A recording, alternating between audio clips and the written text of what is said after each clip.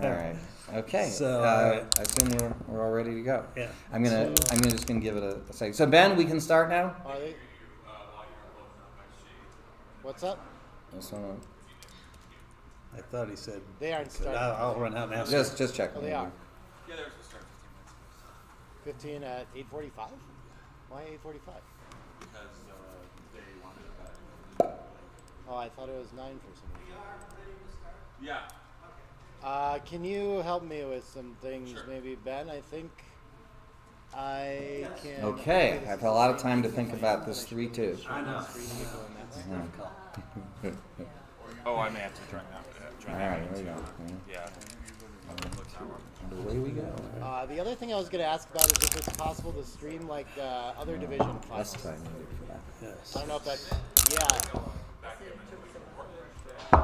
I think it'd be really like, I don't know why we always miss that. That seems like one of the most interesting things to stream. Like, yeah, weird. Interesting. A bunch of people ask.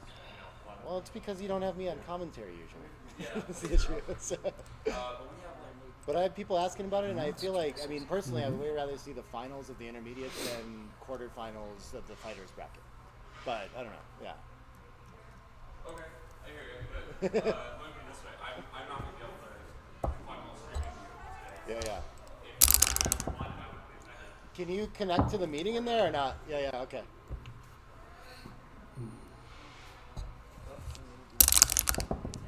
Oh, I gotta plug this in. I got the transcription going. I am here doing this. Hopefully you can hear me. Starting pretty quick here. Jumping right into it. What do we have here? We have a racing lead in freedom for. I guess this wants to hit and make the 5 point. I think we're just making the bar. The bar and the 5 makes a lot of sense, but it's a ton of returns, and so I guess he's trying to figure out some way to avoid leaving all those. But I don't know if there is a way. I think we just need the structure. Looks right to me. Oh, I'm glad to hear that. Oh, we actually don't have to leave the shot there. I like that. Okay, nice find by Art. And what was this? This was a 4-5 hits. Okay. And a 1-5. What's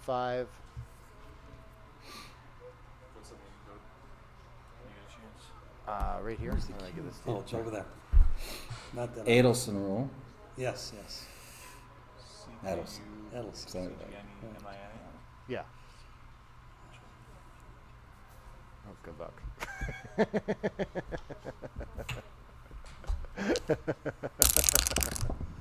That's going to be amazing if you remember that. All right, we're anchoring up and 4 down. Not a lot to do with that. A little bit for everyone in this game. Yeah, I guess Art just looking to hop out and turn this into a racing game. Escape the last checker back. And he's back. 30 seconds. Not loud. Okay. We're making a point. Oh, wait. If they can hear in there, then I shouldn't be talking about backgammon and decisions. What are we doing? Can they really hear me talking about the match right now? Oh, my God.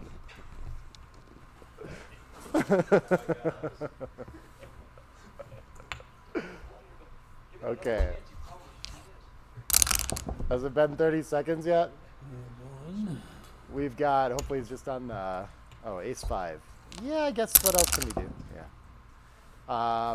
I see it is CKU, CGNE, MIA. Oh, this is an interesting way to do this. I would have thought shift to the 7 as well. But then where the last 2 we have to leave shots, so we cannot leave shots by playing this way. Okay. Beautiful. All right. We got it. XG feet achieved. This is a hard one to spot. I think it's difficult to look at this as an option. Understandable mistake. And he gets the fan anyway, and so I guess we don't quite have enough behind good structure and against a holding game anyway. Tough for that to be a cube. And 3-2 is going to enter and hit. All right. John's best plan being down in the race is attacking and closing out. He's still stuck behind good structure with 3 checkers though, so no cube in the future. And ace-6 gets to pop out and try to escape again. And 6-4 can hit, but it cannot cover. So I guess it's just gonna lift. 2 down seems pretty big, but okay. Yeah, this is right. Interesting. We really got to go for it here. Need to find some big structure to catch up against this 4' that we're behind with a lot of checkers. John gonna pause to think about the cube. Still got a lot of work to do. A little bit. Still a lot of work to do. 5 gets to cover. I think 5 needs to cover, but 5 wants to come out too. I think we do that and just come down with a 3 and worry about escaping those 6s and 5s later. Oh, he played in with it. Okay, never mind. And double 2s, and what do we have now? John pausing to think about the cube again. And now we have a big one. Okay. 5-point board. If we roll a 6 or a 5, we're going to lose our market. I think I would be pretty happy to take this in Art's shoes with 3 checkers back like this. Yeah, so I'm actually not surprised to see him roll on here. Feels harder to find this cube to me than to think that it's actually close to the take pass borderline. 2-6 is going to fan. And yeah, now we've run completely out of timing in our cracking, so it's so interesting that we went to like take pass borderlines here. Yeah, he doesn't have to leave any shots. Could they hear me talking in there? No. Oh, okay.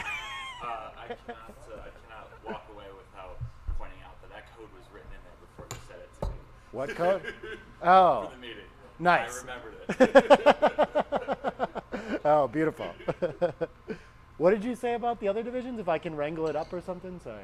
I'm not going to be sending people to you. Like, you can stream whatever Oh, you okay. want. I just I'll try to find it. mistaken about the demand, but that's Ah, okay. yeah, Well, I have a high demand for it, so I'm not mistaken about that. that's true. Yeah. Let us know in the chat. I got to open that up. I don't even have it. Do you guys want to see some more matches like this, quarterfinals and semifinals of the fighters bracket, if you had to choose, or would you like to see the finals of the intermediate Division 2 or Division 3?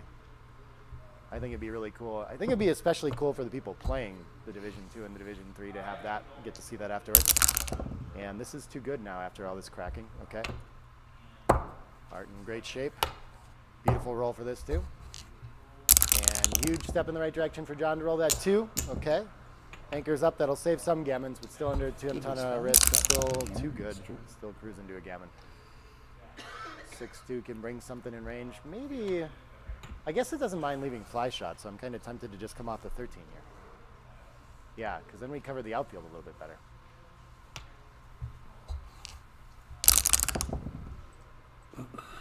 Another 5-6, I would be hit there. But I'd be happy about it. I'd be sending that checker back too.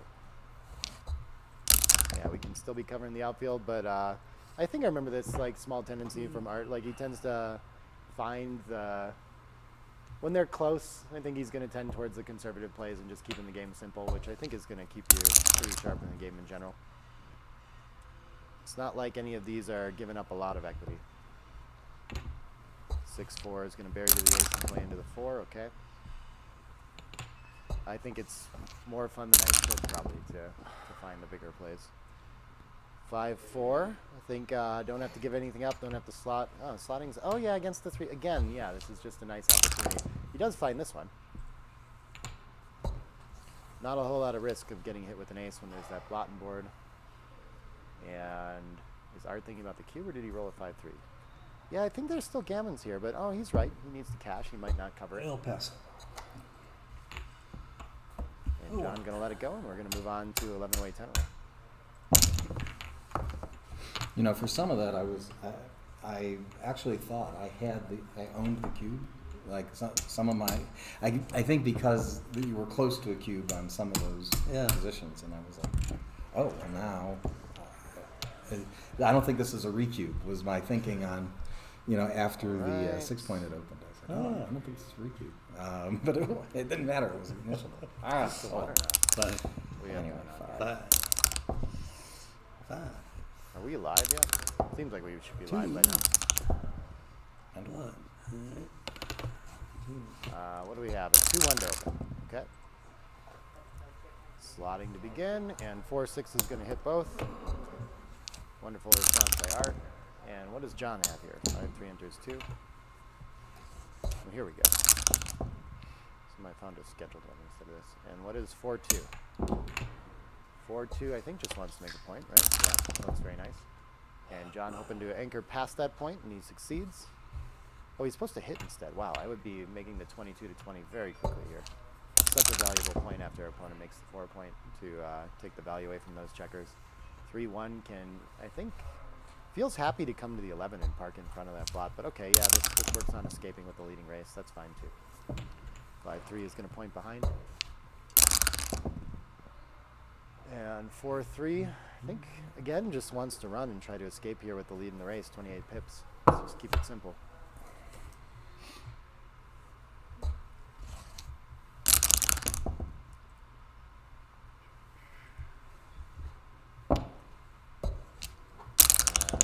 What did John have here? Oh, 6-5, gets to run one, okay. And 2-1, cleaning up. And that awkward stack of 7 on the midpoint is a big problem. But he does have the racing lead. We'll see if he can develop it okay. And if he can do a couple rolls worth of development, then he'll maybe be creeping up on a racing cube here. That doesn't feel like a step in the right direction, the dillied builder. I think he wants to stay more pure than that. This is going to make the 5 and start the 4, I think. Starting the 4 is better. Not sure why 3-point likes doing these things. 5-2. Ugh. Yeah, I guess we can play into the 6. That's not so bad. That is a good place for the spare. If we could find some 2-apart thing, especially like a 5-3 to build a board point, would be really nice here. Looking to clear some contact. 4-3 is going to bring a spare to the 6 point. That's not a bad place for it, but we'd like one on the 8 as well right now. 2-1 can make the 8 point. Or slot the bar, sure, sure.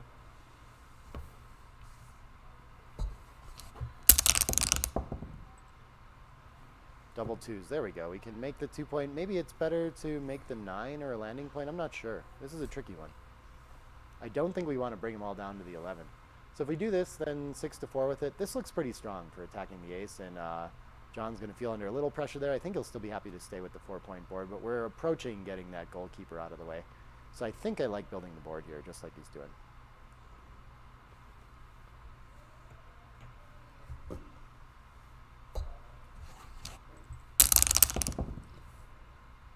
Six, 3.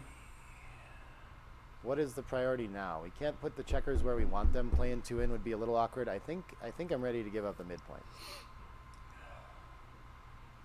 We could leave 1 there, but I think the 3-point board is strong enough that we're actually going to improve a lot of aces. So I think I just want to play 2 down here.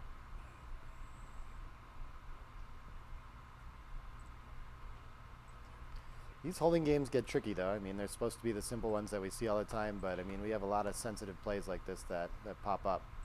Tough to figure out, if you ask me.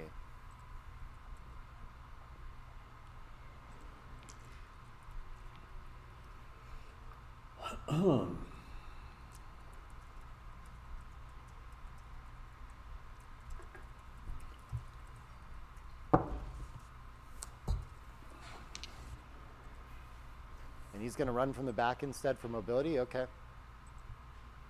So I feel like, yeah, that was more long-term contact and all these things. So we're giving up a little bit too much there, and we still have all the fly shots. So here comes the cube as a result. Still a clear take. But yeah, we are threatening some gammons and things like that. And coming home safely with tempo when we hit. So nice cube by Art. 2 down looks like the thing. Oh, weird. We should just leave that alone. I guess our opponent does have the better board, and we're trying to race. Yeah, so he's just cleared contact with him for us, so let him. Yeah, okay, okay. I like that play.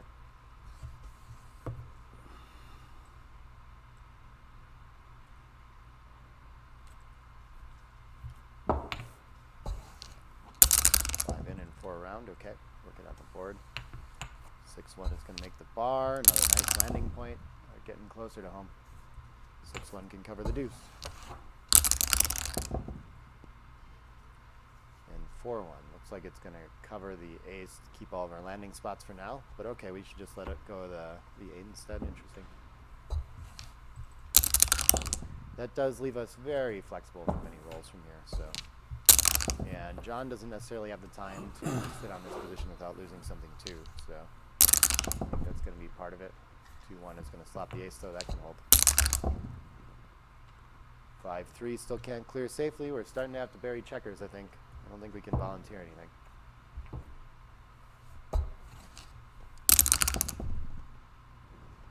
4-1 for John. I think he's okay giving up the ace, so I think 13-8 here, right? Oh, interesting, 6-1. I didn't have a hard time giving up my board too.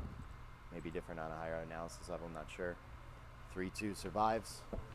And now with the gap back there and so many buried checkers, I think John will be happy if he can to leave the checker on the 13. 4 is not going to allow him to. He needs to stay back for contact, not close enough in the race. Down 16 and 5 wastage. I don't think it's enough to... If we can avoid running 20 to 16, I think we should. And play a single checker, anchor the roll after this. So I think I would cover the ace and come into the 4.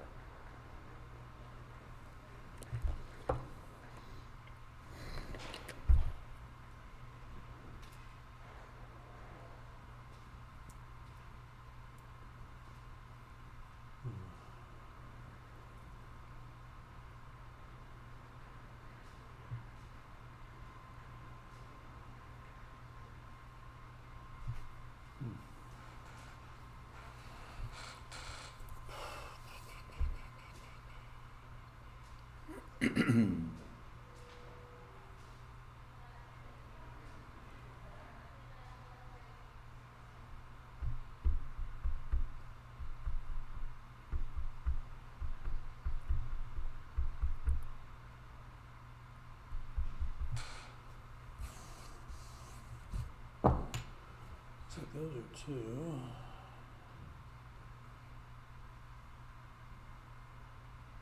So this is 2 of them, and he's going to think about the 20 to 16 out there to bring the direct contact with the mid instead, but it just gives up too much contact, and we really do have an opportunity to sit back on the 20 without an anchor here this far down in the race. Art's position's so weak, and ours so strong.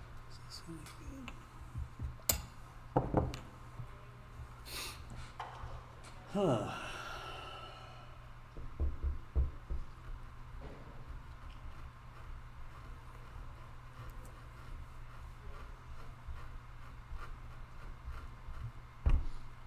I don't know. All right, I'll try that. That's my play.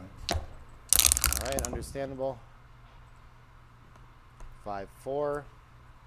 Don't think this is going to be the one to volunteer. He's going to wait to try to get, saving a 6 or not is the question.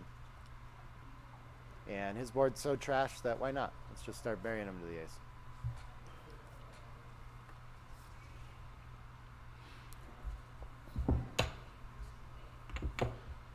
Ah, 2 in instead. Okay, so this is going to force us off on some 6s that might not have needed to. 4-1 gets to cover. Look at this. He's actually supposed to split 16 to 15 with it. Okay. That could create some extra shots. 4-2 is going to delay for another roll. He will save a 5. Okay. And 3-1 holds the position. John, and now it's a big deal to split, apparently.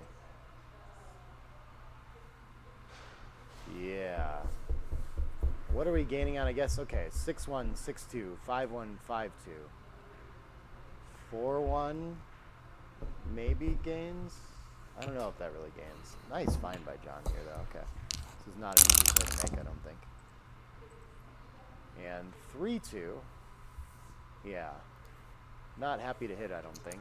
Can't volunteer the double shot, so I think we're just maybe just throwing away the 4 and saving things like that. 6-1 could be fine, too. Yeah, I'm not sure we can afford this. He's going to go through and count the number of returns. 3 entering numbers, 6, 5, 3. 6-4 is sort of duplicated. 6-1, 5-4, 5-5, 5-1, 3-1, 3-4, 6. and we're not home.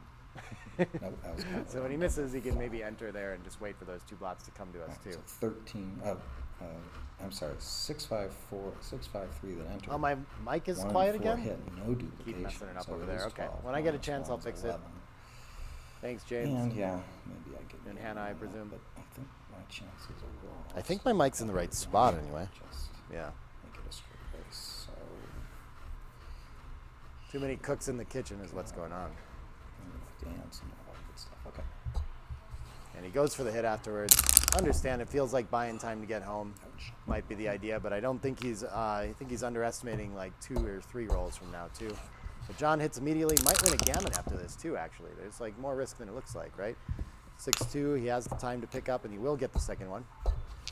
And looking like not quite the favorite yet to win a gammon on Art's Cube, but threatening it for sure.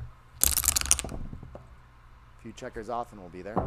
And so with the weak board and the 50-50 gammon, he's going to want to play aggressively and keep checkers on high points to try to win that gammon. I think this is only going to be one off, and yeah, that looks good. And double twos. It only takes one off if we clear from the rear. I think I like this. Yeah, I'm just going to go aggressive for the gammon still. They're very close. Oh, we could take one and two off from the 4 as well. So he enters one on the 2 there, 6-1. Don't think we want to volunteer a shot, but look at that. It's not too far off. Our gammon's dwindling as we've gotten this impure structure. 2-3 is going to... Oh, did he fan? And then we have a 2-3. Better Okay. than average Oh, that's a beautiful roll for John. Ton more gammons there. 6-4 enters 1. And double 5s, okay. That's going to nearly lock the gammon up, I think. Heart enters high. Forced to pop out here. 6-3, another 2 off.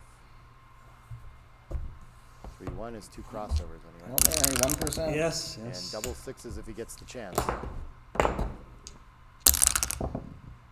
And that's a gammon. Oh, All right, 7 away, 10 away.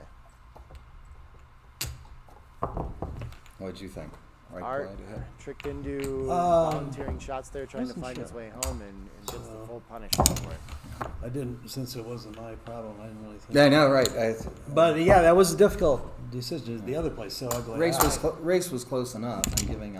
I'm giving lots of ways to win there. Even Yeah. Even if your 11 hits, the 40% are gammons. Right. That merely means it's like 13 out of 36 that get hit. I agree. Whereas I just thought your racing chances were better. Oh, they if, switched the baffle yeah. to the other side. It was a good. Yeah, I'm putting that's the a big key part of it. Yeah. Yeah, and it was a good 2-1. splitting. We're going play. to start with the Yeah. slot. Yeah, it seemed right with your weak, bloody Art. board there.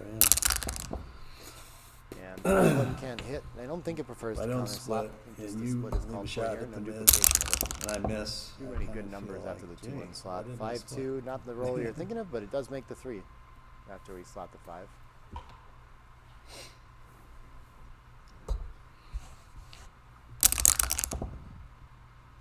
And 5-3 doesn't reach anything in the outfield, so I guess we'll make a point.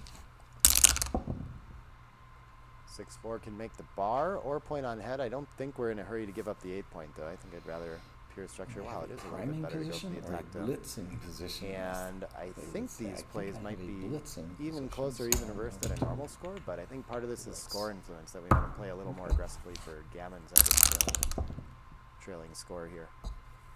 And he gets a fan, and so this should be a pretty potent cube now with some blitz value at a trailing score, not really fearing recubes. Nothing that we would send at a normal score quite yet, so it should be a fairly easy one for John to pick up.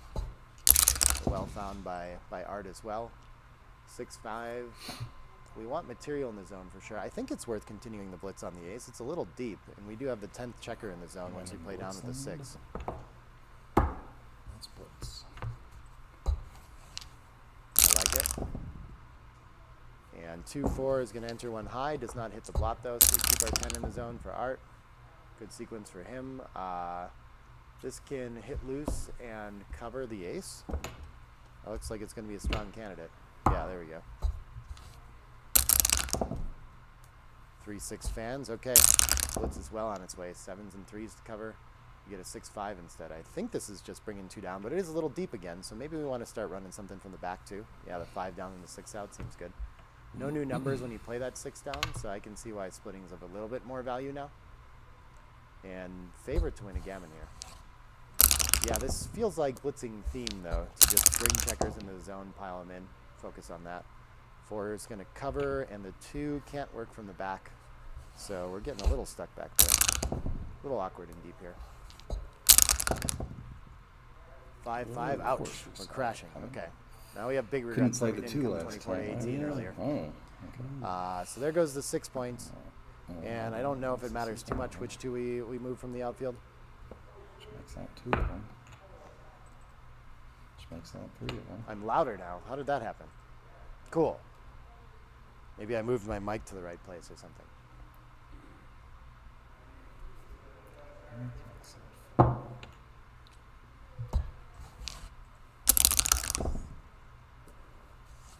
Fours can't enter. And so Art's still trying to scramble home to a gammon win. Oh, interesting that he doesn't want to step up 24 to 23. I'm not sure why that is exactly. Not sure if sixes are worth all that well anyway. I don't know. 5-1 can pop out to the bar, I think. Okay, we can go from the front as well.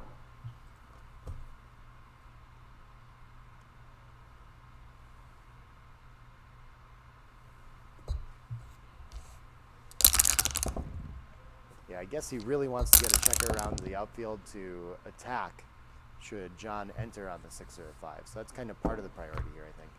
5-2, so not moving the back checker. We're running out of flexibility back there again. 5-1 in, and so we're going to have a dilemma with 4s on whether to hit loose or try to escape. This is a dilemma. I think we're just lifting to the ace. I won't re-roll. Right. Only we could throw 1-2 back.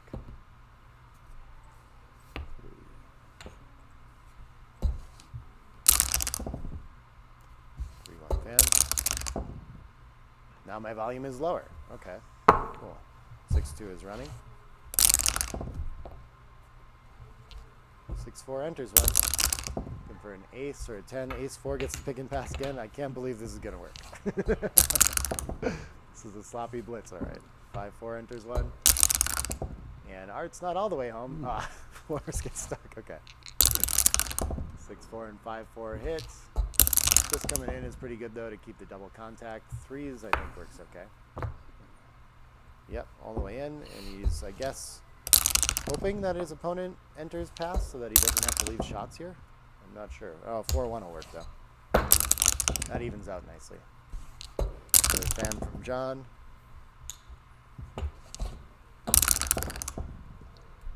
And double 5s, not fast enough to save the gammon. 2-1 is another 2 off.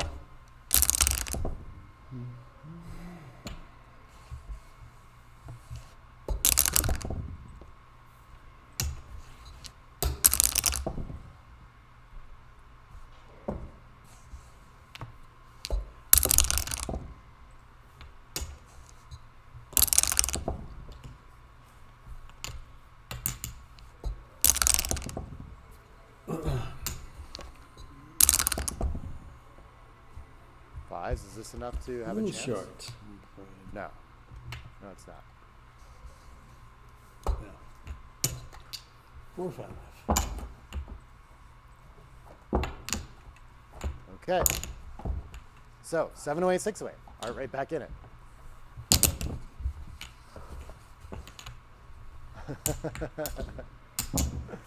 The dice are overpowering. Yeah, I think it's all the baffle box. I messed with volume levels yesterday, but I think the difference was just that I moved the baffle box to the other side. So I don't, yeah, we'll fix that. After this match, unfortunately, sorry about that. 3-2, happy to split here. 7 away, 6 away. John will use that to send cubes a little more aggressively. Yeah, I love covering, and then splitting seems fine out of range of the builder. Can't establish the anchor, but Art can make the bar point. Nice improvement. Let's see if John can continue the attack on the edge. 6-3 will let him. I think that's going to be what he does with this. Yeah. With the better board and such. So Tudor, Edward. 3-1 is going to anchor. All right, and we got a mutual holding game with this. Maybe small advantage for, well, I don't know who has it. John has the better structure, but also has an extra checker back. So a little bit for both. 3-1 is going to mobilize up there. And there's an option to just stay back and keep contact and not allow our opponent to unstack this 6.2. 6-1, I think, is going to be stuck stacking some more. You should actually slot because it's so bad to put the 7 checker on that 6 point. It's a tough one to find. When we're ahead in the race and outboarded. Yeah, my book can wait. You can watch this right now. 4-3 can make another point behind or play into the 6. Sure. 5-2. I think this wants to start unstacking, but you don't have a way to do it with the deuce. What are we gonna? We could play 2 down. Is that the way to go? Yeah, best builders. If only we could just play them both off the 6. 4-1. It's Gonna pop out and challenge that blot just in case he rolls a 3-1 or something like this. I like that. 5-1. We're gonna put an 8th checker on the 6, I guess. Okay. And 6-2. Loves where it is, covering the outfield right now. I guess maybe the 6 is stuck playing Rules of behind Denver either back in, way. may not put any more checkers on that play. It's like an 8-2. I don't think Tall we want mountain volunteer rule. in front of the anchor. And then I guess maybe the 2 covers best 16-14 afterward. Okay, we can just start 2 points too. Linking up with the 8 is fine as well, but I felt like I want to keep the outfield contact.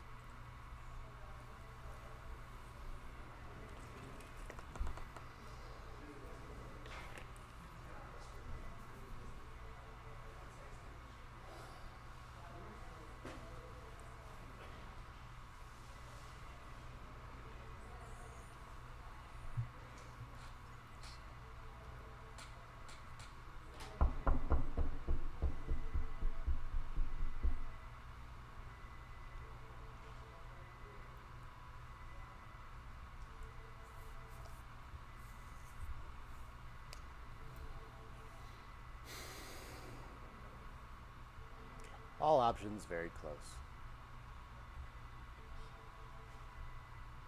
So we're going to spend a ton of time figuring out which one the best one is. Because we don't know there's any difference. So what I want to do. Or no difference.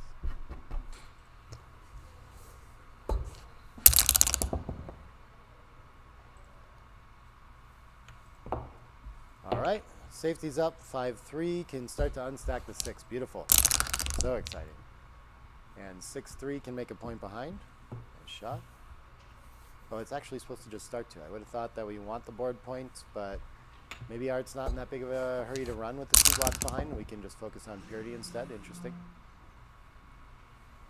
3-2. I guess that's going to make the ace. And now 6-3 gets to make 2 better points. Okay, so this worked out very well, having found the better distribution play last time. 6-2. I don't think it's ready to run. Not ahead enough to race, board too good, so it would seem that the 8 is going.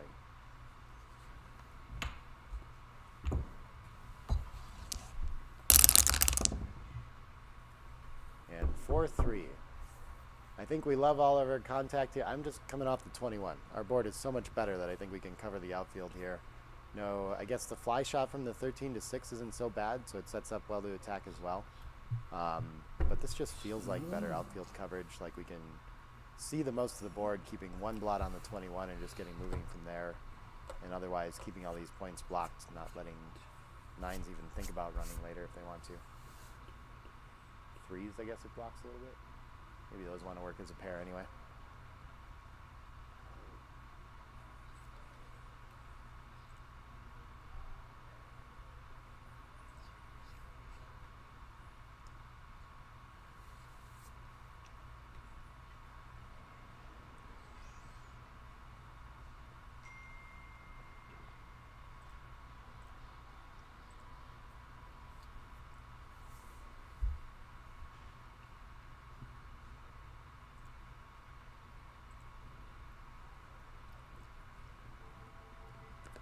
Yeah, we can think about just playing these single blot anchor kind of games on our boards this much better when the checkers behind are so pure. We're usually looking for a dead checker behind us too, but the 2 blots behind is pretty strong, a pretty good indicator that we should be happy to just give up our anchor here and play for more contact.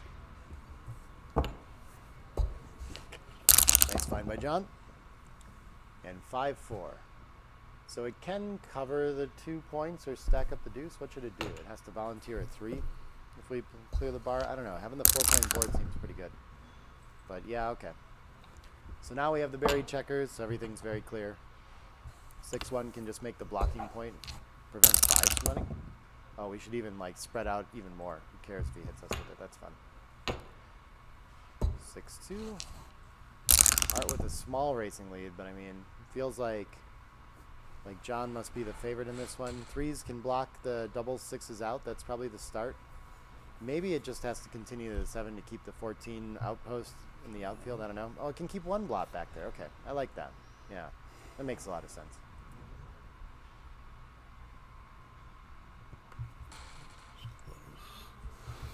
2. Yeah, blocking the double sixes seems pretty important. We'd much rather keep it there than advance to the 7 and open up a running number. And we're not worried about any fly shots out there, really. This is just 5-5 anyway, and our opponent can't cover after that. 5-5 is a very strong number either way, and I think we actually get more value.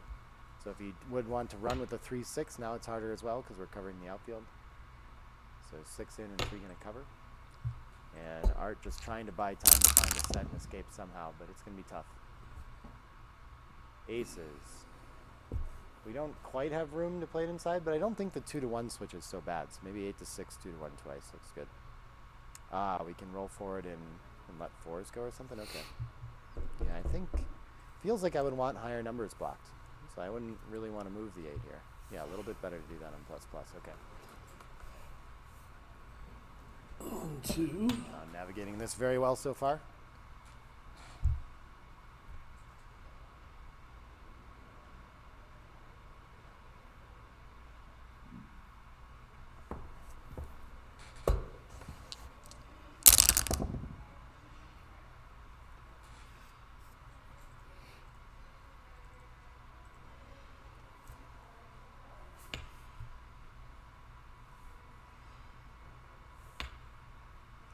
Oh, is this an aces for Art too? Okay. Yeah, I guess saving a 6 outside or a 5 or something seems fine. Trying to buy time to not have to run and volunteer. And the 6-5 is forced to come in. Okay. 6-4 can't run, so we're just going to have to play the high number. And yeah, John with a fairly clear cube here now on the crashing potential, and all of the racing advantage has been buried to the ace, so it's a fairly even race, and just most of the time Art's going to have to leave and be attacked, so it can even be a couple of gammons here. A tough one to scramble home and win for John, or for Art. I want to get the cube in before it's too late, before he runs and loses all his chances.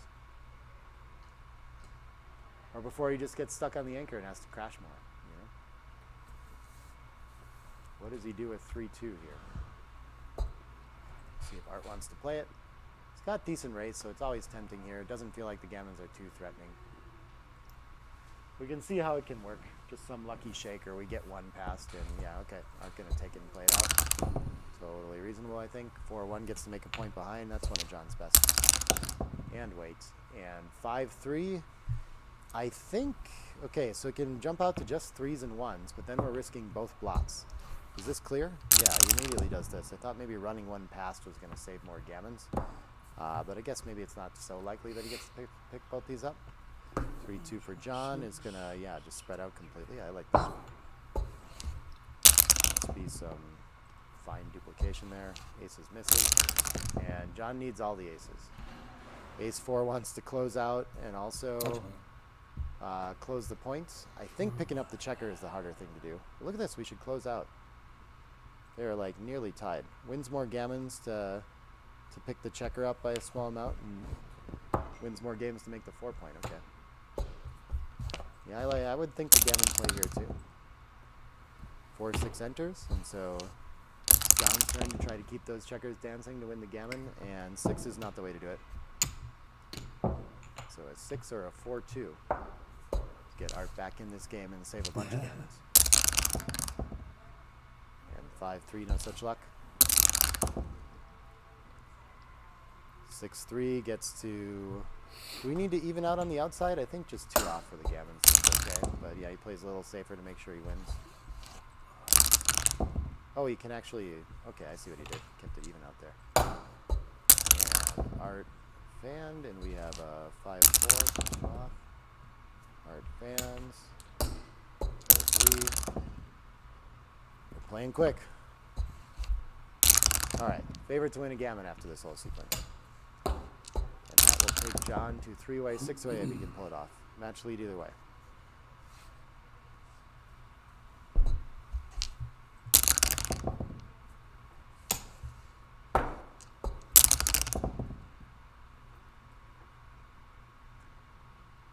Art saving some decisions. I don't know what the best is for crossovers here. This always confuses me. Somehow people figure this out. small differences. All right, needs at least one crossover here. Okay, that might do a lot of work. So he's got to figure out what's going to get the most sets to work. I mean, it's likely that it's this, but there is a chance at least that we crossing into the board could get more somehow. I don't know. Seems to have figured that out pretty quickly. Just got to go through and figure out what sets are going to work afterward. And whatever gets the most of them, 6-1 is not a set. So there goes the gammon. It's been gammon mania here. Yeah, it's very fun. And we move on to 3-away, 6-away.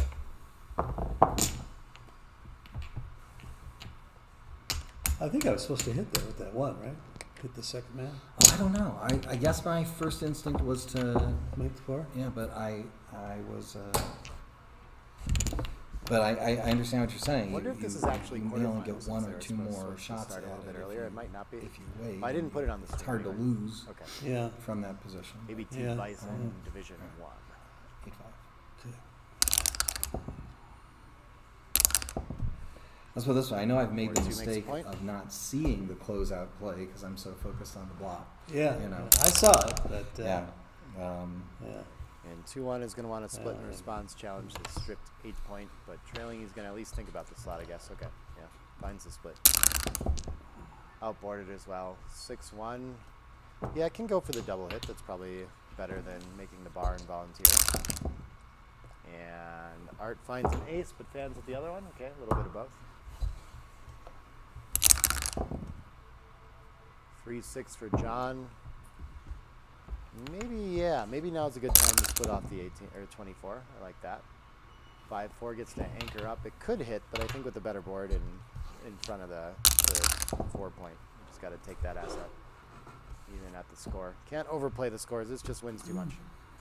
Hits and makes the 8. 5 for sure. Yeah, Well, it could make an advanced anchor too, but I mean, taking over the racing lead seems pretty strong. Semi-escaping the checker as well. It's the right idea, definitely, to slow down and think about needing an advanced anchor as well to play a mutual holding game once our opponent has an anchor. 3-6, I guess, can make the anchor and pop out to the bar and try to improve it. But we have the 22 for sure. What is 4 is going to do? I think it's going to hit and make the 9 probably. So nice to have the 9 against the 22. Reasonable to just pop out 20 to 16 with 3 of them as well. Yeah, so this might get hit a lot, but when it doesn't, we are building very well and priming our opponent's 3 checkers with a lot of success. Looks like a 4-3 is going to hit. So John survives that sequence. 3-6 for Art is going to pop out. Just need mobility with those 6s for sure. 6-3 gets to hit. Nice shot. Small advantage for John, I think. And 3-4 hits back for Art. Sends another checker back.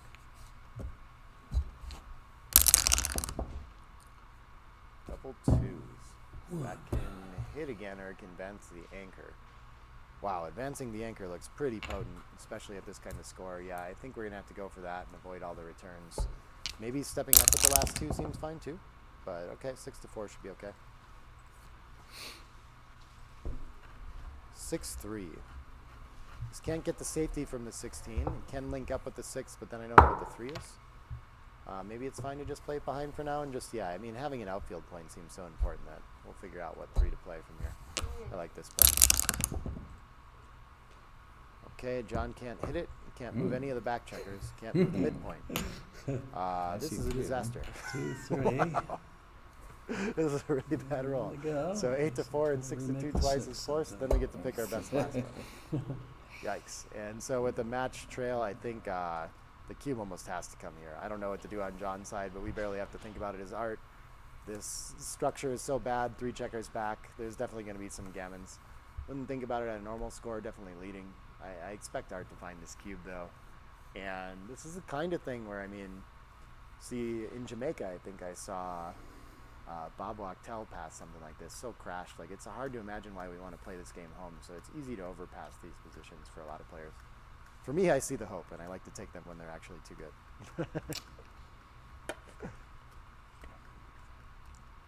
Played a match against Kit. He John's says, doing well, fine in the race, right? I'm not ahead in the race. I have a weaker board than my opponent. Wouldn't be a huge mistake to let this go either, but it would be, Devastating it's pretty threats, important and for I guess equity-wise, not so much, but it just feels Yeah, like I hear you. thematically at the score, it's important to send this for art. Really doesn't want to lose this market if this game gets any worse. And Yeah. it's looking ugly. Yeah, nice find. We'll see how John navigates it. John gonna take easily. Yep. And 5-4 doesn't hit anything. It can cover and hit on the deuce. Maybe that's the thing to do. Or we can just make the 4 point. Yeah, I guess I like the pure point better. They're very close.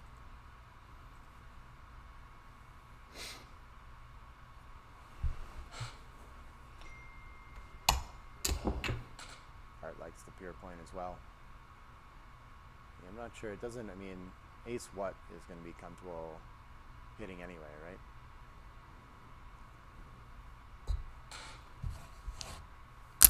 I think I would have found that as well. 3-2. Can, yeah, hide a bunch of blots. Okay, this is actually a big improvement for John. Now he has a clear plan of just scrambling around and never being hit again. 3-2, I think, is just taking 2 checkers off the 6. Maybe Art needs to start thinking about spreading out and play some 2. Yeah, so like 20 to 18 for more contact. He can play extra pure here. 5-1, what can you do? Probably, I guess, maybe it's better to go from the outfield. I don't really know.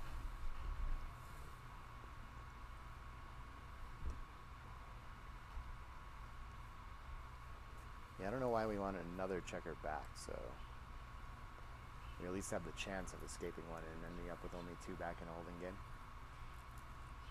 And I'm sure he's actually a little bit worried about introducing a blot with the 4-3. Take his time with this one, though. These ones are no fun to figure out.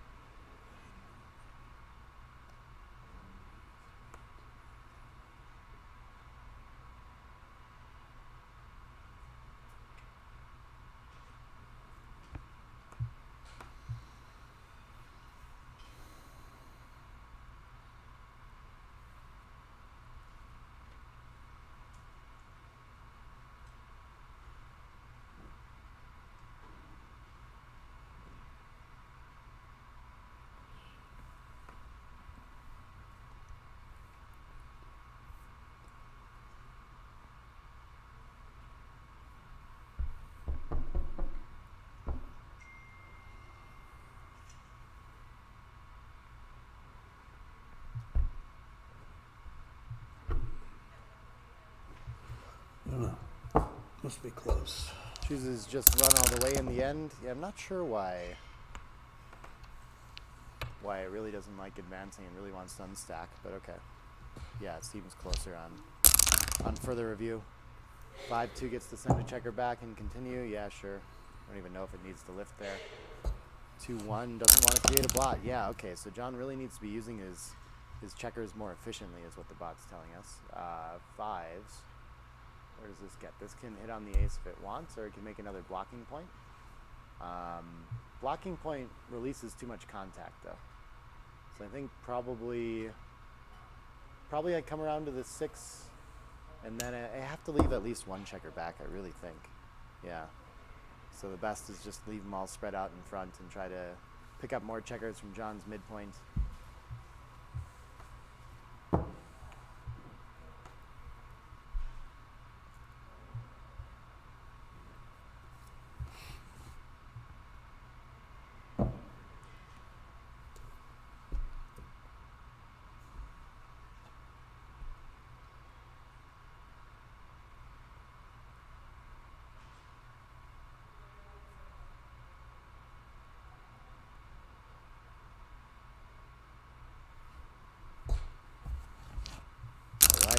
Understandable why he goes for this. As we talked about, the really big plays kind of tends away from a little bit, I think, as a theme. 4-3. Now he's feeling happy to volunteer. He does have a huge race lead, so I mean, keeping it simple is not going to be ever too bad. I can appreciate that for sure. 6-5 makes its way past, though. I think he definitely has to run with that. I'm surprised that he wants to think about bringing 2 down instead, but I mean, what other... You might not get another opportunity like this to run the 3rd checker.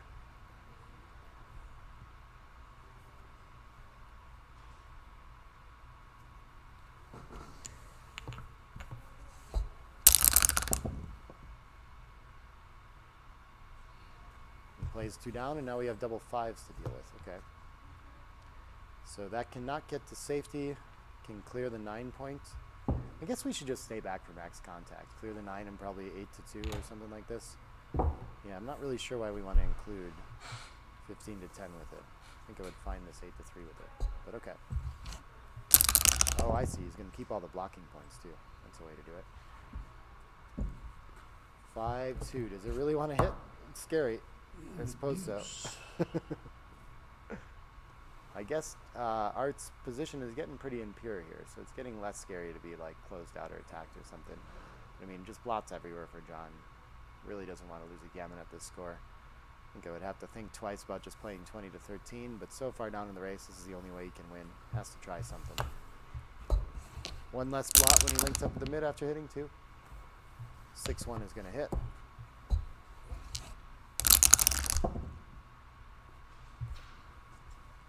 And 1-6 return from John is going to hit as well.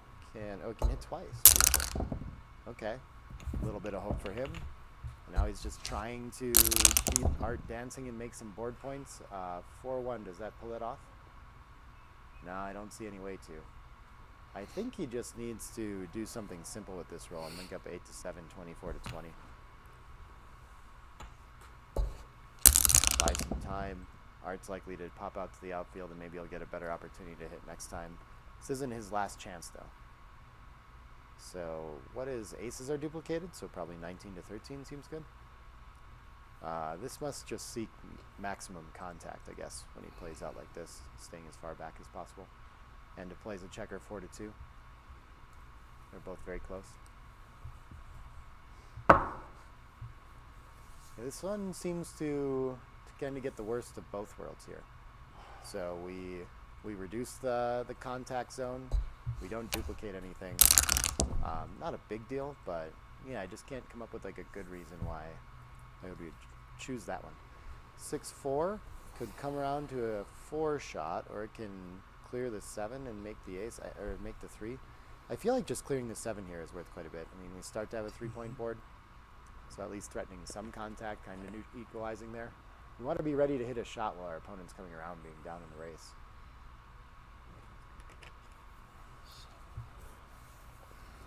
Close.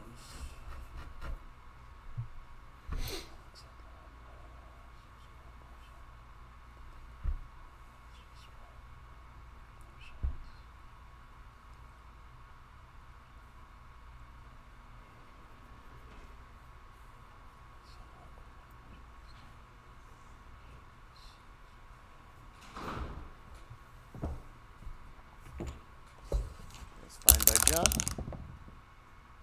And Art can make it all the way home with one of the checkers. Probably likes to stay on the 19. But then we would have to play behind to the 3, which is a little weird. So maybe we can just pop out. I don't know. Just keep it simple. Both pretty close.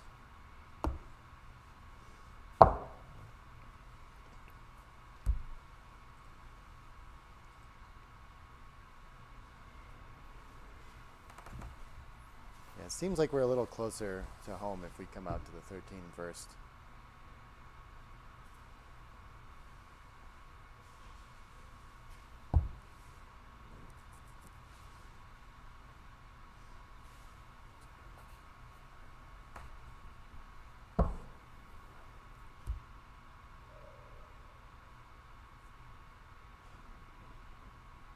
Did I do that right?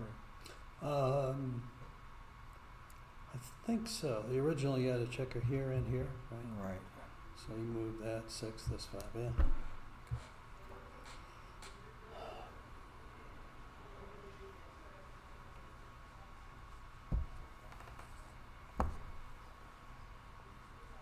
All right, let's going to take a look at the best running play. It is on plus plus a sizable amount better to stay back to contact. Those are very comparable, which run. 3-2, I think, wants to make the ace. Oh, he's just going to give up the midpoint instead? Okay. Interesting. I would have deployed the checkers from the 4. Double 2s can make the bar point. Well, on his way to a winning race, gammon's evaporating. I really think he wants to cover the ace with this, but prioritizing getting in to make a higher board point. Interesting. Hey, Alex, 5-2 gets to clear from the rear. And a 6-5 gets another checker in the mix from the back. It's stop the 5 if it wants to, but can just come around too. 5-1. Clear from the back or make a board point. Both options. Okay. Art, keeping it simple. This looks like the most flexible. What's the big problem roll from here? I don't know if I've seen one yet. Double 6s is the big problem roll. It's right in the race. It's going to run all the way, and now it's like a 50-50 game. Okay. Yeah. Is that better for distribution, Dana? Brings a checker in? Yeah. All right. And at a leading score, John's going to have a hard time finding a cube, especially when he's exactly even with his opponent. But he's going to have to spend some time evaluating it, and this is Art's specialty, knowing exactly where he's at in these kinds of games. So I expect he'll be able to navigate this one fine. And John also really strong with the match score stuff. So both of them, we could watch 20 minutes of calculation here in this game for sure. 4-2. Looks like it's going to bring in 2 checkers. I think we want to fill in that gap on the 5. Did remake the 6 point. Yes. Only if John keeps getting in the lead, though. We need him to gain ground. Slow down and think about the clock. 2-1, I think, wants to fill in the 5 again. That's not doing it. Unclear which one's better here. Too many on the floor already, I guess? Okay. And 1 out for John. Yeah, Art's supposed to know that. I think the 6-5 shift looked like the thing to me here, but okay. 3-2, a little bit better. Interesting.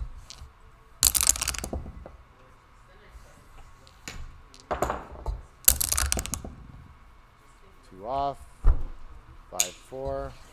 Art's still with a small lead here. Aces looks like 2 off. Sometimes we work on distribution when it's using 2 of each to get checkers off. 6-5 could be good, but not so urgent.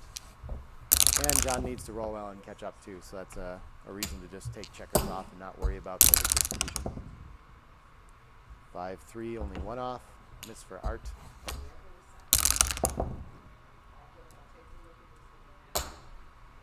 Yeah, I don't see I guess we could play 4-2, but 2s are going to play great later, and we might have 4 problems. And we keep our big sets working better when we play this way? Yeah.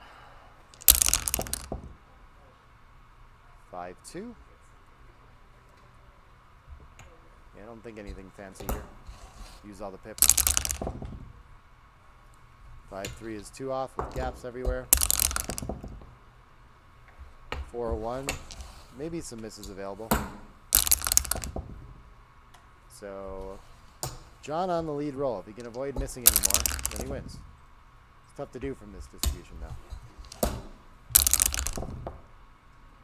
4-1 first miss, so now we got to play for sets.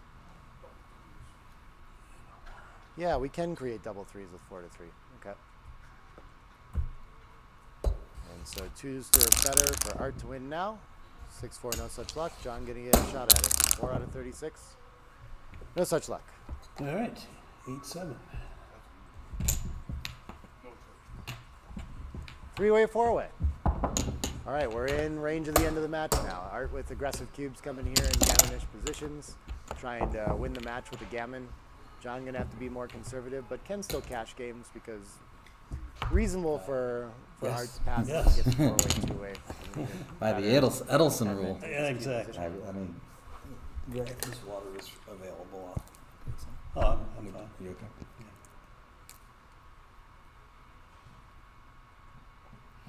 Actually, though, can we take a break? Let me go get some water. That's All a right. good idea. Okay. Okay. Bottled water indicates break. That's, and the glasses? Yeah, the bottled water at the glasses, for sure they're on break. Okay. I get it. I'm going to go try to adjust the volume and stuff in there real quick, and I'll be right back for the end of this match.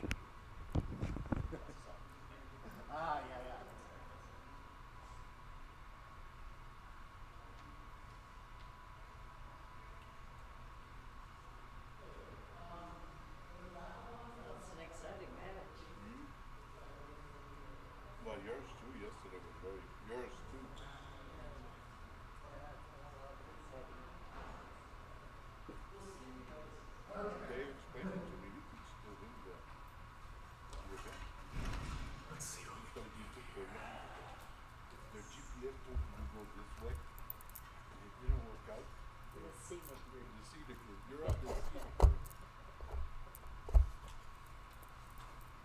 So what will you do in Nashville? What are some of the things that Dan wants to see? No, I'm gonna try and get something at the Grand Ole Opry, the Ryman. We're gonna go to the football game, and I'm gonna bring them to the museum and the sound studio. So that's what I have basically. And then we'll get a couple of music bars. I love them that place.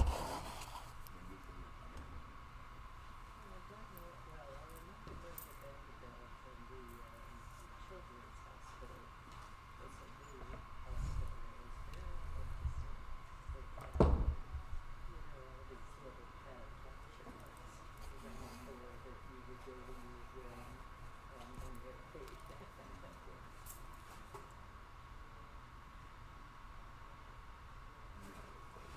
and also I'm getting older and it gets to be like 10 o'clock at night, 11 o'clock at night. I go to bed. Tomorrow's another day. He lives in Montreal, yeah. He lives in Montreal, and in Nashville, you go to the bars at 2 o'clock in the afternoon, and they got all kinds of bands and oh yeah, they start at 11 o'clock in the morning over there. The bands, the music.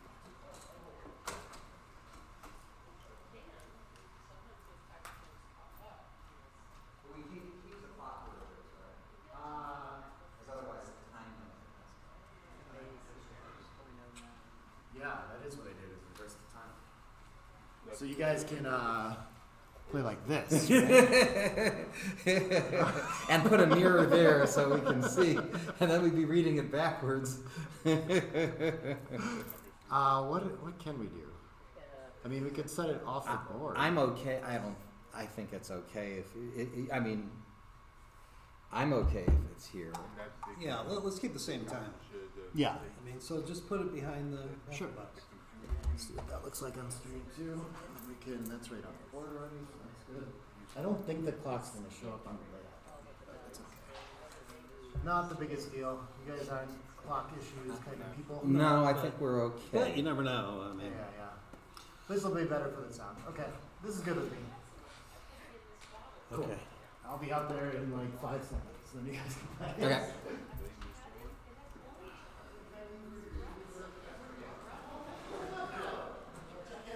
Okay.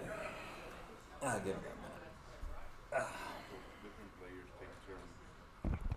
All right. Hopefully that's going to help the sound. We'll get the clock even better for next I time. didn't know what the.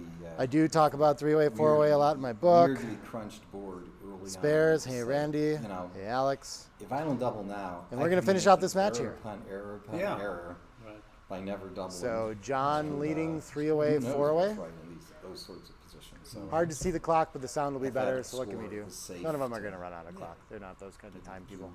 Yeah, I agree with your conclusion. I've done the same thing. good. I don't know if they can I mean, hear some people me. just say. Well, I yeah, hope they know and they're ready just to go. drop, and it's whether it was correct or not. Who knows? All right. Yeah. Here we go. Yeah. Okay. Ooh, and we can put the cube now in the middle. Oh, that's right. All right. All right. So 1, 2. Karen's selling my book for me right now. I do have one copy available on the table over here. Thank you. 5-1 looks like it wants to. Ace is going to cover. Then it seems like the best 5 would be into the 6, but maybe actually 13-8 afterward. Yeah. Okay. I like that. Aces gets to split as well as making the 4 prime. Great improvement for John. So no real lead to deal with sending an aggressive early cube. Art's going to try to hop that prime. I like it. And 3s can't do anything about it. It looks like, what does this want to do? After we make the 10, we don't really, I mean, the 10 and the 4 kind of interact funny together.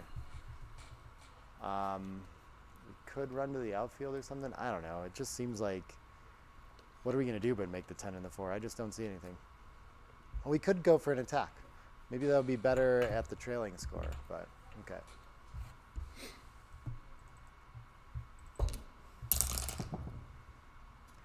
6-4. So Art gets away with his run. We could make the 4 prime, but then we got to leave the blot out in no man's land. Maybe just safetying it up is a little bit better with the strong board that he's against, but okay. Making the bar point preferred here. And what does John find? Still can't hit. Okay, so it works for Art. But it can roll forward to make the 3. I think that's pretty strong now that we have the strong board. Oh, he should hop past the prime, actually. These are very close ideas. Okay.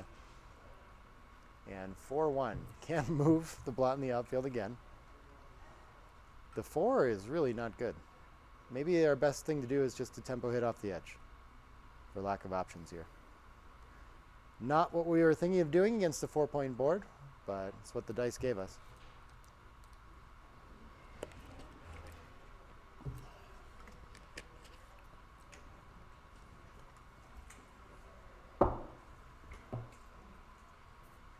When it works, it can turn into the kind of aggressive cube situation that he's looking for.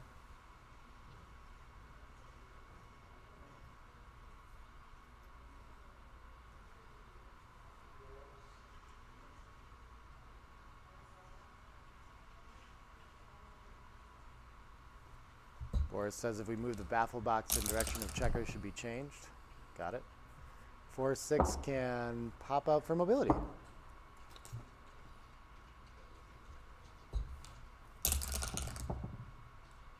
Six 3 finally gets to escape and hit while we do it, and the 3 gets to cover 2. Huge shot for Art.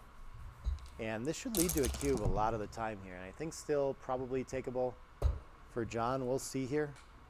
Because he does still have a checker behind good structure, but no, okay, on a fan, this is, yeah.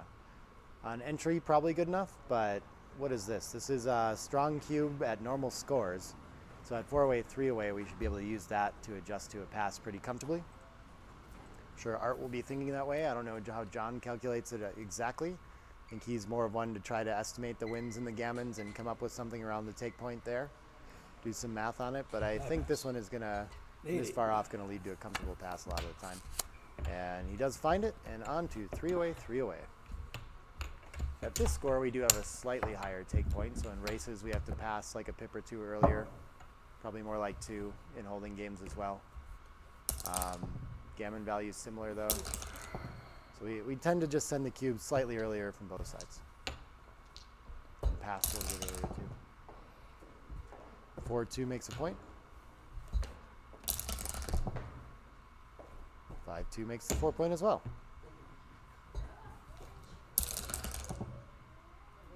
And so probably John with a small advantage with the split back checkers. 5-3 can't split. I don't think he wants to trade the 8 for the 3 and volunteer, so I think we'll just play 2 down.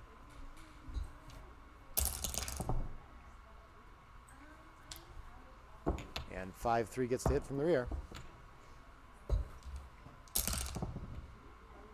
4's fans, okay. Clear advantage for John. I don't think it's enough for a cube. If it's close though at normal scores, then we can maybe send it here. And yeah, it is just barely enough. Easy one to miss. Those are some of the hardest score adjustments for me to make, is we're just not used to thinking about being there and how to adjust that tiny bit at 3-away, 3-away. And buying the tempo does seem important for Art here. Well found. And I think this is probably weaker than last one. But John feels the volatility a little more and is going to reach over for the cube now. I have noticed that with John too. He does like to get them in with shots and things like that a lot more often when he can definitely feel that the game's going to change tides by a lot. Ace-3 is a double hit. That's a huge one to have sent the cube before. Sorry. So my mistake. 5-6 enters 1. Okay. And Art really needs to establish an advanced anchor to avoid losing a gammon here. 3s to hit and 3s to cover. Can't do both. So what does the 4 want to do? Yeah, that looks like a nice place for the spare. Stepping up is nice too. Okay. 5-3 gets to establish the advanced anchor, and then the ace. What is the best ace? I think we want to keep both, but a lot of times we really hate to have the 24 and 20 together. So splitting off it now seems okay too. But with 2 anchors, yeah, we can just slot a good point. I guess that does seem a lot stronger here.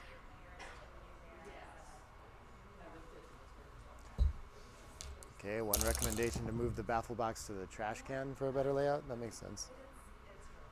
4 can hit, and the 3 maybe cleans up instead of creating fly shots out there. I like that. Play simple and bring this home. And a lot of gammons when John can come home safely. The ace is not so comfortable unless we play down. That's not so bad. We could just slot 8 to 7. Okay. Yeah, making the 7 would be a big improvement. Getting hit there right now isn't too much, so I kind of like that. 5-4. Mobility from the back seems best. You really don't have a lot of spares to work with from the mid or the 8s. So I think I want to leave those where they are to make sure we don't lose the mid prematurely or something like this. It's close though, because getting hit on the 9 could lead to more timing as well. Might help out in this game, might help us make the 23 or something like that as well. Double 4s can hit and make the 2-point. Huge improvement for John, winning a ton of gammons in this position now.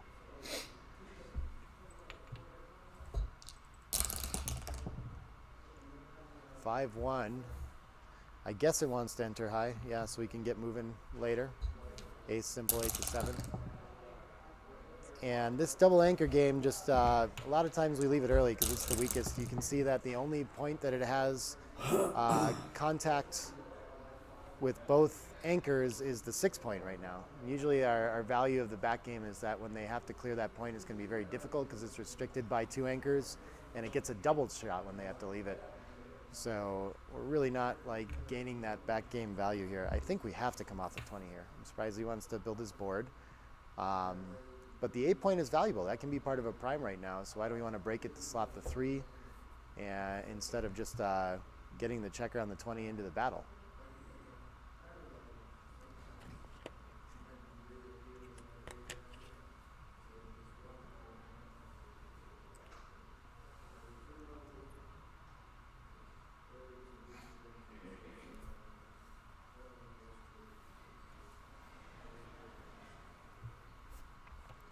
Don't see a big need to clean up 8 to 7 either. I'm not sure, like, that seems like a good point to have slotted as well. That's part of the prime. I'm not really sure why that one's factoring in. It must have something to do with not wanting to leave 3s that allow him to clear safely. Or maybe he's expecting to get a shot this roll. But we're really not ready to contain a checker with just this 2-point board and 7 in the zone anyway. I think we just have to focus on getting the material around the board. Well, thanks, GC. 43 of us watching. Cool. Nice crowd I got. Yeah. USBGF Backgammon channel. USBGF channel on YouTube, yeah. I am posting the links to the individual streams on Facebook as well from my Facebook page, yeah. All right. Stays back instead. 3-2. Maybe it's ready to start clearing now instead of playing deep behind. I mean, he just doesn't have any offense. Maybe we should just go for it now before it gets more difficult. Pay now seems indicated. So Art did avoid, allowing his opponent to make this play even more comfortably by hitting on the way. I guess that's probably what his concern was, but John happy to make this play anyway. 4-3 cannot hit. It's going to cover, I think, and I still think it really needs to pop out with the 4. We can play safely out to the 13 and not leave fly shots for the tempo gain on the way home. Maybe Art will find that. They're very close. Given the way he played it last time, I kind of expect the safety. Yeah. And this could be saving gammons as he goes for it this way too. So that might be his priority, that he just really doesn't want to lose the match on this one game. 6-4 is in safely. 4-2 can start bringing checkers down to build the 5-point. Oh, the 4 out is really important too. Okay, yeah. So same thing now. I mean, he should be able to get over this point fine, but 5-4 is 2 in. Progressing home nicely for John. 6s is going to save a lot of gammons. Gonna find a way to start all the points, I guess, and make some points. That looks good. What does John follow up with? 5-6 is going to be forced to leave a single shot, and I think Art's ready enough to hit it. Not everything covers with the hits, but some of them are very strong. Ace-4 can't, and so now our board's ready for the next shot we get. Oops. And 6-4. Okay, can't take any checkers off, but oh yeah, it does take a checker off. What am I talking about? 4 and 6 off. And we have a 4-3 for Art. I think he's ready to run with 1 from the front point. But okay, this can work as well. 4 in, 3 in. maybe plans on saving some gammons naturally. 6-2 is going to take one off and clear safely. And so the only point with double contact is gone. And Art is playing an ace point game, which still wins plenty. And can save a lot of gammons with a hit too. I don't see many, I don't see him saving a gammon just with crossovers like he's focusing on here. I think he does need to hit. Okay, it seems like somehow I have a different position. Whatever, we'll get there. So 4-1, he wants to, so we'll do like this. There we go. Double aces. Starts a point. 2-1 takes the checker off. 5-1 can slot the bar or play in. Okay. Yeah, XG is still focusing on having structure to contain, and Art's still using all his pips outside, hoping that he can roll a set and escape the gammon naturally. So here's the decision point for that. I don't think it's gaining a whole lot to stay back on the anchor anymore, so I expect to see him run from the 24 and use those pips. But XG is still telling us you're not going to save it just running, so make the structure. Okay, and he is going to shift to that plan now.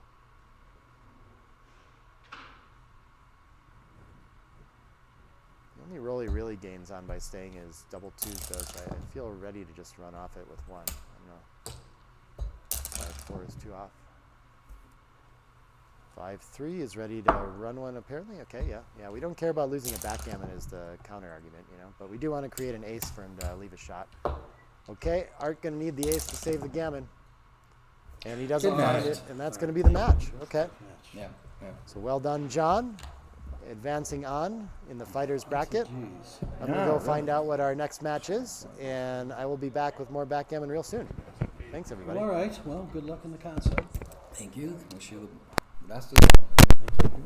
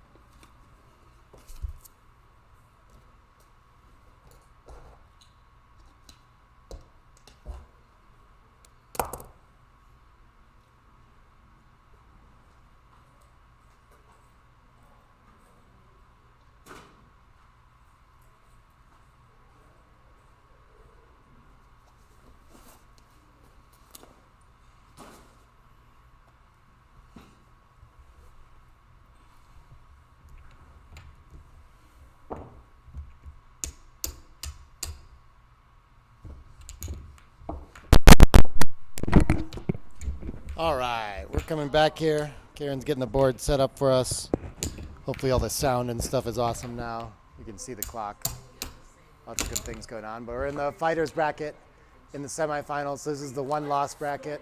We're down to 4 players over there. On the other side, Al Hodis and Dave Kettler are playing.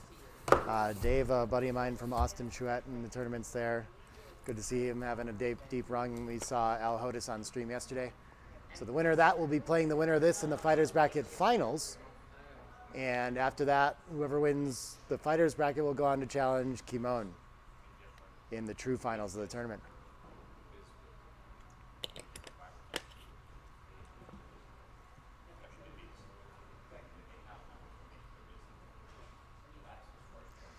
Where do I post the transcription files? Let me see. I'll share the link in chat. I shared it on Facebook as well.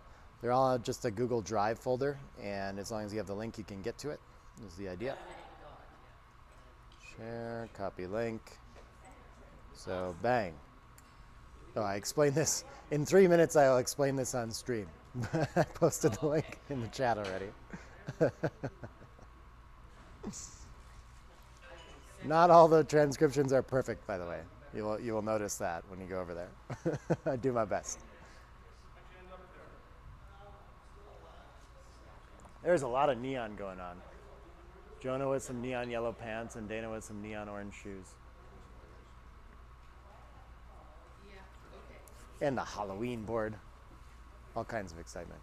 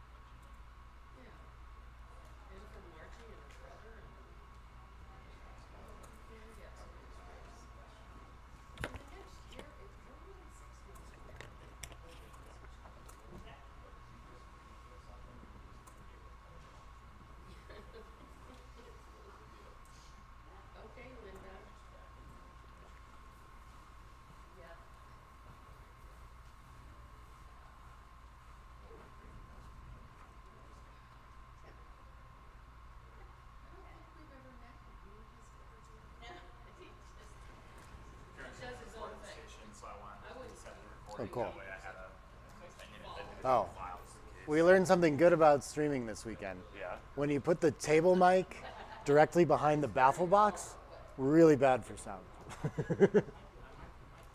Why? They can't hear anything but the baffle box whenever they're using it. So I switched it here because it's way better for the table mic and for it actually goes over my commentary too. Oh, Yeah, okay. yeah. So, We could just turn that down. well, if you turn it down, then you can't hear the players on the board. Like the whole point of the table mic is to pick that up. I But actually really if you like set it the on top of the baffle baffle box box, noise. I don't know. then that's all you when get. When I listen to streaming, like And- that's what I want to hear is the dice going through Did they a say baffle box. that? So I We're bet if ready you to turn it start? down with this I other don't side, you'll be able to hear know. that He told me I and the was blind. checkers and the players. I love it. Okay. But if you put it on top, then you just have like mic inside baffle box. Yeah. Okay. I'm gonna move things. Well, I'm worried we're gonna lose the score when they touch it. Yeah, I mean, we could move under the names better, but I think You've it's got pretty the good. aways, since you're transferring. Yeah. I think we'll be okay. Yep. Yeah, we're good, John. Cool. Yeah, so like everyone in the chat immediately is like, dude, we can't hear you. You're too quiet. Oh well, Yeah. you could also get the mic. Well, I think it's actually, I'm not sure what happens exactly, but I think whatever level it's on, like it's probably so loud through the Good baffle match. that it's just Good gonna like match. jump, like probably the audio processor can't really handle both, and you're just not gonna hear it.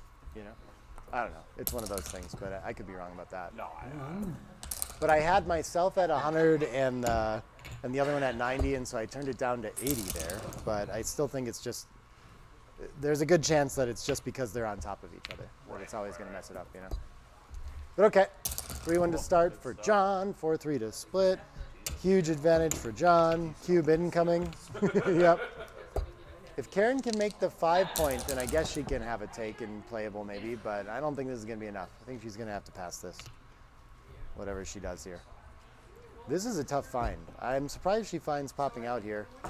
And cube incoming, and on the lower ply, 3-ply thinks is a take. Doesn't feel like much of a take to me. Borderline though, we can really think about it. That is quite surprising. This looks like we have race is orange. We have the better board. We're threatening to hit a checker. We're threatening a lot of gammons. Looks like a disaster. Yeah. I'm actually surprised that John is pausing to think about this for so long. Maybe he's thinking about too good or just taking a roll or something. But I would expect most players would think this is just like a clear pass. Doesn't look like a whole lot of play. The standard sixes references I know too is that when we're cubing as the player that rolled the double sixes, if we have the better board, then our opponent has to pass. They can take if it's equal, or if they have a better board. But we need some sort of structure to even think about sending it, so we do need the 5-point like this as well.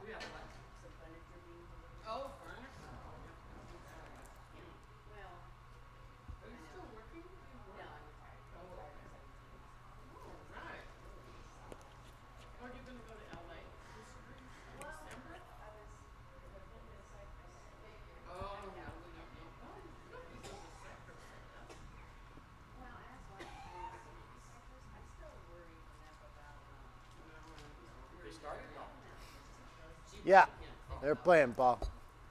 Here comes the first point, I think. And Karen's going to take this. Okay, this is wild. I don't know how both these players know that that's even possible. 3-6 is going to hit and be 2 down. I would drop that, I think, in a heartbeat. I don't know what score I would take it at. 3-1 can hit. It's a little scary. Maybe it should just work on the board instead. I don't know. I don't know how to play this game. I don't know why we took. But she finds the hit. Okay. And so race getting a little more even. I think, yeah, continuing the attack and trying to prevent an advanced anchor seems pretty strong here too.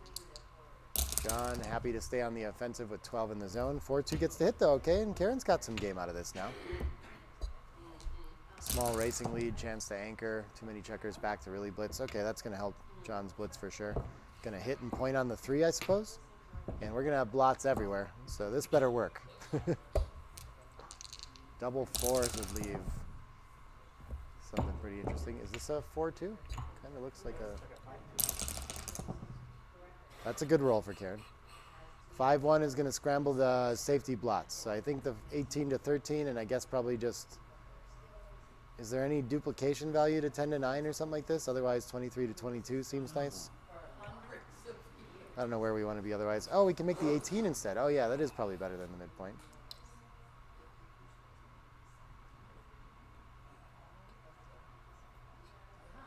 When is the Super Jackpot final? I don't know, Dimitri. I don't know. I mean, they might be playing it now already or something like that. I think we're going to focus mainly on the main events, on the ABT stuff. And I'd really like to get the finals of like the D2 or D3 if we can get it. We'll see if that happens. I know they're still playing up to that now. But yeah, if they wait till after everything, then of course we'll come back with Jackpot finals as well. Hello, Ferry. Lots of people here. Yeah, this is quite, I mean, with 5 blots around and 2 really clear, like, great options for connecting, it's tough to pick which one. Of course, if we get hit in the mid, yeah, I mean, I can see a lot of reasons for this. A little bit better to play 7 to 6, but I mean, John finds one of the top 2. 5-2 cannot hit anything comfortably. I think maybe safetying 23 to 21 is worth quite a bit. I don't think we actually want that contact and then just some checker behind and try to start points. And we have a decent holding game if we can start to build back there, yeah. Time to play a little bit conservative for Karen.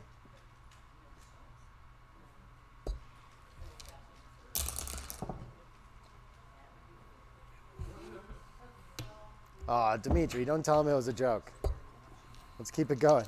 3-1, down and in. I was trying to recite reasons why it might switch to Canoe yesterday. I'm happy to continue that with you. I think this is going to clear the 8 to avoid leaving shots. Not rolling home well for Karen, though. Yeah, look at this. It's so ugly that it's tempting to leave the double shot by making a point from the 9. That's a tough one to find against the 3-point board.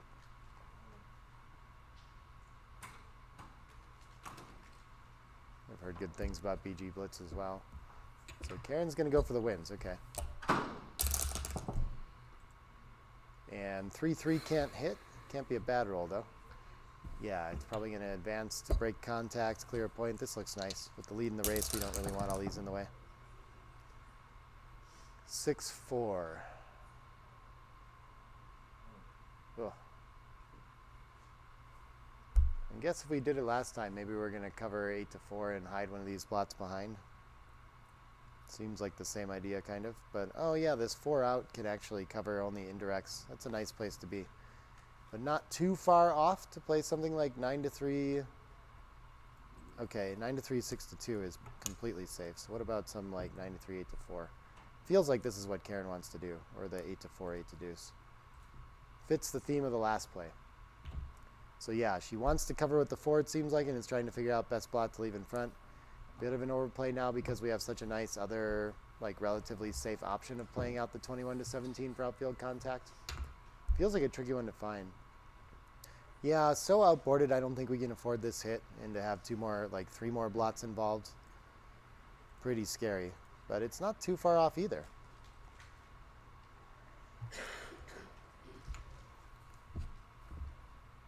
Lots of reasonable options here.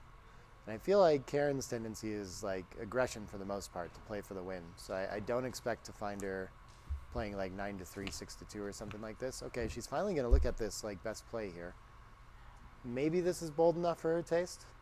I could see it, but I really see her trying to make a stronger board. She said, feels like her style. This is a nice find, though. Very well played by Karen. 6-1 can hit. Punished for the good play. And 3-2. 2 enters, 3 can't do a whole lot. Maybe, is it better to leave the checker on the 4 or shuffle it to the ace? 6-3 doesn't look very nice either. Oh, we can hit out there. How did I not notice that? Yeah, going for the hit is better. Okay. Feels tough with the weak board, but I mean, we're so far behind and being pounced on anyway. I just missed that it was even possible. Maybe Karen did too. 2-6 fans, and yeah, there are a lot of gammons popping up here too. With the weak board linking up, maybe we could play in 8-5 for more attackers for the ace, but okay. Keeping the contact doesn't seem particularly scary in this position. Now, of course, we provoke more contact when we come out, but with the weak board and all these, you know, dilly builders and everything, Karen finds the best to play safe instead. 5-4, this feels like the time to try to clear.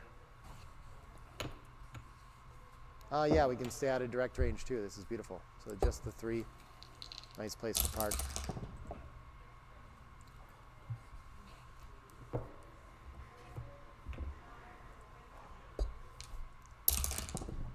Three, 4 hitting cover, 4 fans. Oh wow, that actually worked. Okay.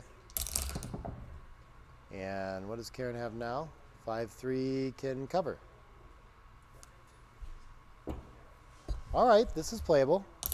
We're still a ways back in the race and 3 checkers to bring around. Just entering pretty strong for John. I don't think he wants to hop out to direct range, so he's a 7-5 seems like the only choice here. So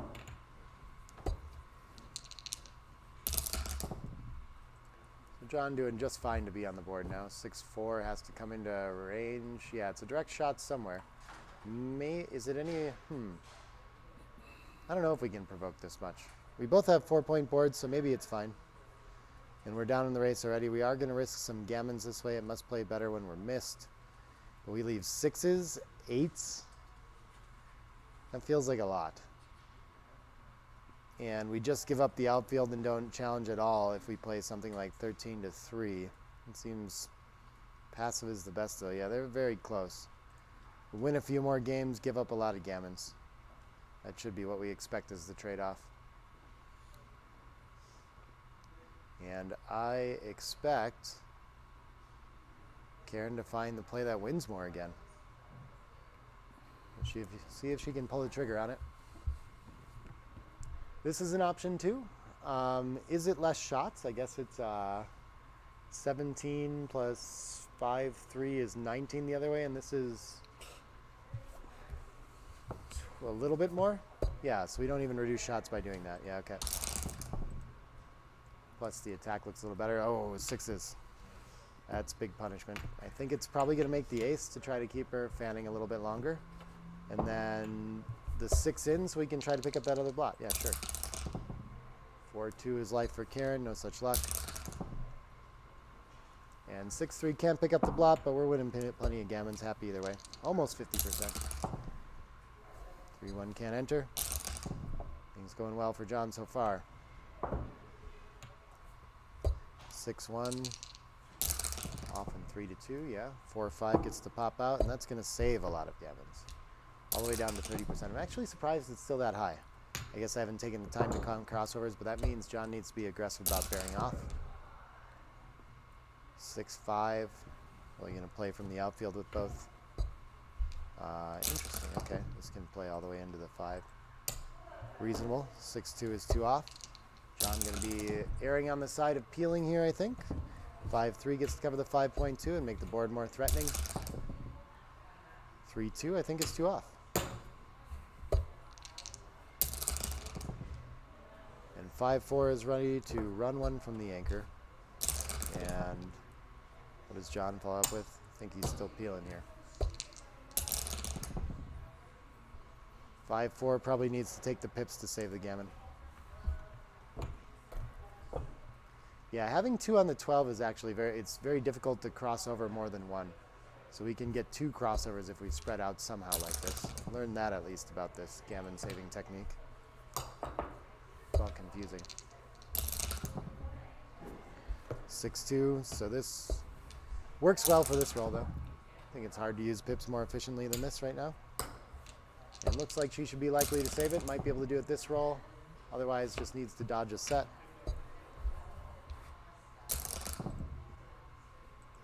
And she does. Yeah, 2-0. And on we go to 9 away, 11 away.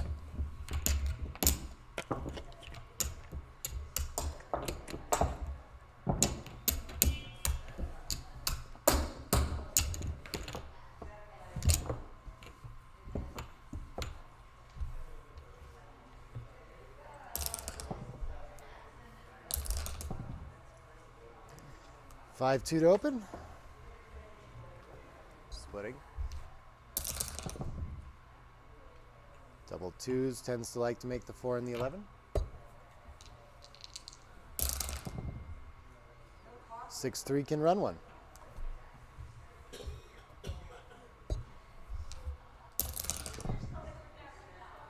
6-5 gets to run one as well. Single checker back game. Small advantage for John. And 6-3 can't escape all the way, but better than leaving shots probably, so just running anyway. It's tough when we're not very, so I mean when we escape with this we're only, you know, small favorite at best, maybe 50-50, and otherwise we get hit and are kind of well behind, so you can see this in the winning percentage that we're running to like a 42% game, but nothing better to do.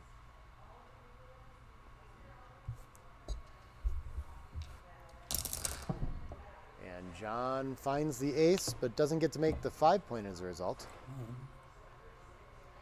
Maybe it's gonna shift to the bar, or maybe it could just step up 24-21 with this. This is a weird one. Oh, we can just keep advancing to the 9 and make a nice point there and leave no shots. Yeah, okay, that makes a lot of sense too.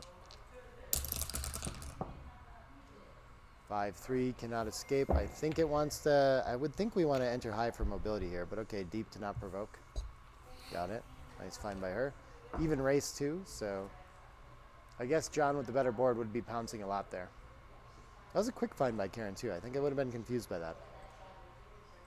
Would have brought another blot in and tried to escape and thought that being on the edge was very important.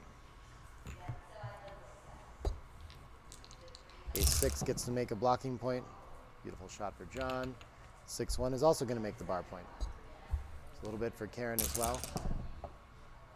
5-4 can run. John's going to take a shot at full freedom. We'll see what Karen can do about it. 2 to step up, 3 to hit. 3 is a good one. The 5 not so good. I guess probably slotting is better than giving up the midpoint.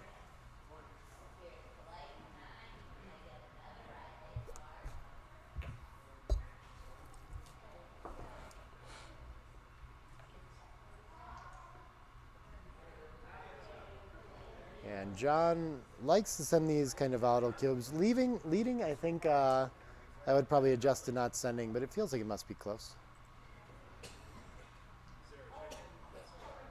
Feels like exactly the kind of like, oh, this could be on the borderline cube, and so I'll use the score to just not think about it too much.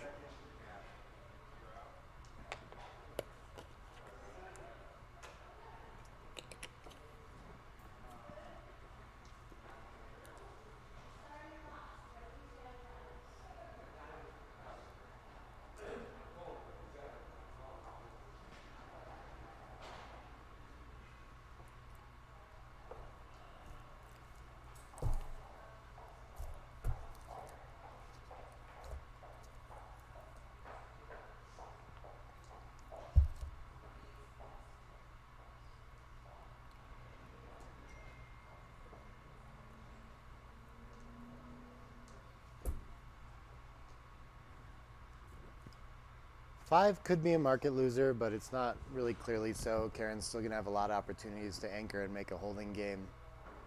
Making the 5-point is going to leave shots. Pointing on head is going to be a little loose. There is no way to point on head, really. We have one checker up, so we're not doing that. Yeah, we're just trying to pop out and escape. I don't think we're going to use other numbers to hit back on the 22 too often, so it just seems like the swing on the 5 that John's playing for, but still see a lot of counterplay afterward. Like we won't mind cashing very much afterward. 4-6 is going to pop out. So here, if we lose our market, it's not going to be by much, I don't think. 3-6 gets to, I mean, it has to try hitting again. There goes the midpoint, and down with it. And has this gotten better? I don't think so. I think Karen has more material in the zone, more racing lead.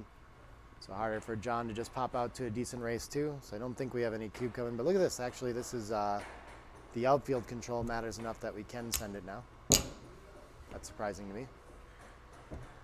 We'll see if Karen finds another play here. It's hard to just let him have full freedom like this.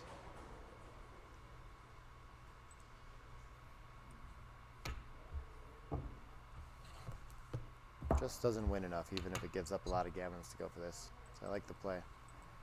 And John is ready to cube now, as we saw. Fine decision.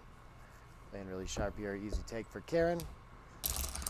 You just might miss, and then we have good structure, but 4-1's going to hit. And so, I mean, we'll look at the numbers after this, but it doesn't seem like John's going to be such a favor that he's, like, sad to have sent the cube here. I think Karen needs to enter high here, at least that way. Yeah, so, like, I don't think we're not anywhere near having lost our market as John here after this sequence, and that was a reasonably good sequence, I don't know. Oh, Karen hit the other way. I'm sorry. Okay. Yeah, so she enters and like primes herself a little bit here to reduce blots, but better to enter high. And what does Karen find here? 3-1. Okay. Looks like it. John is going to find a 4-1 and make the 5-point. And 6-3 gets to hit and continue. Beautiful shot for Karen.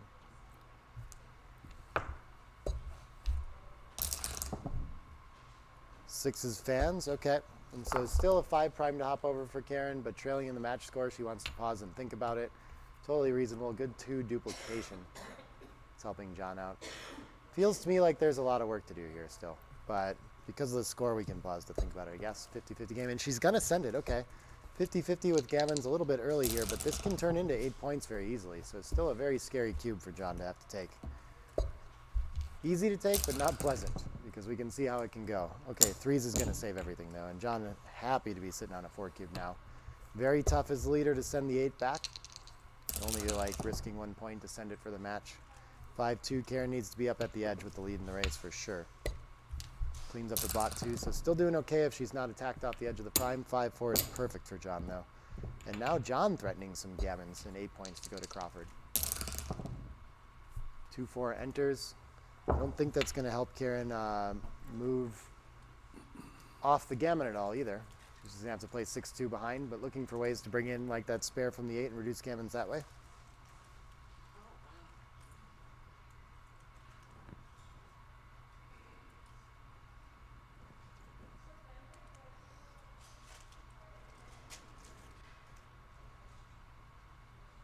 Not sure why. I guess she's thinking if she wants to play for the wins, maybe the 8-4, she needs to slot it and put that in front. But it just feels like an overplay, gives your opponent things to do with an ace.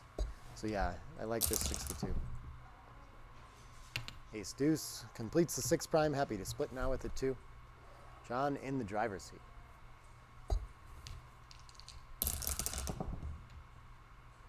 Karen with a 6-3. Can't attack in any way, so I think we're playing to the deuce twice. And John's going to continue to have, I think he's going to keep playing on 2 good here pretty clearly. I don't see any way that he can kind of get back to losing. Gammons are still worth plenty. But it is enough wins with the 6 prime that he can probably has the option of cashing if he wants.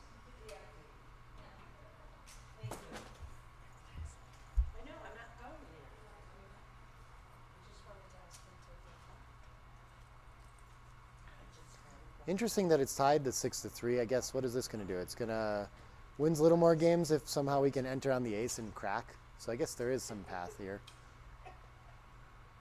That's a tough one to find though. Doesn't lose too many more gammons either. We're just in tough shape either way. We are going to lose a lot of gammons when we stack up the deuce and just are in shape to crash and our opponent just waits for us. So I like it. Karen's going to go for the win for the big play.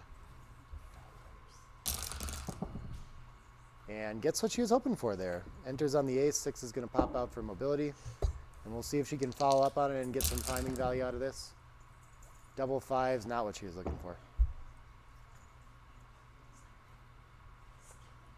Switching is going to clear most effectively, so we should just give up on the wins. But she's going to keep the prime and hope that John can crash behind this somehow. And it's nearly impossible. 5-4 can come in from the rear. And double 3s is going to leave a shot. It's going to increase the gammons quite a bit now.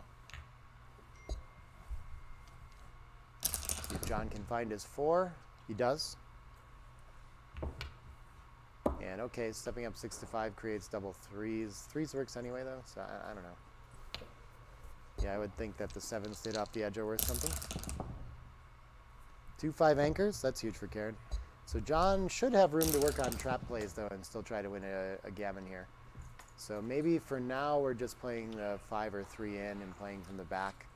Trying to get the back checker a little bit further in the outfield, be ready to pick up lots, but he could go for the trap now. Seems okay as well.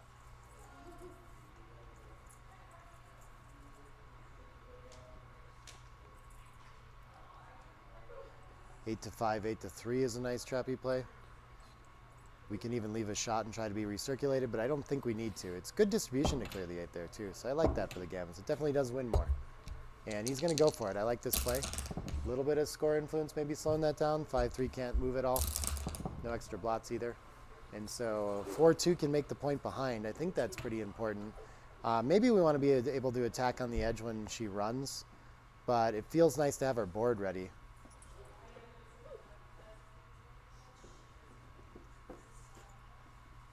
I guess coming out to be hit on double 6s is not so bad either, and covers very well on all the 6s that run.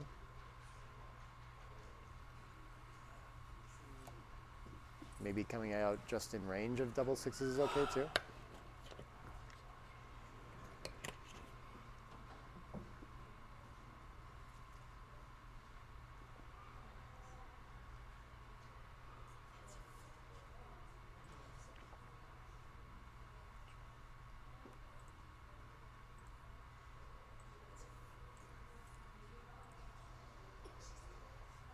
All these plays nearly tie. Oh, all options work, right? Depends on what mix of wins and gammons you want.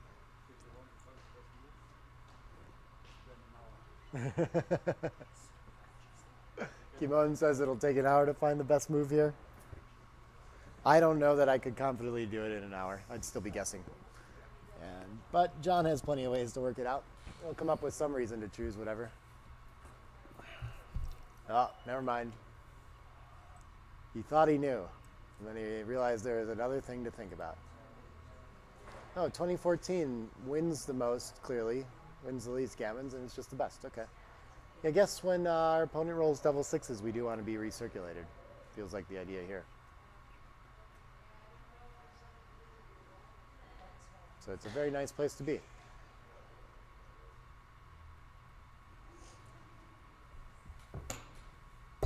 All right, makes the gammon play though. I like it. My preference. 4-3 doesn't move. Trap's not working yet. So John looking to come to the outfield and bring a checker in. Be ready. 5 in, an ace from the back. Sure, that works. Still looking for a 6 out. Not covering the outfield particularly well though. Ace. Oh, she's going to create a blot with that. Is that? I would think that interesting. I thought we just don't want to have to mess with that. 4-1 wants to let 5s out too. I think he needs to be in the outfield first. I think coming to the 14 feels like the priority. There we go. And after this, I'll clear with a 4-1. 6-4 is going to pop out. So what is this going to leave? It's going to leave 5s, 4s, and 2s. And 6-1 can't hit anything. Is the banana split worth it? We can't stay back to fight for the extra blot anyway, but we really can't let her run to a race. I guess we're kind of okay on the race. Maybe it's an overplay and we get to cash more the other way. Oh, this is tough. I can't talk myself into either. I can't see what goes wrong if I banana split though, so I think I'm doing it. This is interesting though. If we don't, then it's much better to stay there and be hit and recirculated on a 6 than to play into the 7. Tough play there for sure. It just plain wins more to go for the split, yeah, in addition to the gammons.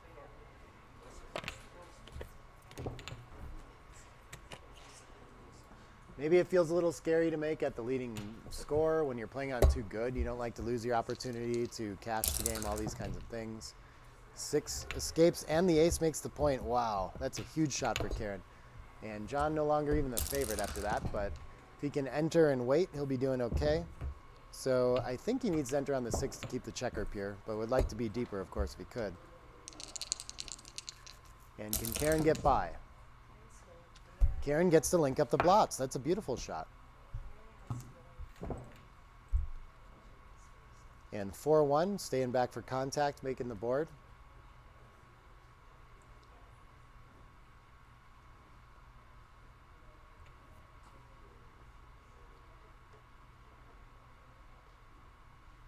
Sean was ready for the trap, okay. Oh, sorry, he didn't roll a 4-1. She was just thinking about her play. 5-3, I believe, is covering. We have to think a little bit about the 19 to 16 if that's going to improve the 6s somehow and make those worse numbers, but I think we'll just stay back for the contact for now. There must be numbers like 4-2 that are a lot better when we stay there. 4-3, things like this. Yeah. He's going to figure it out and go through all the numbers, though, and feel certain of it. Got plenty of clock time to do it. And this could be the decisive game of the match still. Still gammon's available if John can hit a checker while Karen's on her way home. And still a 50-50 game even when he's unable to do that. A lot of wastage in the race, so this 13 pip, 22 pip lead now is not as strong as it looks. And the 5-3 has to run past. And, oh, it should stay for contact, actually. So the race is bad enough that he can't afford to do this. Yeah, good. And how close is that, though? We'll find out. 4-3 coming into the board. Yeah, so it actually is pretty close. Difficult decision there, and sixes are going to bring him right back into it. That should make him a favorite, I think. Yeah, now he's going to know the take point better than me. I'm not sure about this one at all, but it looks pretty good for money with the EPC and everything like that. And so it looks like this late in the game, like the recube value isn't so different. We'll have to look all that up. Around 70, so he's just shy of it, where this would be like a clear recube for money, I think. 75% should be around there. If you look at the cube information, Karen's take point is a little lower than normal, but only, I mean, the cube is almost as live as it can be, so she's probably working with around 17%, if we can figure that out over the board, which should be about 2 pips deeper than usual, and John's usually going to want to be able to cash this when he sends it, ideally, and not have to deal with the recube to 16 to play for the match.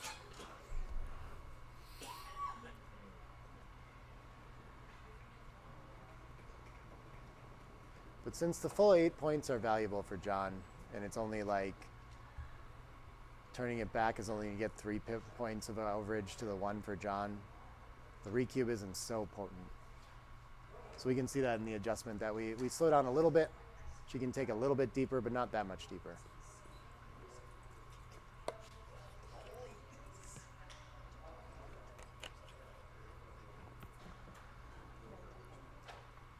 I think Karen likes to take too. So I guess I would be surprised to see her pass this, but this is not the easiest racing formula to figure out. John's going to wait. Happy to wait after 3-1. Not a good roll for him. 4-1 for Karen, so he'll be rolling for sure. And 5-1 leaves a gap on the ace. Okay, it's getting harder for John.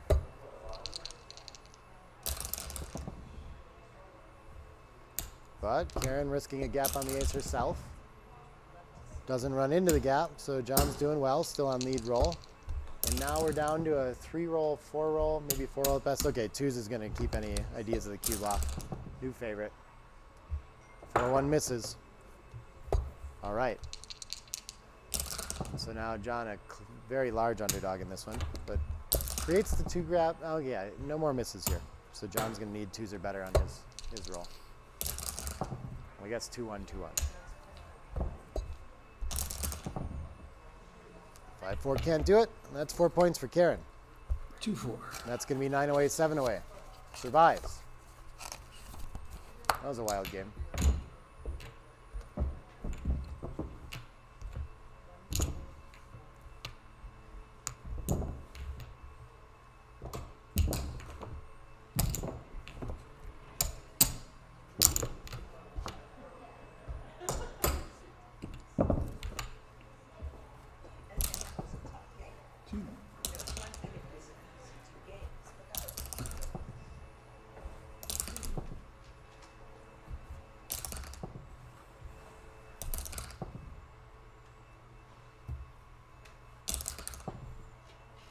Six 4 to open for Karen. Leading, we can split. Not leading enough to run, probably, but they're very close. Okay. 5-1's going to hit from the midpoint. And we can hit back from the bar. Is that how we want to spend 2 of our 3s? I guess we don't get to make a point then. So I guess we'd play down with it. Probably better than allowing our opponent to build. Yeah, we can pop out to the outfield too. I like that. 4-3 hits back.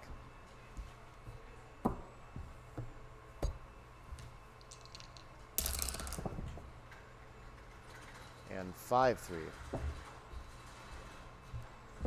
What does this do? Makes a point, I guess? It's going to hit... Oh, it gets to enter and anchor and hit loose. Yeah, that makes sense. Forgot there on the bar. 2-6. I think this feels like a nice time to split. And a 6. What else are we going to do with the 6? Yeah. Anything else just creates more blots and volunteers, leaves us too deep. 5-4, no obvious way to attack. I think we're covering probably just 13-4. Oh, we should take the tempo on the ace, though. Interesting. Yeah, there are blots everywhere, so we do want to slow our opponent down from cleaning things up. See some sense in that. 5-1 gets to anchor, and the ace I'm not so sure about.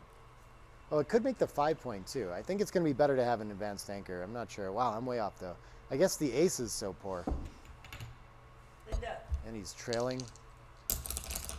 The 22 isn't as strong of an advanced anchor as usual. Ace, I think, still wants to hit. She's way ahead in the race, though, so she doesn't really need to. But there's nothing safer anyway. So I think 8-7-6-4 is probably all we have. Oh, he can play 13-11 with it. Interesting. Wait, what is this? What did he play? Did I miss something? 4-2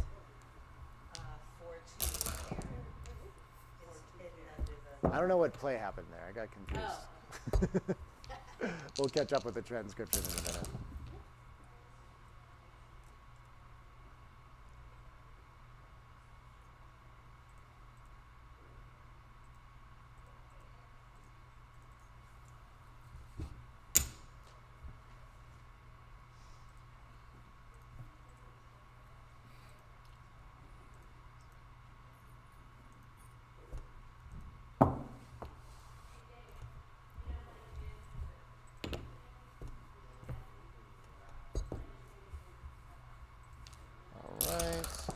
Pop out and clean up. John has a 6-5 to play.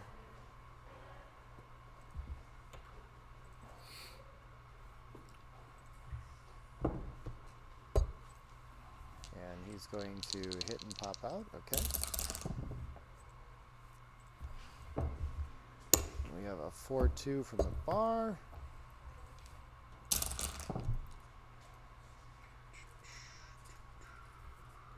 And a 3-2 for John. Looks like it's just going to clean up there.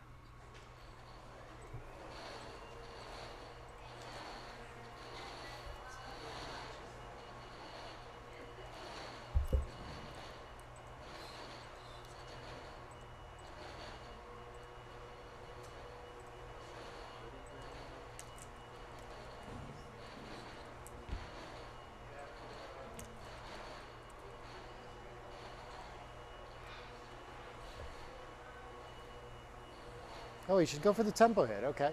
Yeah, I wasn't even looking for that. Well down in the race, slightly better board. Awkward distribution. Easy to make this simple play though. And 5-1 gets to anchor and probably just step up to not create an... Oh, it can point on head. Yeah, okay. Look at that. Anchor is a little bit better. Loose hit's okay too. Understand the offense there though. 1-4 is going to enter, and I think for sure we have to... Oh, we're just going to step up. Tempo hit seems even more important now.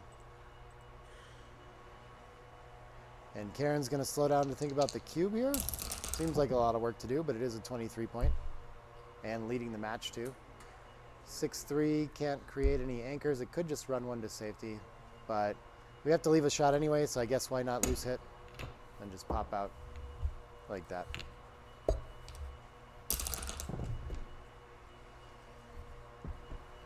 Gets to hit and make the anchor. Beautiful shot for John. That's perfect.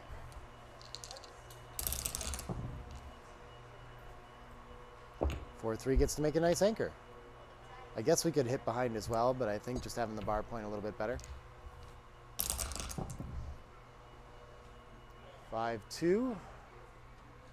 I don't know what this wants to do. If he was more ahead in the race, I'd maybe want to make the bar point, but I guess this is the checker that wants to move, so I like that. 6-3, can reach from the bar point. We have a better board. Maybe it's worth doing. It's a lot of blots around though, so that's a tough decision. I feel like Karen likes to hit. She found some conservative plays earlier. This is very close. Definitely, I mean, maybe this is... It doesn't even win more to hit. Okay, very interesting. Yeah, so I'm surprised these aren't like much closer, but I guess not letting John creep to an easy cube is kind of important right here too.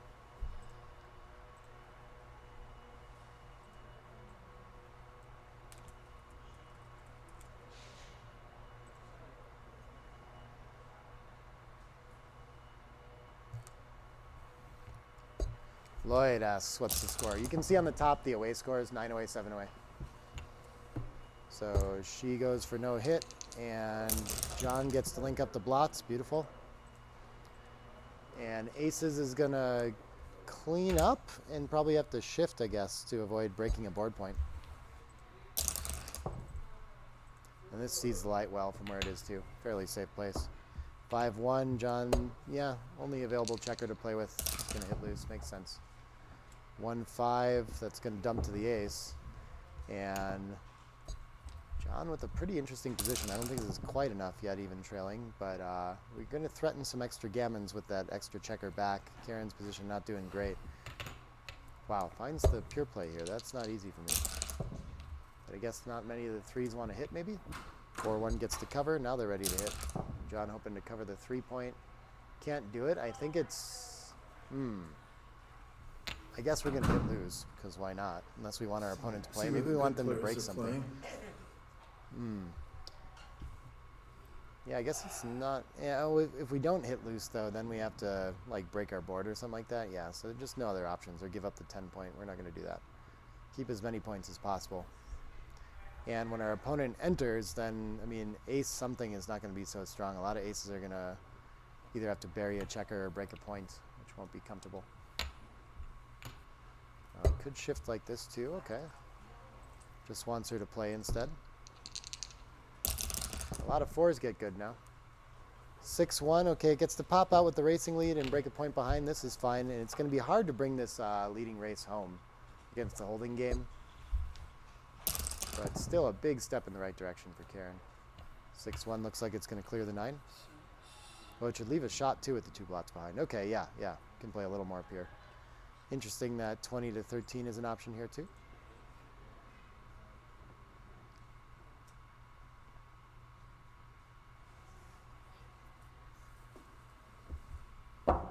Yeah, John going to go for this and keep all his structure in the way.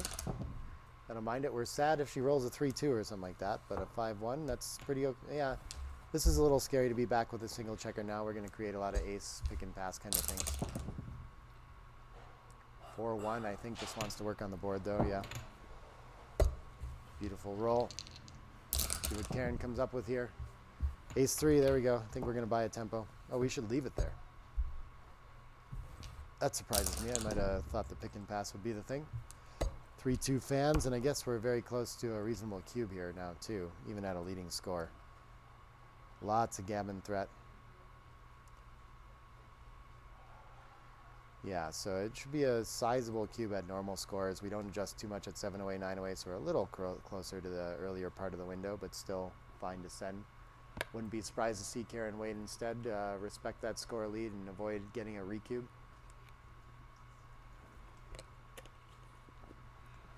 I guess part of it is that the recubes probably aren't going to be so efficient. If John performs well and Karen doesn't, then looks like John would be likely to lose his market by quite a bit.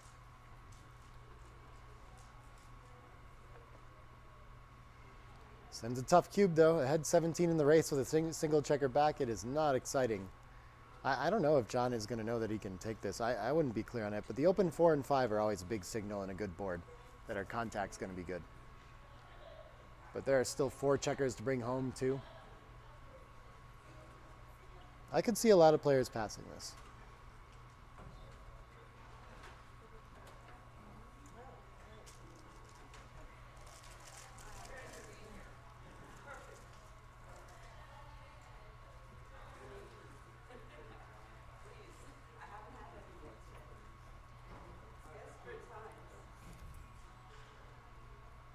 See a lot of players passing in, but I expect John probably has a good feel for this, the potential for this to be a take.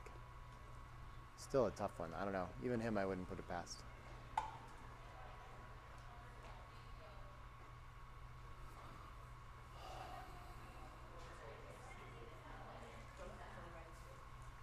But we don't always cover. We have the perfect 4-point board. 5s and 1s and 6-2 and 4-4 and 2-2. It's a lot of numbers. But even when that happens, then we can enter on the 4 and just park there and have something like an anchor game. So if we can look far ahead enough to that and know that our structure is great for whenever we leave a shot, we can see that we can win it a lot just on contact. Of course, the race mostly dead, which is going to be confusing as well.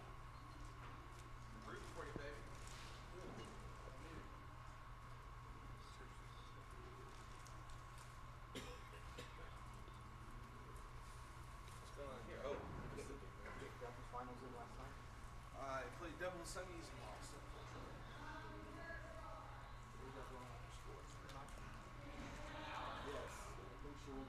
Is that 2-1 score? 4-2, 7 away, 9 away. You can see on the screen too. It's kind of covered. Nice take.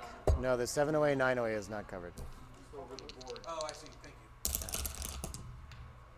5-1 covers, beautiful shot for Karen. How does she do it? Maybe breaks the 18 or 13 now with the 5.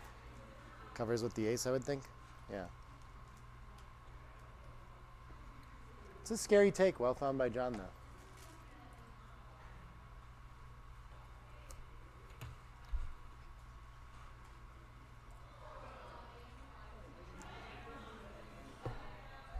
Focuses on the closeout instead. I think that's fine. Only adds 4-4. The other play adds 4-1, so it's more shots.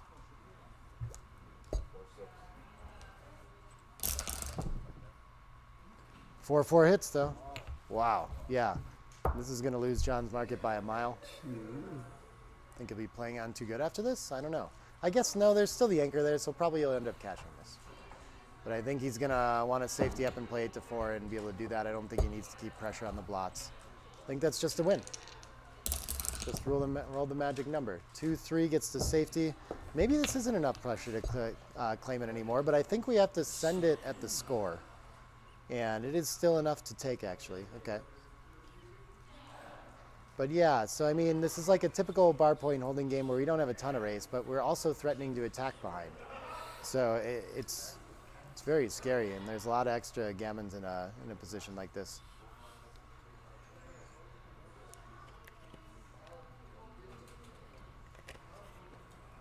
And the contact for Karen as well, she's playing for that with the bar point holding game, but she has the open 4-point. So even if she hits a shot, she doesn't always win, as we just saw with John popping in and hitting with the double 4s. So there's a little extra vig there too. But yeah, it's just going to be so common for John to hit loose with a 6 or a 2 here. Like we also want to get the cube in before the volatility. And when he's not hit back, then there's a lot of gammons. So I could very well see Karen still taking this. I expect John probably to find this cube. And yeah, gammon, if John's lucky enough, could take us to Crawford game here too. So this could be quite a decisive game of the match. If Karen hits back, so he's gammon too. Oh, John's gonna miss this though and play on. Okay, 4s. I guess it's leading the race enough. Do we want to switch or just clear and just have the simple win? Yeah, probably just the simple win.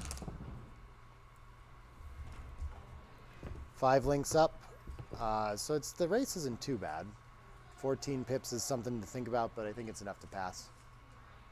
Not really any extra contact value with that bar point against the 9 and the 8.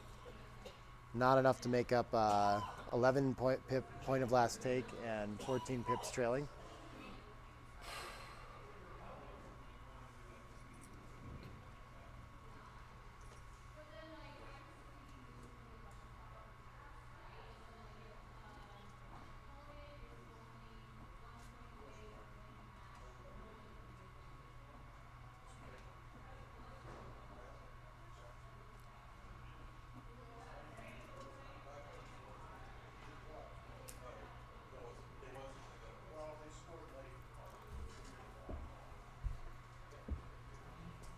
Karen, thinking about staying in for more contact here, seeing if she needs to generate extra wins.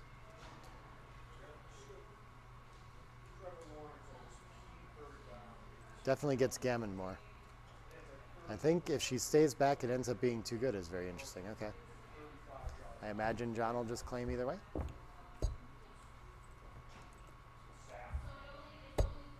here comes the cube.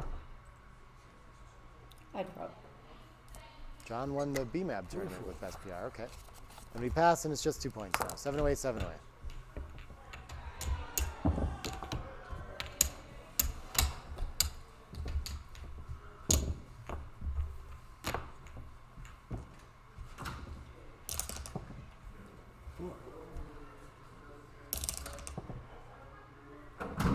To open for John in this even 7-point match.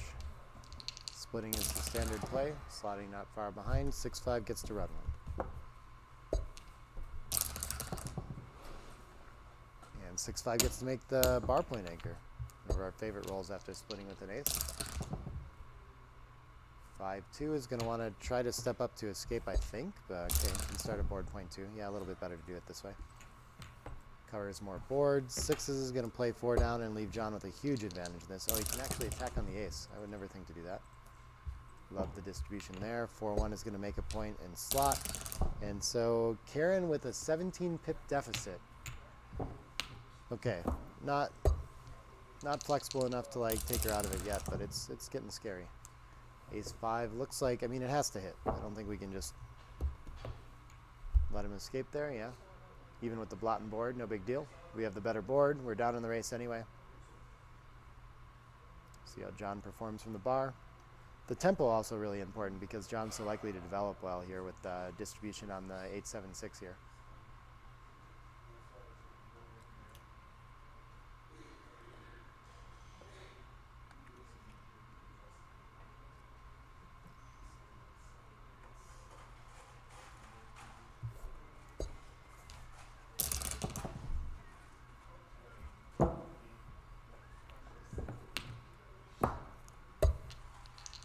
Nothing to do but tempo hit again. And Karen gets to link up and finds a huge advantage in this game. So John was looking like he had her on the ropes. Oh, plays an extra 5-2, yeah. That's all for her. All right, and this is, John can't link up. Okay, this is enough race to stay in it, enough board advantage, but reasonable cube already, just threatening that single back again. Getting close. Double 4s, I think, were a lifesaver there. I think she had a take, or John had a take easily enough either way, but 3-1 is just going to work on distribution. 8-4 most likely. We can play the ace down. That's a weird looking play. I don't know why we want to do that. 3-1 can make the 5-point. Oh, wants to step up. Interesting. And have we improved it all? Still an even race? I don't think so. Board got better. He's going to roll on. 3-2 is down to the 8. How'd your match go, Dave Kettler? Which one? The important one. You get donut? The semifinals against Al Hodis. I lost. Oh, you lost. Okay. So we have Al playing the winner of this. Sorry to hear it. But now you get to come watch backgammon with me, so that's exciting. Is that a take the previous game? For who? For what? 42. When it's double 4s. Yes, it was. It was barely a double, actually. It was a very difficult take, I thought. The score is 4-4, 7 away, 7 away. I assume John missed a redouble before he rolled his double 4s. Yes, yes, he did. Sure. Yeah. Score stuff. 5-4. How does Karen want to follow up now? She does have safe plays with the lead in the race, and John's board is very good, so I think we're stuck playing to the ace. That's never fun to do, though.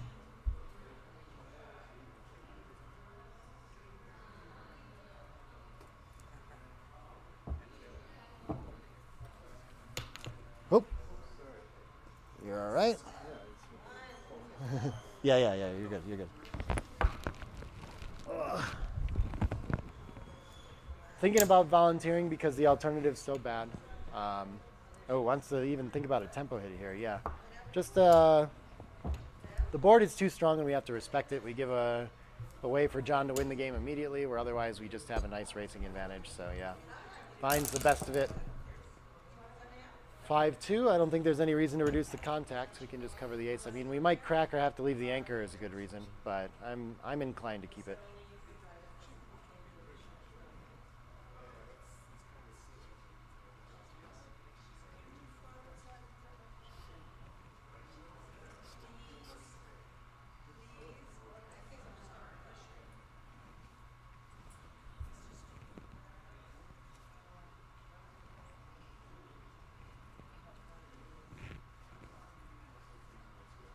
Tough decision, though. I think if we make the 6-point board, though, and we have to leave the 18 next roll, we're not really that sad. Doesn't seem so scary. Still a lot to deal with. It hard to find rolls that are like super comfortable for Karen there anyway, that are really benefiting a ton. This could change that. All right, 28 pip lead. I guess Karen has won this game. 5-4 just invites Gammons to stay back, I think. Can we really stay back for contact? Well, I'm surprised by that. Wins a lot more to do it. Wow, he does that very quickly too. And do we somehow still have a take here? Wow. I have no idea how this is a playable game. 19 pip deficit. I guess when we roll sixes, we don't win immediately, but this looks terrifying.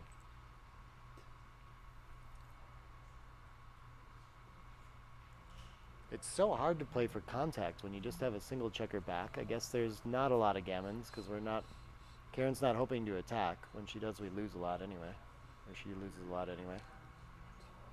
Distribution is just bad enough. What are the really...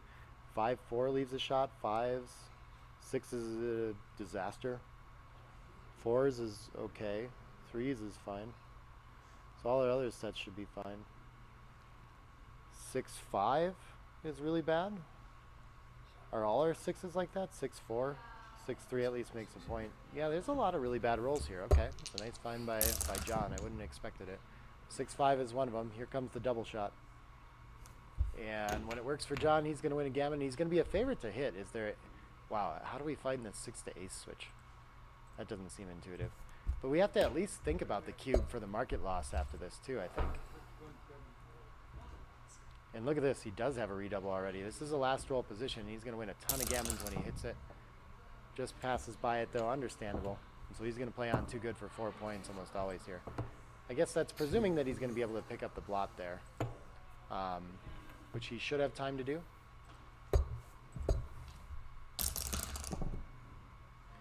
Five, 3, I think it still wants to pop out. And we'll wait on an ace now. Not really many more shots from back there. 6-5, running out of time. He's going to try one more time, though. Happy to play a little bit deep in his board to try to pick that blot up for the gammons. And this should be the last chance. He's an ace now, or he'll be going home. 6-3. So I guess we're technically too good still. Maybe, but he can leave a shot with a 6-5 and losing stuff, so maybe we're just claiming here. Yeah. I drop. All right, just 2 points. I keep dreaming of these like 4 cubes and a gammon for the match, and we end up with 2 points again. 5 away, 7 away. Just a little bit at a time. Gonna take a small break. I'm gonna go adjust the stream a little bit so we can see the scoreboard better, but we'll be back with the conclusion of this match shortly. Yeah, I'm gonna do a little bit of that. Like this.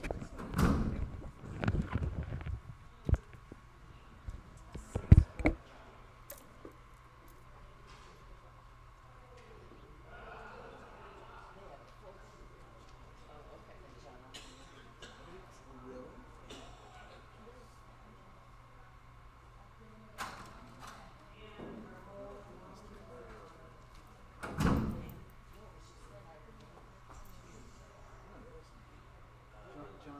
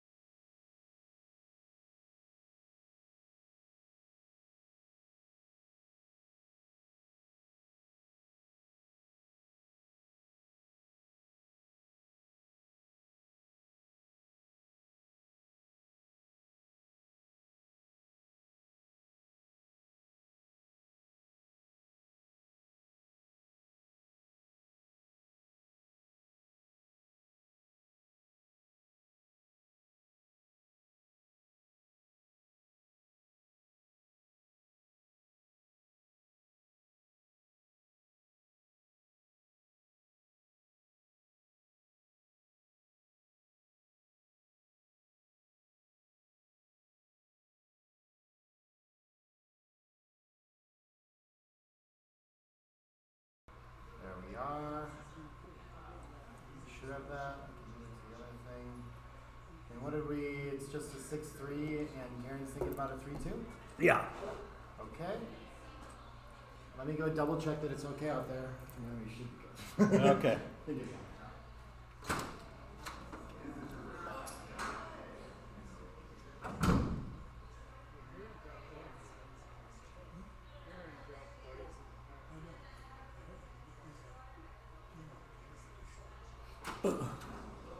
Glad I checked. Not quite.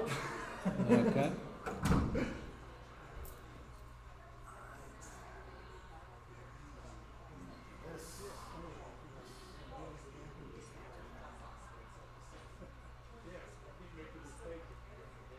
Double check one more time.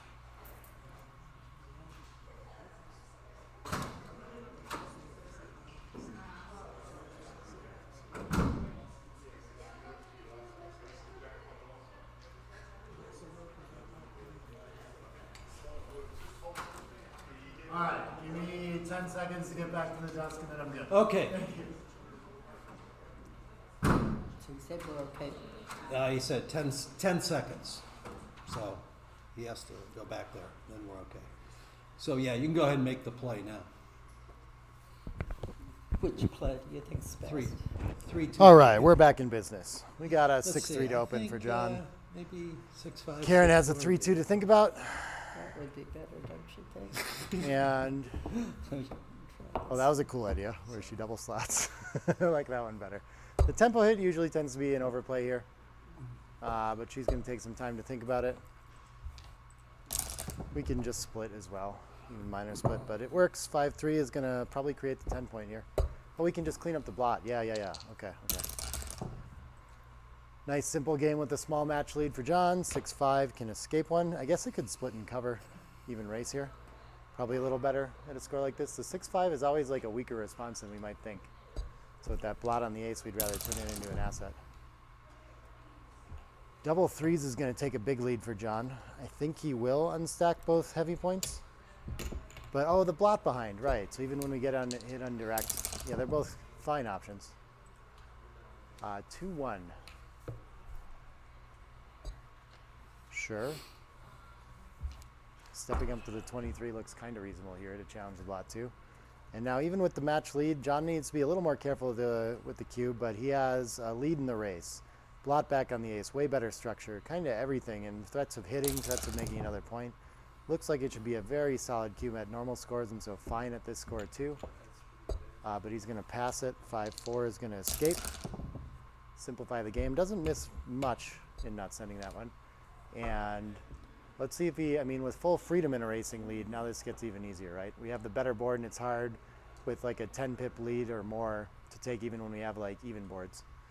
So I think this should be normal score, comfortable pass for all the gammons, but actually we can still take it the score. I think Karen's got the harder decision here.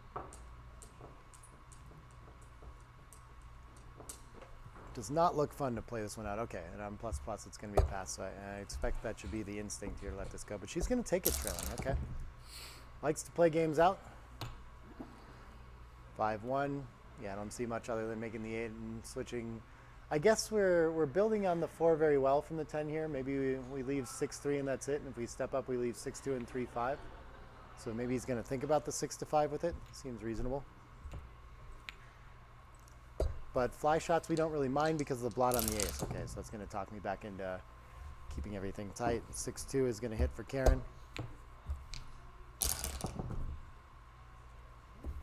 And ace-3 enters and probably just steps up with the hit.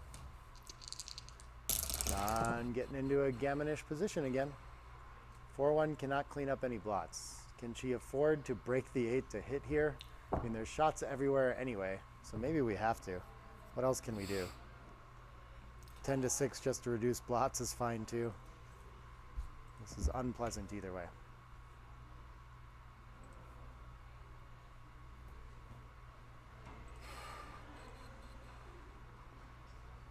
This seems like the same play, but a little bit better to hit loose. Okay. And double 4s is going to go straight back into blitz mode anyway. Hits, makes the the 4 point, and then actually better to bring that in for a builder since these checkers on the 9 aren't directly threatening any new points. 2-5 can, yeah, hit loose on the ace. That's the blitz play. Get the checker into range. Attacking. Fan for Karen. 6-4 is going to cover. And again, the 4 should come in. Okay. And John in very good shape to find his way to a Crawford game from here. 3's going to hit loose and the 6 down for covers. Beautiful roll for John. 2 in for Karen was huge to try to establish that anchor and save some gammons. No such luck though. 5-3 going to fan. 5s cover. 4s do not. I think it's premature to switch, but we're running out of space, so maybe we have to here. Yeah, with 2 up. Okay. Okay. I guess we're close enough to home. Looking for pick and passes with 3s and aces. Karen enters. 3-2 gets to try that out. See if we can dodge another 6 here. And now John looking to run from the back. 6-5 is going to come all the way around.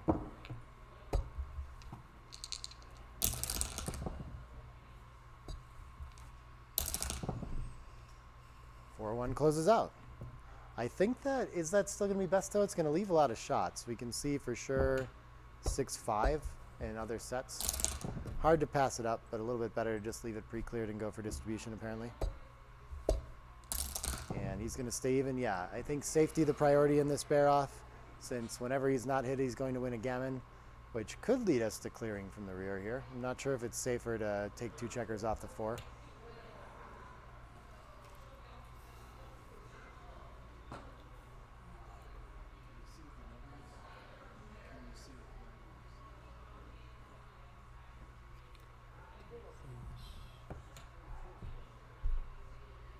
Yeah, I think the creating a stack of 5 on the 4 and odd is probably what's taking away from it, but yeah. Good by a lot. Aces fans. Double 2s. Alright, stays very even on the outside. He could even just clear again.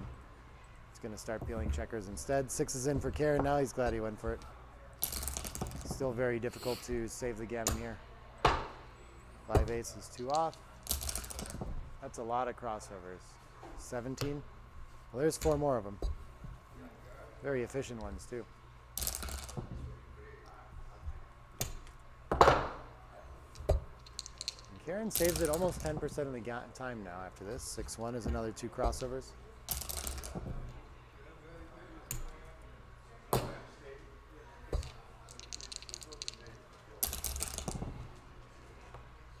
Six, 4 can just play 2 down again. Yep.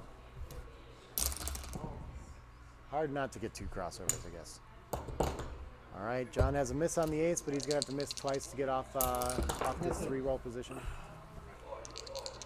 So I don't think his misses are gonna matter too much. Karen's gonna need to find a set. 2 down, 1 in, most likely. 6-3, another 2 off.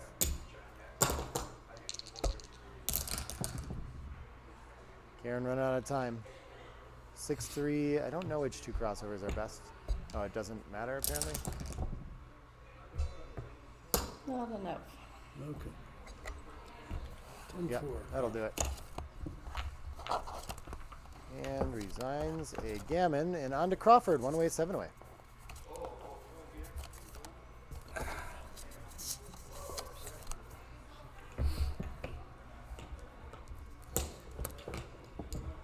Odd away score means gammons won't matter here.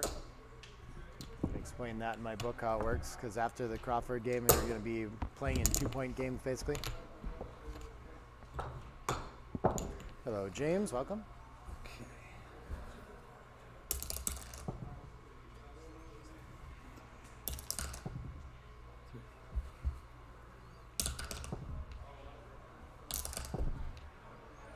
Karen wins the opening roll.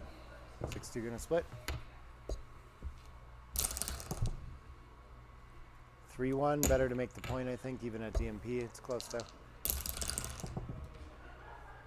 And 6-5 gets to anchor past the structure. Beautiful shot for Karen.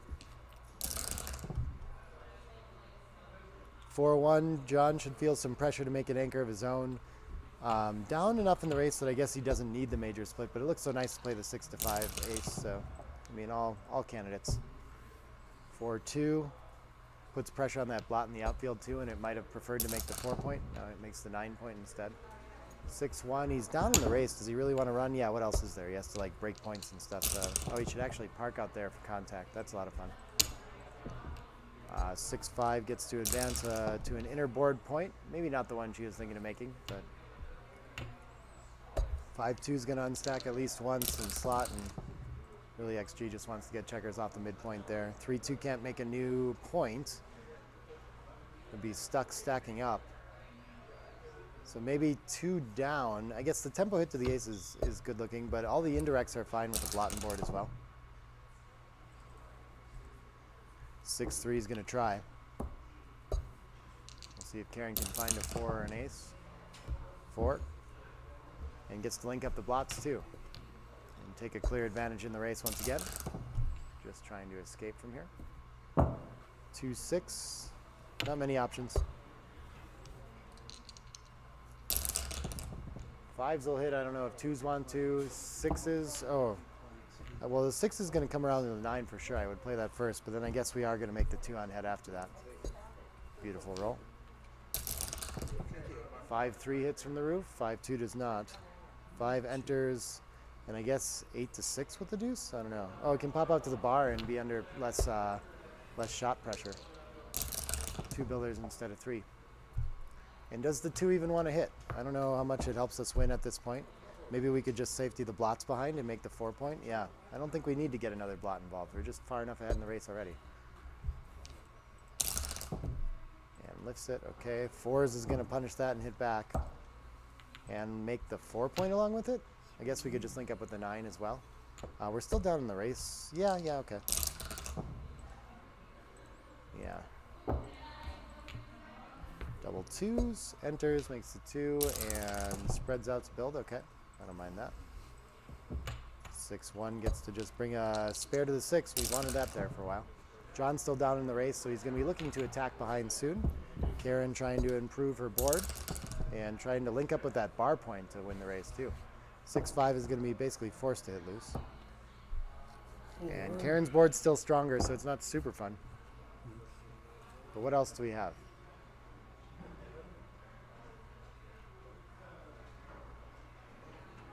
I guess we'd rather be hit from the bar point, so if we make the 3, we force the 2 to hit a lot of times. 2s are duplicated. There's a little bit of reason to think about it.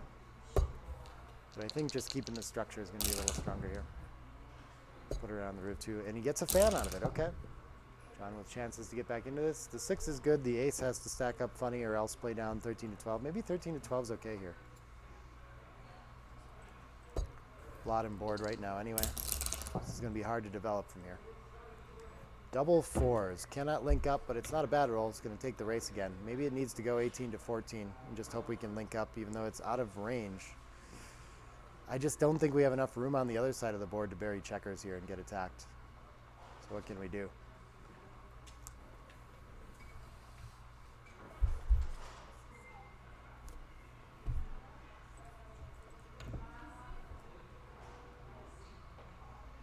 Significant underdog here, trying to hang on to get to a post-Crawford game. John with very good chances of attacking. But he does need to keep that blot back to win this game. So I think he'll be hitting loose a lot here on the follow-up.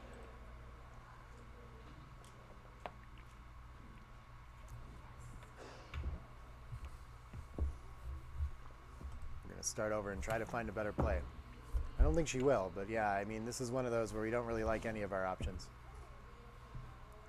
Yeah, this is the keep maximum contact, but this is 2 dead checkers. We probably will never make the 5-point from here. I need one more. Thank you. One. John says, 2, play 3. one more 4, please. Maybe this is better for her to actually not play the last 4. 5-4, what a perfect shot for John. Points on head. 3-5, 3-6 to turn this around for Karen right away. 1-6 is interesting. I guess it probably has to cover the ace and just sit back safe. And what can John follow up with? Can't afford to let Karen run with a 6, I don't think. He's just going to clean up. Oh, yeah, there's still work to do. I don't know. Would have thought maybe hit there, but I guess we got to respect the better 5-point board. 4-3 is coming around. Yeah, he still gets a lot of shots when she runs. 2-3-2 is going to make a point. Beautiful. And now he's going to be ready to hit loose with 8s and 4s if he gets the chance, especially after 12 pips here. 15 pip lead for Karen. I think the last one can just come in. She wants to use a 6 to run anyway, so why would she save it outside? 4-2, I think it has to hit now. 2. And slot the back, because why not? We need covers, and if we get hit and get gammoned, we don't really care much more than if we get hit and lose anyway. So we got to play all in here. We're still doing, I mean, the hard part about this play is that if we don't hit, we're still a 72% favorite. Which if John gets too focused on that, it's easy to notice that like you don't need to play for more. But of course, even when we're hit with an ace here, still a lot of work for Karen to do to win this game. Probably still have a block to pick up on the ace, maybe. Guess she could lift it. Fans, and now John in the driver's seat to win this match. 4-4 gets to cover.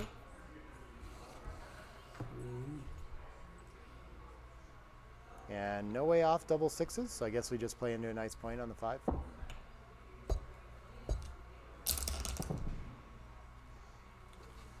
Six 5 is going to be forced to play deep somehow. And I don't think there are any shot levers from the... Yeah, I think this is okay.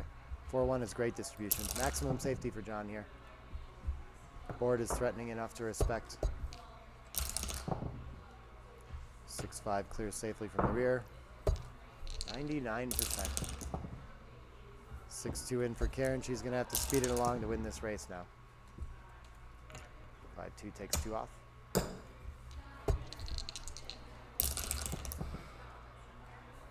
2-1's not enough.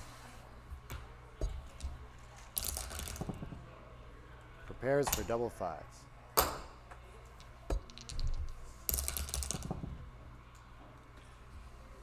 Could prepare for double 5 some more. Around here seems fine too. And that should seal the deal. 1, 2, 3, 4 rolls for John. So Karen could do it. Can't do it now.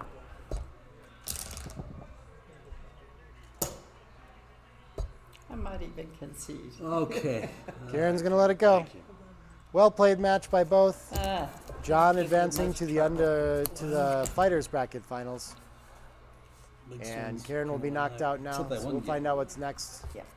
We'll be back with more backgammon soon Okay. on this finals day. It's been exciting so far.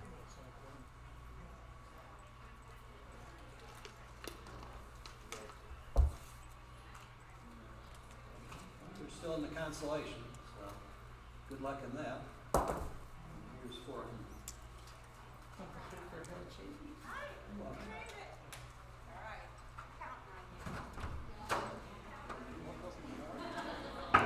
This is only a partial match, so like for this part of the match it was 4-3 and 3-6. For the start of the match it was 1 and 5. So I don't know. I lost the transcription in the middle. But yeah. So I lost a couple moves in there, but roughly pretty good for both. Cool. I'll be right back.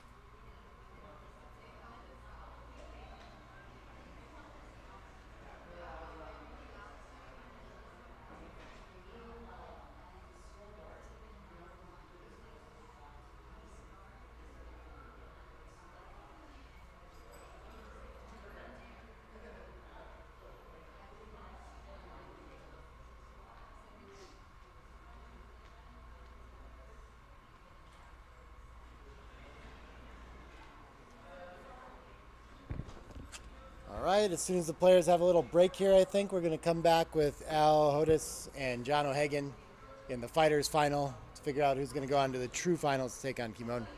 Another 11-point match coming up.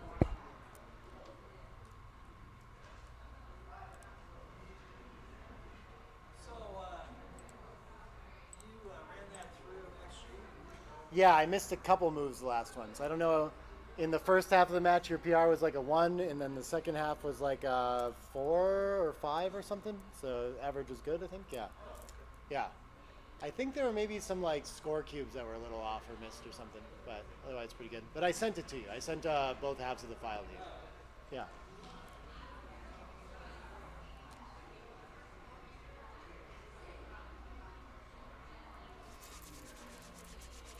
How are the book sales? Good. I got one left. That's it. No, I haven't. It's, Okay, it's okay. in my queue. I haven't read it yet. Nice, nice. It's Okay. in my queue. I'm getting to it, but Yeah. there's a ton out there. So I just all of a sudden sold 3 last night. got to finish Roberti's book that came out, and Yeah. just finished Masterclass. Nice, So nice. I'm Okay. a little disappointed. Yeah.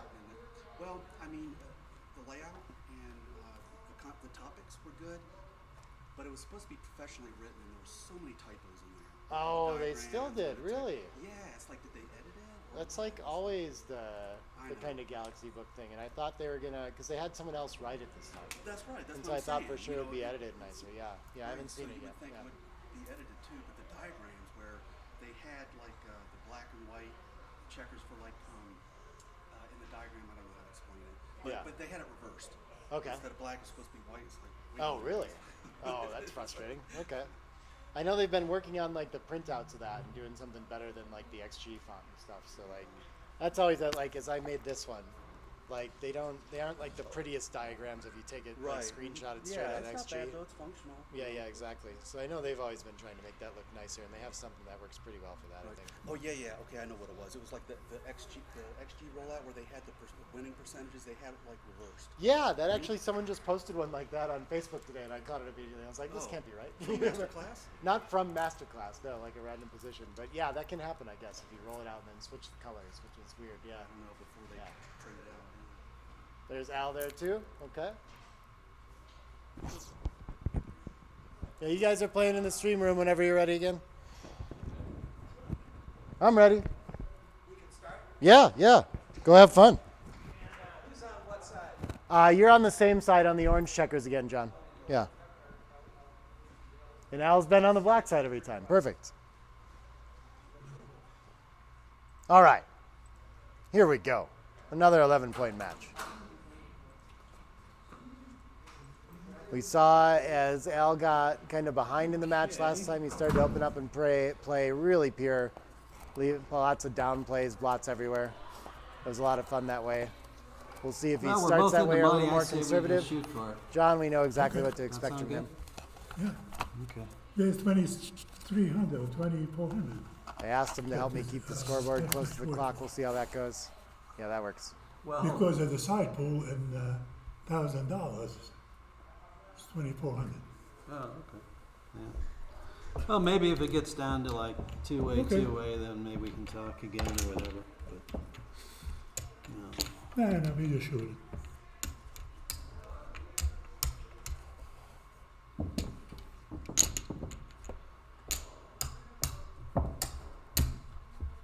Let's check. Okay.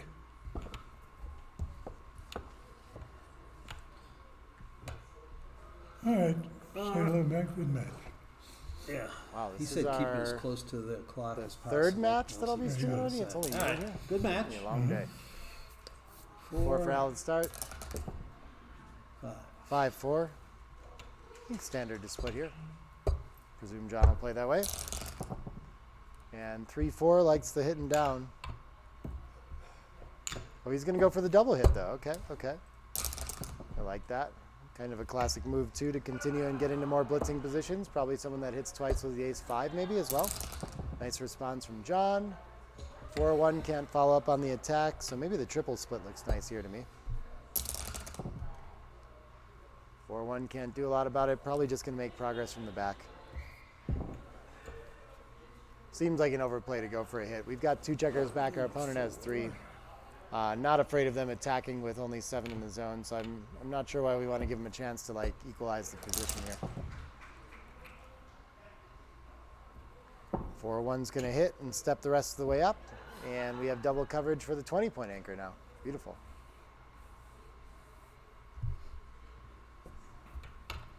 Well, he wants to slot instead. Okay, we got the exciting Al from the opening here. This should be a fun match then. Double 5s is a good response. Probably just going to come all the way around and hit. 4-6, I guess maybe just pops out. We don't want to create too many hidden covers, but I mean, out to the bar point seems very nice too. Yeah, a little bit better with lack of material in the zone. Seems fair. A little disconnected to run from the front and leave the ace point. 3-2 gets the hit and cover. Beautiful shot for Al. 1-5 can clean up the blot, and we are stuck with the 24-point for now. Yeah, the tempo might be tempting to keep him from covering so easily, but we're outboarded. We're doing fine in the race. It's just easier game plan. Ace-deuce gets the hit and cover. Oh, wow. Oh, he didn't clean up. He played down. Okay, I'm sorry. Hopefully I can catch up with that. They're playing real fast. 2 ace. And what did John roll? 3-2. And now Al has a 3-5. Yes, I caught up. I did it. Comes out and makes the 21 point. Okay, okay. Double 4s is going to turn this game around for John. Hits and makes the bar point, and maybe the deuce is the best we can do behind it. It's a little awkward. Small favorite. Big racing lead.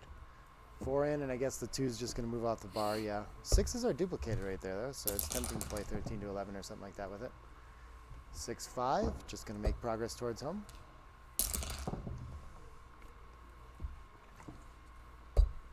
3-2 links up and just makes another point. Nice for Al.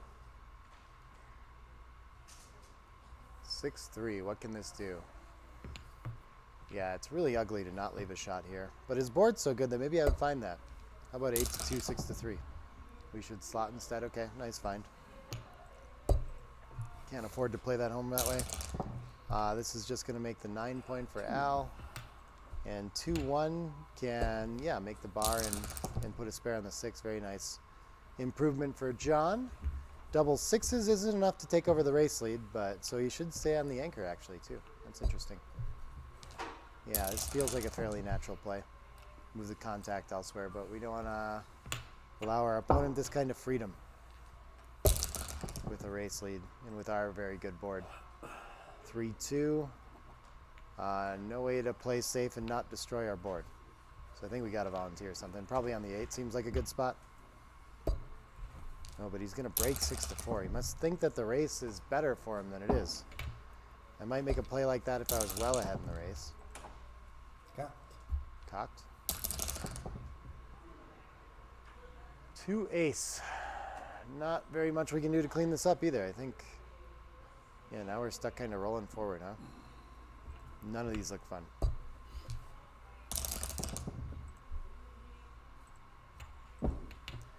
Three one is going to clear the 7. Yeah, sure.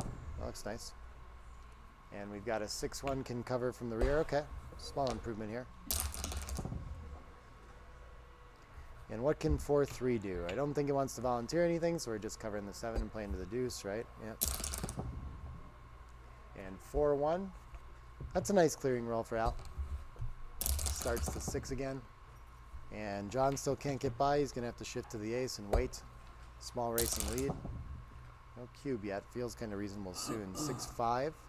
I guess this can avoid leaving any shots. Yeah, against the board we have to. So I like his play there. And 3-1. Blots everywhere. Maybe we can do something more bold than this. I don't really see a good way to do it though, so I like his play. Board's going to get better. So I guess this is making the ace and shifting forward for mobility. I like that. Has a little more freedom with next roll. 6-2 can reduce the shots to an ace by playing 2 down. Still a lot of life after death here too.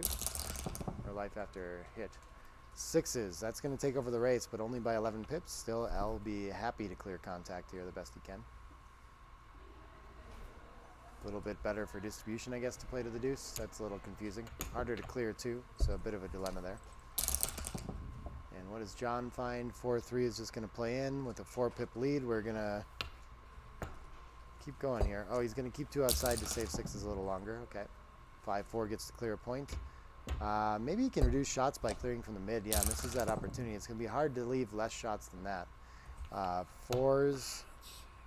He's wasting a little bit, so he should keep some contact. I think probably the best is actually 18 to 14 and then 2 in.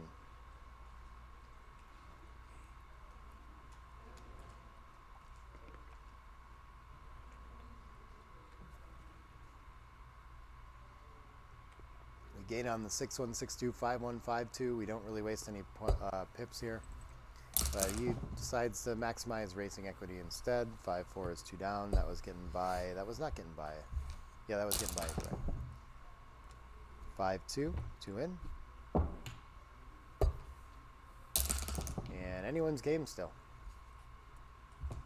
3-1, not what we're looking for in the race. Smooths out the ace for distribution. 1-1, not what we're looking for either.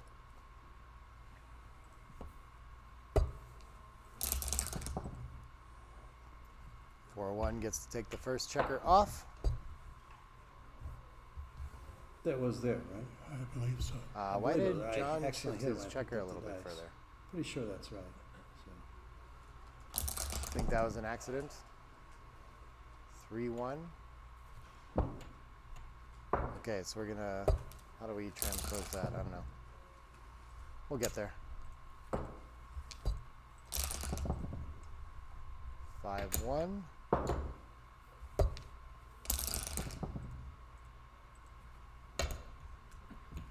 Six, 3. Okay, 5s is forced and looks a little different. Okay. Oh no, we do end up with the same structure. Yes, transposes. Transcription saved. Beautiful. And that should be enough to win the game, right? Usually? Oh no, it's still a take. Okay. I didn't look too closely at it. Looks like a 5-roll most of the time. Al has 1 free miss. A little more pips though. I mean, they can repeat on the ace and deuce, so I guess that's why this is a cube now and doesn't have to wait for the 4-roll position. Unlikely that John will find a gap on the 3 of the deuce here.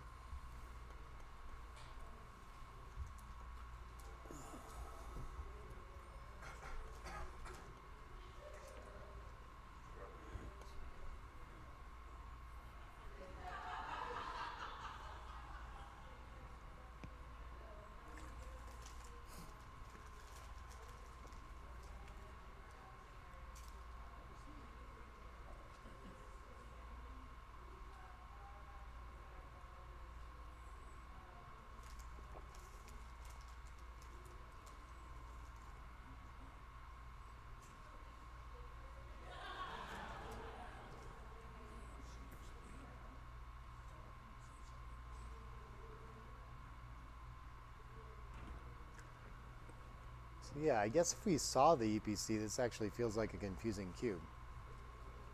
It's only 2 pips, and it's a 5-roll position. But it's a little less, so it feels like it should be a lot closer than it is. Maybe less of Al's sets work to catch up than usual in an EPC position. I don't know. It's a strange one. I understand why John's spending a lot of clock time on it. It's actually closer to a pass than I would think. That's, yeah, very interesting. Formulas are hard. Unless you're Art Benjamin.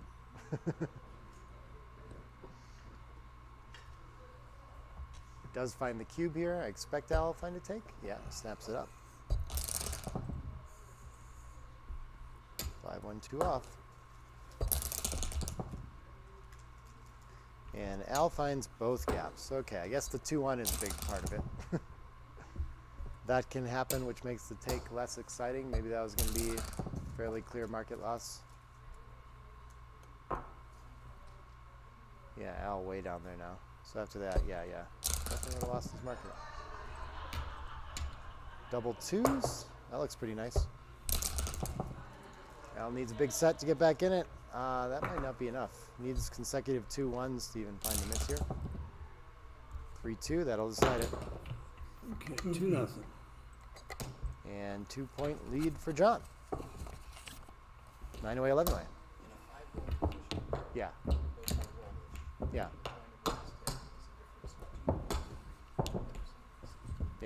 Yeah. Ah. Okay. Gotcha. That's working with the wrong point of last hit again. Oh, it should be 2 pips though. I was thinking about that wrong. 5 rolls minus 3 is 2 pips. Yeah, so of course we're right there. Yeah. 5. Here we go. 5-1 is a split.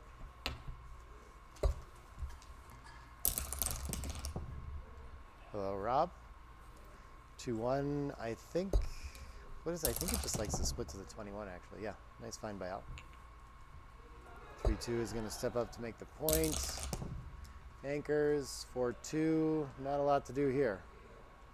Yeah, that's really annoying. What do we do with this? Ugh, I don't see any duplication idea. Kind of nothing. I guess 2 down. Yeah, sure. I don't mind that. 6-5 is a bit awkward too. Has to just, oh, it can just run from the anchor. That seems hard to do. 13-2 seems more like a human play. And 5-1 can't make any points, so it's just going to start running. It should hit and pop out. Okay, yeah. 5-1 gets to improve the anchor. And 6-4 can't link up lots. Could get one to safety. Could play one behind too. Maybe 16-6 looks okay with the racing lead here. Oh, we can make the bar point, of course, and that also safeties the checker, so for sure. Missed that part. 2-1, can't hit. Time to just start slotting in front. Sure. I don't see much duplication, but what other deuce do we have? 6-1 is going to link up in the outfield. Okay, I'll try to play a simple racing game here. Getting closer to a cube. 4-3 can start 2 points. Make a point and start a point. And still enough contact and clearing work to do that I don't think he has a cube yet, but 17 pips is enough. And the extra checker back can represent some more gammon sometimes if the board starts to get strong. Probably not here. Probably not a lot of gammons here.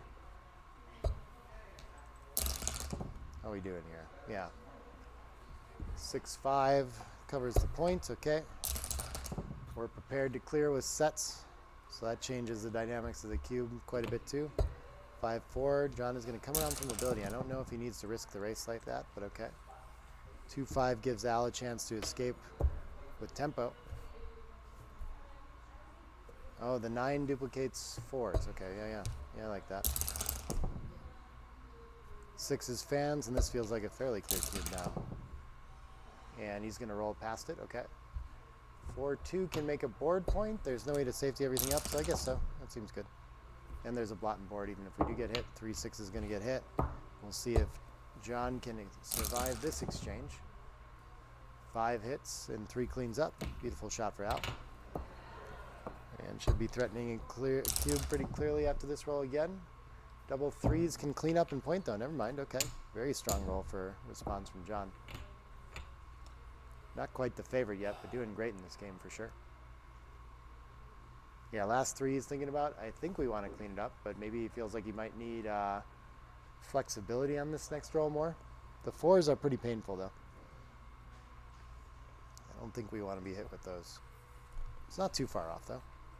It definitely wins more to play 13 to 10. It just gives up some more gammons against the strong 3-point board. Yeah, that's a dilemma. Actually, a little bit better to play down. So he's right to be pausing on this one for sure.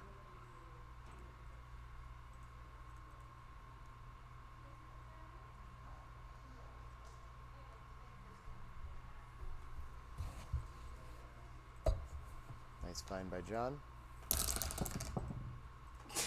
Getting the technical stuff right. 2 down, not much to do with the 6. I don't think we want to come out to the double shot, so 13 to 7 is fine. Wow, with the huge racing lead though, he just can't give up the timing. That makes sense. Okay. That must be part of why John needs to play this way too. 6-3. I don't see a 3 if we link up 16 to 10, so I guess I don't see a 3 either way. But if we do this, we can play 13 to 10 and only leave aces in the outfield. Seems kind of like the best of it to me. Oh, or we leave 4s out there. Okay. Either way.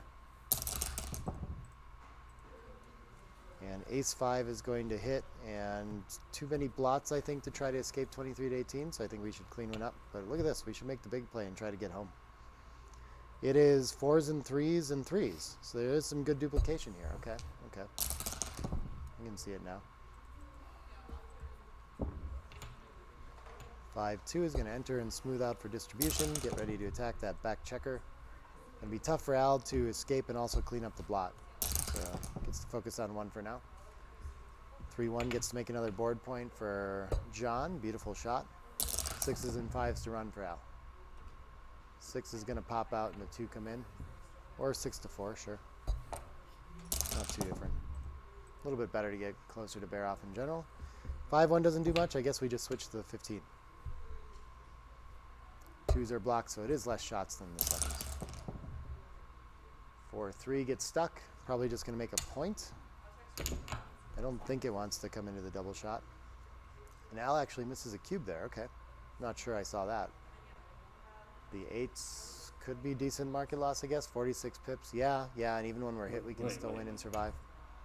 Makes sense in retrospect. I made 4-3, okay? Yeah, from the 6 and the 7, these two. Yeah. Okay.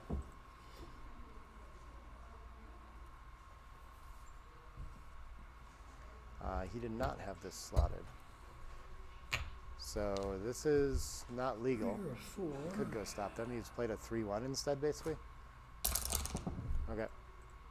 Fair enough.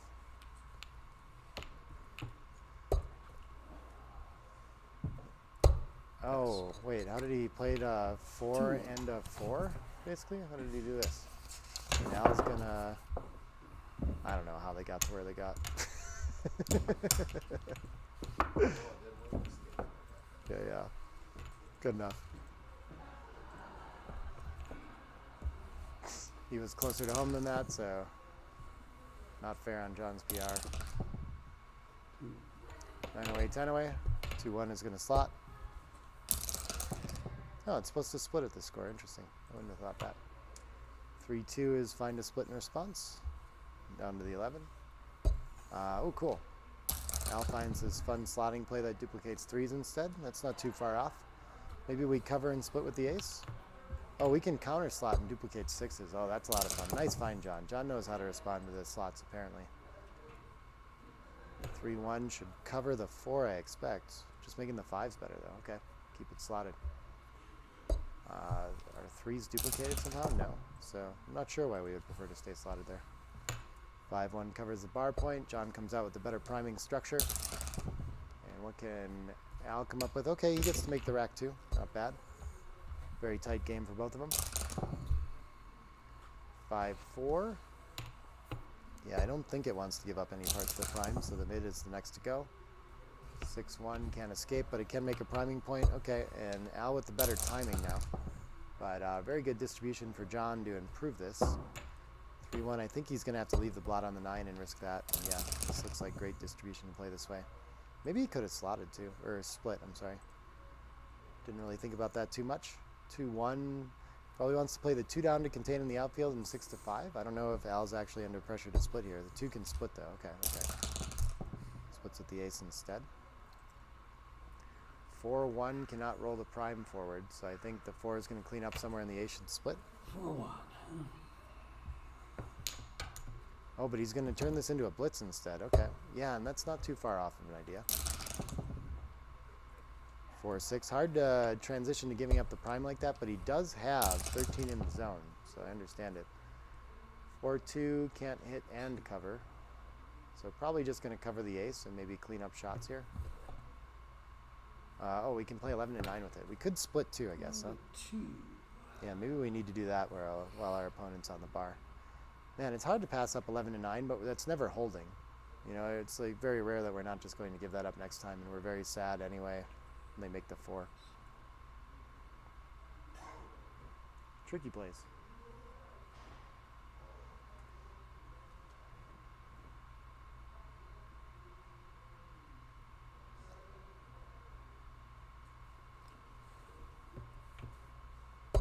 Nice find by John. Let's see what Al finds from the bar. 4-5 is going to hit. All right, he's taking over this game now. We'll see if John can stay alive. An anchor or something. Nope. This is going to be easily passable, I think. Pass. Too good, actually. 2-2. And 9 away, 9 away.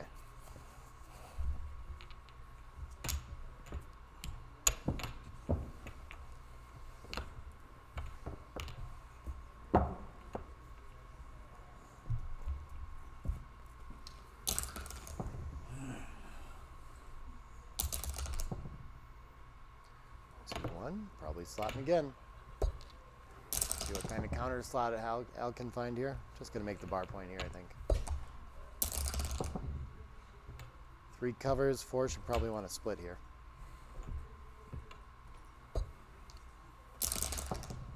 We're stuck behind some priming structure. Al's going to be happy to hit off the edge and bring in a little more material in the zone. And 5 is going to hit again. We can step up to the edge with both. Why not? 2 up and really focus on escaping or making an advanced anchor if we're attacked again. Seems like the simple plan. And 4-1 is going to try to hit again, I think. Yep. Outboarded and getting a lot of checkers back, so it's getting scary. 4-2 gets to anchor and hit off the edge. So even though it's 2 checkers back to 3 back, I think it's such an important point. We have the better board. We slow our opponent down from making the 5. This feels worth it. This gets to cover the 5, but it has to break the 7. See if John can find a hit back from the bar. No. Ace 5. Probably 13 to 8 is a little better for distribution. I don't think we need to clean up, Hey, but wait. either should be fine. You're right. He's going to pause to think about it.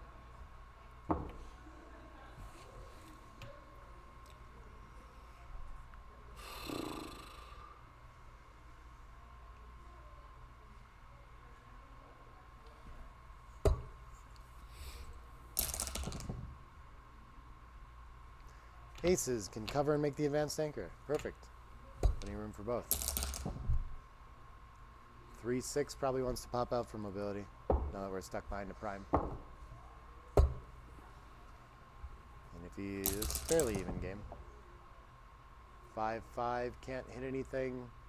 Have to give up structure otherwise. So yeah, I think we're just going from the front all the way. Oh, out and make the 3 is an interesting play too. To the 11 seems like the simple way to deal with this.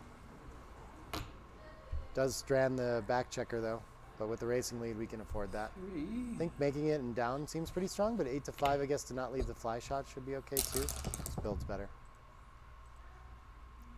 5-1 wants to try to escape. I'm not sure it's worth coming out to the bar right now. But yeah, look how close that is. It's fine. I guess if our opponent gets to make the bar point, we're sad either way. Maybe the 4 point's better here, but has to leave a direct ace. Yeah. And a lot of fly shots too, but focuses on the prime instead. 5-4 can't run, so I think the 11's going. Or we could make the deuce behind, but it looks just too stripped to me. Very close. 4-2 gets to extend the prime either way. I think it's better to not leave the ace shot, so I would go from the back, but wow, I'm wrong. Okay, better to make the board point. It'd be hard to make the 4 apparently. That protects the blot on the 10, so there's no 3-6 anymore. Yeah, there's no shots other than the ace out there, so there's no escaping shots. That could be part of it. This is tricky.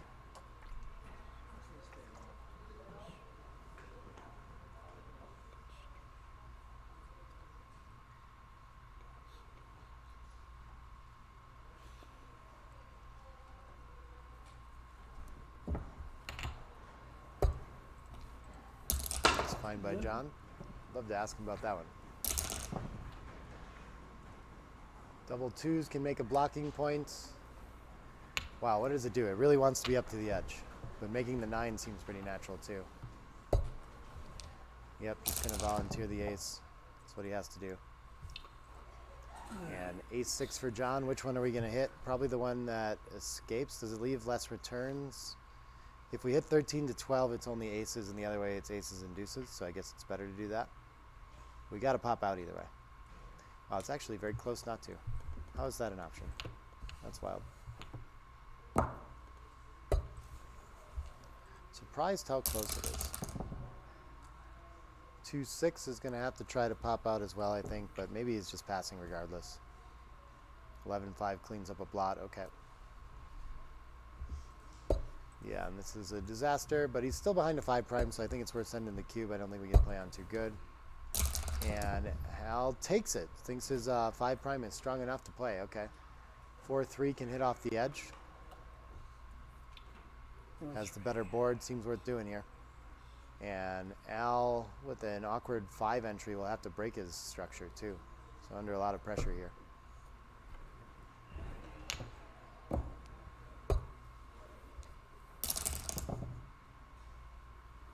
When 4 doesn't have to crack, it can play to the ace, but he's going to go for the hit instead and not let him extend to a 6 prime. Yeah, that makes sense. 3-6 cannot hit. The 6 probably, is it worth just slotting the back for covers? This is weird. I guess if our opponent hits, we get a shot on the board anyway. Okay, just bring one in instead. A little bit too big to do that. And ace deuce gets hit on the edge, and he has a choice between anchoring or covering. Covering's got to be better. I don't really know. It's confusing. 2-1 could just point on the 3-2 he sees. Okay. And he does that with it instead of getting up to the edge. Okay. He's just going to fan. 2-5 gets to step up anyway. Did he play a 2-4 there? 2-4 is better than a 2-5, so well found. 2-1 is going to get up to the edge again.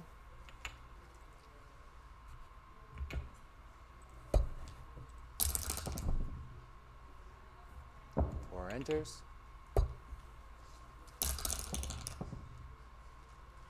5-6, 6 is coming out for sure. And maybe the best we can do is just hit. Try to close out here, yeah. Buy time to escape the second checker. And Al is turning this around. He's in good shape here. This is too good to double now, and he's going to send it back. See if John can find a pass here. He's going to let it go. 2-4. And on we go. 9-away, 7-away. Bold take, not too far off, and makes it pay off.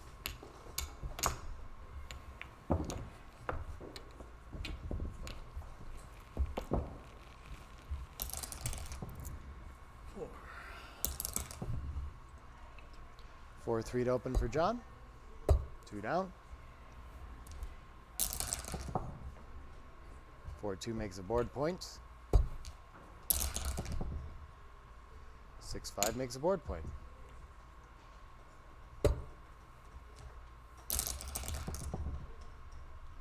5-1 against 10 in the zone. I don't know if we really want to split. Al likes to slot too, but okay, he wants to split here. Sorry. Interesting. Not sure why here he wasn't excited to do that. 3-1. Beautiful improvement for John.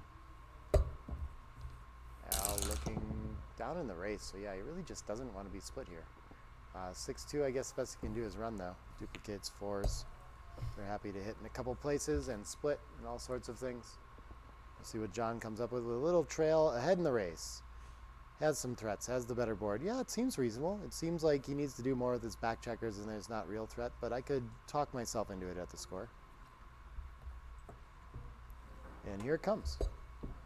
Al with a comfortable take. And 6-1 doesn't do much. Is it going to be forced to break the 8 to hit, or should it just play passive and come off the back? Maybe just advancing from the 24 is okay here, yeah.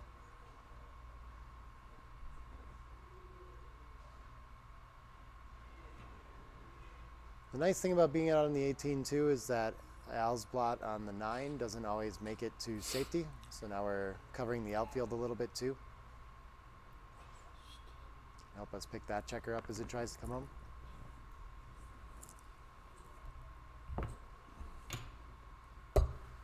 Yeah, just a passive play like this is not what we had in mind when we sent the cube by any means. Okay, so there is a safe play. Al's going to find it against the strong board.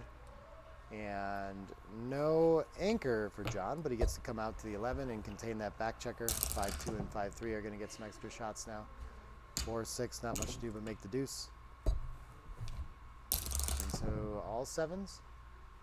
It's not one of them. 6-2, what's going to do best here? Could just run past. Not sure it really needs to though. We could just bring material into the zone too, but I guess, yeah, okay. I like this compromise play here. Step up a little bit.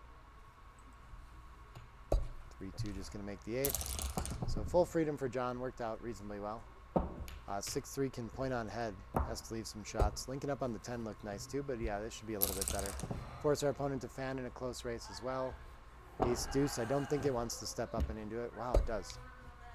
That seems scary to be up on the 22 right now, under a lot of pressure. 6-2 can link up with the 8s.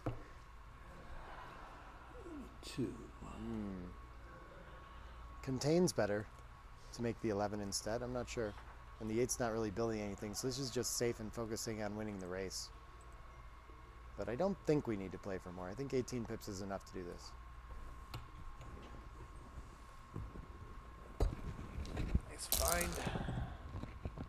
5-2 can't work on running. It could step up. Not sure it really wants to here though. I would be afraid to. 5-4.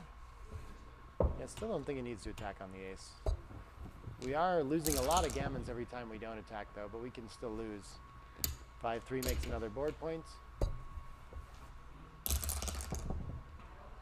And 4-3. Still not sure it's ready to attack. I don't think so. Could just clear the 8 as well. Yeah, that's a little better for distribution. Easy one to miss. No. 5-2. 5-2. Just gonna... Yeah, slotting's better if he lets you do it.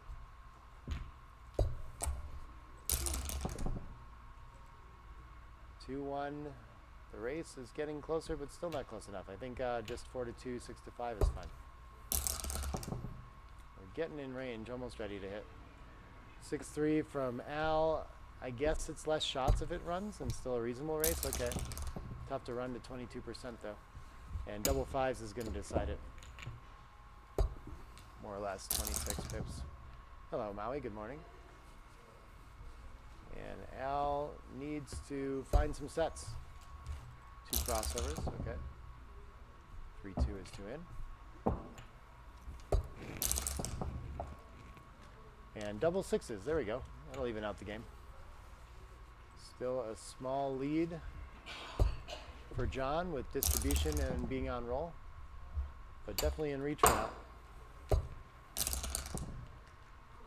And there we go. That might turn it around.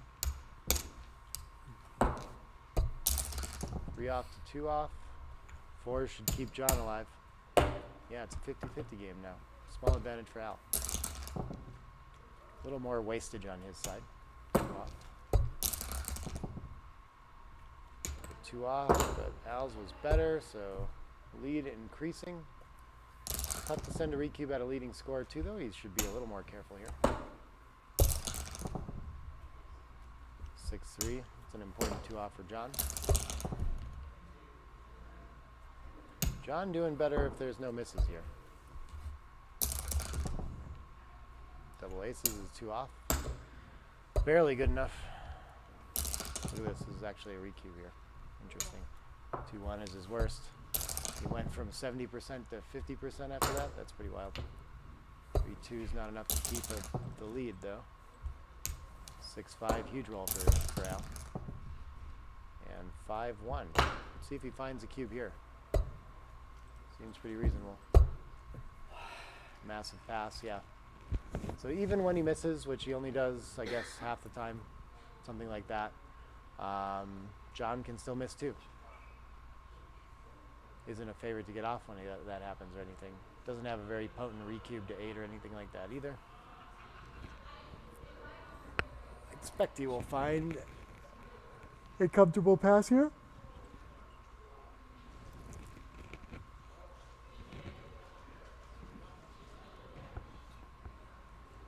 Who's on roll here? Black.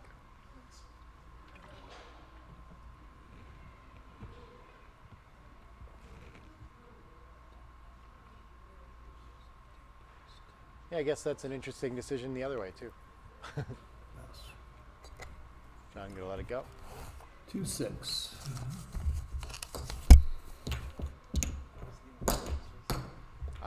It was a huge pass. Yeah. He is at a trailing score, so maybe he was thinking about recube value and things like that.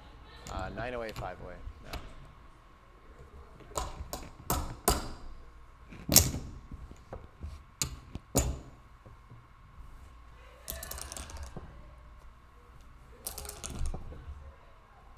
Five-3 to open. Makes the 3-point. John going to be very aggressive with the cube at this score. Can make the 2-point in response to a D point. Double twos is, I guess it's not under any urgency to get past the 23. I'd probably make the 11 in the 4 with this, but yeah, this is okay as well. And John gets a beautiful follow-up and gets to make the 11 in the 4. Al with the 2 is going to be, oh yeah, now it's nicer to step up all the way to the 20. I think we really want the 11 still though. Everything transposes, and I think John under a lot of pressure to split in this prime versus prime where his opponent has an advanced anchor. So I think just both from the back. Oh, this is interesting. I wouldn't have thought to slot. And here comes a early cube from Al. Should be an easy scoop at this score. It looks like borderline at normal score or money, so leading we just have to wait here. But 6-5 is going to hit 2. Good follow up. No 2 from John. So Al threatening a lot of gammons here. 4s cannot cover the deuce, but it can fill in the 5.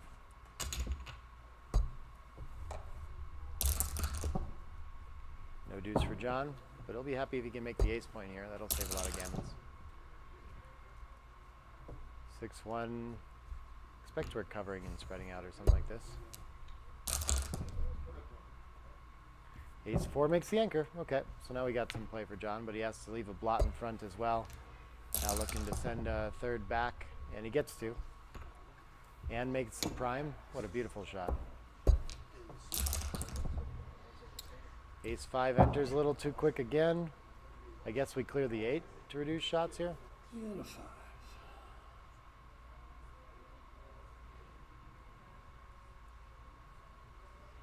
Al not quite a favorite to win the gammon yet.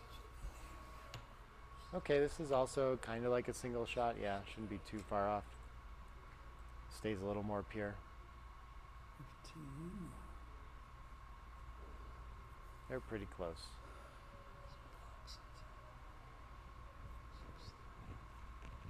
Maybe the follow-up attacking potential is a little better too. And this is just the purest shot reduction, which I think makes the most sense against this 6' imperfect board.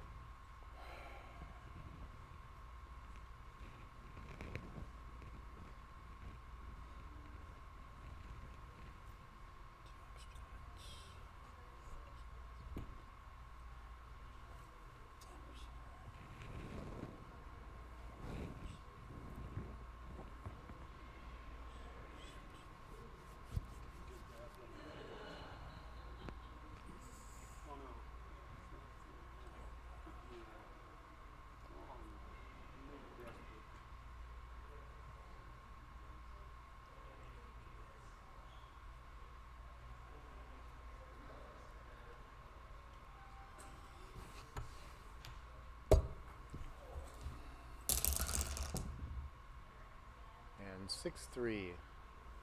So the checker on the 20 is stuck now. So this was the upside of the play chosen. 6-3 coming to the bar. Usually we don't want to reinforce a point that we're looking to clear, and sixes is going to give something. Nah, I don't think we really like this. A little too fast. Slotting the ace a little bit better than stacking up the deuce. 3-4 hits. And John hoping to stay on the bar for a little bit, I think.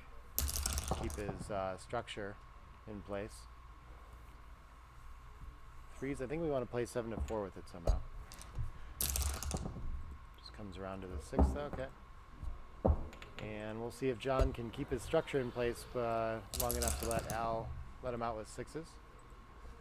6-3, 2 in. Okay, one step closer.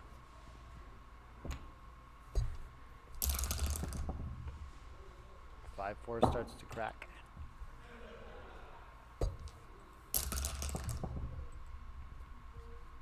5-1 clears. John needs a 6 quickly. And he finds it, okay. A little bit of hope there. Still needs some perfect aces to fill in the ace point and keep those checkers alive. Ooh, I don't know what we're supposed to do with the 4. It looks weird to put it on the deuce. It looks weird to leave the giant gap there too.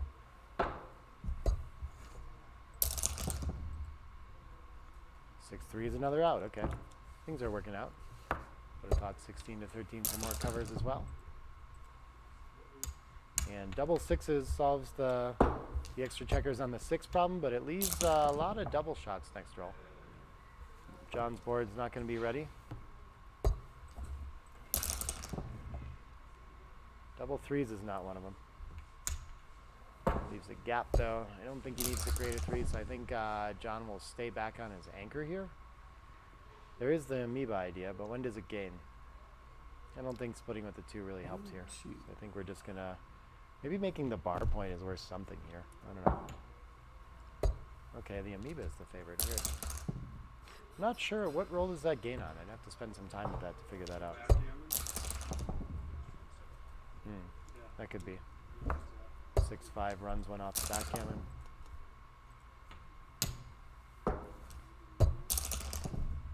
Did he just? Oh, he played a.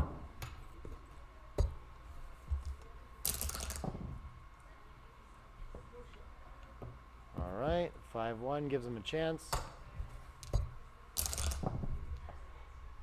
And the 2-4 cannot escape the backgammon, so 2s are better to win the match right here. And can't find it. Okay, so just a gammon to go, Crawford. 210, Crawford.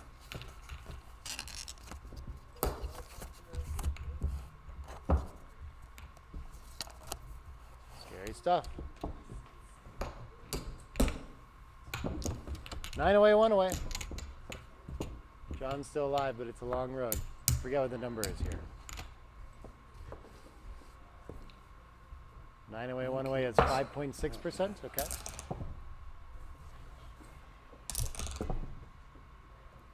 Four, 6 to open for Al. I think he at DMP we should want to run. We'll see what he chooses. I think he just is a general splitter. Expect him to do that all the time. Oh, but he wants to make the 2-point. Okay. 2-point a lot less valuable, I guess, when we're not threatening gammons. 5-4, probably supposed to play 2 down. At DMP we can split though. Okay. Yeah, gammon idea again. That makes sense. 3-1 would have been pointed on. Instead, he's okay. 6-3 is going to make the 3-point. So it's something, but not in order. Both sides have some impurities that they're dealing with. 2-1. Does it really want to split into these stacks? I feel like we would just play down here, but he's going to split past a point, and John will be hitting with a lot of 4s and 2s. 3-4 gets to hit in the outfield instead, though. That's a little bit better. And 1-6. He's going to create shots somewhere that he doesn't want to. Maybe 21 to 15 or out to the bar.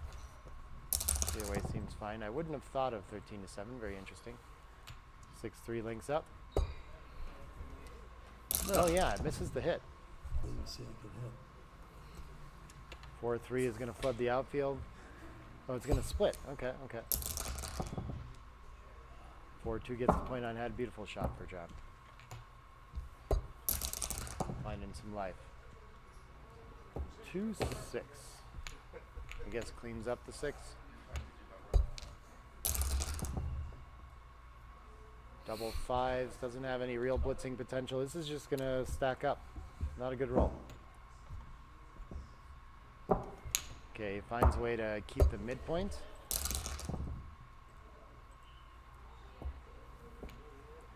Two, three doesn't need to split here. And 5-4 can't run, so there goes the midpoint finally. And Al in really good shape in this game. 5-3 cannot hit. Could temp on the ace, I don't see the point. Just 2 down for a containment point seems pretty nice, yeah. Building nicely as well. John needs to run. 4-1 is not going to help him with that. He can clean up a blop though. 6-1 makes a point. Oh, it can make the bar point. Maybe the 4 is better here. Seems like it communicates with the rest of his structure better, but yeah, they're very closer.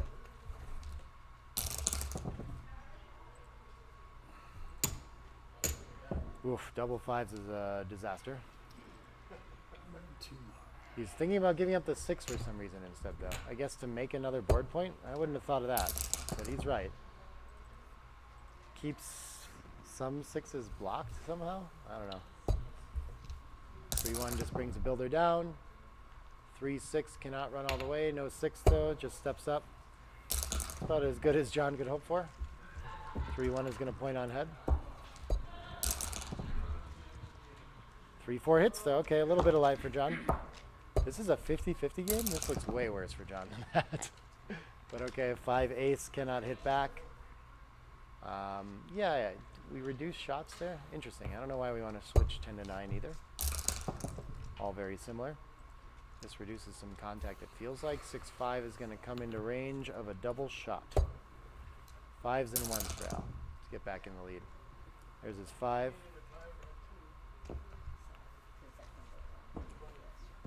Continues. And ace-3. Yeah, does it have to? That feels weird. I guess it must win more games. Buy some time to not be attacked. 2-5 is going to hit again. The 5 can come around as a builder. Yeah, that looks pretty good.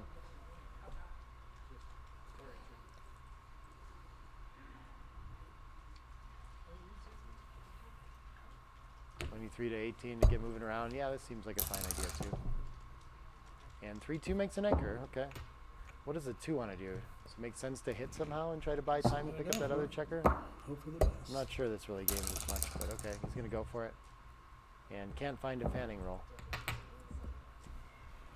Gets hit twice. Okay. And double aces. There we go. We'll just play no timing back game. Dead even race, 2 anchors. And already crashed. Well, this is something. Probably, I guess having the 2 anchors is better than nothing for John. Oh, he can advance and make the bar point in a close race. This is a huge step in the right direction for him. Al's going to need to attack behind. 6-4, I think he really needs to hit here. Wow, 19-9 is fine too though. Okay. 3-5 hits and another step in the right direction for John. Just going to pop out with that 5. Maybe he can slam this home with a 4-point board. 2s is going to fan. Looking for an 8 or a 9 to pick up another checker. 3-1. I guess it's just going to move from the front. Is there any reason to not get on the 5s or 4s? I guess we could park on the 14 to find some duplication here, yeah. Coming closer to home, just better, I guess. 4-2 fans. All right. 5 hits and the 2 steps up. That's a very nice shake for John. Small favorite. No anchor. 3s for a pick and pass to prevent the anchor seem pretty nice here. 2-1, I don't think we can afford to hit loose. It's really close though. Wow.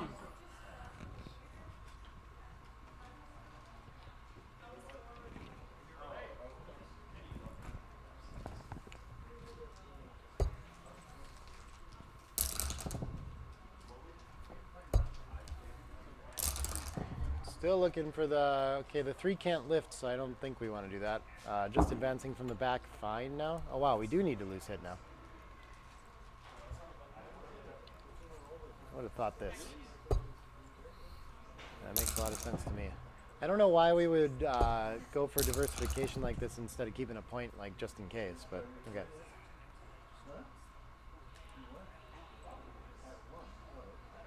Okay, so it's best to play safe somehow, yeah. Small overplay there. They're all very close. And a 2. These are interesting plays. Sure, why not? Blocks double fives. And double aces. We've gotten this far. I don't think we can start thinking about hitting now. Maybe we just stack them all up on the 9? Why do we want to spread out and leave shots here? That's interesting. 5s is going to hit. Maybe that's the only one. I don't see a reason to do it. I guess if he anchors up, we can have trouble clearing the 9, though, so. Wow. I guess it takes a chance at closing most often. Ace deuce, this has to be a pick and pass, right? Hit and lift. 6-1 enters, looking for 5s and 3s to keep him dancing again. 5-4 will work.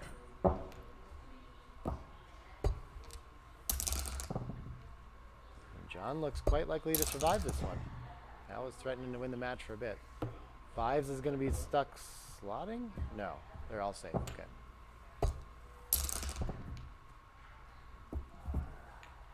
I guess Al wants to save for the shot now. 4-2 is going to even out, though. No shots in any near future. 2 more off from the outside.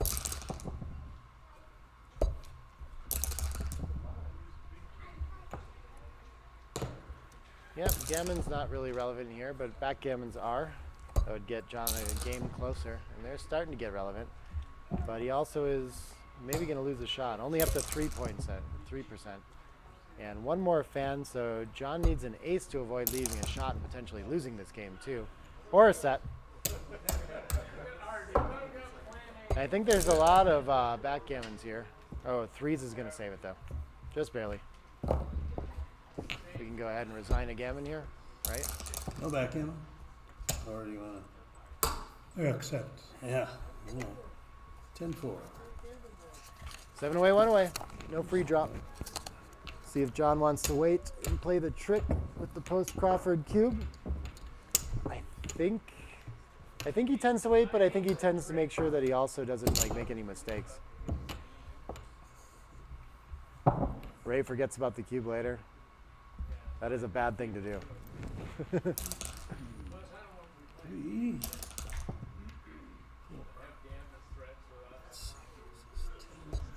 4-3. 2 down seems good to threaten gammons, yeah.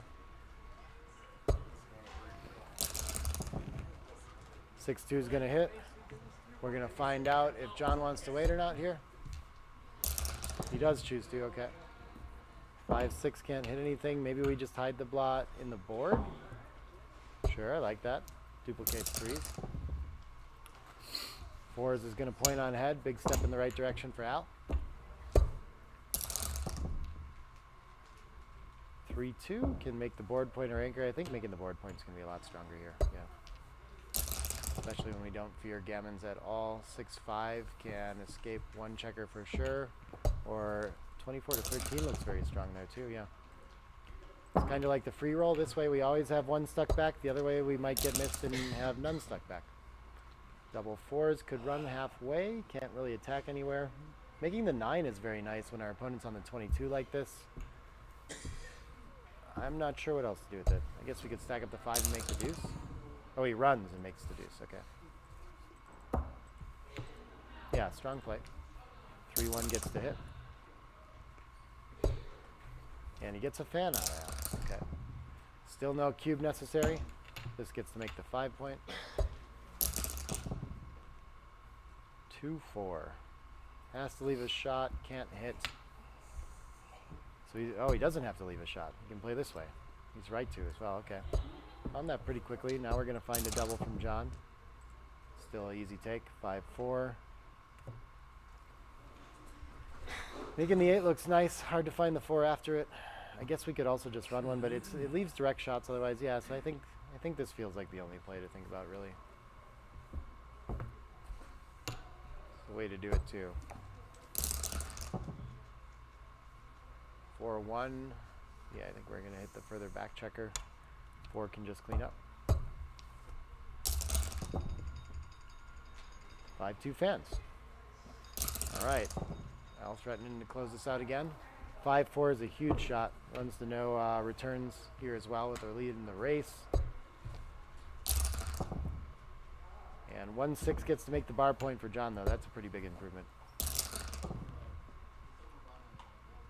3-2. Cannot safety the blot, so yeah, this seems like the best of it. Just leave the 7s, not all 7s anyway. Don't think John's in any rush to split. Probably happy to keep the bar point and then eventually switch to a 24-point holding game if he needs to. I'm not sure we want to bury another one to the deuce. I would have just played the 5, but okay. 3-2 gets to slot to 2. And 4-3. Is it ready to volunteer? Is he going to get any easier? No. Just going to stack it up and hope he doesn't have to, though. Wait for a set. Seems reasonable. And he can't find it, so we could clear the 6. I guess now that we've committed to this, it doesn't seem so bad, but yeah, the 4-point pretty strong. 6-4. I don't know if we can come off that right now. I think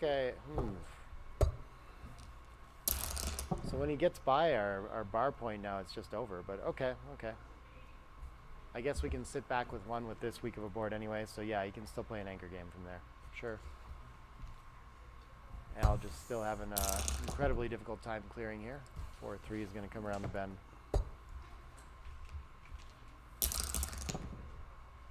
And double 5 solves everything.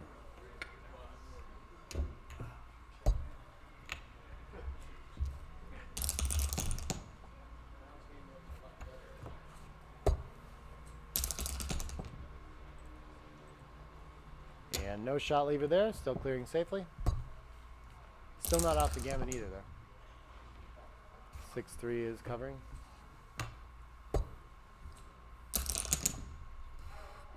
6-1. Okay, we even up on the outside, too. Beautiful shot for Al. Huge favorite in this. John running out of hope here. 2s can close out, but probably better to stay open and try to... Maybe he'll need to go recirculate and pick up another checker depending on when the shot comes. 5 solves a lot of problems for Al, too. But he is odd on the outside, so shot can be coming. 5-3. Covers, okay. Looking for 2 big numbers. Al finds a deuce instead. So he's going to be looking for a deuce next time. 3-1 is 2 in. Or 1 in to save a 6, sure. No deuce. We're odd again, though. So eventual, 5s is forced to leave. All right, that's going to be about it. Double aces is 2 off. Is this really possible? Well, Free you to got find me out. Well, That'll do it. that's the way cookie crumbles this time. John sees no way home anymore. And Al's going to move on to the finals to take on Kimon shortly. Well played match by both. 8.2 in the end, yeah. John with a 3.5.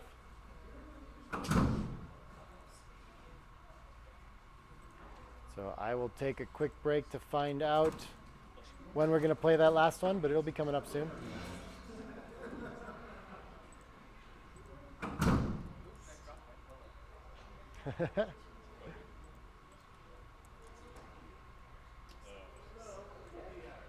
Back soon after a short break. Yeah. What can you do? Yeah, when they get that 5-way, 9-way cube in, they put a gammon on it. Like, that's how that works. That wasn't was it? I think he wasn't quite to 60 yet, but a lot of gammons. All right, well, 3.5. So, all right, I tried.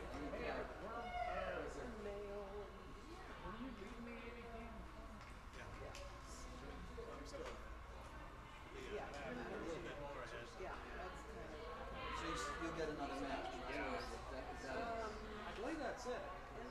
Right. Oh yeah. So you're Third. You're third place. I think so. Is your edge with her?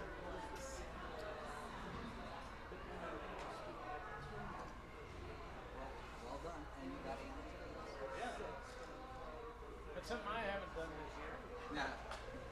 For the first time in 23 years.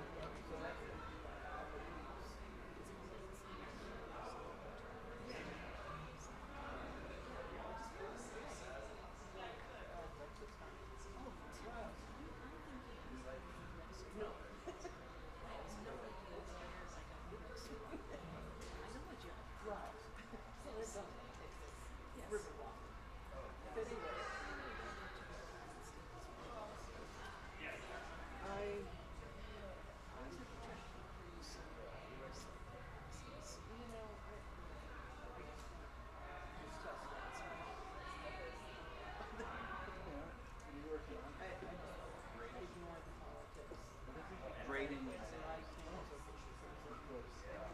Discrete. What do you know about it? It's the like combination of it's a math that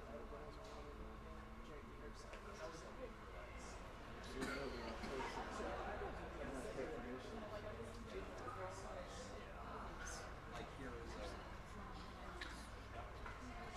some questions on this first question.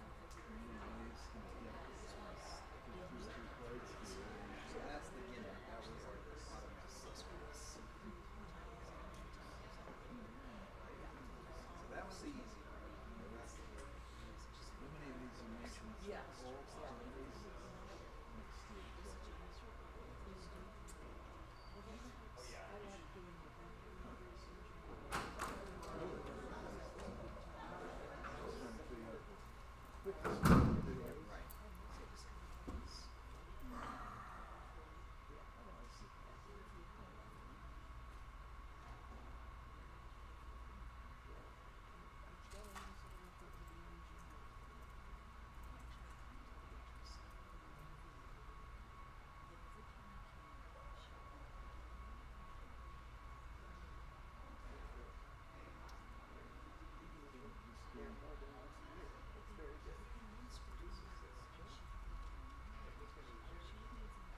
Yes.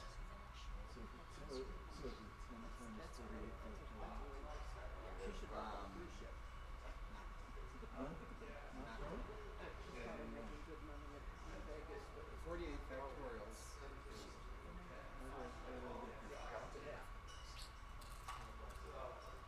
Oh, I'm sorry.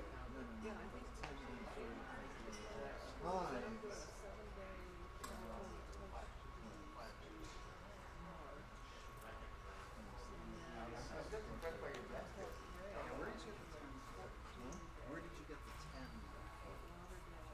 49 factorials.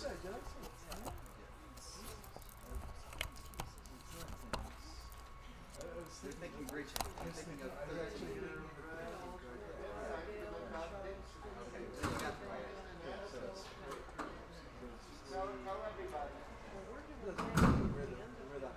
We're the highest in the deck, right? Which would be 49.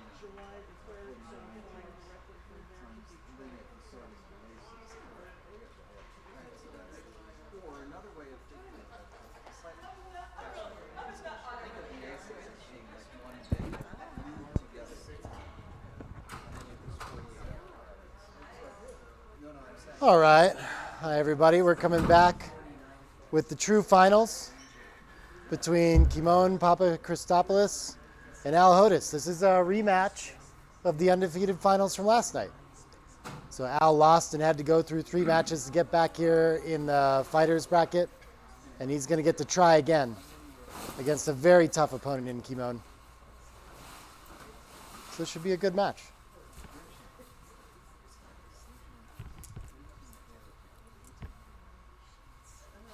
Whenever they're ready, I think I saw Kimon walk in there already. Al might need a break or get some water or something like that before they play. But we should be getting going with that soon, pretty much straight into it. Hi, Eric. Hi, Madison. Hi, Edward. Hi, Randy. Rob. Everyone here.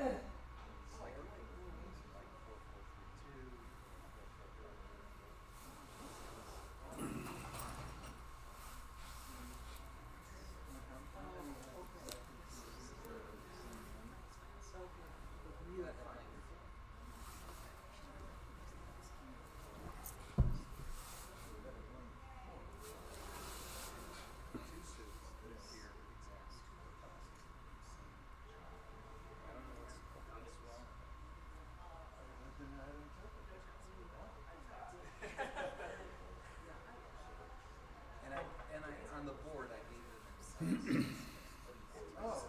So I said, so for example, when they have the 245 inch space. Oh yeah. Yeah, so I did. This wording, I did not know what this place was meant. Well, to give an example.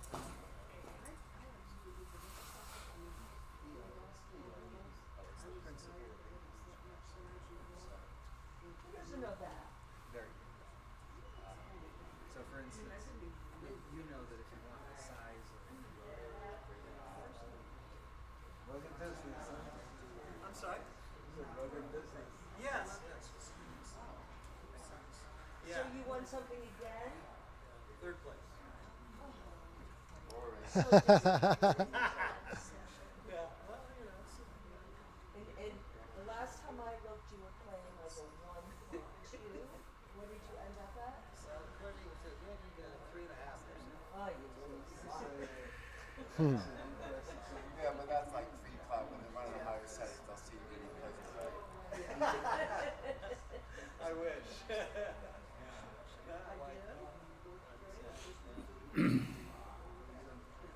So you know, for instance, if you want the size of, say, set A and B, count the size of A plus the size of B, subtract off the size of A.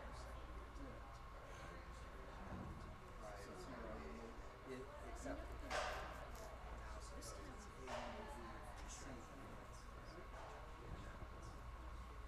I mean, I know all the stuff, I just don't necessarily think of it the way that it suits you.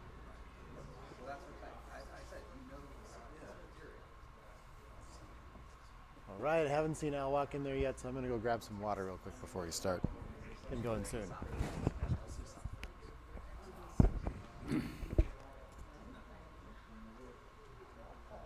I never had, the front row in my I don't know ladies interested in playing an outdoor I learned all this track. through the school. Oh, how fun. How fun. Next time, yes. This is very, That's okay. No, I was working for this Anytime, project myself. anytime. I mean, today, especially it's gorgeous out. It is. I'm in the frame outside. It's Oh, gorgeous. yeah, so I got 70 All right, exams. well, we'll have to wait till next time. you babies, probably. I have a reservation. And I probably did write them. I'm When not sure. I left those at home. I did nothing in this tournament. I just did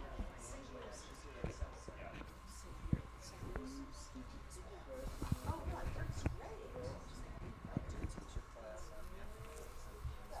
Oh, thanks, Rob. Games, gambling. Maybe one day. All right.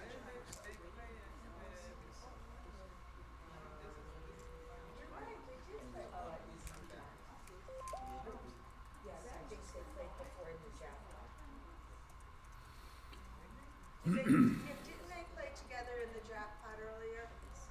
They played in the undefeated finals last night.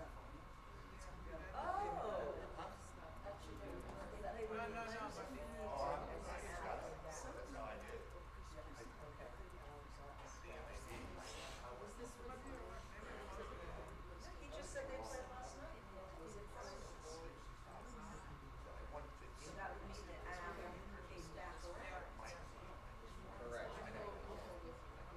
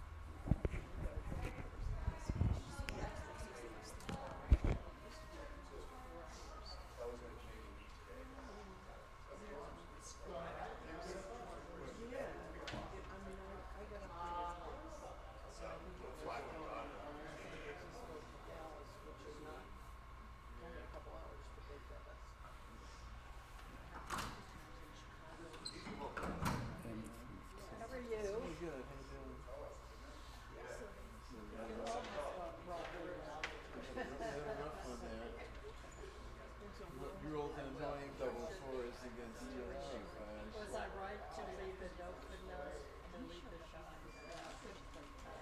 We're going to his loose. You his loose. The bars and I had the 4 openings, he didn't roll 12 before he said that. What choice did you have? And you put him on the board. You did, right? Yeah, he told me. I said you had to hit loose, right? My luggage came in on one side and Was that the question we asked you? the other door, so I just went on the drum chair. You have like something. This is a 3.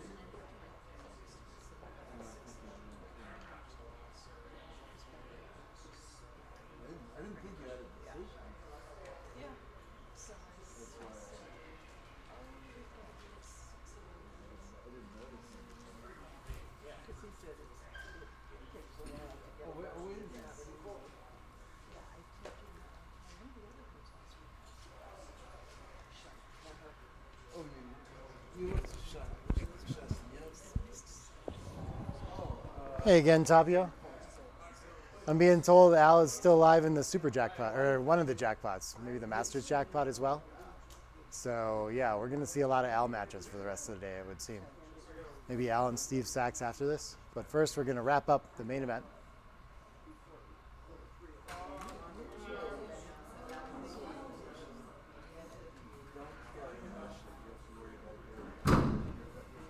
All right. All right.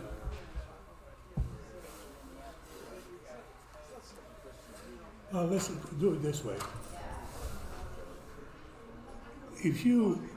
I'll let you do 1.1 rating, I'll do 12. As long as I win, in other words. You can have a rating of 1.1. And I'll have 12. And you can say how bad I was, but I don't care, as long as I win. Yeah. But I rather That's a win. lot of backgammon for Al. So fourth match of the day Good right rating, now. better, right? Me too. And Right. we'll definitely have to play a play fifth four? right after this. Huh? No hedge. Talking about If you whether they want want to. to play with the baffler or not, So I how guess. much are we playing? 10. Wait for 10. Who's my money on, Nine, Tapio nine, asks. 9. I mean, if I'm just going by PR, like, Kimon plays pretty Oh, no, sharp. no, no.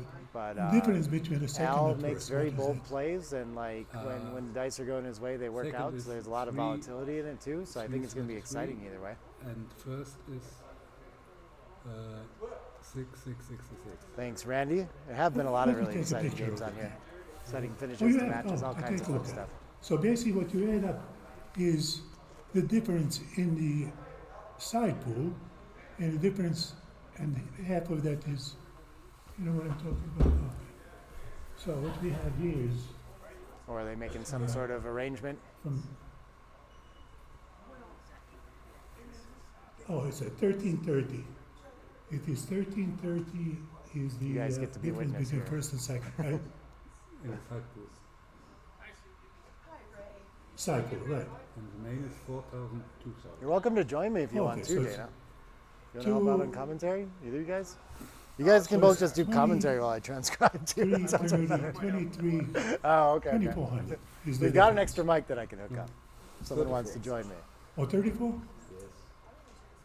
Very well. 4,000, 2,000, and we have 266, and we have 1,000. We'll try to wait for you to get a beer, Tapio. You definitely won't start till that happens. 90, Epic Greek name we're rooting for, No, but okay. you're in the second place, but Reasonable. you should be in the second. 9, I really wish you would lose early so we don't have to keep coming up with this graphic for him. It's not perfect for the stream. so I don't think so. play. Is the stream frozen? No, I feel like I see the clock moving. So $10. Am I imagining that? That's good, okay. Yeah. Oh, it just moved. Just popped. No, Get but a PR. no, the better PR loses. I gotcha. Okay, the $10. The $10. No, never mind that part. So we do that. 4, 6. We should just start How calling much, him Papa uh, C, maybe. You're hedging? It'll be way No, easier no, on the the winner, stream how much, graphics. the winner, how much the winner gives to the loser, because you'll get two separate things, you know? Papa means city? The winner gives to the loser this. Oh. The winner gets 4,000. So heaven. Yeah?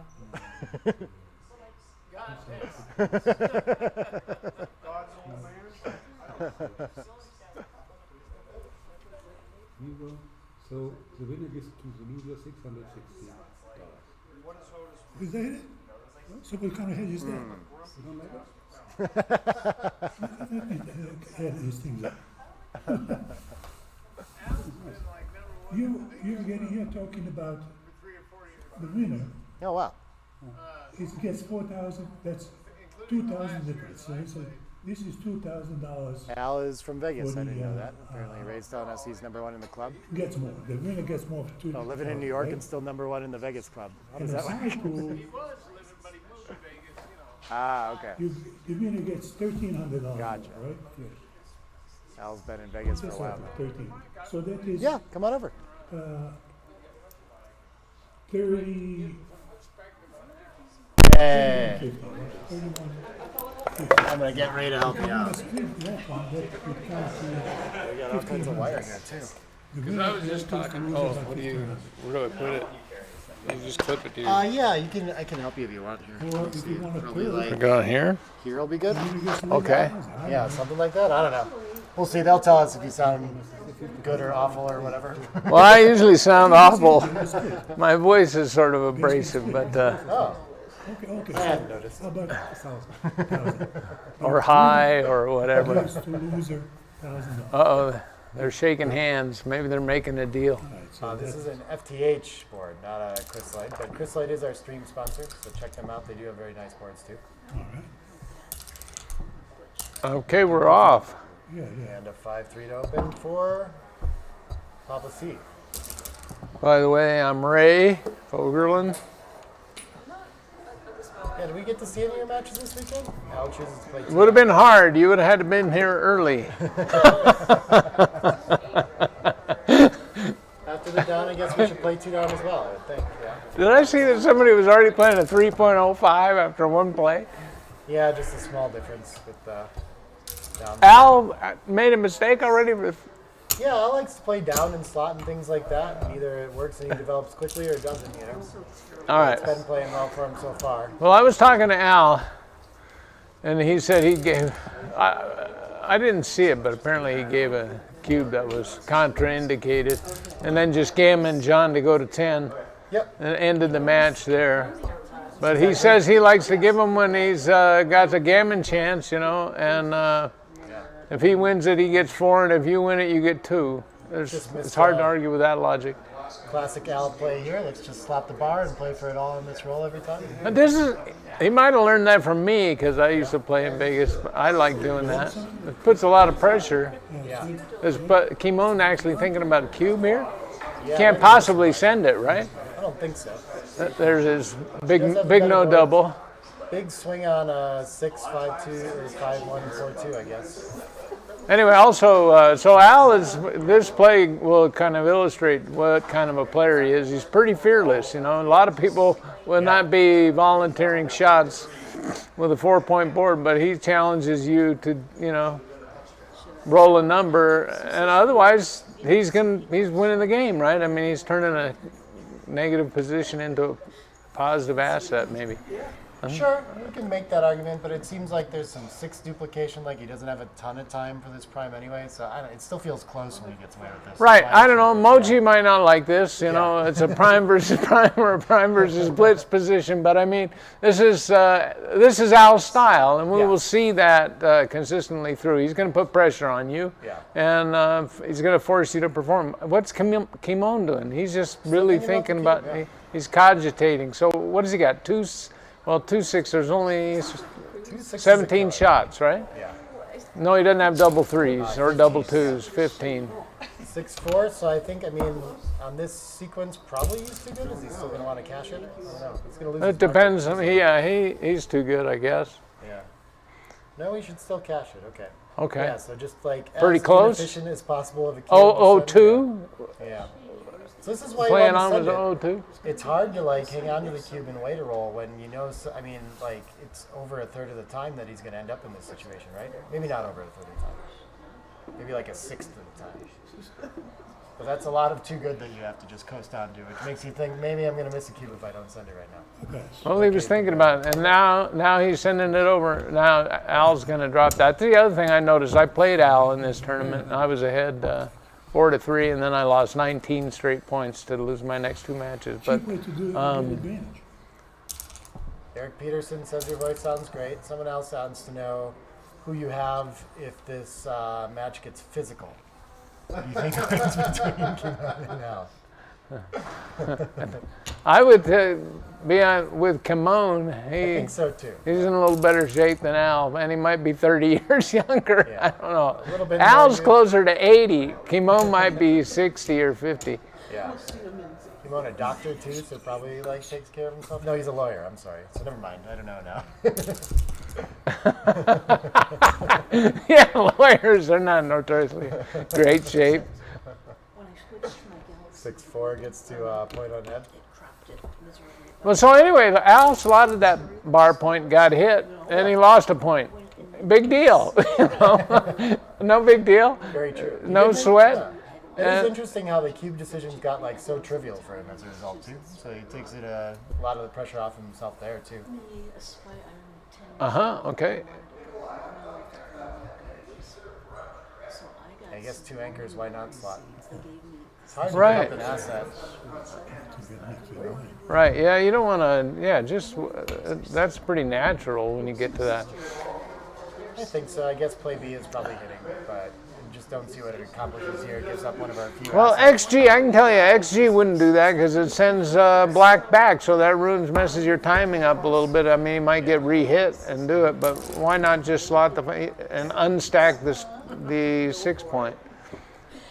But one of the other things is Al's not going to stress over the technically best play. Yeah. Him and John O'Hagan played almost lightning fast. That was. Yeah. Al has spent 2 minutes or 2 seconds of his bang time so far. And he'll do some weird stuff, but he always has a purpose. There's a meaning behind whatever he's doing. You know, we might not understand it, but he's got a goal. Yeah. Yeah, it's nice to see like a style, right? Like you kind of lose a lot of that with XG and trying to figure out what the most technically sound play is. But I mean, for sure, he has a way of approaching it that's just his own. You Yeah. can't look up on the machine or anything like that. And he's been playing for, well, you know, at least 50 years. You know, Yeah. he was there in New York with all Greel and all those guys. You know, and that was way back in the day. So. He finds plays like this very quickly. Instead of sending another checker back, he knows that the priority is to fight for the 5 point, so he just goes ahead and hits losing board. Yeah, absolutely. You know, he's not stressing. You know, it may not work out, but whatever. small No, difference because in all he- these. I think Kimon prefers going for the wins and not making these kind of solid defensive plays. I mean, he tends to find the best play no matter what. Yeah, he's really, Yeah. really good from what I can tell. And, Yeah. But I do see him, like, if he's going to err on any side, it's going to be seems he's like gonna die winning. he hasn't. Well, yeah, this is the play I sort of like. Come in and just make the Yeah. 4 point. They all look quite nice, but we don't have great timing for an ace-3 yet. So I can see why he wants to think about advancing that. So 2 anchors in front of the dead computer checkers. likes the 21 point. Yeah, just Okay. a little stronger hold here. Okay. Doesn't seem, yeah, it's more sizable on plus plus, but all of them are. 7-4 is the second play, but it's only 0-30, huh? Okay. And I understand his dilemma here, though, like right. just not really wanting to let his opponent just have the 5-point here I either, didn't right? mean. Yeah, one of the other things we're going to find here, if they keep playing at this pace, is that Kimon's going to be short on time, and Al's going to have a 12-minute, advantage. Okay, now we're gonna advance to the 21, right? Oh, we can make a board point here and just go forward.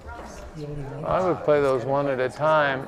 If he did that, then he can make the 3-point. There he goes. Yeah, that's pretty strong. Now, Now Al can mess everything up if he just gets a 5, and he did.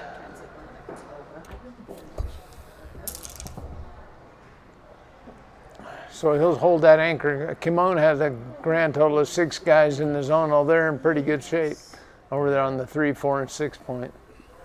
But he's going to have to. He's basically got 1 point in the whole entire outfield, and that's a midpoint, which has 5 checkers.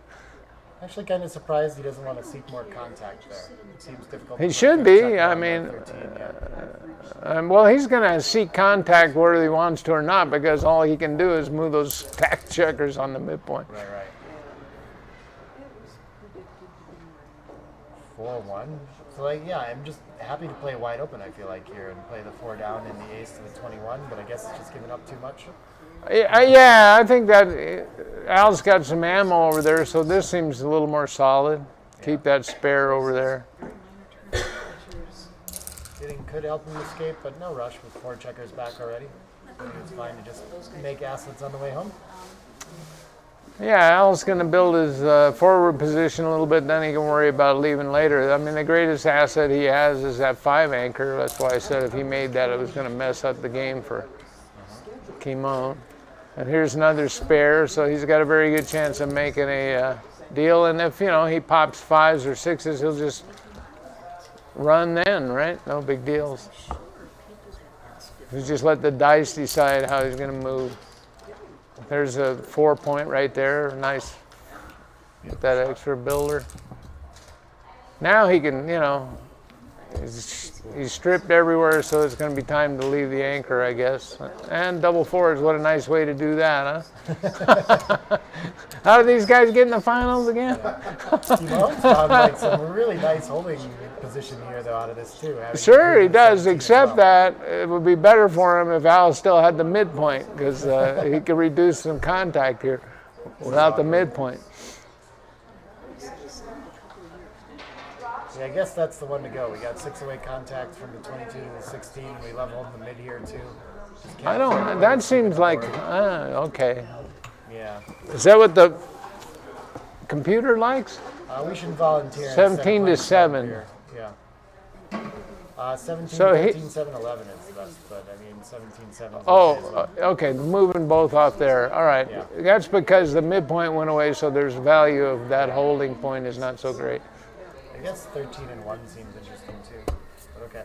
He found it, the right play. Well done. No cube yet. And Al gets to hit with a 4-point board, so 3-6 from the bar. Or no, he fanned.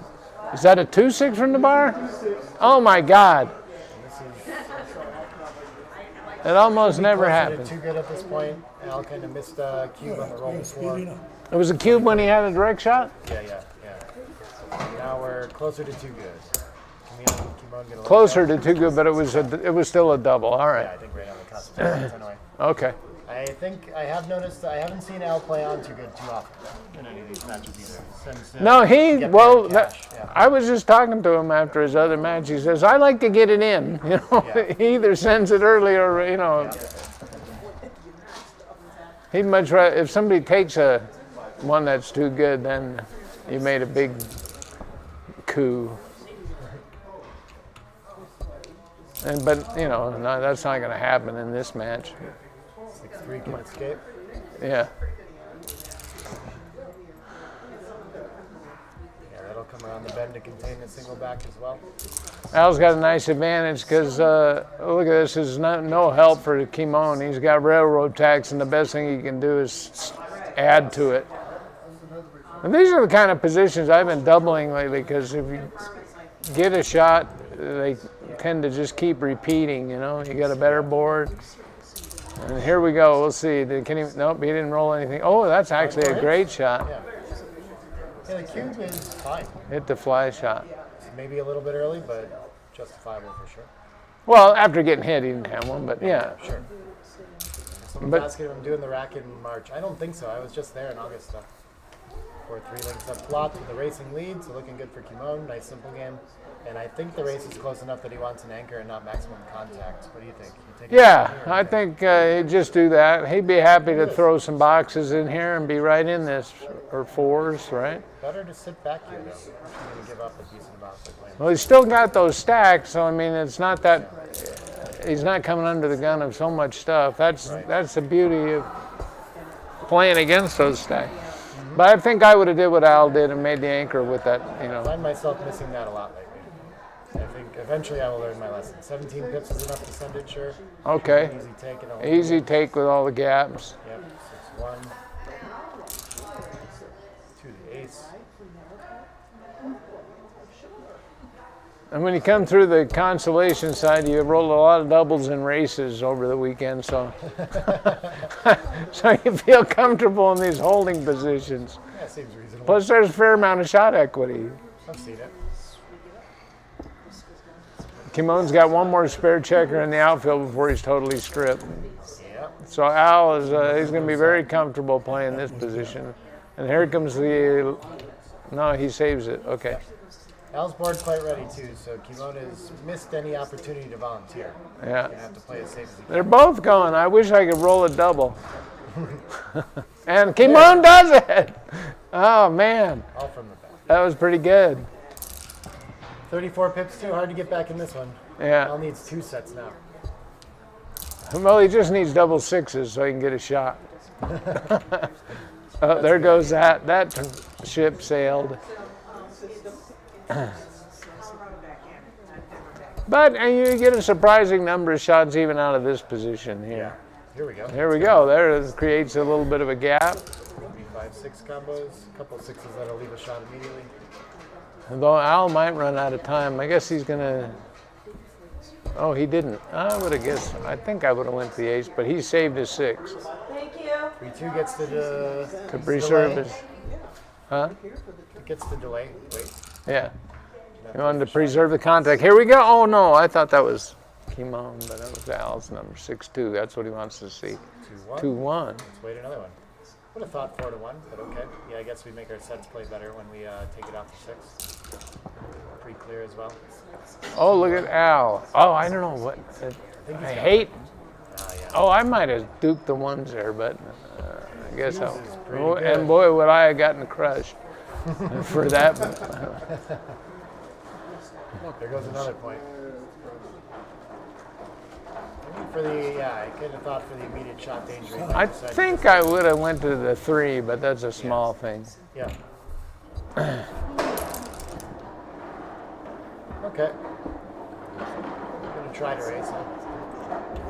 Yeah, he's Oh, he rolled, and he gets to stick around for 5-1, 6-1, and when he doesn't roll it, he just runs next shake, right? Yeah, I think so. All right, see ya. 4-3, is he gonna stay for this? I mean, he doesn't hurt his board any worse, yeah. Might as well, not a whole lot of race. I got a feeling I would have run, but neither Yeah, that play, was confusing. neither play was very promising. Right. Splitting hairs at that point. Trying to figure out how to Thank you. 2-1. That's interesting. 5s and 4s play any better that way? Oh, I have to do it now. If not, I'll just go. 6-3 is gonna take one off if we come in with the 3 first. He can basically resign almost. Yeah, it feels fair too. Yeah, he can do it now. Now it's gonna be difficult not to. Yep. All right. What's the score? 3 for Kimon, 1 to Raul. Okay. 8 away, 10 away. Yeah. How are we doing on PRs? 1.9 for Kimon and 5.0 for Al. Okay. Ramon does not make a lot of mistakes. And Al's will all be intentional. Well, the first time I heard of Kimon was the second time in a row that he won the New York tournament, I think. Yeah. That's probably when a lot of people became more familiar with him. Now, like splitting with the 4-3, okay. Yeah, it doesn't seem like the right play when you're behind, but Yeah. Well, it's hard to figure out when he does what, because he likes to play 2 down with the 6s and things like that, but not with the 4-3. for a while there in our club, I mean, I guess now he started videotaping his matches, but he would play 6-3 and slot the 4-point.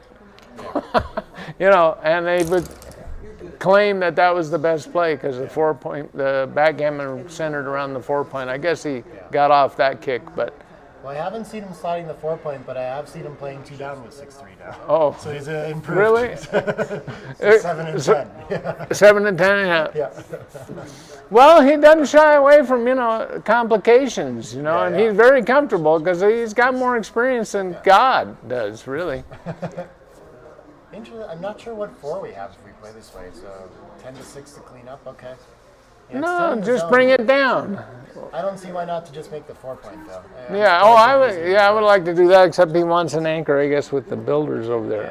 Yeah. This gives him some equity till the end, but I would just bring it down. I think now. The 4-point was the best play, clearly though. Both these guys Very small have difference, made plays that This is like style. got an anchor when they should have left them split a little bit because there wasn't that much ammo in the area. So They're pretty probably similar. an overplay to leave the direct 6, but otherwise somewhat optional. And That's all right. I would have done that. So behind the anchor. 5-3. looks like it's That's a hit. You can just smell the double 5s coming is why you made the anchor. I don't know, whatever, hey, Barclay Cook is not the most cherished author anymore, but he used to advocate defense, it's not a negative concept. Ooh, this is a lot of lots round. Here comes Now see, here's Al. Oh, yeah. Of course, I guess anybody would be sending this, but he only has, 9 checkers over there? And 2 of them are already on the ace point? Right. Is this a big double, though? Yeah, it is because By we're all the way up to 124. almost 40% gammons. Right, and there's 2 extra blots to shoot at, and he's got 3 times the size of the board. But now Kimon's supposed to take, so we're going to find out what his orientation is here, right? Yeah. With the anchor and Because 4 it'd be checkers easy stuck to get behind. scared out of this one, wouldn't Yeah. it? I would say that half of the open players would just have passed this already. Yeah. Kimon's good enough to. No, maybe not. Don Dana Nazarian, there's a guy that won't pass this. You have to beat him off these kind of positions with Looks a like it's cue. going to take a lot of time to bring home. It shouldn't be too hard to imagine that we're close to 40% win. And he already has an anchor. That's an argument in favor, but it's psychologically, it's hard not to imagine having 3 guys on the roof, right? Yeah. Al is on shake and he's sending the cube. Kimon's thinking about it. On roll here. I think if orange is on roll, they're losing. He's gonna take All right, it. Kimon took it. Oh, that was all right, Does he man. follow up? He has some heart. Follows 2-3. up with a decision. He can make the 5-pointer. He can hit another checker. Oh, he chose to make the point. Okay. Oh, he's going to get rewarded for that. Okay, yeah. Now this is probably passable. 4s, can it hit one? You can. Yeah. And it can bring another checker into the zone, and I don't know what to do the last one out to the bar point, I suppose. Yeah, then you can threaten that and bring another guy down, I guess. All the way to the 5. Or you can coming into the 5-point, huh? Yeah, sure. And then you got more. You got plenty of shots this way and more builders to attack if he comes on the 2-point. He gets another fan. Look at 5. this. Kimon's regretting taking this one now. But he did the right thing. And this is exactly what I was saying about Al. He's going to send it over. If there's a hint of a gammon in there, he'll take his chances. Fours is allowed. This is probably going to help. That was a great shot. That was like a lifesaver, man. Somebody threw him a... Oh, look at this. How do these guys get in the finals? I mean, double fours followed by double fives. It's not the, weak rollers that make it to the finals. 6-3 can close the point. Beautiful shot. Gosh, was he like leading? He was not quite a favorite yet after the fours, but No, but it was close, right? Yep. Huge swings on those. Look at Al. This is going to be like the cakewalk gammon of the week. Well, 4-5's in, so we're not going to lose a backgammon anymore, maybe. Oh yeah, this is a lot of containment play. Okay. Well, there's a little bit, yeah, but Kimon was fanning, but he still has, ownership of a wonderful 1-point board. Yeah. What is he thinking about? Coming out. He's thinking about winning. Or he just gave up. Oh, you can't try to win these games. I know you can't. I'm messing with you. Fire. You come on. 2-4 hops out. Now we get 7s and 10s for free. Now you All right. Last Now you time. can get accepted. You did it? 6-3 is in, and 3 is still indirect. I like it. Because we have to clear it later, but yeah, you're right. So you think you'd make the 8, Dana? Al isn't even looking at that. He's safetied 1 checker. This is how a lot of mistakes happen for you intermediates out there. You move 1 checker and you can miss the entire play. Oh my God. I wish he probably wishes he made the 8-point now. Shit, look at that. 4-5. Oh my God. 4-5 enters at the edge at least. Still You threatening got to a pop game. out. 5-1. Oh, he needs to come out for containment. Okay. Is he supposed to keep them split and risk getting hit, or just no fly shots? He has to keep him split. It's he rolled a 6 and needs 7 away. Oh, I thought it How was. do you want to spread it out Oh, in this okay. fashion? Yeah. That seemed kind of weenie right there. That keeps back the most. Was he supposed to go? Well, okay, so Kimon clearly a favorite now. Is this? I guess at a leading score, he's He's not anymore. Time finding a cube. Is that double threes? Yeah. Loses more gammon still. It hits. Isn't that Al? No, it's come on. Oh, okay. I got mixed up who was on shake. Well, Al didn't get here by missing these shots, but he did that one. Look at this. This thing really swinging. This is pretty good, You huh? don't ship No this? redouble, Ray, do though? you ship this? This is No, no he's at a redouble? leading score, so I don't think we can. I mean, 8 late it's gonna be hard to find. It's a 294 blunder to redouble this. Yeah, it's probably. I mean, because of the gammon deficit, we couldn't send it at normal scores either, so especially bad leading. And a Yeah, 4-point board. and you're up 14.7 miles in the race if you're black, so Yeah. that's significant. Now he just come off the anchor and introduce the gauntlet. Keep from the outfield. Yeah, Al can't run. Uh-oh. Now, here we go. Now it's a redouble and it's a pass. Probably too good at normal scores. Yeah, and I wouldn't expect him to go and just roll through this too. Is he going to do it? I mean, he's going to think about it and then he'll come up with the right Double fours is thing. the only number that Al can really get. Maybe it's too good. Double fours is When we're thinking It's about not a too good, recube- right? It's wrong by. No, but when we're thinking Oh, about 32. a recube at a leading pretty score, close. it's kind of safer to just sit on it. You're gonna very rarely make big mistakes not sending it in a position like this, and you can be too good. You can claim later when it's more clear, but it's big. It's risky, right? We saw how big of a mistake it would have been. Well, it's not too. I mean, it depends on who you're playing. If you're playing an unknown quantity, you must send this, okay? Because you're in the finals. You got to send it over there and find out what the guy's doing. See how fast he passed? Okay, and half the open. Everybody should pass that, but you got to find out what they're going to be doing. Otherwise, you're going to get that same situation later in the match when it's more important, and you're not going to know. Yeah, but really, it might be 608, 10 I guess the computer says it's. It was close to too good. It was like 030. It checker out the six. was worth 960 or something like Can that. someone go tell them to fix their starting position there? No, can someone please go tell them? Yeah, thank you.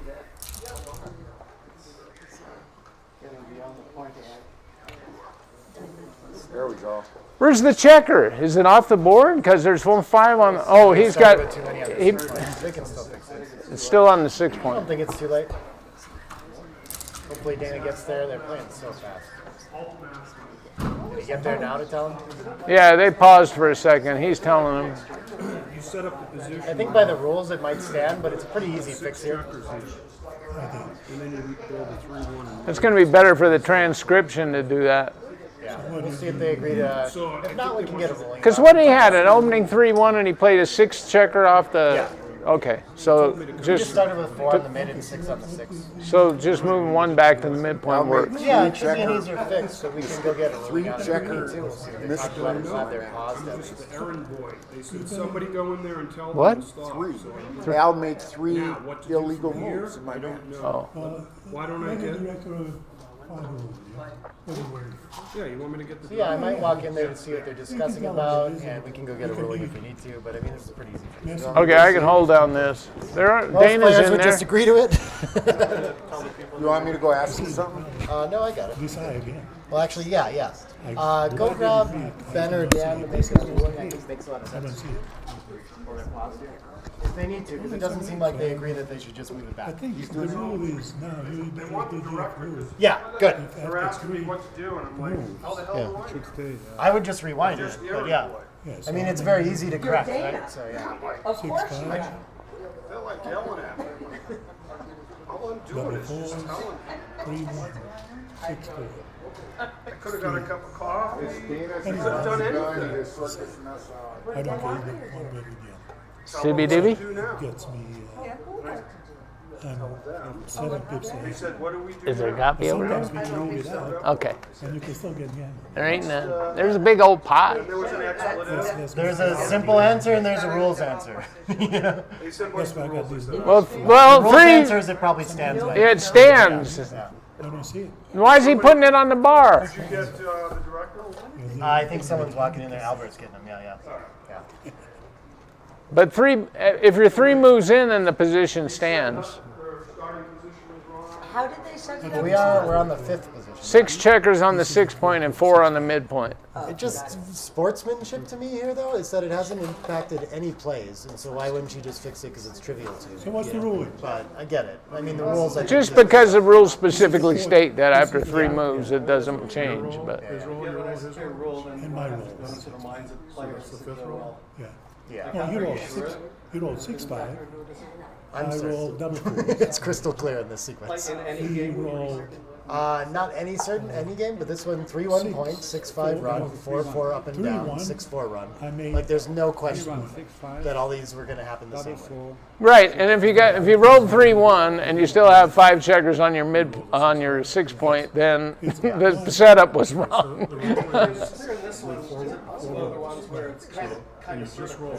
If Yeah, there's any all question, kinds then I of- would leave it, you know, because it might. yes. And Here there's it's just so crystal clear, yeah. and there's It's good to have the ruling situations for that. You're right. where it's opaque and you got no idea too. ruling, that's it. Yeah, this just seems like a simple one though, where like we're sitting over the board and we just agree to back like it. Yeah, and I don't think nobody would have had any stress, but you know, some announcer told somebody to go in there and tell them, and so we created a whole. Are you advocating we should have kept 3-1-6-5 forward and not 4-4 said 6-4. anything, Raj? Right, like nothing changes. So. Even if that's not the rules. Yeah, I'm with you there, Dana.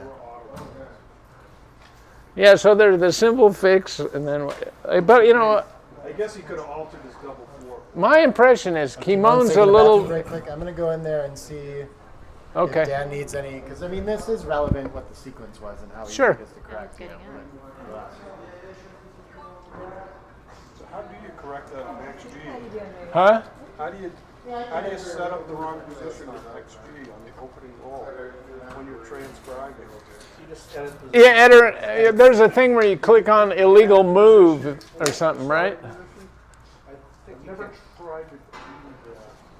But also, if you're deciding it doesn't matter, then you just transcribe it as though the game was set up properly. But XG never sets up the position wrong. I mean, If we don't correct it. Oh, I know what you can do. You just enter an illegal play. You set it up properly. Then the hope he rolls 6-5. On his 3-1, you make an illegal play. Put 6 Right. Yeah, that's it. Transcribing, or not transcribing, commentating. Yeah. Is that a little eureka?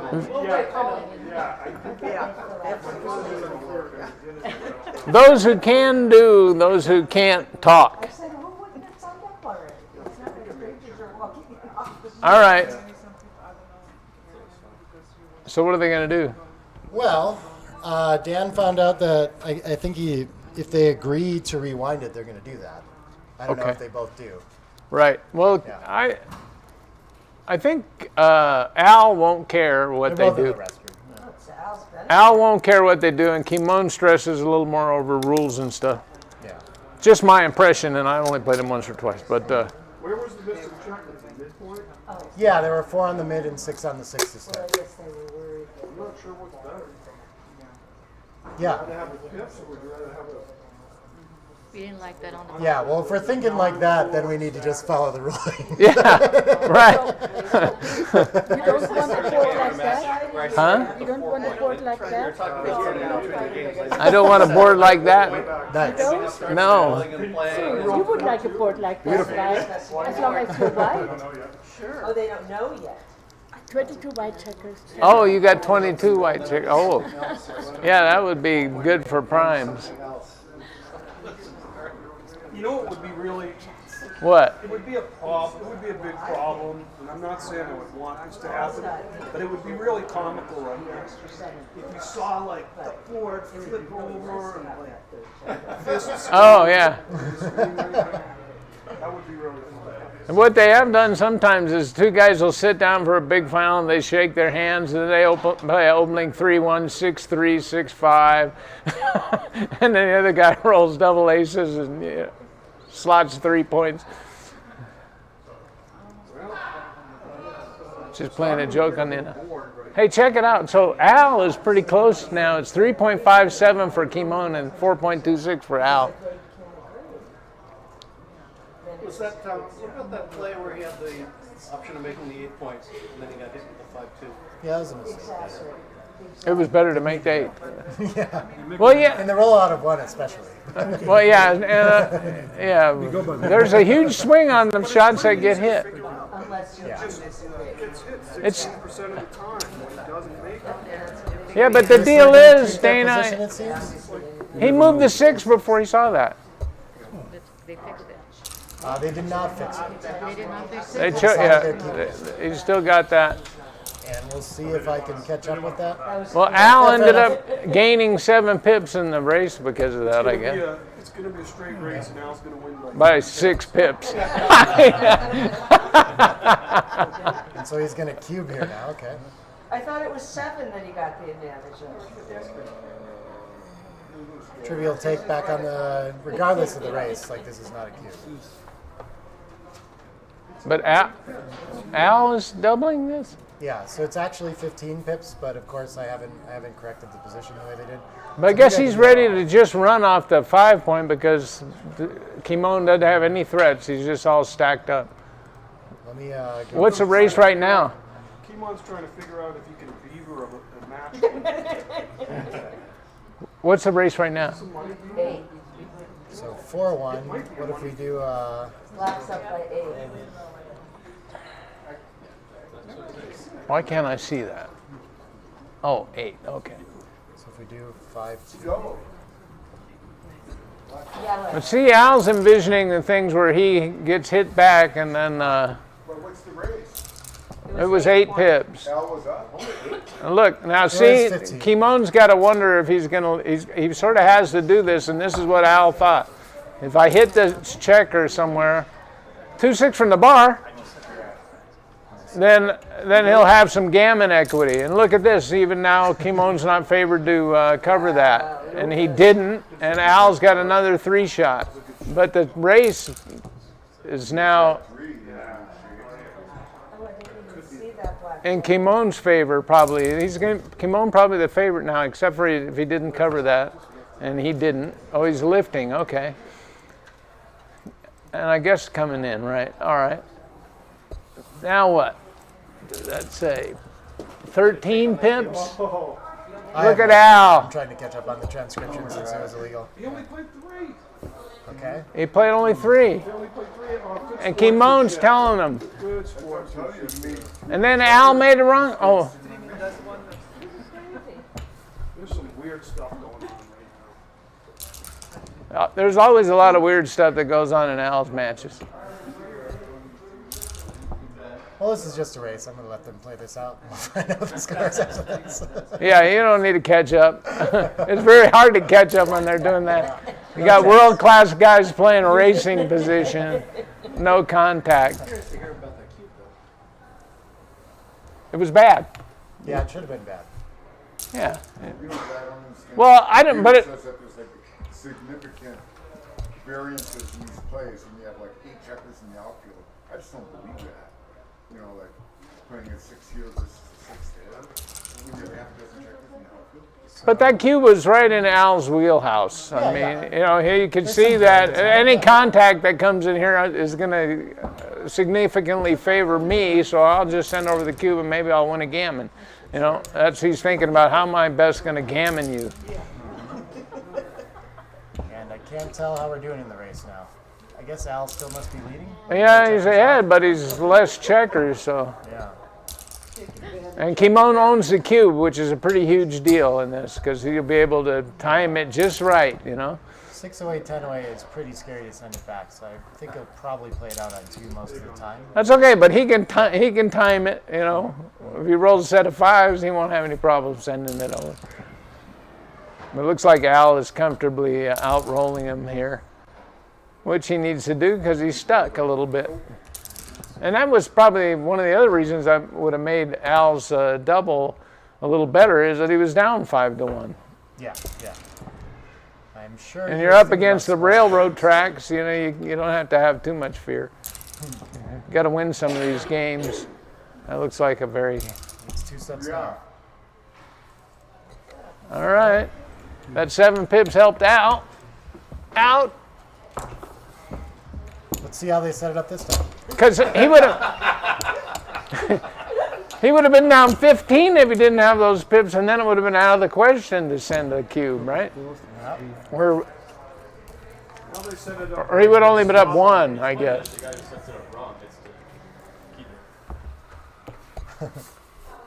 Well, maybe they just invoked the rule that it was past 3 rolls into the game.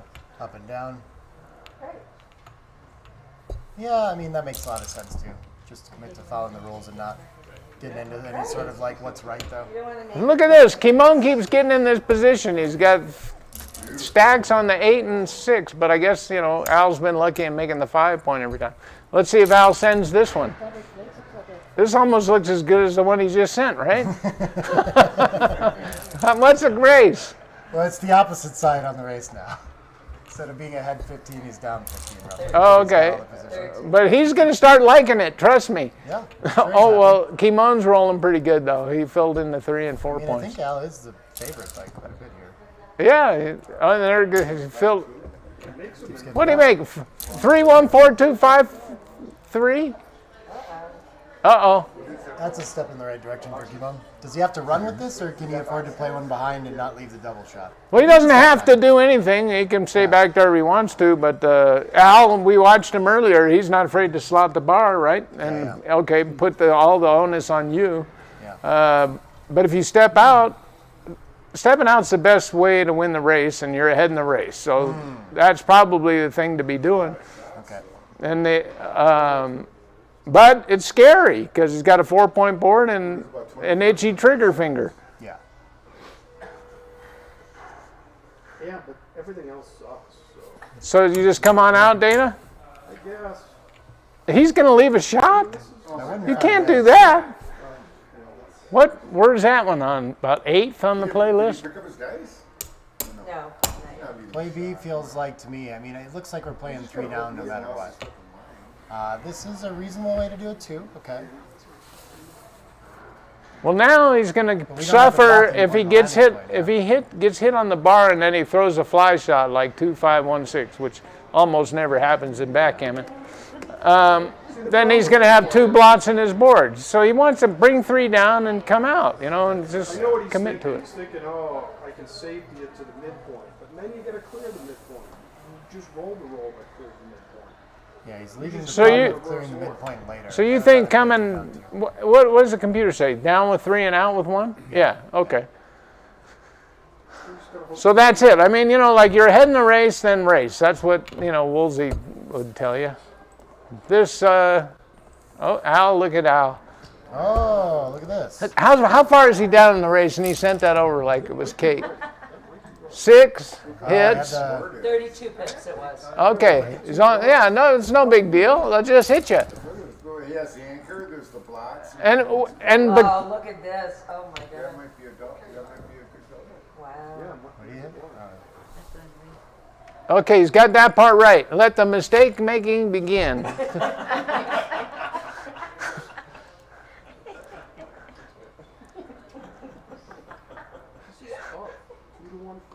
I don't think that's it. Maybe I would go. No, he can't sit on the ace. He's got to step up. Okay. So what else is there? I guess we can make Make the bar point and the ace point. Yeah, that makes a lot of sense. Closer there. It's just to eliminate blots. It's 2 to 1, 8 to 7 with 2. I don't think he's thought of that 8 to 7. It seems I like think he's playing with it's an it. unusual thing to do. There's no way he could be playing. Possibly just not seeing an option. Check the right. Yeah, right. I think you're right. Uses blots on the board for being attacked. I think that must be his idea here. Oh, look, Al didn't roll perfect. Kimon's got a chance to get out. The dice give him a chance. That's a good thing. That's what happens in backgammon sometimes. If you roll bad, you lose. 6s and 1s pretty strong. That was a pretty weak. That was a weak attempt by Kimon. Now, what he got to do? He's going to kill 2 checkers, I or think you dupe the 3. dupe the 3. Duplicate the 3 by making the ace for the 8. Yeah. He wants to hit on the edge of the prime. Ace time there. Kimon was listening to Dana. 5-4. Does it need to hit to break the prime? Yeah, might as well make. He's got to make him. He's got to come in, and then he's got to get out. He's got 2 things to do.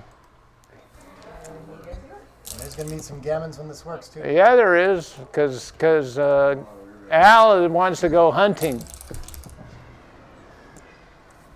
He would like a 2 if he doesn't get a 3. There it is. Split and come down. Aim at that guy. Go for that gammon. Oh, that was weak, Al. Oh, you would have hit him, Al, because you would have made the man's play. But no, that's how we do it in Vegas, Al. Oh, look at this. He said, I'll show you a man's play, Ray. I'll just slot the ace. Oh, look at this. He was just setting him up. Now that Al's PR may have went down, but his match-winning chances just went up.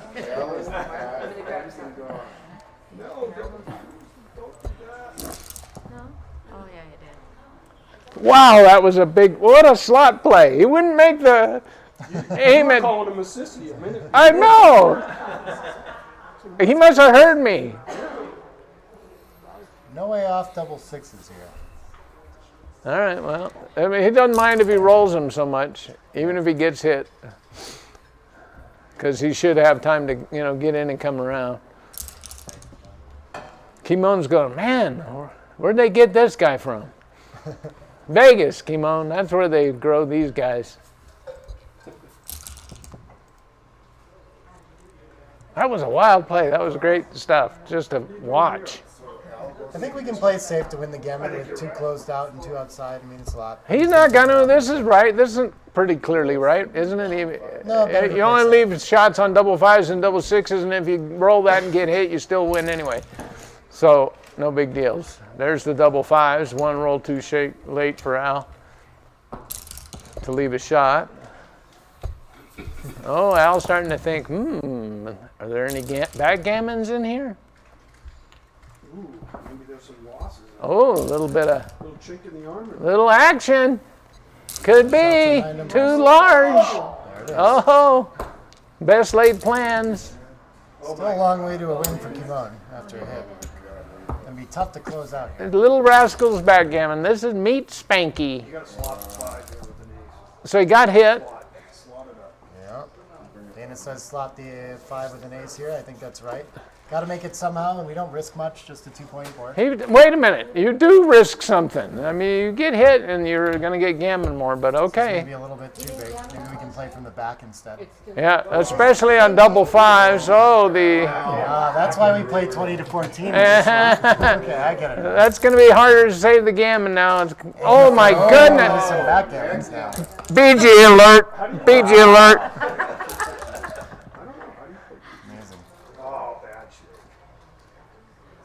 Oh, we can even out. Yeah, Take it off, Al. Show them how they play in Vegas. It doesn't get him earn him a roll anyway. Oh, what a weak little play. Clearly correct.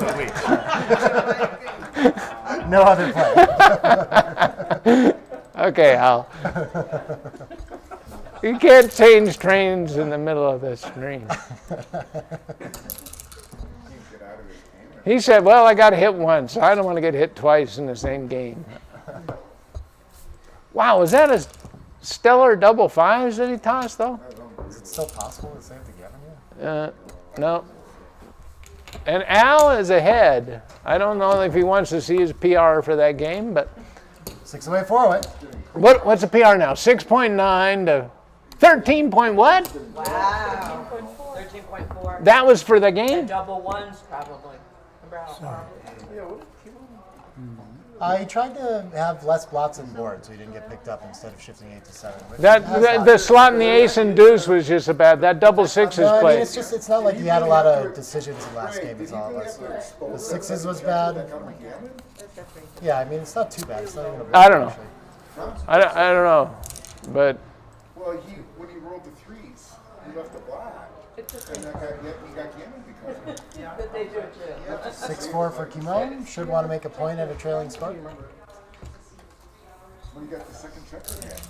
so anyway, that was an interesting game because Al was down 24 pips, like equivalent of boxes when he doubled, just because he had a double shot. Apparently, he doesn't miss those as often as I do. It was a double shot loss. It was like 25 and up. Now that our opponent has an advanced anchor, we're going to need to split to find one of our own. Not for Kimon, though. Okay. Not too far off.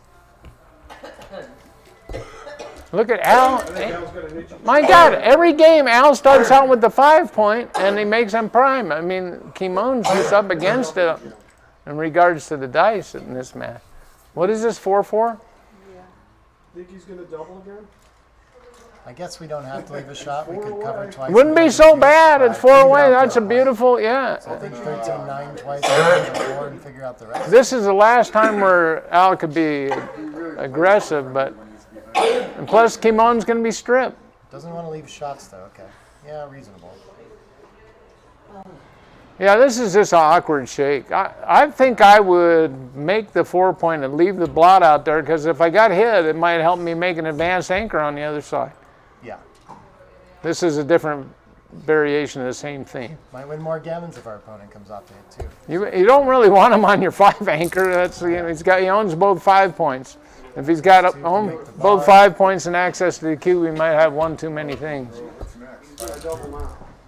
5 2s. Ooh, come on up. 2-3 probably has to step up at least once. Can we? I don't know if we can leave the shot at the same time though. So clean up. With Now here would be see, Al didn't even think about it, but he should have maybe thought about sending it double there. on a pass there too. And it was a double on a pass? Okay. 4-way plays a lot like money. Look at this. And Kimon keeps rolling bricks. Too good? I don't know. One way to play this.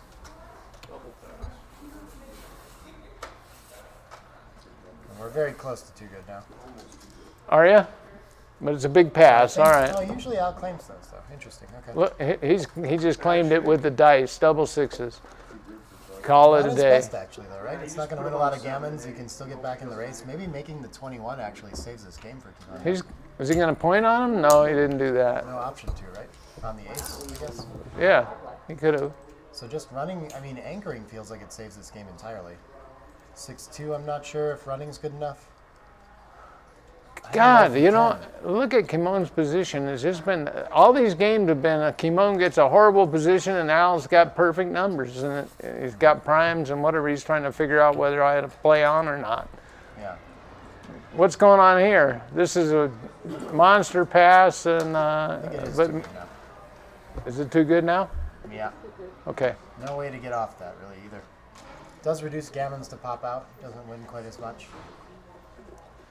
I don't know. It reduces gammon. Seems like I'd be staying there to try and bid for an anchor at least. Yeah, the 21 seems really important. The mix of them both is interesting too. And did Al claim it? He didn't He even did. have to. He decided, okay, so he's too good. So he's clearly too good. So now we can claim it. Yeah, there we go. That's interesting because that's a divergence. So he got to 4 away, which is like the last score where you can be kind of aggressive and then, you know, like send over gammonish cubes, and if you win one, we're done. We don't have to play no more games. Yeah. Let's go to the trophy presentation. 6 away, 3 away. And now he's got to be careful. Now this is a score where you get 3 away and you got some kind of lead. If you send any cube over, the guy doesn't really have to look at the board. He can just take. Al's still going to play for the gammonish positions with the double hit there, breaking the 8. 3-1 and make the 5 point, right? Oh, look he at, wants no to way. continue going for the gammon. That's Are you not- kidding me? Yeah. He wants to win it this way. Oh my God. Oh, he has to follow up with a cube there if he's going to play like this, though, right? No? Okay. Wow. Cover and play down. 1, 2, and come. Could cover the ace as well, I guess. 5-4 only enters 1. Now this is sort of interesting. I don't think I'd still Style send is it. Just nail it. We get to hit 2. Hit and I'm cover. very curious if he's still going to find a way to send a cube at some point in this game. I kind of think so. No, he's not. He's going to just play on for it. You know, you get to 10, that's pretty good. But Kimon just put a stop to it. Look at this, double fives again. twice. Another double hitter from the roof when he didn't even have a direct shot. What a shot. Oh, he's going to hit the other one. Interesting. Okay. Now 3s and 5s are good. I don't know. Okay. Yeah. 3-2. Tempting to switch off the 6 here. Probably just bring Yeah, ammunition cover down. and bring one down and more. That's not Al's style, I don't think. He's just going to do that. 3-2. All right. Yeah, he really needed 2 down to have more returns when he gets hit here. But 4-4. You don't need that. All you need is some dice, man. 1 pair of dice is enough to, you know, create The contact. last one, I think. Come around. Actually, yeah, 15 to 11 probably. Come around and come down. Oh, there was only one. Okay. 4-1 can hit. Back on the ropes for a gammon. Kimon's going up. I got up on the wrong side of the bed. Now, he should make the 3 point, I think, but he's not going to do Switching it. feels more important than making the point, but no, he's got it right. Okay. Plus, you know, the way Kimon's rolling, he's just missing everything, so. Yeah, doesn't matter then. 5s and 4s to continue the blitz. 3-2, that'll do. Yeah. You got to pay the life insurance policy on that, Checkner. Can't hit. Al's rolling Cover, can't do it. Leaving from the front to get covers in range, right? Should he lift? No, he shouldn't lift with a. He's got only a It's the 1 point board. Yeah, it's just better to close it. Yeah. There it is. Yawn. Look at this. Kimon's got the starting position, except that one of his guys on the midpoint went to the roof. Yeah. That's how bad he's rolling and how good Al's doing. Maybe he'll beat you. One strategy is to get a shot in the barrel off the beginning.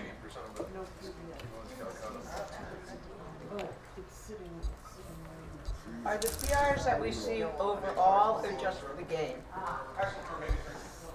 Nick? Hold on. He's trying to enter positions. Oh. The question was whether the PR's showing up on the board for the game or the match. Oh, neither. Oh, Yeah. that's some other match. Neither is the answer. Because we lost the transcription last time. That was remember? certainly not what I expected to hear. 4 and 2, we're even, okay. Oh, we missed the game? Confusing game? Didn't miss it, but we had to stop in the middle. Yeah, we missed some of it. This is like restarting. I'm starting to like black in this position. I guess we can just win a backgammon for the match, right? It could. Almost 5%. Or he could leave a shot and get hit and lose. Yeah. Really? Well, we did fail 2 more times. This isn't going to help the backgammon. Look, he didn't try for the backgammon, but No. see, Al is confident enough that he can win from 10 to 5. From Crawford? Yeah, okay. Shaking the arm. All right, here it is. Okay, here we go. Double what? Yeah. Oh, 5-4. Uh-oh. It's even more dangerous. Oh, wow. This is the best part of the whole game for Kimon, and that ain't very good. It's only 4% backgammon. Came right on.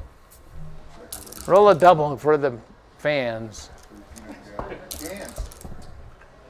Oh! It's worse. No, that's the second worst number that comes in. Okay, no BG. Backgammon, yep.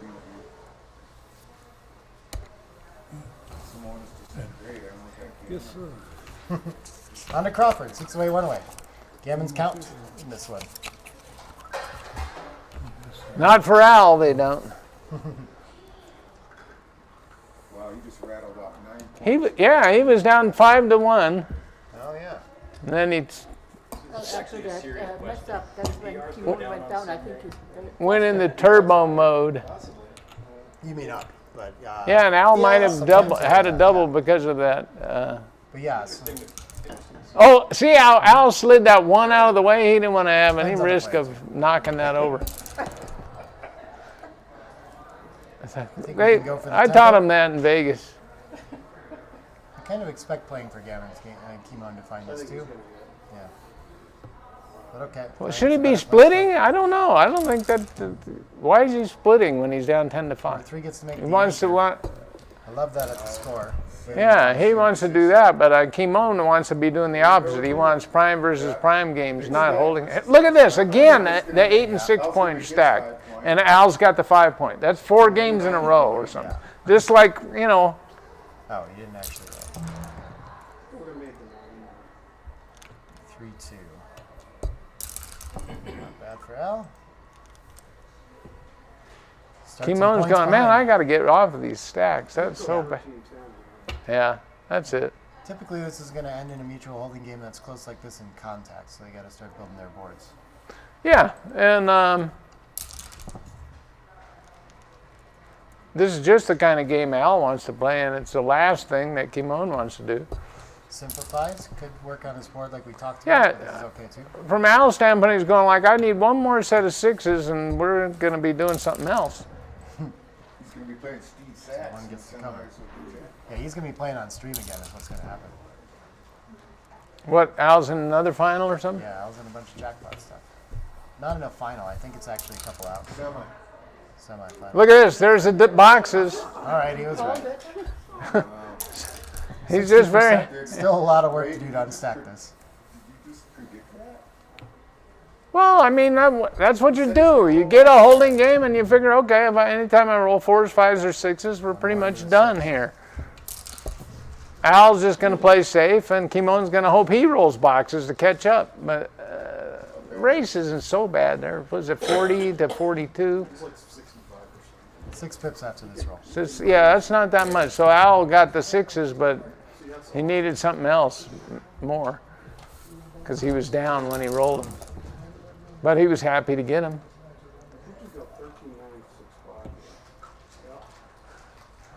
This looks like the matches I played where I couldn't even slot the point that I wanted. 6-6 again. Ray, you only predicted 1 set of 6s, not 2. Well, I did say that he needed another one. Clear the point instead. Oh, he cleared the point. That was the right play? No, I don't think, I think they're close. I think I would have came off the 8, but that's 1 point. He's not going to leave a shot on the bar point now, right?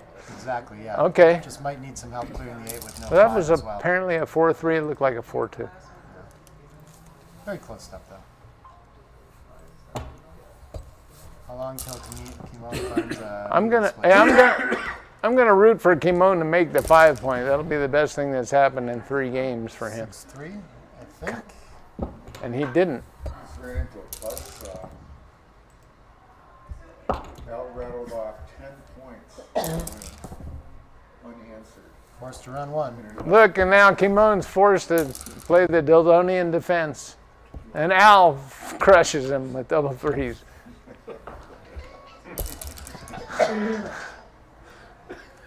5-3, can't cover, can stay outside to wait one more time. Why would he? I've never heard the Dildonian defense. Well, John Vitor uses that a lot. You know, we were defending with a blot. That's the Dildonian defense. Stand back for one more try. That's very Stacking up on the A's. There you go. And that'll do it. Who thought Al was going to leave a shot? This is where you elicit the throat. This is where you're going. Man, I'm glad I hedged. I guess if there's any hope, that's the way to start it. Yeah. 3 more shakes and he's off. That doesn't seem like enough. So it looks like Al's been pretty hot this weekend. 3 rolls. He got down 5-1 though. As long as he takes 2 checkers off, he's got hope. Nope. Over. No. He got down 4-3 against me, and then he ran off 8 straight points. There was no cheating, no. I had him 9-2, and I had him 10. And that'll do it. All right. So Hey. Al is your Denver, what are we calling this? The Wild West Shootout, ABT, Bison Division, some stuff. Winner. He's the winner. Gets it back in the rematch after losing to Kimon in the undefeated finals yesterday. Yeah. Well, you know. And as I've Now, heard, is that are those PRs anywhere near right or not? It's for a couple games. Well, because Al played 8.3, and then against Yeah. John O'Hagan, he played 8.25. So that must be the zone where you want to be playing. Ah, I see. We'll get that in the transcriptions folder too. But I'm going to go find out what's coming up next. So if I stay here, I'll get to comment on Al please do, some more? yeah. Oh my God, that'll be I think fun. so. And you can take over. Huh? I've heard Al and Steve Sachs, yeah. Semis of the. Semis, okay. And I played the winner. Oh, you're in the finals? Yeah. All right. Well, maybe I'll set this down and take a little walk for a minute. I think I'll do that too. Okay, brother. Hot mics. Thanks, Ray. Hey, thanks. I enjoyed doing Thanks that. for following through the whole tournament, everyone that's been here too. We still got a bunch more Get Back Kevin coming. We'll be back soon. I owned the house.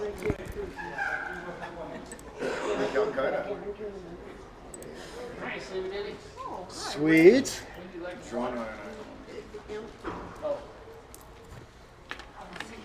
Where are you buying me lunch? McDonald's. Be there. Oh, good. Okay, prepare for this table. I think it's a commentary. You doing the next one too? Good.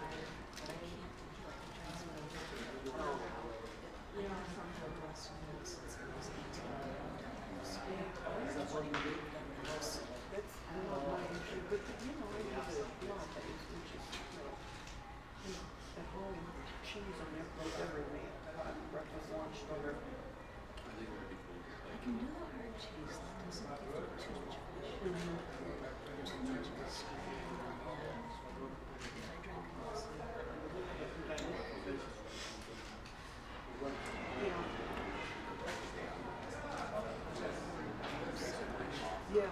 You know,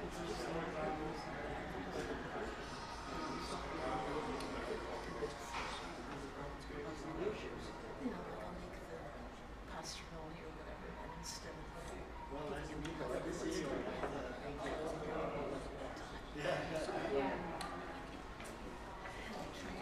let's go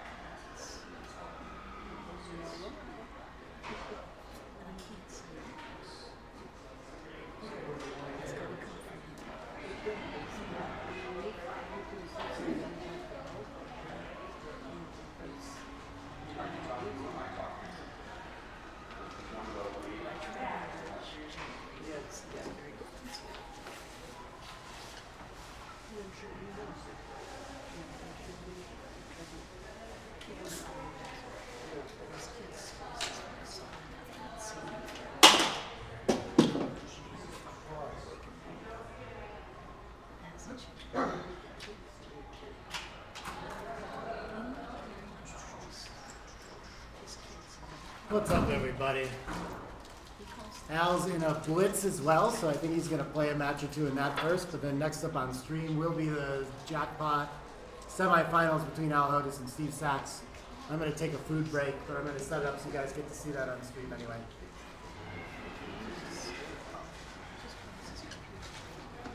Yeah, yeah.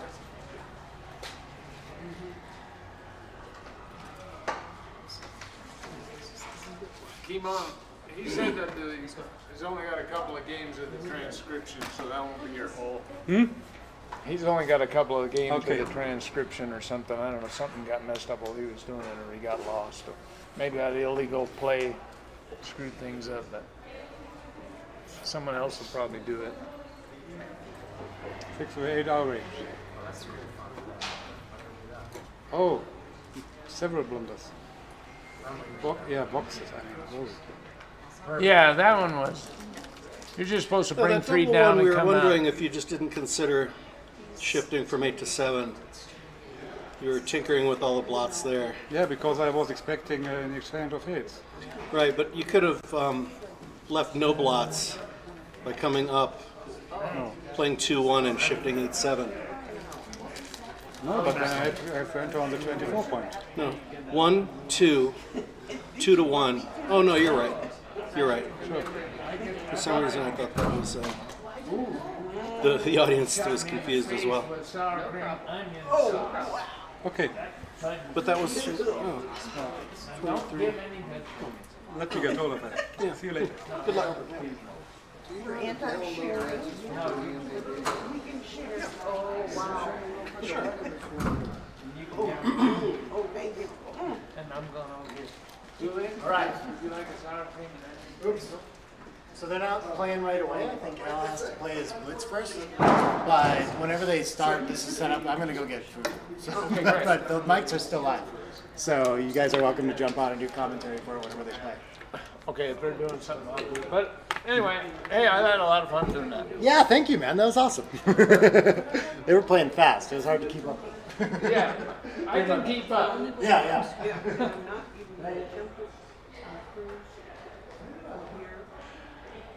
You know what I like about these? Is when you take it, on the concave side, and your tongue fits right in there and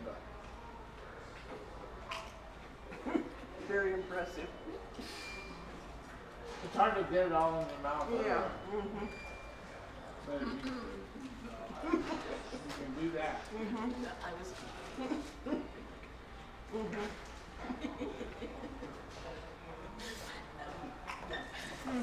We can think it. Put it on the sleeve out. These are dead. I got you good sense. You want water? I'll go get. I forgot to get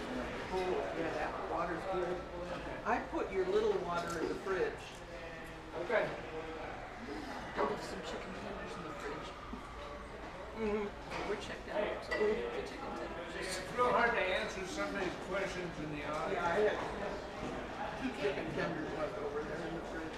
Really good green beans. Listen to what you're saying. Yeah, yeah, I could order dinner with green beans. We went and got the medallions, Timberland medallions, and the half ribs, and I got 6. I gave him the bread. He ate all the ribs, ate all the medallions, and 2 chicken tenders. Steve is next. Just semis of I the wasn't that impressed with the chicken tenders. They had Al's next too much victim. crunchy outside stuff. They just said he just won. Oh, no, he lost. He won the open. Ah, The main event. good for him. All right, I'm gonna go play for a match. I don't know what I'm gonna do with them. But you know, I'm playing in the morning to lunchtime. I have a whole bunch of friends that play on Facebook, and they're social media. They do painting to all kinds of people. So then, lunchtime, I'm busy doing other things with my house. My computer is in Elmsford. So all the crews in Get some chippies or something.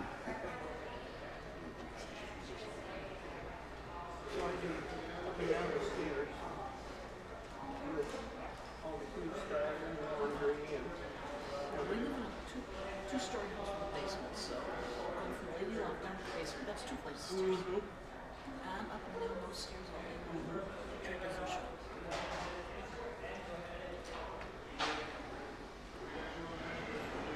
This cruise, my knees in good shape.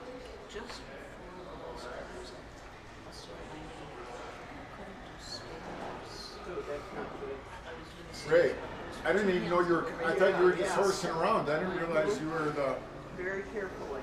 the man. Yeah, I had a mic Sorry. on. I was just helping him out. I didn't realize that. I think you were just being real. No. Let's see. Okay, so here's the deal. The clock is running in the room. We're at the 2023 Wild West Shootouts, and Nick has had to go get some sustenance. So I'm killing time until the next match, which is going to be the semifinals of the Masters jackpot or something between Al and Steve. I thought Chicago airport is huge. We got a little time to kill. Fast, and I'm not even sure I can do it. And Vegas, same thing. They had a wheelchair pick me up and take me to the baggage claim, and then the nice guy with the limo took me the rest of the way. You don't have these folks. No. There's a picture, there's a little film light. Ben Freeze and Steel and Gary Travis. Okay. Ben can go those are good. Here's Gary. Sending the picture up and down the hallway. All right. We laugh.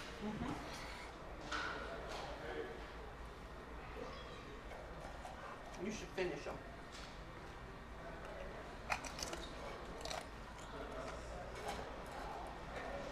You can't eat potato chips on the mic.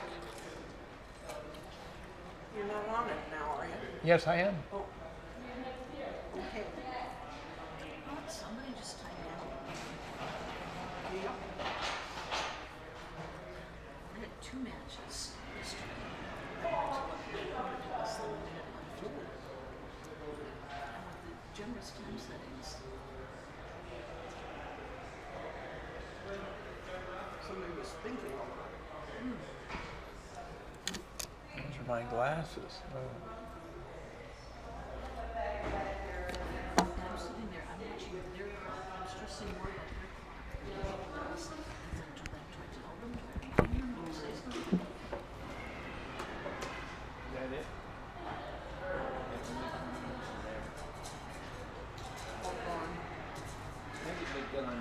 Nuh-uh. Don't touch me.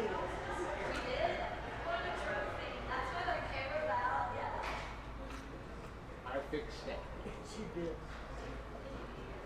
You're good at fixing stuff. Yeah.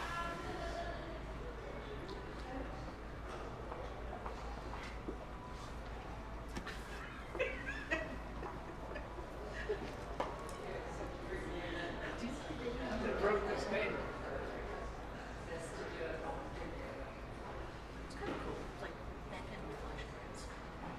I'll be making a couple of pictures over the next couple of years. And it's kind of cool. So we're playing a 19-point match. He's way bigger than me, so I'm amazed at how cool I am. I just talked to Will. Yeah. He's taking Karen and somebody else up there, and he said, now. And he's taking us on the next trip. Whenever he's back, he said, what, half an hour or so? Half an hour, 45 minutes. Figures they roll perfectly. Sure. And then he's got another 2 runs after us. Before 6:30. That's a bad thing about having a hotel that doesn't have a free shuttle.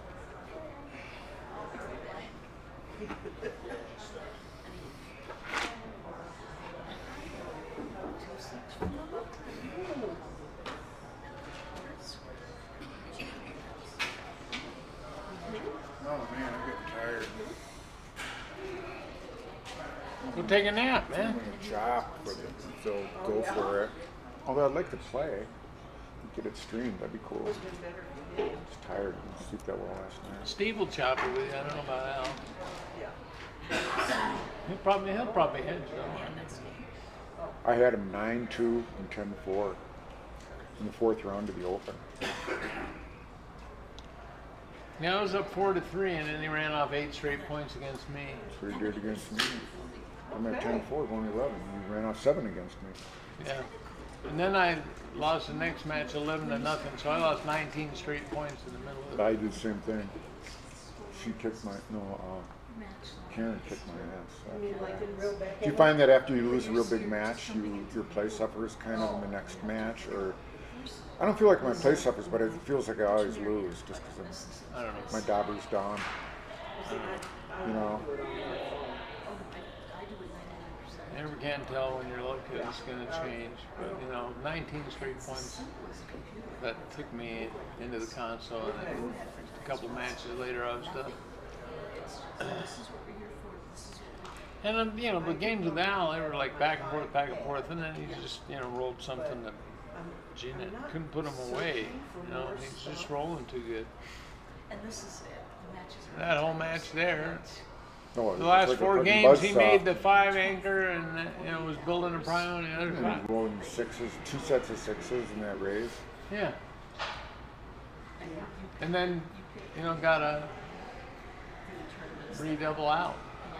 John rolled back. Where I beat him is he's holding a 4 cube, gammoning me. He's up 1-0 going to 9. Who? Al. He's gammoning me. It's 4 cube. It's the match. He's up 1-0. I shake my only number off the bar, 5-3 to hit him, and I have 2 blots in my board. He misses them both. I roll like 3s and clean up my shit. Redouble him to 8, prime him, knock a second checker loose, and gammon him. That's my first match of the weekend. And he was just crushing me, in this game. I'm like, I danced on this, I danced on that. I'm like, oh my God, it's my first match. I'm just gonna get get gammoned with the 4 cube, really? And then the miracle happened. Yeah. And then he must have re-entered right away. I didn't think he could, but apparently they let him.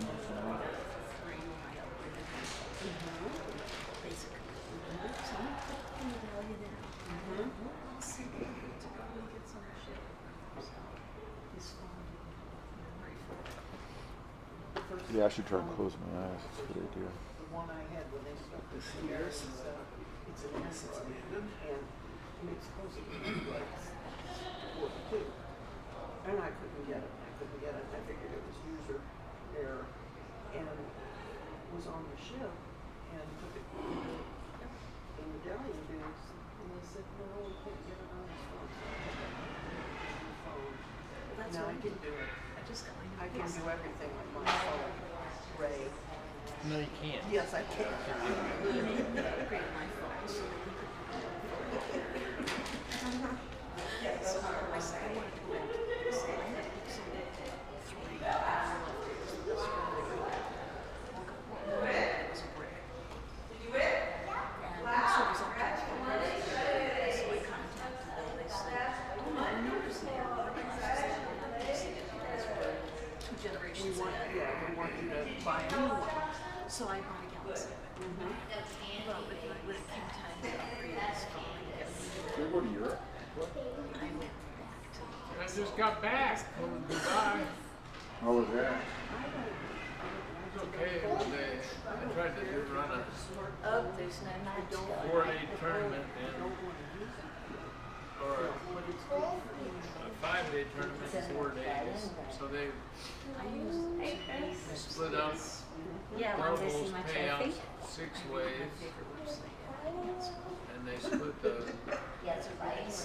3 or 4 of the jackpots Scenarios of what's happening. among the final 4.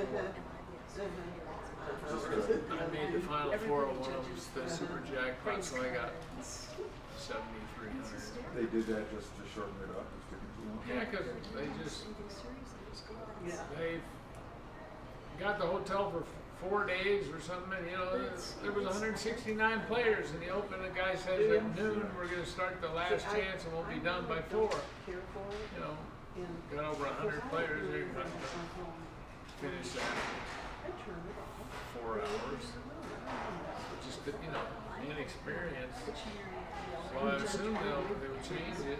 But they're going to have. They're supposed to have 50,000 added that tournament, but they're supposed to have 100,000 next time. But like they rate the events big, the super jackpot, they took 200 out of I'm $1,200. at the international tournament, and I'm probably in the casino, So- and I'm on my balcony reading a book. That's 18, 16%.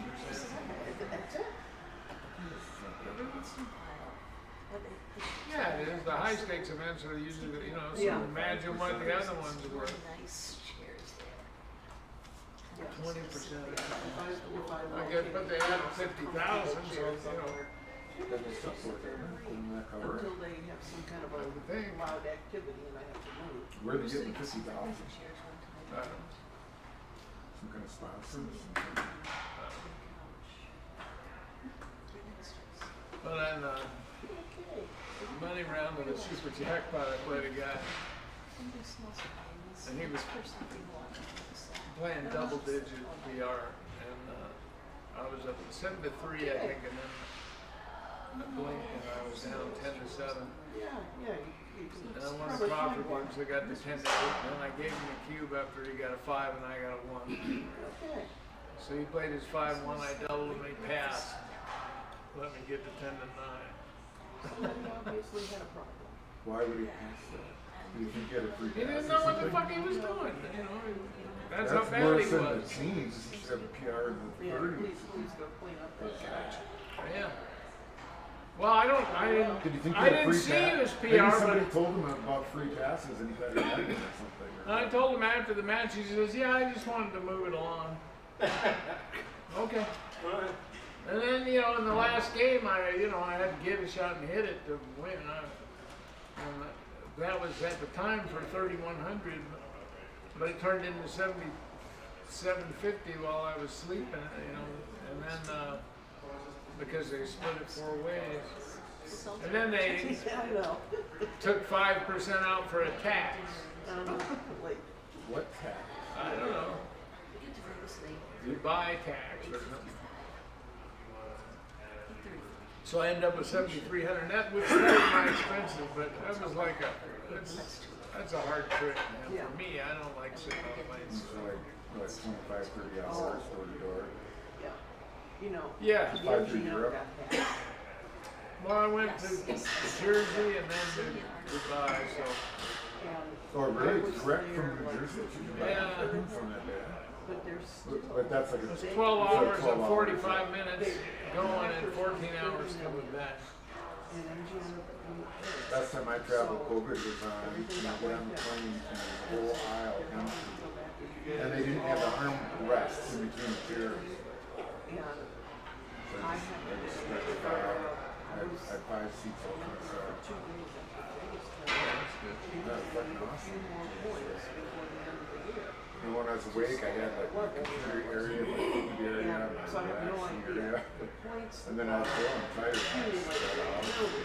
but they have no way of telling me how they were going to, whether or not I made it. So they're working with that. I was at this company once and they went to fly the engineer, they went to took the engineer to do a job for a year in Australia. She said, okay, I'll do it under one condition. Fly my wife out first class at Christmas on the company to Australia. She said, okay, fine, we'll do it. She shows up, they're like, oh, we screwed everything up, there is no first class available, you can either come tomorrow, you know, get first class or go coach today. She sits like a coach. She sits down, she's next to this guy who weighs 300-400 pounds. That guy. Oh, wow. Yeah. And there's no place to put that body in the plane. It's like a full thing. They don't. So she's not actually dead. And they're not going to stop because the guy was dead. You know, if he was like still alive, they would stop. But if he's dead, like he's dead, stopping doesn't help anything. So she had to fly next to the dead guy for 12 hours. Wow. That's crazy, isn't it?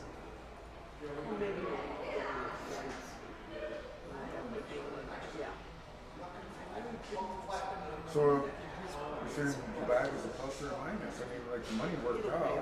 We added.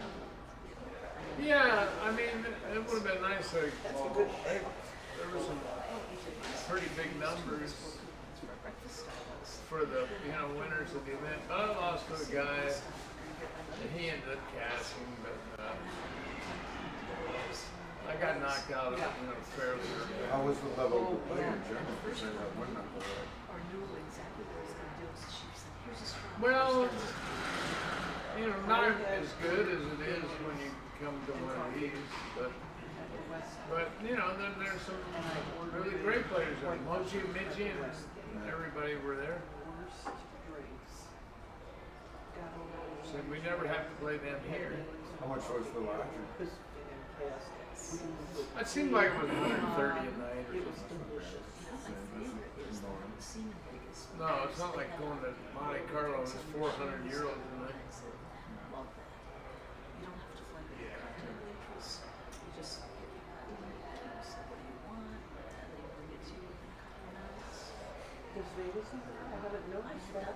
What are they doing? Don't they have a match to play? Well, maybe one of them's eating or Steve's still sleeping. I don't know.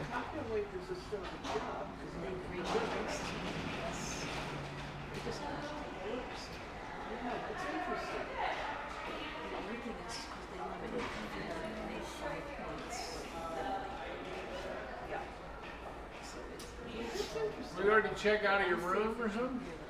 No, I'm 35 minutes away in Boulder. You have to try that. Yeah. Do you want to take me to McDonald's again? Not really. I don't like that machine where you have to do the machine. Maybe you'd like to go to Arby's. I don't think I'd like that much better. Okay. Is it? Get to the Arby's from here, you have to find Yeah, a way in you some have to, direction. you have to run fast across the busy road, I guess. Yeah, you gotta find a light, and hope there's a work light on it. We were thinking about it, he thought Arby's was a STEM restaurant. Oh, And I Hi, said, Sam. Hi. they don't How have are those in you? Canada. yeah. There's chicken fingers in the fridge in your room. There's chicken fingers in my fridge in my room, but we're checked out. Oh, really? So I guess I left it. Guess so. The maid's happy about that. Counting down. And green beans and french fries. Yeah. Still there. So are you gonna do this? Maybe. Put some salty crunchy. It's raised, spoiled. Yeah. He gave me some salty crunchy. I don't know what more. Did I give you the nuts? You got the nuts. I got nuts. She's, there's salty crunchy right there. Not that kind of salty crunchy. Oh, what do you like? Fritos. Cheez-Its. Oh yeah, those are good. I have triggered that, so you can. It's all your It's his fault. I was Some bad. salty crunchy. It's all your fault. Okay. It's not ladies' room. It's not your fault. See the stickies? Yep. Would you like to sit on my couch? Sure. Because then nobody will sit in front of me. Yeah. That looks good. Yes. And I can scratch the back of your head while I'm doing commentary. Oh, good. That'll be good for you. I don't think so. Oh yeah. Good at all. It's very comfortable. Maybe I'll take a picture of you and send it to Joe. That's a good idea. Joe has not communicated with me all weekend. Well, she's fixing to communicate with you right now. No, maybe. Maybe not. Smile. You didn't smile for a picture. Oh, well, you took it at the wrong Send time. it to Joe. Okay.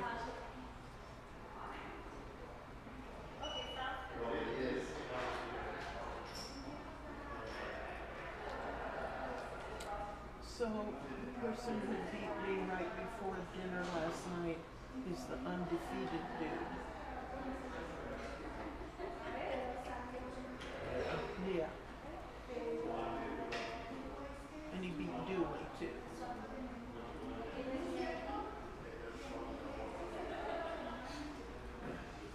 And so we didn't like it.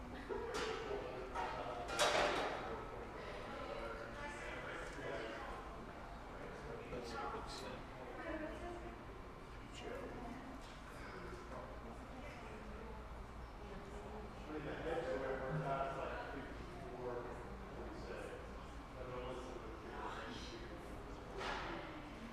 Al is having a good weekend. Yes.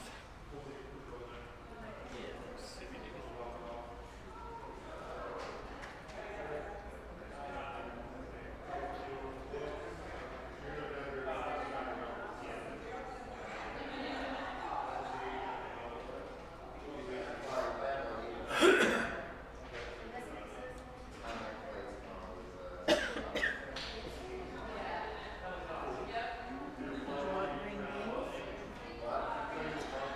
I could maybe get a chicken finger. Okay. Go over there and do that. To the room? How long does it take you to, are you transcribing?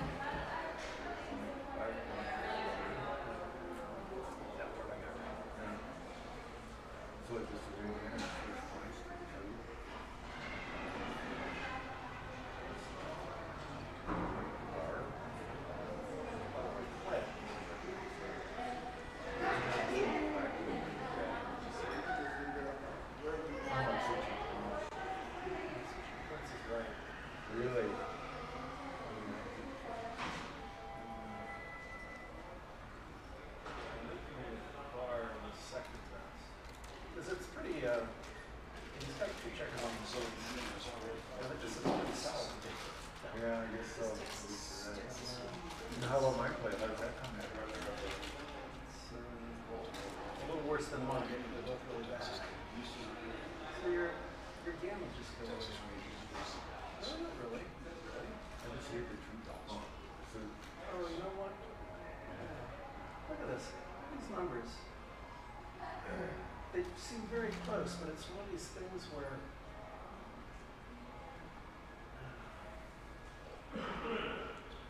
I was talking to someone about this. That, you know, when equity is sort of in this like 6-ish range, like small percentage differences have really outsized PR results. But look at that customer. Well, he wins more gammons this way. That's the thing, is you're vulnerable here, so it's a tempo. You're taking away half his roll, and he's, you know, stacky and wants to attack. So you're giving him 6s.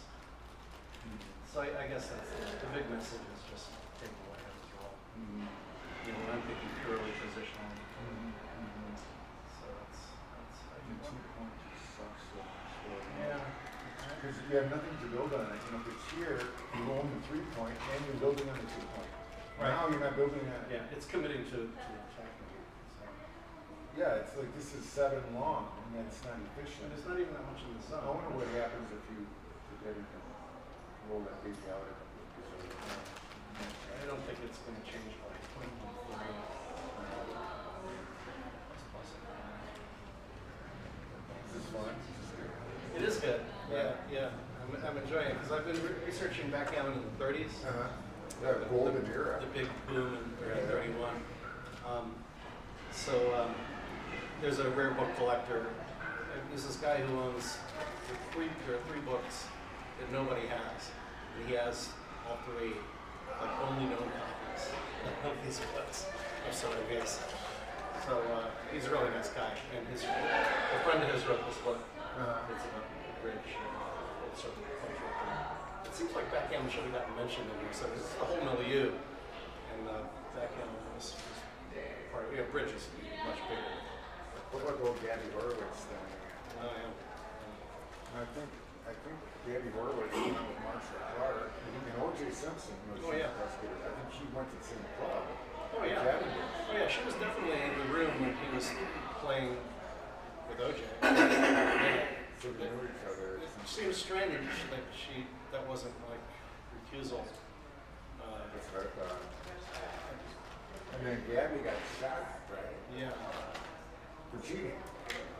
No, apparently, you know, it depends who you talk to, but apparently it was an accident. He was with his friend, and he was showing him a gun. You know, people and their guns. Oh, really? Okay. It's, you know, hey, look at my gun. I think his friend was like not familiar with guns and was messing with it. And, So you've seen those works that cover like Lucille Ball and Hugh Hefner. Like Lucille Ball's a big back. yeah, I know. Which book? You mean like No, I can't the recall. 70s books? The Yeah, Playboy, the just like Dion, Louis Dion book is really fun. Yeah, maybe. Yeah. But yeah. Fun stuff. So back in the 30s, it was big, right?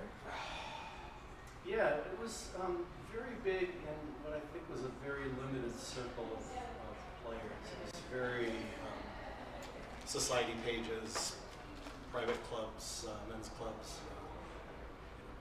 bridge party type places. I combed through all the periodicals online and things, just doing keywords on backgammon.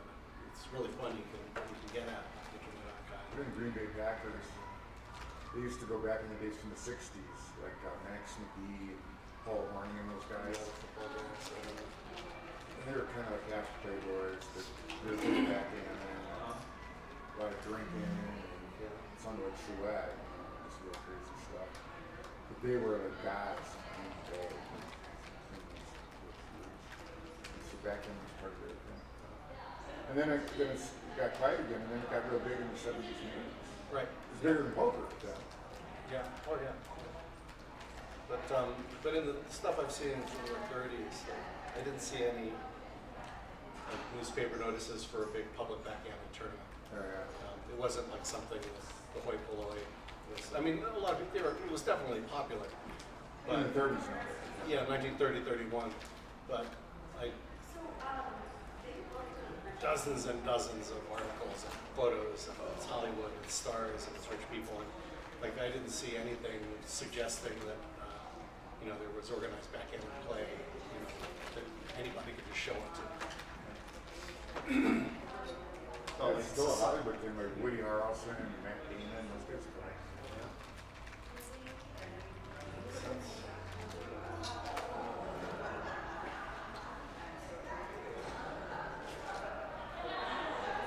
Yes, it's good. Shit's good. Like the first variation for 3,000 years ago, right? 5,000 years ago, I think 3000 BC in Mesopotamia. It was a variation. It's really not that interested in that part of it. I know it's an ancient game. It's like telling me it's 3,000 years old and it's 5,000 years old. It's old. Like it's 2,000 years old. It's pretty old. I don't have knowledge of early civilizations. What I find is interesting about that is 3000 BC. I'm an accountant. In 3000 BC, Mesopotamia not only did they bring back on it, but they developed a double entry method of accounting, which is still used today, basically. Use all the computers in the world. The principles are the same. They haven't changed in 5,000. Yeah, there's some thought that backgammon originated as a counting board game, like an abacus. Abacus. Have you seen boards that use things? Yeah, I've seen some pretty ones. Royalty? Do you know when this match is going to get started? Kind of like No, I don't know. I went in the room. I couldn't find Steve or Al. We're waiting for you. Take your time. It's on? Did you say it's on?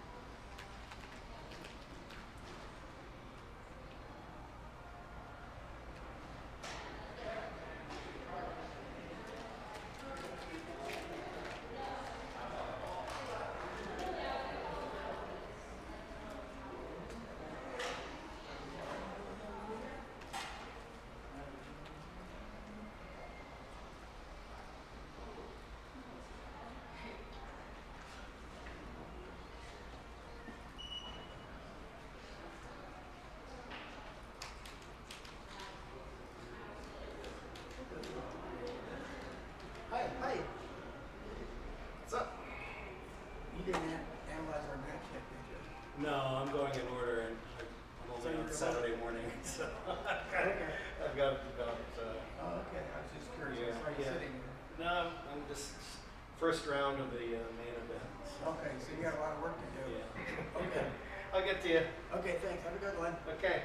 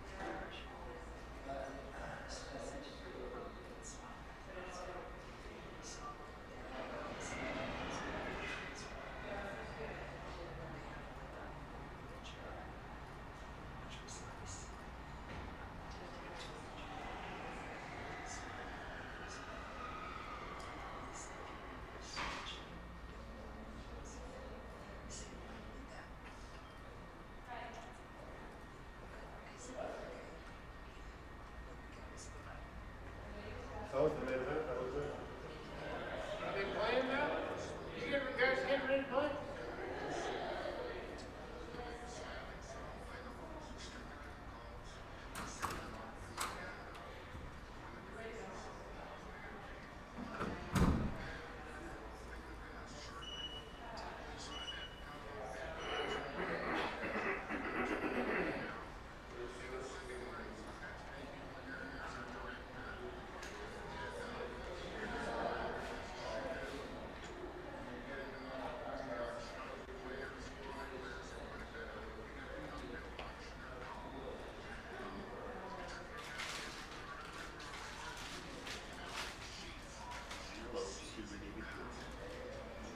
Hi, Ray. I'm pretty sure I see that.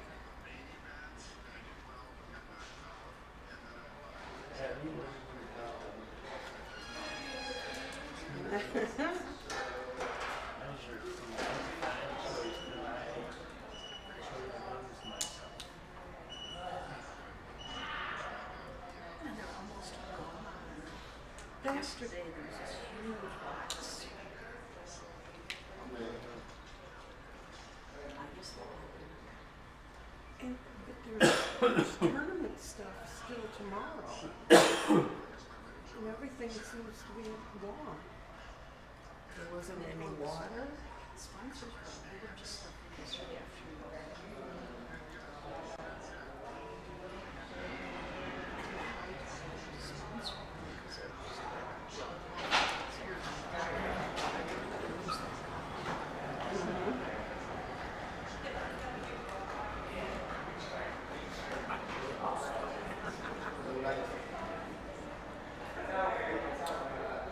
Tonight, Sunday night.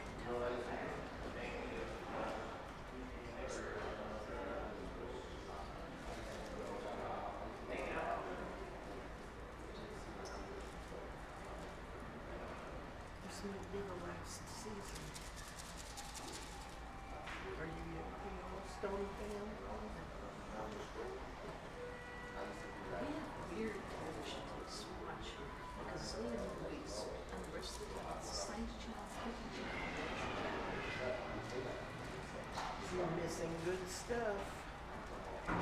Yellowstone's good stuff. Stream.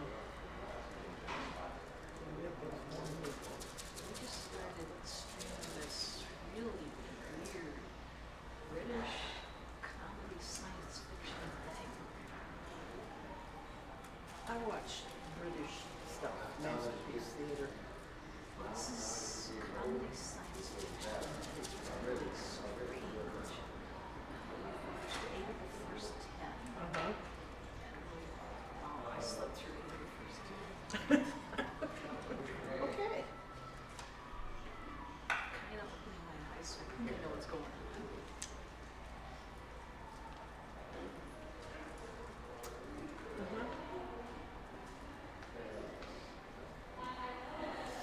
It's true. Did you watch it? I didn't think of that. Yes. No. That one was 3 seasons. The life of Queen Victoria.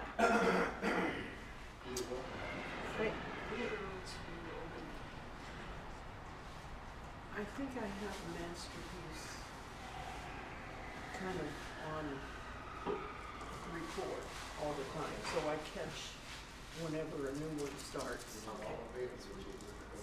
Wednesday night is PBS night. And I think Victoria's supposed to have one more season. Been waiting for it for a couple of years. Yeah, well, and I really like some of those, the different seasons of them. But I think all I've really got on record is the Masterpiece Sunday nights. That's awesome. Thank you. Someone's got to give money for it. I can't do it on my own. Hey, Jonah. Jonah. Awesome. Thanks, Jonah. You got it. Fantastic. Yellowstone I'm looking for you is too. Yeah, that's a figure. I heard you. Everybody got 531 except for Gus. and I was addicted to that, and then Fantastic. 1823 came along Yeah, I know. with Sam I'm Mills, very happy. who I'm also addicted to. Yeah. And I watched that, and that was just like I think an 8-week thing, and it was over. Yeah, that's fine.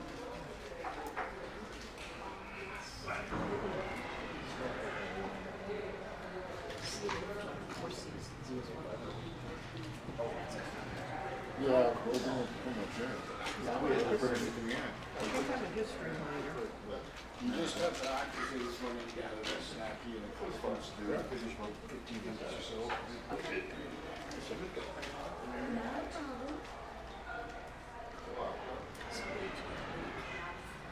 Gary Cowles, yeah.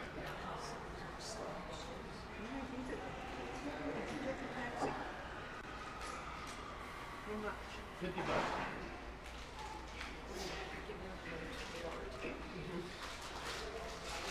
Yeah, I mean, that's great when they don't have a shuttle. Yeah, that's a couple of those. What wasn't last one? It was 2 years ago. Julius. Yeah. Yeah, Michigan. Yeah, the 2 worst ones for the Cavs was okay, thank you, Yeah. thank you. I'm hoping for somebody in San Antonio. It was so many miles from the airport. I took a shared ride.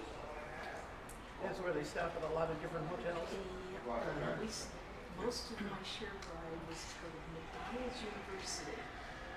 Okay. McDonald's is headquartered in Chicago. And they have a school there to teach all the managers how to manage franchises and to manage McDonald's. All right. Everybody else was heading to McDonald's University. Except. The worst one for me is because I remember I was flying in and we missed my connection in Detroit. So they rerouted me to Tampa via Denver. Sure. Or not Denver, Utah. Well, that was Denver. Salt Lake City. Oh. Salt Lake City to get to Denver. It doesn't Well, that seem wasn't like the the one- shortest. But it says, anyways, for some reason we were going to Tampa. And I got there late and I got on the shuttle I took the shuttle and it was a great big huge one, like a 15-person one, and there must have been a dozen of us on. And it was like 8 stops, and I was the last stop, and we went up to Parking Springs. And it took almost 2 hours on the shuttle ride to get there, and it was still $65. Such a deal. Yeah, I remember that with Ray, yeah. We refined Ray at that one. We took him one the afternoon over to the museum. We're setting up a camera, which is gonna go in the middle of the screen. I mean, that won't work. Okay, now they're. Somebody wants to record it personally, I guess. Steve. Yeah. Steve, he always records. So.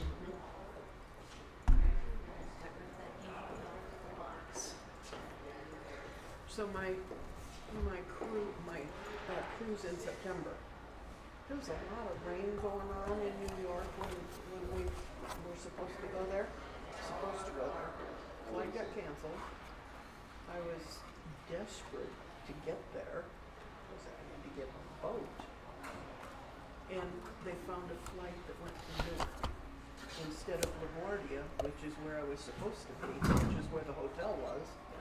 And that was like about $110, $115 to get from Newark to the hotel. So I'm You have the still custom reward bag or custom winnings. Yeah, you want to use that thing? Well, I think when we do, yeah, I guess we can. If that can be seen here, we can do this thing over there. morning for a 6 We can go right off there. That's fine. connection. And they were just forwarding the information. I was stressing at 11 o'clock. Yeah. So we're finally at 1:15. Just transcribing some It should. post-mortem. And we're gonna get off the tunnel after Pretty well this weekend so far.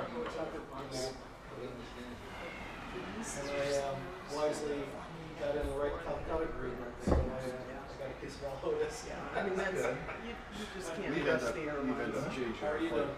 4 times now. They keep They changing tried. it. Yeah. But the worst thing about it is they Were you cancel Jamaican? on and then they push us back to like 2 o'clock. And then they had a new flight in almost near the time. that Yeah. they launched. Yeah, why the heck did they, yeah. Well, you know you're going to add one on for the one that you just pulled out. Because this last night was nice. We had regular Where you going next? like I don't know, trying to figure filling in the same regular economy seats. Yeah. Oh, okay, okay. We need to go Soon. Try not to leave my into the my wife at home. That's good. As I go back in, I'm try to space them out a little bit. Pretty much the program I had, but Oh, I didn't tell she you this. likes So, me to be we was on the Smithsonian channel on the cable. They have one program called Mighty Ships, and they do all the different cruise ships and all that. A week ago, just before we get there, they had the program was last February's run of this first trip in the Caribbean, which is the identical trip that we're taking in February on that ship. So, And I think I'm doing it in January. so we're on this guy going to 2 stops in Mexico and Honduras and all that. And it was the exact same one, but it was so funny because they only did one shakeout cruise in the Med before they came to the Caribbean. And so this was their first trip in the Caribbean. And there were still little bugs and all. They were right out. So, we've got this problem and alarm problems going on here. Good to know. But he says, oh, we've got it all figured out by the time they were finished. But Yep. yeah, so It's so cool to watch I've got like, okay, so this is my section on match score adjustment. Took my notes from what you told me, then, so for this main topic, I have all the suppositions, so there are 21 example positions. they've got a few episodes with Princess Ships. This one was brand new. It was a new episode from just last Yeah, fall. so, once I So that was pretty cool. have it in here, it's a big leap from Yeah, going this is from the, there into So I The fourth time we've done it. This is the One of the layout princess for the ships. quiz. And I think we've been, all except for one of them, we hadn't been on that There's ship, just a but lot of we've data been on the one massaging that matched it. to Doing Should be discovery, I good. think, I with would my like- California. Yeah, they did this the layout. only one that was closest they did was an episode on the Royal, and we were on the Regal. Which were, yeah, it's a lot of it's a lot of work, and these images are just screenshots. They're not the extra feeds. I gotta get to work. So I can't just draw it and have it display like this. We're not doing the jackpot.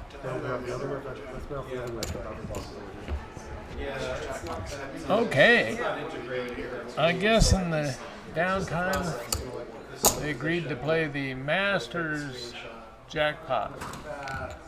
This says semifinals, but it's the final of the 8-player super jackpot between Roberto and Dana Nazarian. Dana played me, and he beat me rather easily. Roberto apparently, reportedly, had hot dice and took everybody out. And I see him walking out of the playing room.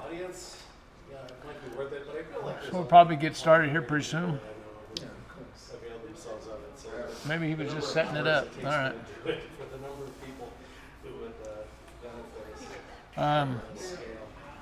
Apparently, some of you are typing in chat area, and that's on Nick's computer, and I'm not able to see it. So if I'm not answering you, that's the reason. Something I do freelance. I used to do. So did we? Yep. Collections I was management, sleeping good. museums or archives, keep track of their collections. In a way, back then, when the topics are collections, and it's just a collection position. So it was kind of fun to do, but it's a lot.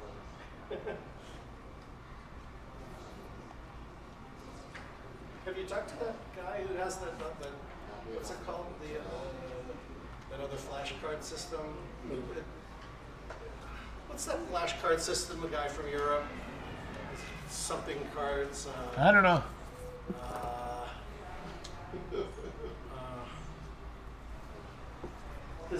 That I know just takes XGPs. Yeah. And you might be very excited to work with me. Let's see, backgammon.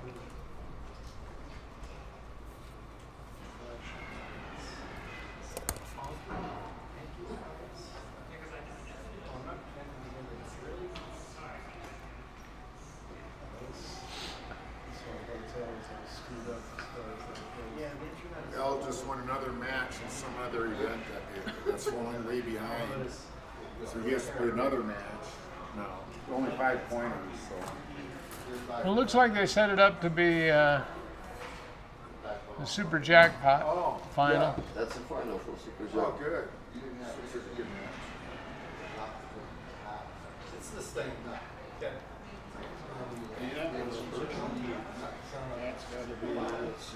You getting ready to play, Dana? Chariot awaits. He gets collections of positions. Oh, yeah, she's just gone to the bathroom over there. Well, whenever you're ready, we're out there. Yeah, but I'm sure that you guys. See you later, Chris.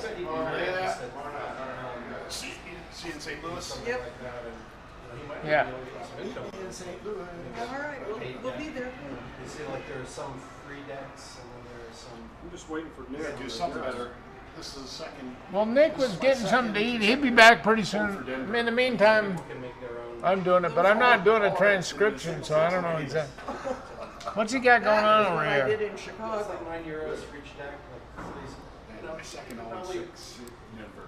you know, Okay, 10 break proposal that in. decks. Oh, he's got a password. Protected. No. Well, he's involved, it seems, but it's. Our chariot awaits here. Yeah, in a couple weeks. Good luck in Vegas. Yeah.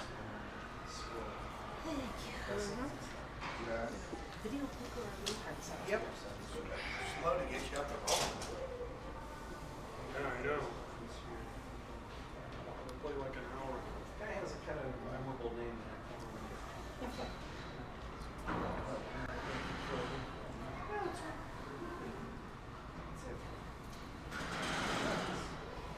They would do the work, you know, you're such a great international player.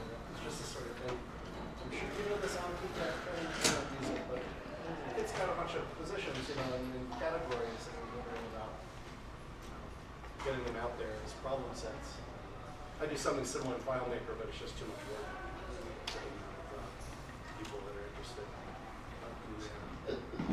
It's like a flashcard system. He was at Cypress. He did a presentation on it.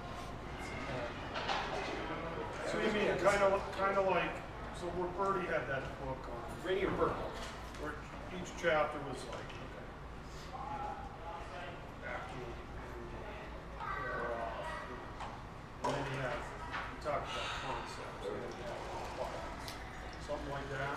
What are you talking about? yeah, I think it's not so much like a lecture series, but it's a topical flashcard thing. Okay. So it's like, here's a deck of 20 positions on this theme. These are 5-point holding games. Yeah, something like that. Yeah, whatever sort of categories people are You have to be a member to this? You should make one. it's a thing.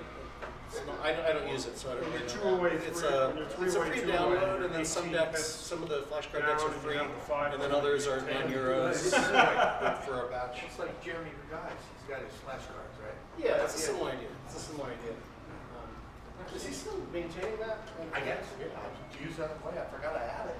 Yeah. So I was looking at it. I'm on the airplane. I didn't have what. Whether he's continuing to have the decks, I don't know. Yeah, I don't know. At some point on the iPhone, it stopped working. Oh, was that right? Or I needed to update it.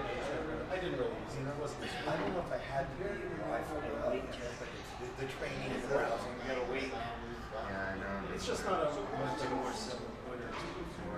I've got a long way to go. Yeah, right. Getting some work done.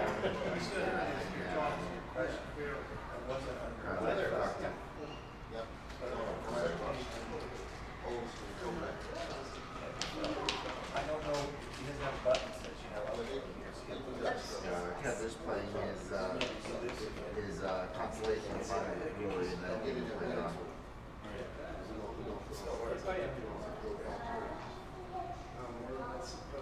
Who's playing consolation final with Rory? David Kettler. Oh. You met the guy in Cyprus? Yeah, he did a presentation. It was, I could see how it would be very useful. I do something. What will do? That's for you. Oh, thank you. He did something like 6.1 earlier. Oh, yeah, this is my FileMaker database. I recycled. What do you have for me? And so I did this Something good. iPad version. I made a few selected quizzes. Right. Which works great. I think it's fantastic. But it's a ton of work to put one of these together. And All right, apparently we are waiting for I didn't get a sense of what people Nick to show back up. He had to go get something to eat.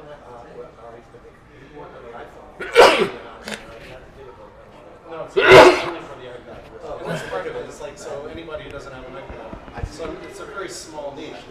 Okay, backgammon players who own iPads who are interested in local player, backgammon flashcards. It's like, Anybody writes? well, I believe yeah. I know people who eventually right. Play somebody. I like seeing it. Might be me. Might not be. Yeah. It's downloaded about 8 miles from here. Well, it's on the NBC. Oh, it's on the. Yeah. That's all that is. You know, I want to be able to go road. Apparently there was not a, I was kind of hedging because What is this? Is that? it's still Boston that weekend, and I don't know how many more times I'm going to get to see that guy. So it's here. It's on. I do. Everything on the side is me. This, I'm very interested in history. I'm really proud of this section of the 1930s. Boy, this website is slow. I think there's a ton of pictures. I've been researching the 30s. So this is all the publications and sort of originalized. I don't want This is what you do. That's right. You do. was in archival I got it. preservation, film I think I got it. preservation. And I did that FileMaker software Yeah. relates database solutions for collections, like museums or archives. And backgammon positions are kind of collection, sure. So this is a really fun page too. It's the Is this open to the public? Yeah, remember? No, this is all. Yeah, So it's a little outlet for me to. Are these all Bakelite? Yeah, those are. This is I think these cubes are from the first year cubes were made. I think these are all from 1930. Did we document the cube was invented in the 20s? It was in the 30s. Dublin was invented in 1926. Dublin You did cube was confirm it's invented. 50 boards. Was it right? Yeah. Well, they used to use matches. They just put matches on the. And it was kind of a pain in the ass, and it was confusing. It's a really interesting history. You read the books and you see comments about it. How'd you find it? Well, books you just collect from. But also, I scoured there are a lot of online archives of periodicals, the Internet Archives, Google Books. So there are a lot of full transcriptions of newspapers. So I was just going year by year searching back in different parts of the country and turned up all sorts of. This is, I think, the first image of the Dublin cube. Marshall Fields. It's appropriate. Do you go to the Wayback Machine? Yeah. I'm friendly with those people. Yeah. What's his name? Rick Prelinger. They're in San Francisco, right? Yeah. I've been to that archive. It's a black place. There's somebody sitting here. It's an old Christian Science You are. church. Oh, okay. And so there's that big gathering hall. somebody's There are thing. banks of servers. It's I sort of don't know, like it's just been sitting there since I got here. it's a knowledge and library. And When you're looking in Christy litigation, Kale. books may not exist anymore. People are scanning, Yeah. taking libraries. Yeah, we have a bring in any history if we don't have the papers looking at it. Yeah. That is watching us. Look at it. Yeah, these are the, That's great. I really appreciate it. This is a gorgeous cover. Yeah. I remember reading on Saturday evening post, my great grandfather. No covers that I finally acquired one of these. It's a really kind of nifty. It's like I notice things about the topography and also the orientation of the numerals and little differences in the. Somebody's changing the screen graphics. Yeah, that's the thing. So it's got the dial. So this is the one in that picture, and a couple. Spray has one. And then I found this one I would like on them eBay to use it for several years ago, cute. and then realized it was the same company. The text is the same. It's just kind of hard to find. It's the same typeface, and the numerals are very peculiar. And then I found this cube, a little backgammon set, and it's the same numerals again. It's a really interesting cube because it's hollow, and it's almost like double play. a shell. It's very lightweight. It almost feels like a prototype. Third. Where they were in business. No idea what company it was. There's no Whatever that is. manufacturer. That's my son there. So he caught it? They caught it and then he flipped. The guy tried to tag up and he went off and I got the double play. These little flash numbers. It was a big game in the playoff. Sweet. That's a big play. Yeah. Game-winning play. Look like Dana. See if we can make some of those today. Dana just sat down. Go around Roberto's. And they're moving stuff. So maybe Nick is back there helping us get set up. Is Nick in there? That's how it's supposed to be. Really?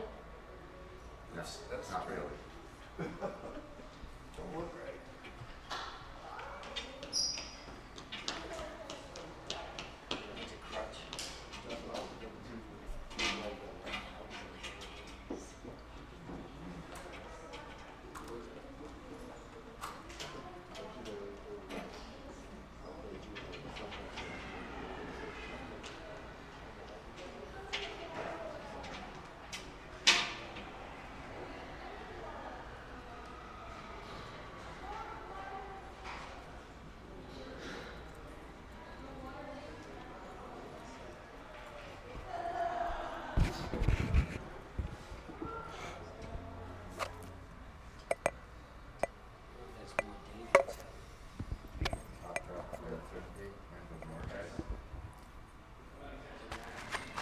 Really working on that font, aren't you?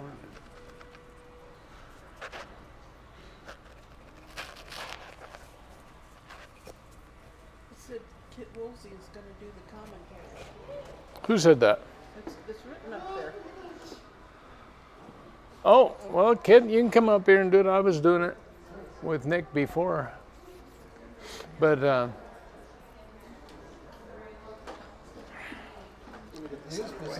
He's busy transcribing, isn't yeah, he was trying, but he went to get some food. So, and anyway, he's got to be here to turn on his computer. You're going to do this? Oh, it's got Kit Woolsey and Ray Fogerland. They're changing the names up there.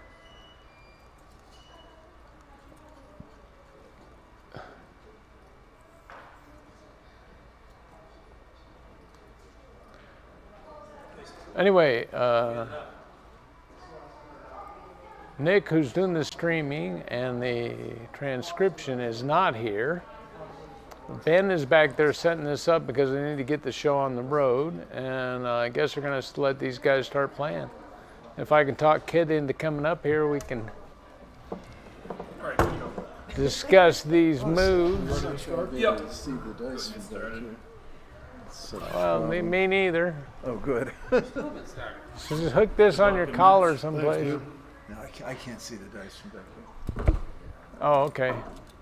Well, that's a 2-1. Yeah, I know. That's what I rolled a lot during my races this weekend. I rolled a 2-1 to get Gammon. Come on, John O'Hagan, you can come over here. They're shaking hands. They're ready to go. Come on, Johnny. Yes. I think you'll be an acceptable alternative to Nick. Here, just hook at that. It's a little clip, and you squeeze this thing and hook it on your shirt. It's an alligator clip, brother. Let me show you. Okay. Get your shirt over here. Not really. Before I knew it. All right, try talking. That maybe that they can hear you. I don't know. All right, John O'Hagan. Yes. Who sometimes he's a lightly regarded player, but yes. He's a good talker. Yes. Look at set of threes. Oh, you ready? Yeah. Oh, well, actually, I have to go play a seniors match. Okay, you're a senior? Yes. Okay. I guess they're going to leave it to me. You guys just have an EQ. I don't care who wins, but it's this over with. You want this to be over with. I guess Jack is waiting in the finals. All right, here we go. So,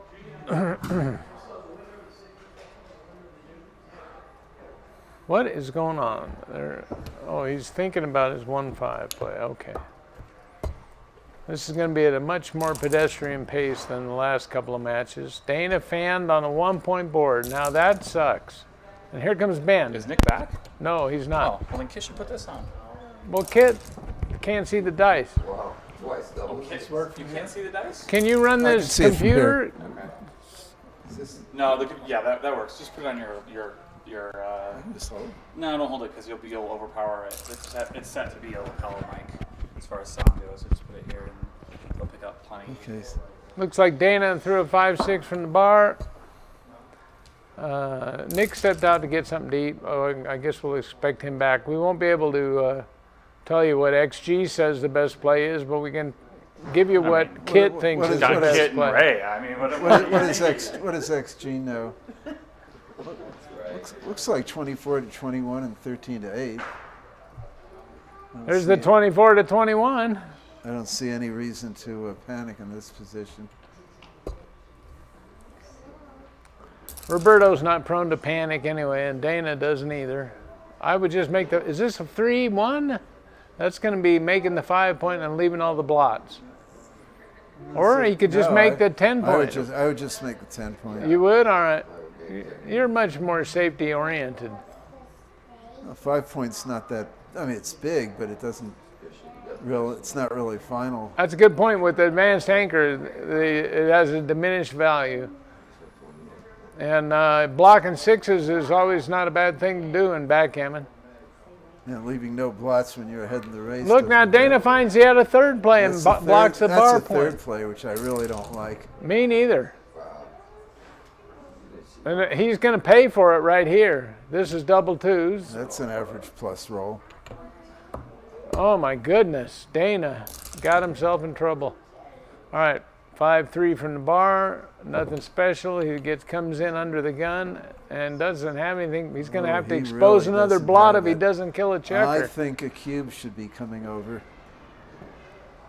Yes, absolutely. No matter what he does, that happens. So if that's the case, then just put your checkers where you would like to have them, and that would be come down with the 3 rather than going 6-3. Well, the 6s are duplicated, which is sort of important. And putting a checker out of play here is sick. Just, yeah. He could think about taking if he comes 13-10. He can't really think about taking if he goes 6-3.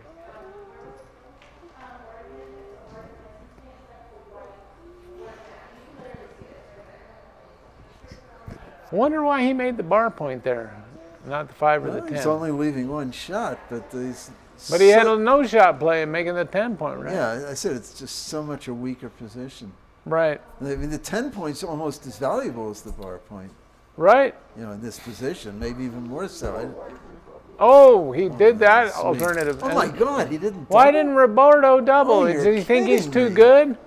No, he can't think he's too good. He can't be now. Oh, a 2-1. Oh my God. He might come down and make the 11 point. He'll make the 11 point. What else can you do?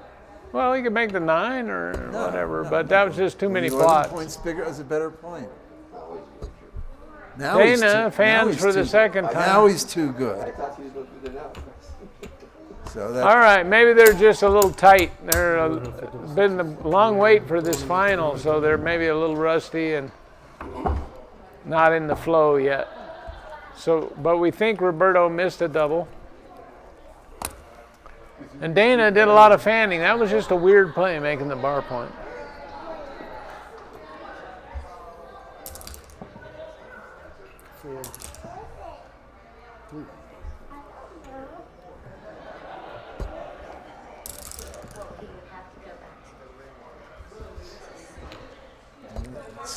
That's the right response because the midpoint is stripped, so it's somewhat of a punishment to hit from it. Okay. 6-5. You might as well just try and 6-5. run. I think that's 6-5. There's no plan B. You don't get I just hit, hope he you're doesn't ahead get in a the 2, race. but Dana fires a 2. Oh, yeah. Now Dana's in a Now solid Dana's in a very position. strong position here. We saw an awful lot of I this. think you have to come in with a 2 and hit. You don't have to like it, but... Now, is this a double? Dana got enough to, he's got a double shot? It's a little thin. Okay. I think. All right. I wouldn't object to a double. Yeah, you can't double if you're going to roll a 2-6 from the bar. Oh, that's true. I think all he has is 11 to 5. Yeah, that looks like the only play. I mean, the only other play is to hit. Okay. And that doesn't make just... Well, Dana's rolling makes a lot some of sense. 6s from the roof. That's not very good strategy when the other guy only has a 6 point. This is a brick for Roberto. He's going to probably have to make the 2 point. Well, it's making the 2 points, not chopped liver. It's Well, that'll ruin 2-6 from the bar for the rest of this game for Dana. puts the guy in the bar, unstacks the heavy 6 points. Nothing wrong with it. Double 3s. There's a good shake. Not as good as it looks. He doesn't want it over. 3 enters. He's going to make the 3 point. Yeah. And he hits loose. He hit loose before he even made another point. No, I guess that's because he knows that's going to be part of his play. I think this is right. Yep, that looks pretty strong. Give him a 25% chance to commit suicide. In fact, he'd be too good if he fans the problem here, with right? making the 2 points, you're breaking the 8 point, leaving yourself an ugly structure. All right, now Dana, he'll roll on. Way too good. He will roll on for Way sure. too good to double. Dana rolls on when he's not too good sometimes. Should he just make it? Yeah, or hit. He's got to. Yeah. He's got to hit the second checker, right? Yeah. Yeah, yellow's gorgeous. Then should he break the bar point, or is that too many blots?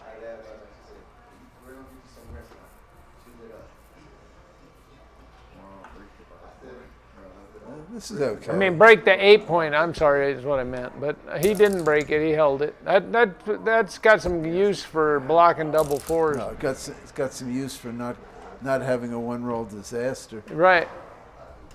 Okay. Mark up again and take it forward.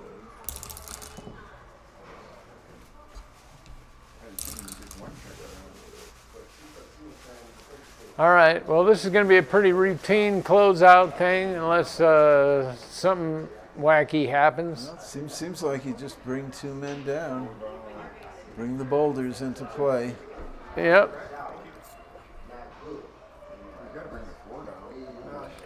There's not really any bad numbers. He decides to bring it in and activate another builder for the ace point. That didn't make any sense. Probably doesn't make much difference. He figured that was the best play for 4-2. Well, no, he's trying to be aiming on the ace point.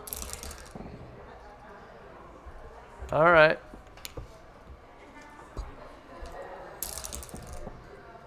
We're going to have a new resident in Gammon City, and his name is Roberto. The 6 and the 1 is, he probably doesn't want to mess up double fours, so he did that play.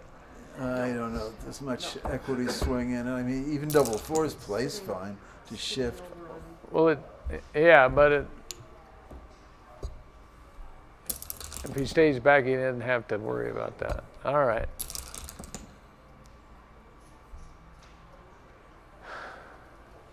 Did you play for like double fives? I don't know.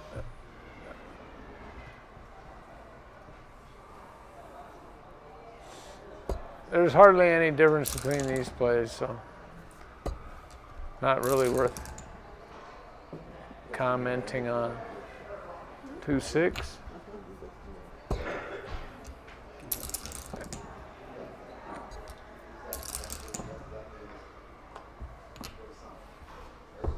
All right, the deed is done. Good thing yellow has that 2.8. That's really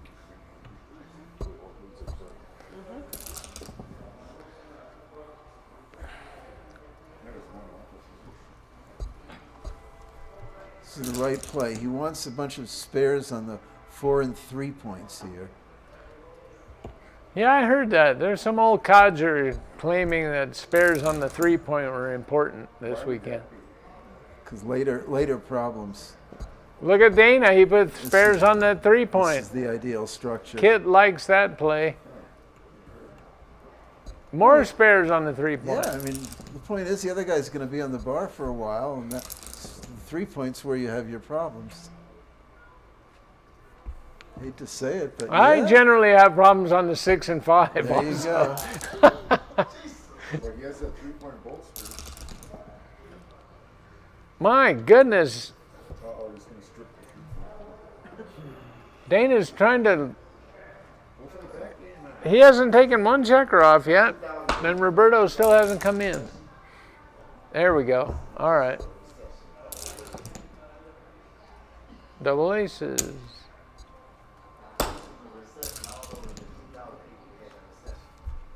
If Dana rolls that, we could visit Backgammon World.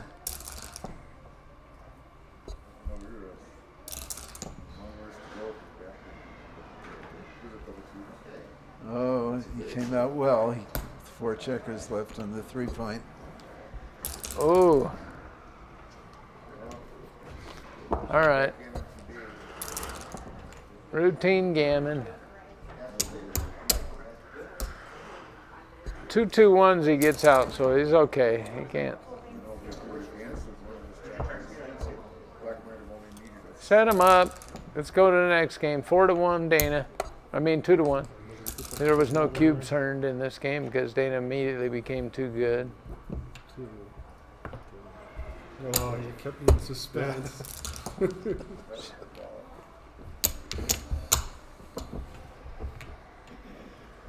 Okay.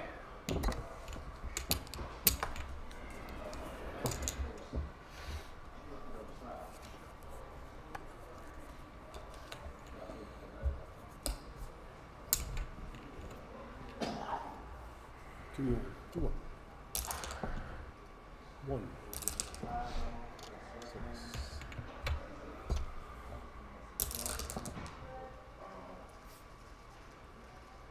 Could play this one either way. I think this is a slightly better play. I don't know. I heard when they're stripped on the 8-point, you'd want to split. Yeah, but this is a little different because you've made your bar point. Okay. Yeah. Is Carrie on the stream? Carrie Bordy. And we get that little boy some money.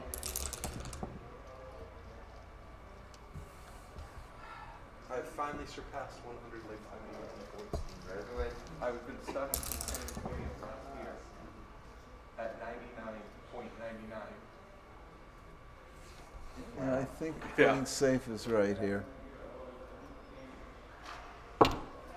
That looks like that preserves some shot equity, and it's a reasonable chance to contain the checker. And I think I would just go to the 8-point here, but Dana might opt for more builders. I think the fly shots are too risky. I think you're right. The thing is, it's not. His goal isn't so much to make a new point, although it'd be nice. His goal is to escape the back checker. Right. Okay.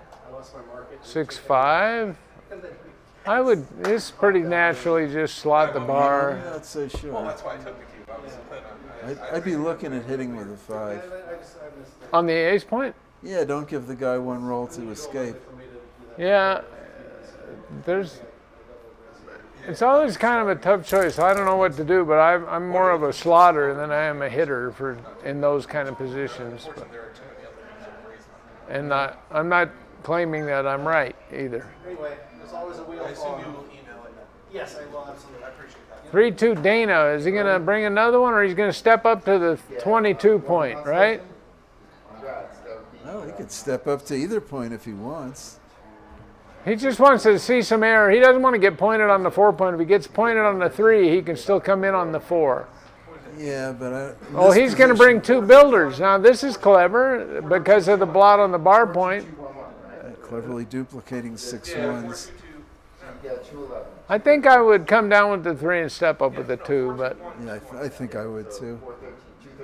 You'd what? Yeah, I would make the same play. I don't think this is thematically right. Dana finds a different alternative, so he's just focusing. If he can make that point blocking the 6s, then Roberto's prime won't make much difference because he's prime 2 guy. Oh, I don't agree with you. He'll still lose the priming battle.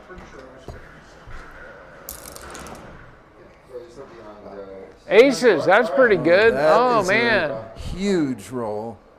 And he should come up. He's going to lose if he rolls a 2-6. Well, I don't know. I would have. Oh, he definitely played 10-9. That's don't me understand too. that play at all. Me too. Yeah. That is my goal. You would have had a double shot at him anyway. Well, the thing is, if Dana rolls a 2, he'd want that extra shooter at him. That's the important part. Well, he kind of brought an extra shooter in there, but Not I really, agree. No. I mean, you can. I agree. You can afford to lose the bar point if you're pounding on him. Uh-huh. What do we got here? Anything exciting? Yeah, it's okay. Oh, not too exciting. Dana's just going to buy time to get to the launching pad, and Roberto's going to try and close that facility for the weekend. Put it on the 9 and leave it there. Yeah, he keeps avoiding this fly shot. There we go. Yeah, that's right. Okay.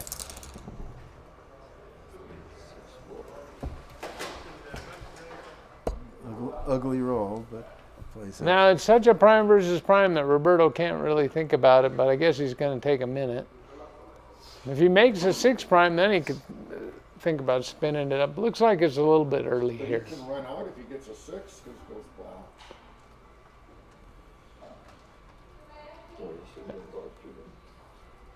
Yeah, he's giving it some thought. This is It's too early. Well, I mean, let's say he makes the prime, and the other guy He does did. nothing. Okay. Has the market been lost? not by a whole lot. I mean, you know, your guy can still think about taking it when you got 2 guys behind a 5 prime. Of course, it depends on what happens with this shake too. Yeah. I think he's got a double now for sure. It's certainly a double, but is it a take? The double's not even a problem. Is it a take? Yeah, probably. Yeah, all these prime versus prime games are takes, pretty much.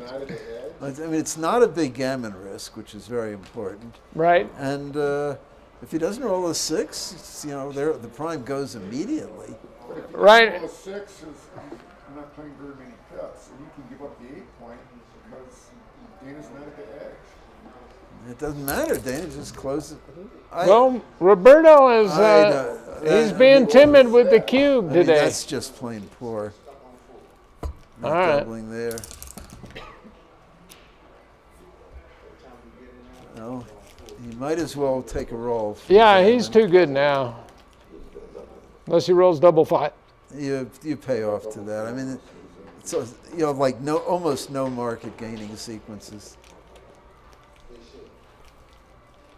Double 4s, double 5. Huh? Double 5s and it's a 1 point. No, it's too early.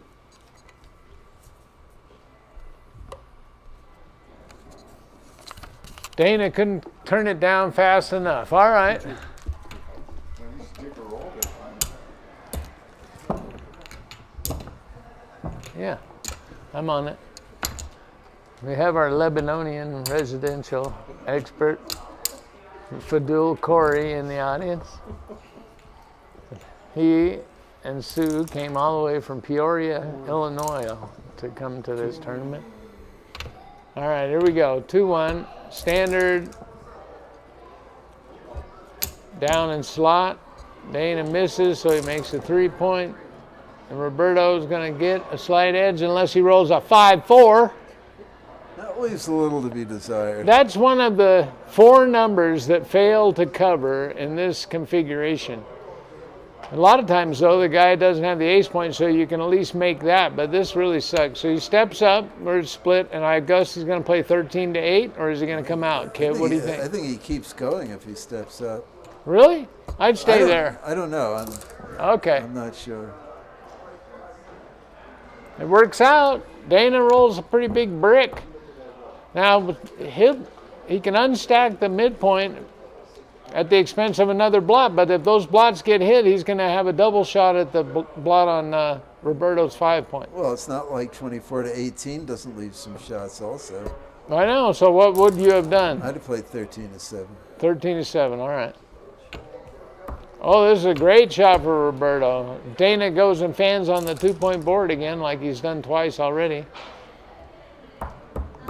In with the ace? No. Oh, In and spank. Oh, it's in and hit, just a question which way. Oh, I think it's 3 ace and hold the 8-point, right? I agree. Okay. That blocks the ubiquitous 2-6 from the bar.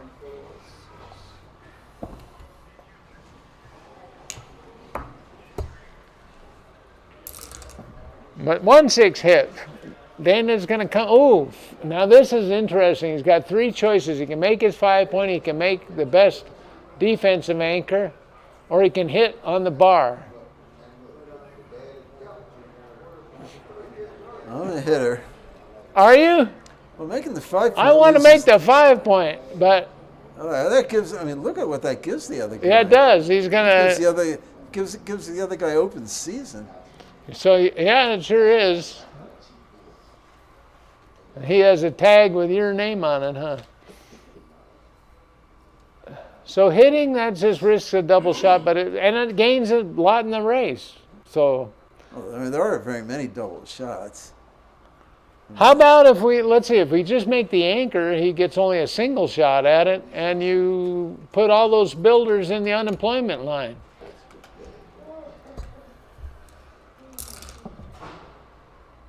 Dana chooses to hit. Roberto rolls a brick and misses. Must hit with a 3. All right. That's the play. Don't give the guy a full roll in this position. 1-6 from the bar. Dana makes the bar point. Now he'll work on the other side of the board if he gets left alone, but Roberto's going to hit him. And then, what's he got, a 2? 11 to 9. 11 to 9, natural. yeah. You know, Even Dooley likes that play. It must be right. build it for the 3-point. Oh, you want to hit a second checker? Nah, there's a there's department we haven't heard from. Oh, It could be right. those terrorists are very aggressive. Could be the right play. Could have been. I don't know. Worked out pretty good. Well, it hasn't worked out good yet. Uh-oh. Dana says, work on this. Going to hit off the bar point? Hit a second checker? How can you not hit? This isn't even Yeah, I a don't decision. Oh, my God. Oh, it's a 5. Oh, it's a That's 5? how you can not hit. Yeah, okay. If it's a 1-5 and not a That's 1-4. problem. We answered that question ourselves. The audience is probably liking this commentary. Is that 5-4, is that? Yeah.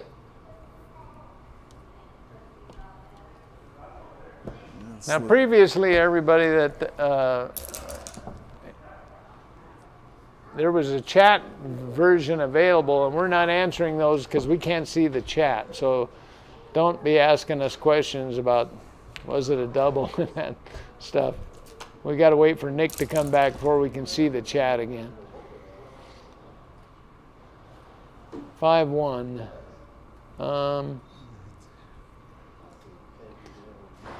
Boring 14 to 8? 14 to 8 or 24 to 18. I see. Yeah, that point is stripped, so you don't care. He's got to leave 2 blots to break it. 24 to 18 feels right to me. I like the way you think, Kit.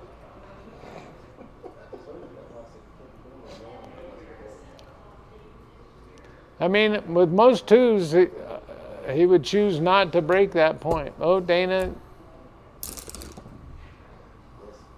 looks for a little more balanced position so he can threaten. What do we got, double 4s? He's got a presence in each quadrant. Yeah, double 4s. That's an interesting roll. He has a ton of possible plays. And making the ace point is one of them. That's the scary part. Yeah, I think I like hitting loose on the ace and just making the 4.3 time. It's certainly possible. Then you got maximum covers. However, my play would be 20 to 16 twice and 13 to 9 twice. Oh, okay. Just play, backgammon's essentially a race, so race. That's a balanced position, and you're like poised to go whatever direction the game takes you. And it takes advantage of the fact that Dana's got a stack on the 8-point, and he can't really attack effectively inside. So that's nice. But I haven't counted the race, so I don't really know what it is.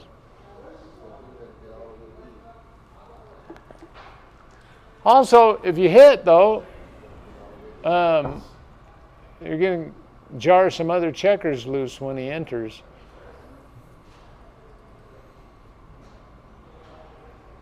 Which is a good thing to have happen if your board is growing. Yeah, he's starting to see your point. Okay. It just looks pretty. How about, well, it wouldn't be so bad to just make the 4-point and leave a blot there, right? On the 8. Oh, it's not terrible. Then he's got to give up the anchor to hit you and leave blots when he's got a weaker board.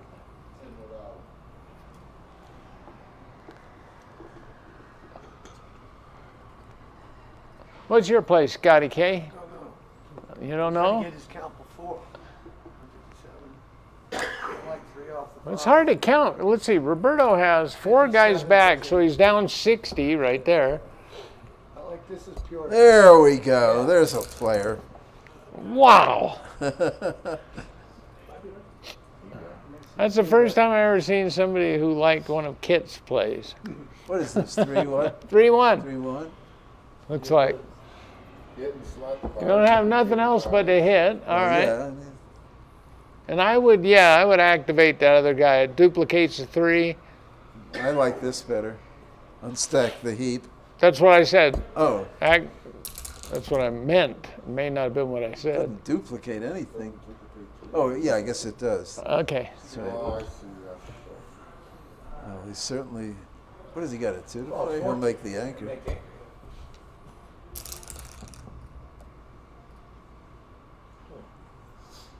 Dana's rolling some serious bricks today. This one's a very serious brick. But he could almost slot the bar and leave a couple of guys. I guess because he's going to have to go up his anchor to hit him. Or he could switch, I guess, 6 to 5. And I would play 13 to 12 and 5 to 1. Oh, all right. There we go. Yeah, why not? Did you read a book or something, kid? Man, you're good at this. What do we go? What is this? I can't see. 6-4. 6-4. Run away. That's the idea. That's his game plan. He didn't make a run away. I mean, he had 4 guys back and Dana has 1. And you think he's way up in the race? Just because his board is shattered, but I wouldn't mind it staying back there and making a point in the board. But all right, so what's Dana going to do with the 5-3? That's it, man. There's some awful bricks. He could hit, but that's probably not going to be any good. Look at that. Yeah, it's ugly, but. A lot of the spectators were claiming cube, but Kit didn't say anything about that. Cube? He knows better. Cube? What's that? Yeah, what's not in disposition? Out with a 6? Why not out Even with the a 6? terrorists didn't want a cube there. I think out with a 6 might be better. This might be okay. 1-6 from the bar. That's the best roll Dana had this game. Yeah. 5.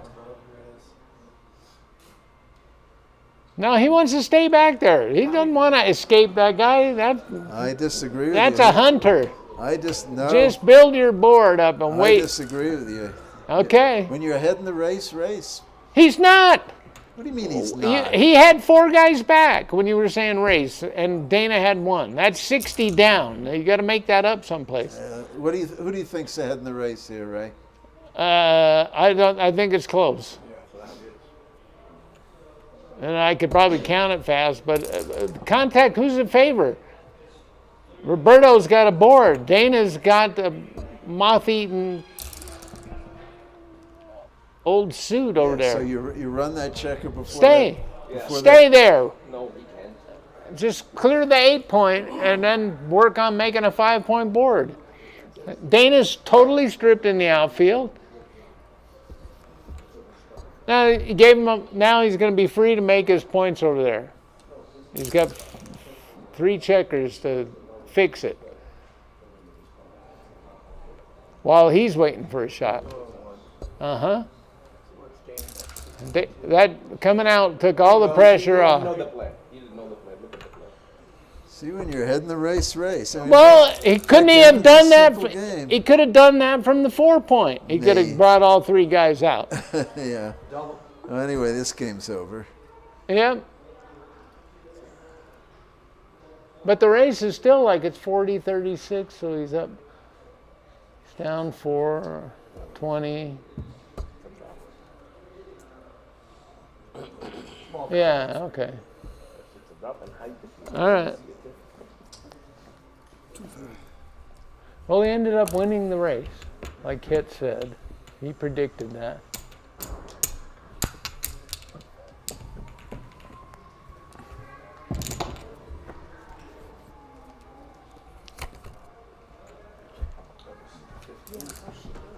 6. Okay, 3-2, Roberto. Dana opens with a 6-2, gets pointed on. He'll be splitting up with those. Oh, look at this, aces. And I think it's right to split, but with Kit, that last one, good play. that's what you agreed on that one, Kit? Oh yeah. Okay. 6-5, It's better than 6-6. It's better than doing nothing with the ace. Ooh, prime versus prime game. Make the 1 and 2 point. There you go. You could make the 1 point, but That's my play. okay, yeah, that takes half the shake away at least. It took the whole thing. They laughed when he made the ace point. No, they didn't. I was busy pointing out that he could do that. Now, should he send a cube? Sure. Because the blots are going to be coming fast and furious. The other guys on the bar, stronger in a board, ahead in the race. How can you Oh, not man. double? You're so aggressive, Kit. Well, I mean, how can you not double? Watch Roberto and find out. No, it's Dana. Dana's going to give it to him. Dana's probably wondering if he's too good. No. Let's ask this. Is it a take? Let's start with that. Yes. Are you sure? Yes, I'm sure I'm going to take. So let me ask you this, Ray. Okay. If Mochi came up to you and said, I think this is a pass and I'll play it as a proposition for $100 a point, would you be able to say, sit down? Yes. Ray, you can pay me 100 now if you got it.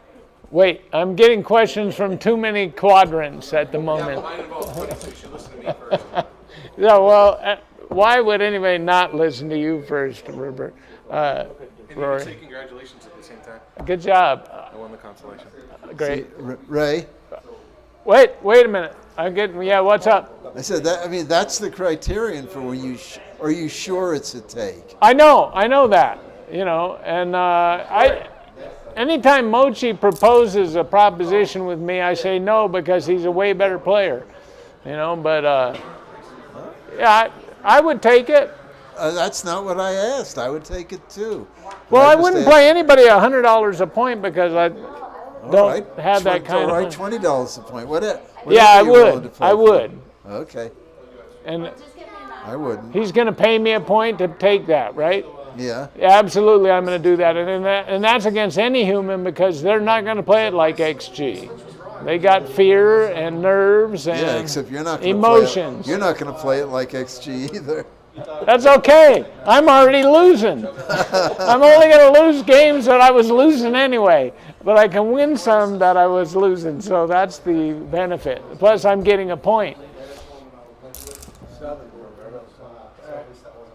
I was kind of dreading one of the last big decisions. That's a fan? But it's No. not. You can't escape the check. Is that fives a pair? That's a real awful nasty brick right there. Makes another point. The 2 point? Okay. Make a point and start a point. Yeah. You don't need the bar point for anything. You're not priming anybody. No. Builder on the 8 points, great. It's good in the race, and you're you slotting would, the 5 point. and you would like to have the old. 1, yeah, that's going to be 1. Now he'll see it.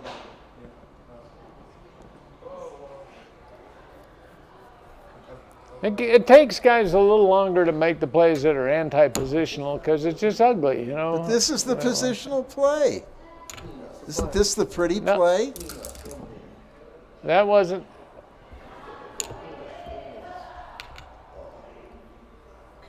All right, Roberto wants a 3-4. Ben, this cube's still in the middle, but it ain't going to be anymore. No, it isn't. Unless it's too good. Dana, he's going to think about it.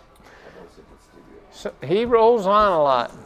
He rolls on more than any other pro. No, this does not look even close to takeable to me. 3-3. But there wasn't any way that was too good. Okay, we're good. Oh, it might be. I sort of agree it wasn't, but... I'd have to look to see how many serious market gainers there were. Okay. And there might not have been very many.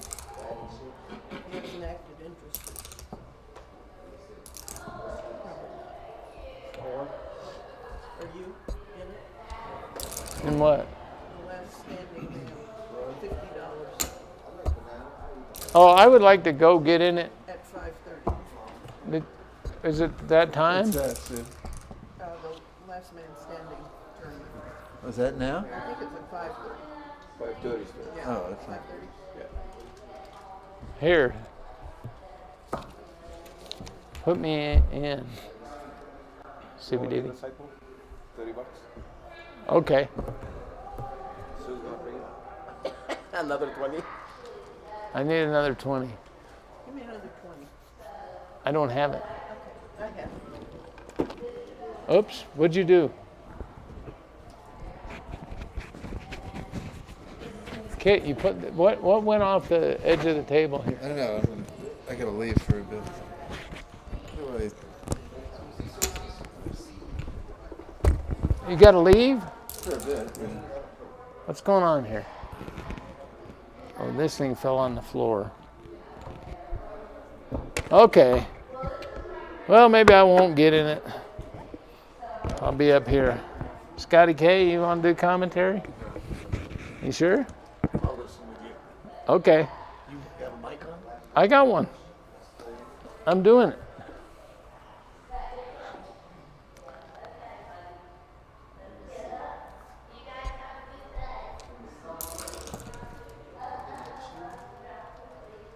I'm on Roberta. You're on Roberto? Well, what's he going to do here? He's going to hit? No. Yeah, he's got to hit. All right. Sorry, you were waiting on the winner of the first round, like Kit, right? Yeah. So, where Kit will he go? He just left to go. Oh, all right.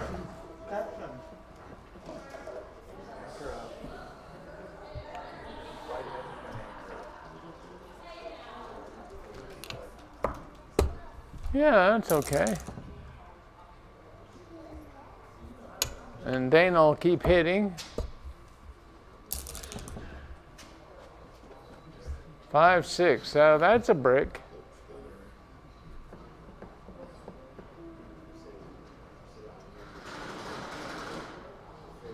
All right, so we're early in this final. It's been a lot of below average rolling so far in this match. Dana could get something going here, but he rolls kind of a brick. Unless he makes a 2-point probably. Or he could hit loose on both, but I don't think that's going to be. He'll make the 2-point, and then he'll be able to maybe cash the game if Roberto fans.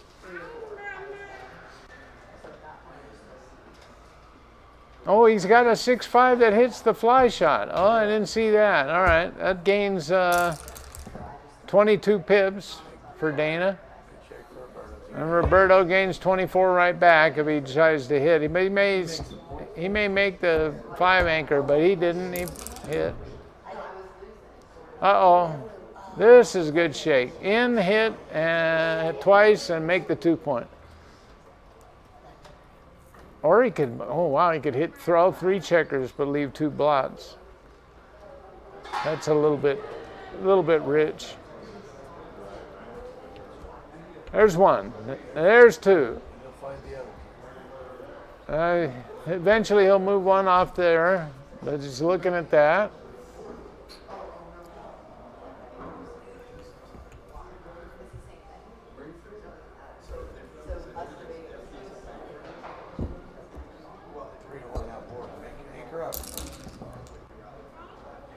Two 6 from the bar, no good. And I don't know if he's too good. He doesn't have enough ammo in there. He could, yeah, he might be sending this. It's definitely not a take, but I don't know that it's too good here. Roberto's got a little mini prime on the other side, and Dana only has 9 checkers in the zone. The volatility calls for a double, and Roberto probably wants to let this one go. And he did, all right. What about you, Stepan? Would you take that? No. Okay. All right. Thank you for spending me out of my misery. Out. All right. Well, if Stepan won't take it, then it's not a take. I can tell you that much. Because he likes to fight for the points. All right. Roberto runs, so Dana splits, and now Dana will make the 2-point to avoid more shots unless he decides to run. Yeah, 6-4. I don't know about that, but he did it, and it worked. Oh, is he glad he left before that train arrived? Okay. Good shape. Pretty good. Safe slide. 6-5. All right. Now, Roberto will go into shot avoidance mode, and Dana will want to keep his backman split for maximum contact. He could make the 4-anchor, but that gives Roberto places to play behind, so he should just come down and slot the 9-point, I think. Or he may step up. He may step up to the 21-point. But usually, if you're playing contact, you stay as far back as possible. If you had 9 in the zone, it might be different. I'm not in, right? Huh? You didn't put me in the thing. Oh, you did? Okay. Oh, Dana's looking at the step-up play. All right.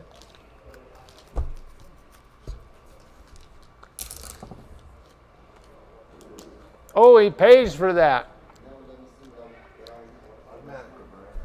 This is Roberto's best number. Just go ahead and point on him, Roberto. Don't worry about that blot. He's thinking about Nobody ever rolls a 2-6 from the bar in these positions.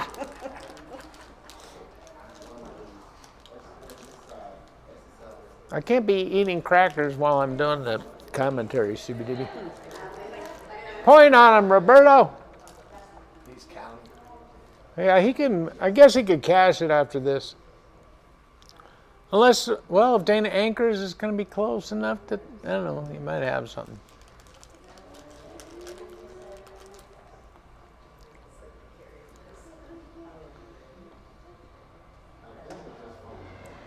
The other thing is he could make the 4-point with the 3 checkers and bring the blot down to the 9, and that would only be exposed to a 3-6. But this is 2-6 and 3-5 if he makes the 4-point. You just sort of got to make that 4-point. 1, 2. He doesn't have to leave the 2-6, right? I would make the 9-point, but it's not so bad to bring it in and bring it 1 down. But you don't. You got 6 checkers stacked on the 9-point. That's where those guys need to go. 3-6. Whoa. The weak play would have got nailed. This will be a double. I think that's what it is. Like, you know, the kid's coming with him. 4-4.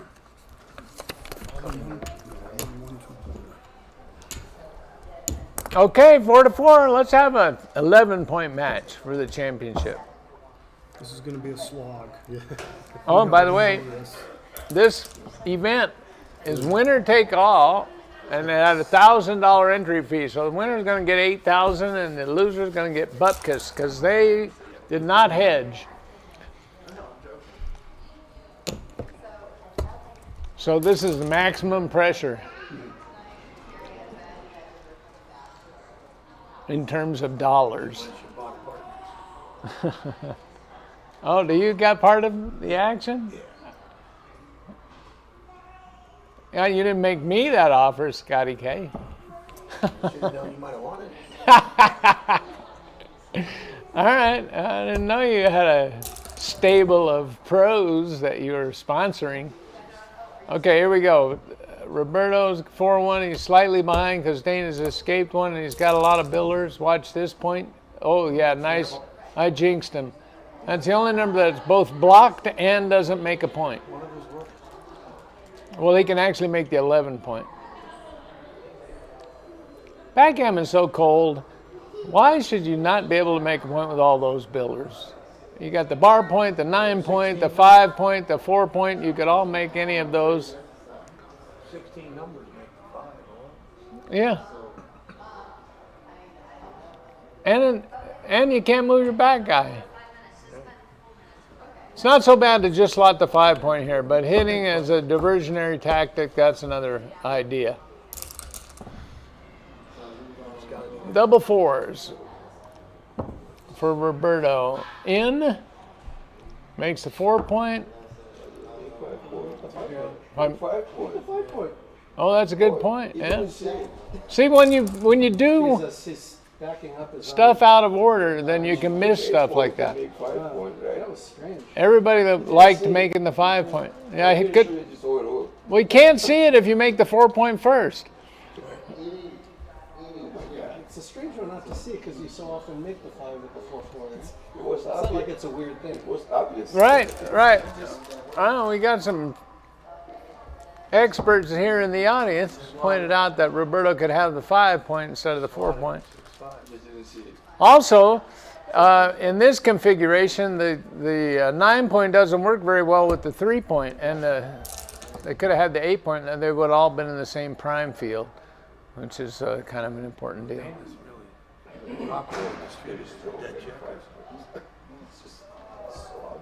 Step up. No, Dana, just get up there. It's going to be bad for you if he makes a 5 point, whether you're sitting back on the ace point or you get pointed on. So you might as well be up there. Double that. Huh? See, he wishes he was up there now. He would have get hit loose, but he could slot it. That's a strong play. What's he worried about? Dana's got 5 checkers on the ace and deuce over there. If he gets hit, that'll be just another hunter to track him down later.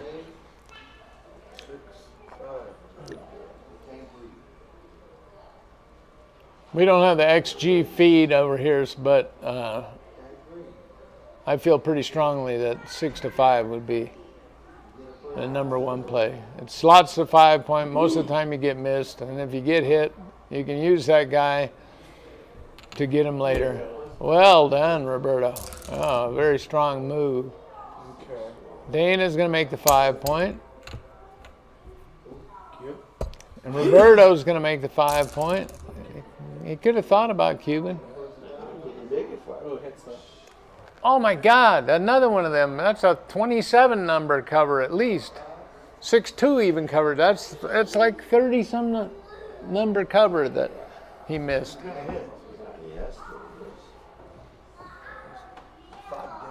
Look at that. That roll is so bad that now Dana has a fair chance. He's made a 4 point board and he's going to have a double shot. With some extra fly vig. What a disappointment. He could hit him off the ace point. What else do you do with this thing? Yeah, I guess. We get him off the ace point from the 8? I probably would be. Figured it. If you play lots, you might as well hit that. No, thank you. I don't care for that play. All right, Dana's out and down with 2 guys, and if he gets missed, he's got a big advantage.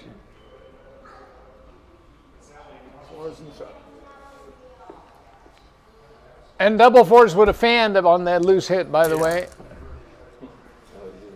Hindsight is always 20/20. Fan double. No, the race is you don't have a double even if he fans, but no. So he's going to enter with the 2. Does he pick lifting or coming up? It's actually safer to come up to the 5 point because there's only 3 builders there instead of 4. Exactly. Okay. If Stepan agrees with me, I know I'm right. 6-5. That's another brick. I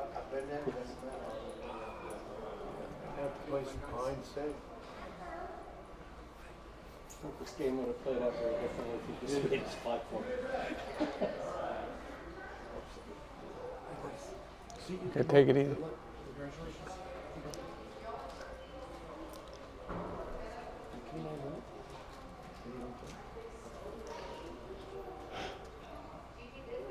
I guess what? He's going to come to the 8-point and safety one, or can he could come out? Oh, that might be interesting.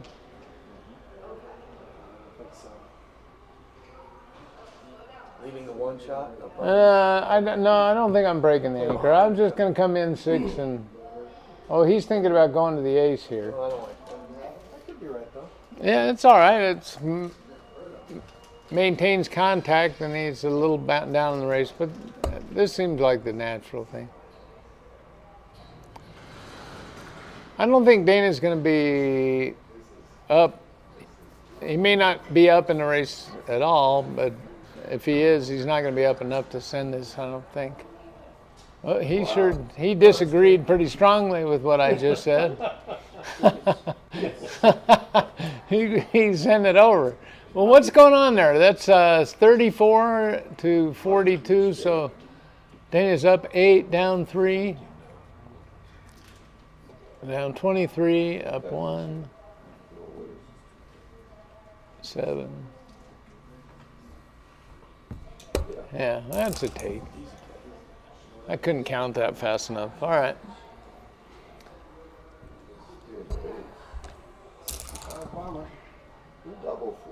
Oh, that's going to tighten up the race quite a bit. Roberto's going to look to save some.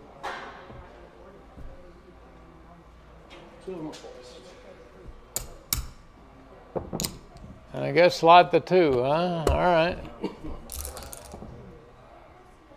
And hope the next 6 comes with a twin brother. Look at that. This is what Roberto wanted. It can't be. I think I would make the 3-point. And then if the guy comes out and hits you, he needs to also cover it, and or he's going to run the risk of the 5-point board hit.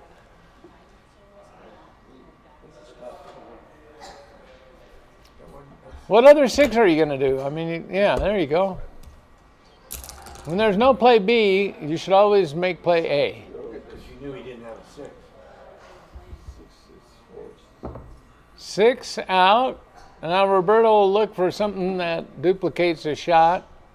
And he's going to be unhappy when he finds out that he can't. This is a triple shot no matter what way you look at it.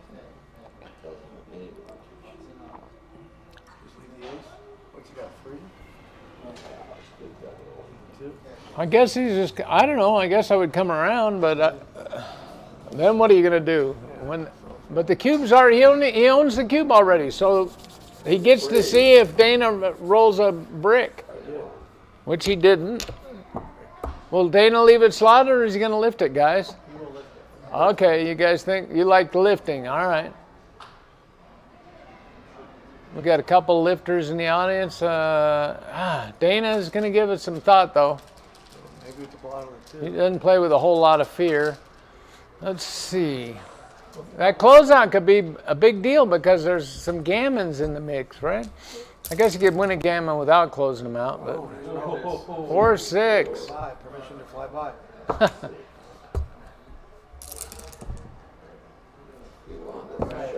He'll leave that one. Okay, now some action could happen. An immediate 4. Dana completes the closeout.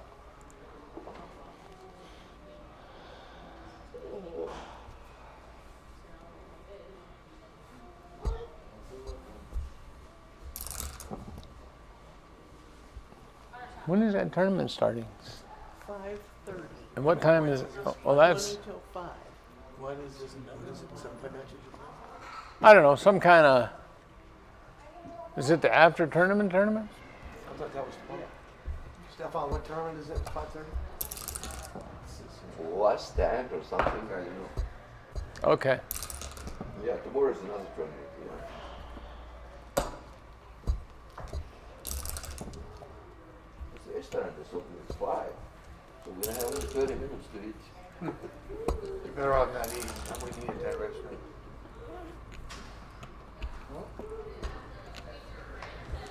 All right, pretty routine things going on here. Roberto comes in. That sort of breaks contact barring a miracle, Dana's going to go up 6-4. I found it pretty interesting how fast he doubled that. But he was probably keeping a running count, so he was aware of what was going on race-wise.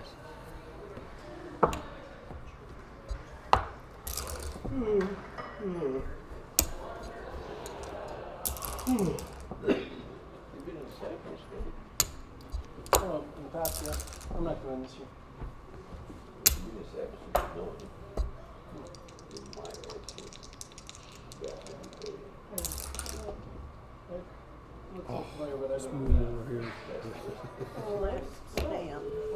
Huh? The last stand, all right. I guess I'll have time to finish off this commentary. All right, Dana's ahead 6-4. Like a breakaway. You know, now you took it was a huge amount of points compared to what we've been doing. Oh, yeah. Yes, Two big ones. I was trying for 4. I couldn't hit that one. That's why I played it big. There you go, Roberto. Turn that thing on 64 so nobody gets confused.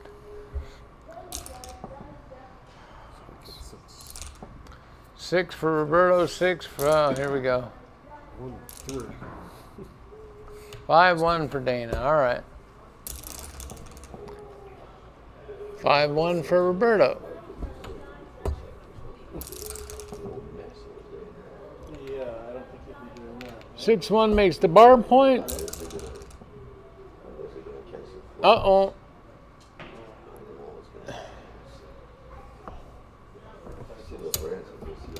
4-1, Roberto decides to hit 2 men. It's perfectly reasonable. Dana comes back with a 4-1. Now he's got a lead in the race, a better developed position, and Roberto comes with a 1-6.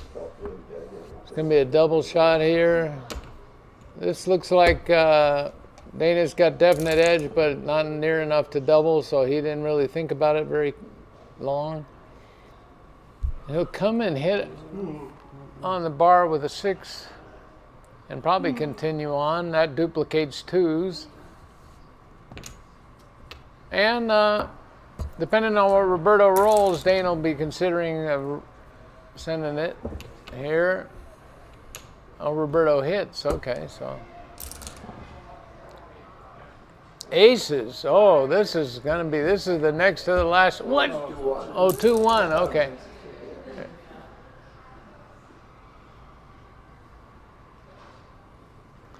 I was going to say, if Dana made the 5-point there, that was going to be it.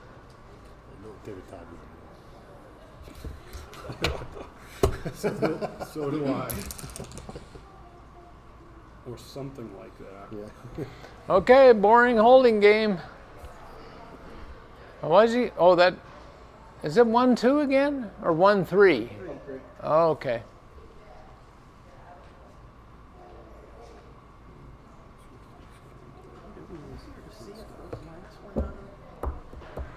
No, I don't know.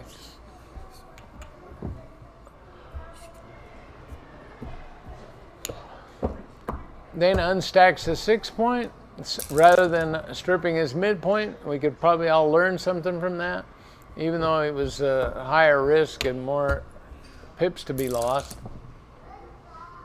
Now he rolls double 3s, and he can make the 10-point, or he can make the 3-point. Oh, that's an interesting choice. I suppose he wants to make the 3-point and activate those 2 builders that are basically killed by Roberto's 20-point anchor. But priming the 5-point is another idea, so he's considering his options.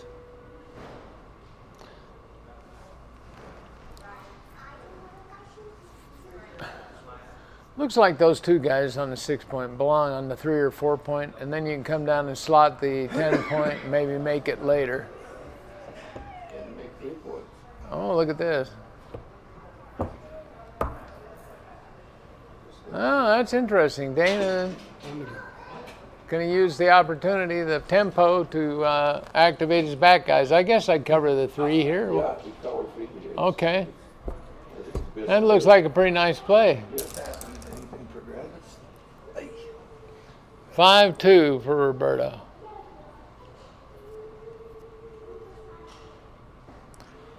That's not too good. He can come in on the 5 and hit loose on the 4, and that duplicates 4s, but it also gives some aces. Not really all that great. Comes on the 2 and hits on the 3. Yeah, could come in on the 2 and hit on the 3. That's a thought. Come in on the 2 and safety. Safety might be right. But, oh, John O'Hagan's. Another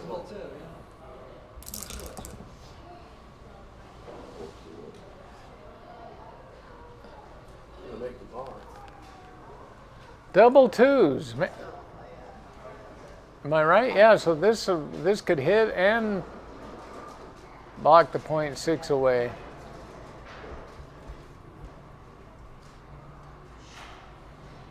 Or he can make the anchor and block the .6 away, but I don't know. Make the 18, cover the 6. Find the other way. Maybe you could bring the guy into the 6 point. I don't know. Oh, there he is. 2 microphone? Okay. He made it back. I am back. Okay. I don't know. The kit probably moved. Did I? I don't know. Maybe. I'll check it. Great. What did I miss? Some backgammon or something? Yeah, there was a little backgammon. Okay. And a lot to go as anticipated. Spilled coffee too. Cool. Perfect. All right, Nick was back. We can get in there, and there must be a million questions about who are these stupid announcers. No, everyone knows Ray. Kit was in here. He had some good ideas. Awesome. What direction are they playing? What is this? Yeah, you got it. This is a mess already. You can handle it, man. Why they got to play for so many points, too? Next time you leave, just remember to give me your password on your computer. I can answer the chats. You can do the transcription, too? No. Oh, okay. I can't multitask that much. I could have Doobie, she could probably handle the trans. She's a tech wizard. Sure. Okay. Of sorts. Oh, we got to use that more often then. Tech wizardry isn't. I don't do both because it's easier to. I do both because I have to. Right. All right. No cube yet. Look at this.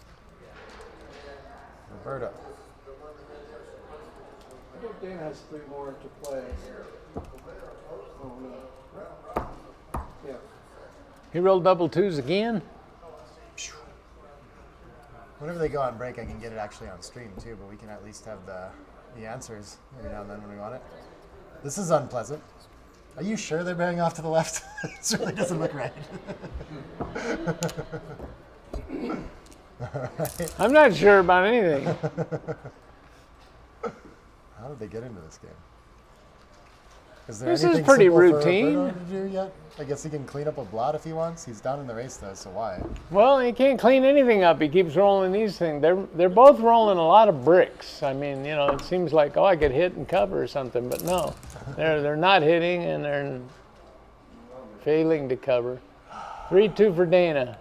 Okay. He finally makes a point. Beautiful. He could have made that 3 rolls ago with double 2s, but I'm sure whatever he did was better than my suggestion. Seems like the 5 would come out for mobility, but the second hit for some reason seems to try it too. All right, 2-4. Dane will step up, and he'll need some life insurance on that checker because it's going to get hit. Loose here? Yep, hit loose. He's slightly ahead in the race after it. I don't see anything safe. So I guess Bang it. When in doubt, bang. He's thinking about making that point, which blocks 7s, so that's not all that effective. There we go. Yeah, outfield control looks pretty relevant in this game, doesn't it? Okay, a lot of blood in the water, Roberto. That's going to be a dangerous spot to be. Oh, this is going to be another hitter. Maybe a double hitter. Oh, the double spanky could happen.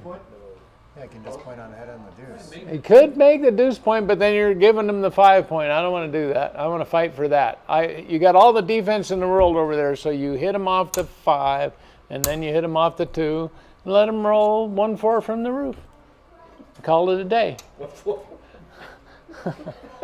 XG likes making the deuce and then popping out 20 to 16. Why is the anchor irrelevant? 20 to 16. Yeah, that's right. Well, with all that strip stuff, that makes sense. Yeah, it doesn't make sense to me, but okay. Whenever I have a strong disagreement with XG, I believe XG. How about my play? Is it even on the sheet? Yeah, I mean it's 99 behind the double hit. Yeah. Okay. Yeah, that's a small blunder in my book. I guess it's hard to give up the midpoint with 4 Look at checker this. stacks. Look at It's this. just, yeah. People like this kind of play. Computers like safety. 2-4. And the 5 point goes to the human who has the 3-6 from the bar. Ouch! Oh no! Get back here in this stupid game. 4-6 can't cover. It's got to try to hit again. There we go. Yeah, I think we're seeing why this play was too messy. Like we can't not have a midpoint with 4 or 5 checkers back, right? Yeah. Like how do we? I was just practicing on the one before. Well, all right. So what? That's just one more of my plays this weekend that has failed miserably. It was a cool idea, though. All right, there was a plan. Roberto failed to execute it. Ah, yeah. And Dana's thinking about hitting the other checker and wondering if it's going to give him too much time. But in general, don't be too afraid of the back game. 2-6 from the bar. Roberto hasn't lost a 2-4-5 back game all day. Wow. Oh, it could be the 1-2-4-5. We'll get the XG on screen. Now you slot the bar in this 5 and step up. Slot the 5 for Why would sure. you slot the 5 when you can switch to the 5? That's what XG thinks. Oh, well, and it's okay. That's great. You know, you don't need the dumb 6 point when you're playing a back game, but it doesn't go hog wild and just slot the bar point too, huh? I do see why we want to be on the 21 to have a playable 6 because the 8-3-5 is like significantly worse than 8-2. I got you. Oh, Better, yeah. Roberto found that. Wow. Nice. He's a computer nerd, that guy. Yeah, apparently. But like the old time backgammon books, they would have all slotted the bar and left 3 blots there. Yeah. That's why, you know, the plan there makes sense. Roberto's in the finals and I'm commentating. It gets easy for now. Now we get to make the board and just hop out for mobility and until it stops working. Right? In fact, what he should be moving in these kind of situations, you should always be moving the back checkers out and then recirculating them. Anything that's moved in the front yeah, it's 2 wasted pips. is a sacrifice in your position. But he couldn't play the 4-2 any other way and hold that anchors. Yeah. 5-3 gets to make another priming point if he wants. Yeah, he's thinking about it. I think Dana has a very strong chance of cracking. Yeah, that shortens Roberto's timing because he's. Yeah. But he gets right out. Oh, that's a great shake.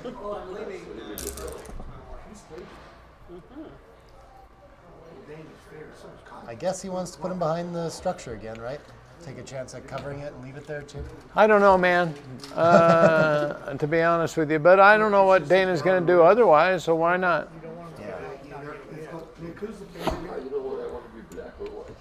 Black No. is the favorite. Black is a big favorite because he's going to win all the gammons, most of them. Well, he's a winning favorite too, and a lot of it is because of the lack of a timing bank on the midpoint. Also, well, I mean, White can win some gammons here because that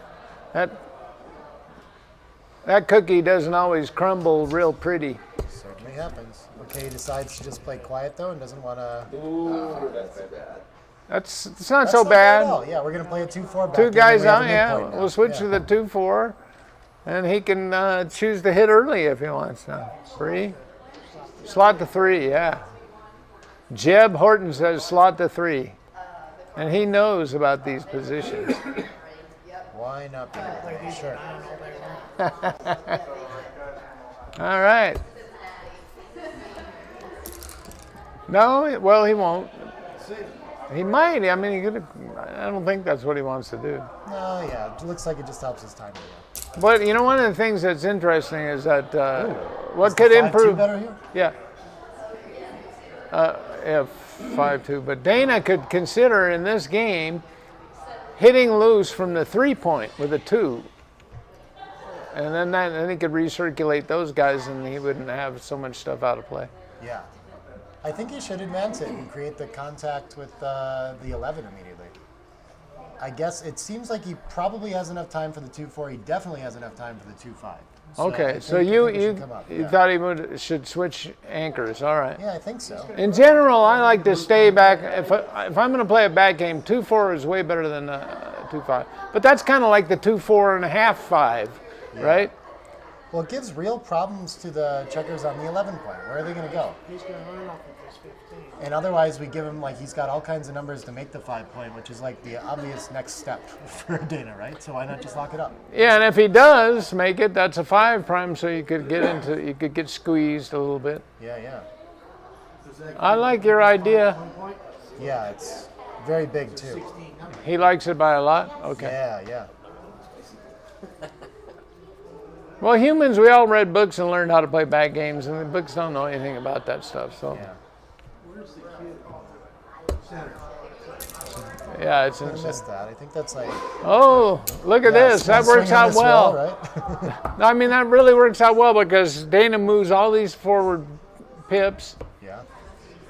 I feel like if we switch, then he's playing 7-1 with all of them, and I think that's probably better. I don't know. 7-1 with all. Yeah, the checkers on the 11 can't move, and not on the 9 can't move, and then on the 9 can move. Yeah, so he's going to leave a shot that would have cracked him if he switched to the 10. Yeah. Oh, okay. okay. The 9 and the 7 somehow, and you get to pick where you leave the blot, and instead it's making a 5 prime. All right. Well, it didn't make it. Dana broke the 5 prime because he wants to do it while he's on the roof. 2-6 from the bar, which almost never happens in backgammon. Covers. Plenty of contact. A lot more contact than Data wants to deal with. In fact, he broke some contact on his last shake. Now he's going to be trying to play safe. Distribution looks nice. Timing looks nice. Everyone's got something. Right. That's what it looks nice, but you know your timing can get screwed up so many ways in a back game. Yeah. Pretty soon the double 5s will be coming and they'll be Yeah. exiting from over there. The 90 pips he's down after this 4-1 looks great, but he does still have like a lot of pips locked 90 up on pip? the 23. Like really needs to step up with the 2. He's wishing for a 2. That's what he wants, and he got it. Oh yeah. That should keep all the pips of timing alive. Roberto's getting happier, and Dana's Can't clear safely yet. no. I don't think he's going to the 1. I think he's going to. Well, he doesn't want to strip out 3 points either, though, does he? Okay. I guess it's not any better to put a fifth checker on the 3, so sure. Yeah, Okay. The ace looks okay. I mean, when I played football, Okay, that's good.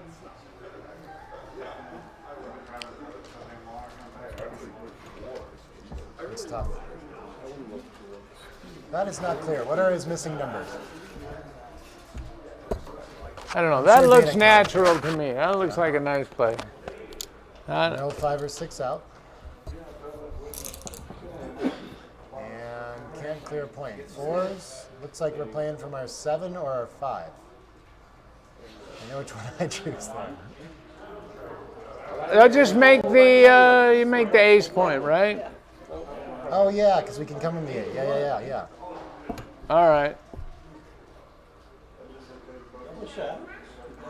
I'm going to state at this point that even though he's leaving double, I like black in this game. Yeah? Yeah, I'm going to root for black. Okay. Rooting or liking. That's kind of you because orange is a favorite. See, you always root for the underdog. Make the ace point, Dana. That'll come in handy when you roll a 1-6 or 2-5 from the bar, or a 2-6.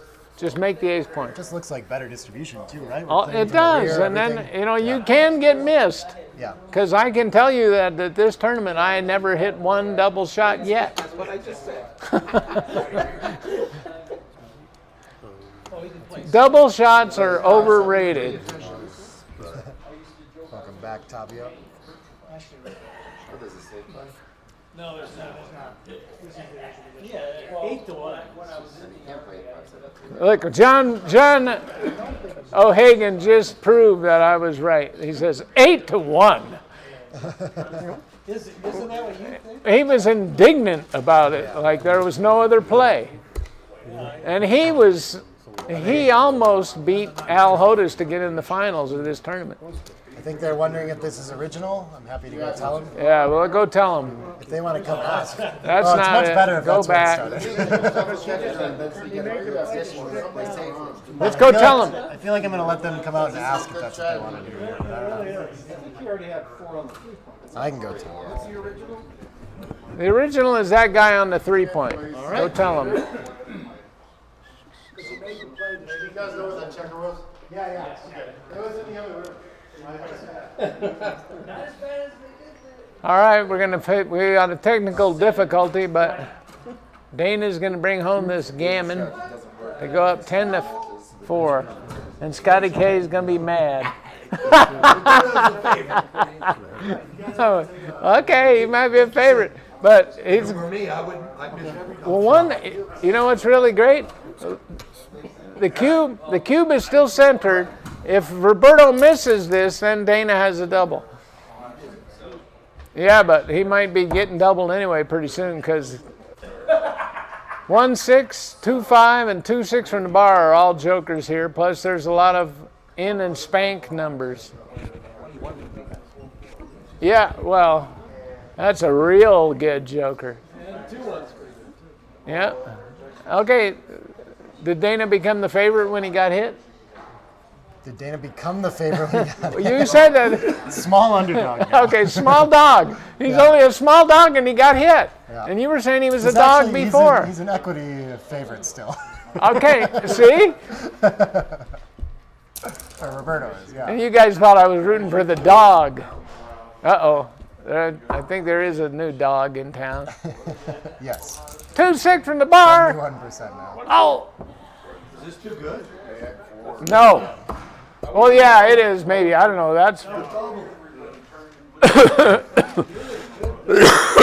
Here it comes. Yeah. Quite a ways off too good. Can my mic be louder, please? Pass. Maybe. Maybe they want me to turn mine down. That's what they're saying. More subtle. All right. Let me run over there and get this set up so we can have XG on the feed too. Where are we? Are we still sharing this? I gotta share my screen. Okay. Oh, do we have a... Sweet. Oh, yeah, 6 Yeah, give us 1 minute. Those guys are taking a break, so I can do it too.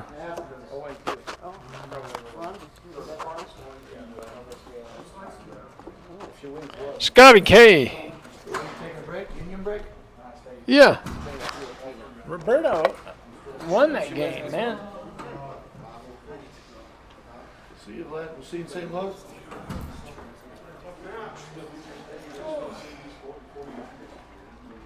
Let's see if I can get out that way. Yeah. I could probably drag her. Stay. Now I try to run. 6, 7, 8. I think the women got to go flat. Maybe that would be flat. I get the St. Louis. I've been last year from a Canada. It's only one airport there. JFK. How many tournaments are you doing a year roughly? 10. No, I do 2. I do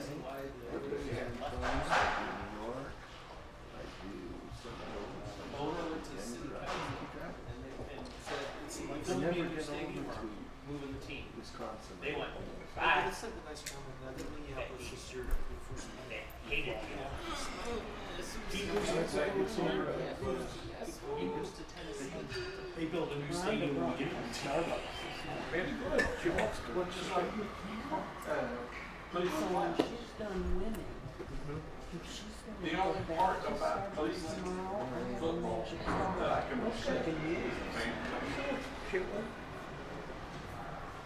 their team is good enough. They should be winning games. She's down 0-2 right now. Yeah, 2-0. Okay. Yeah. And so whenever I see Pick up. sure, Well, she could use this one and the guy loses the other one.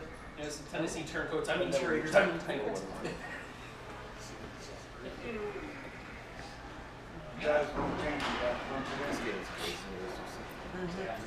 Now they will stop like much MXG did. Yeah. Well, that won't stop. Oh. Y'all have a good.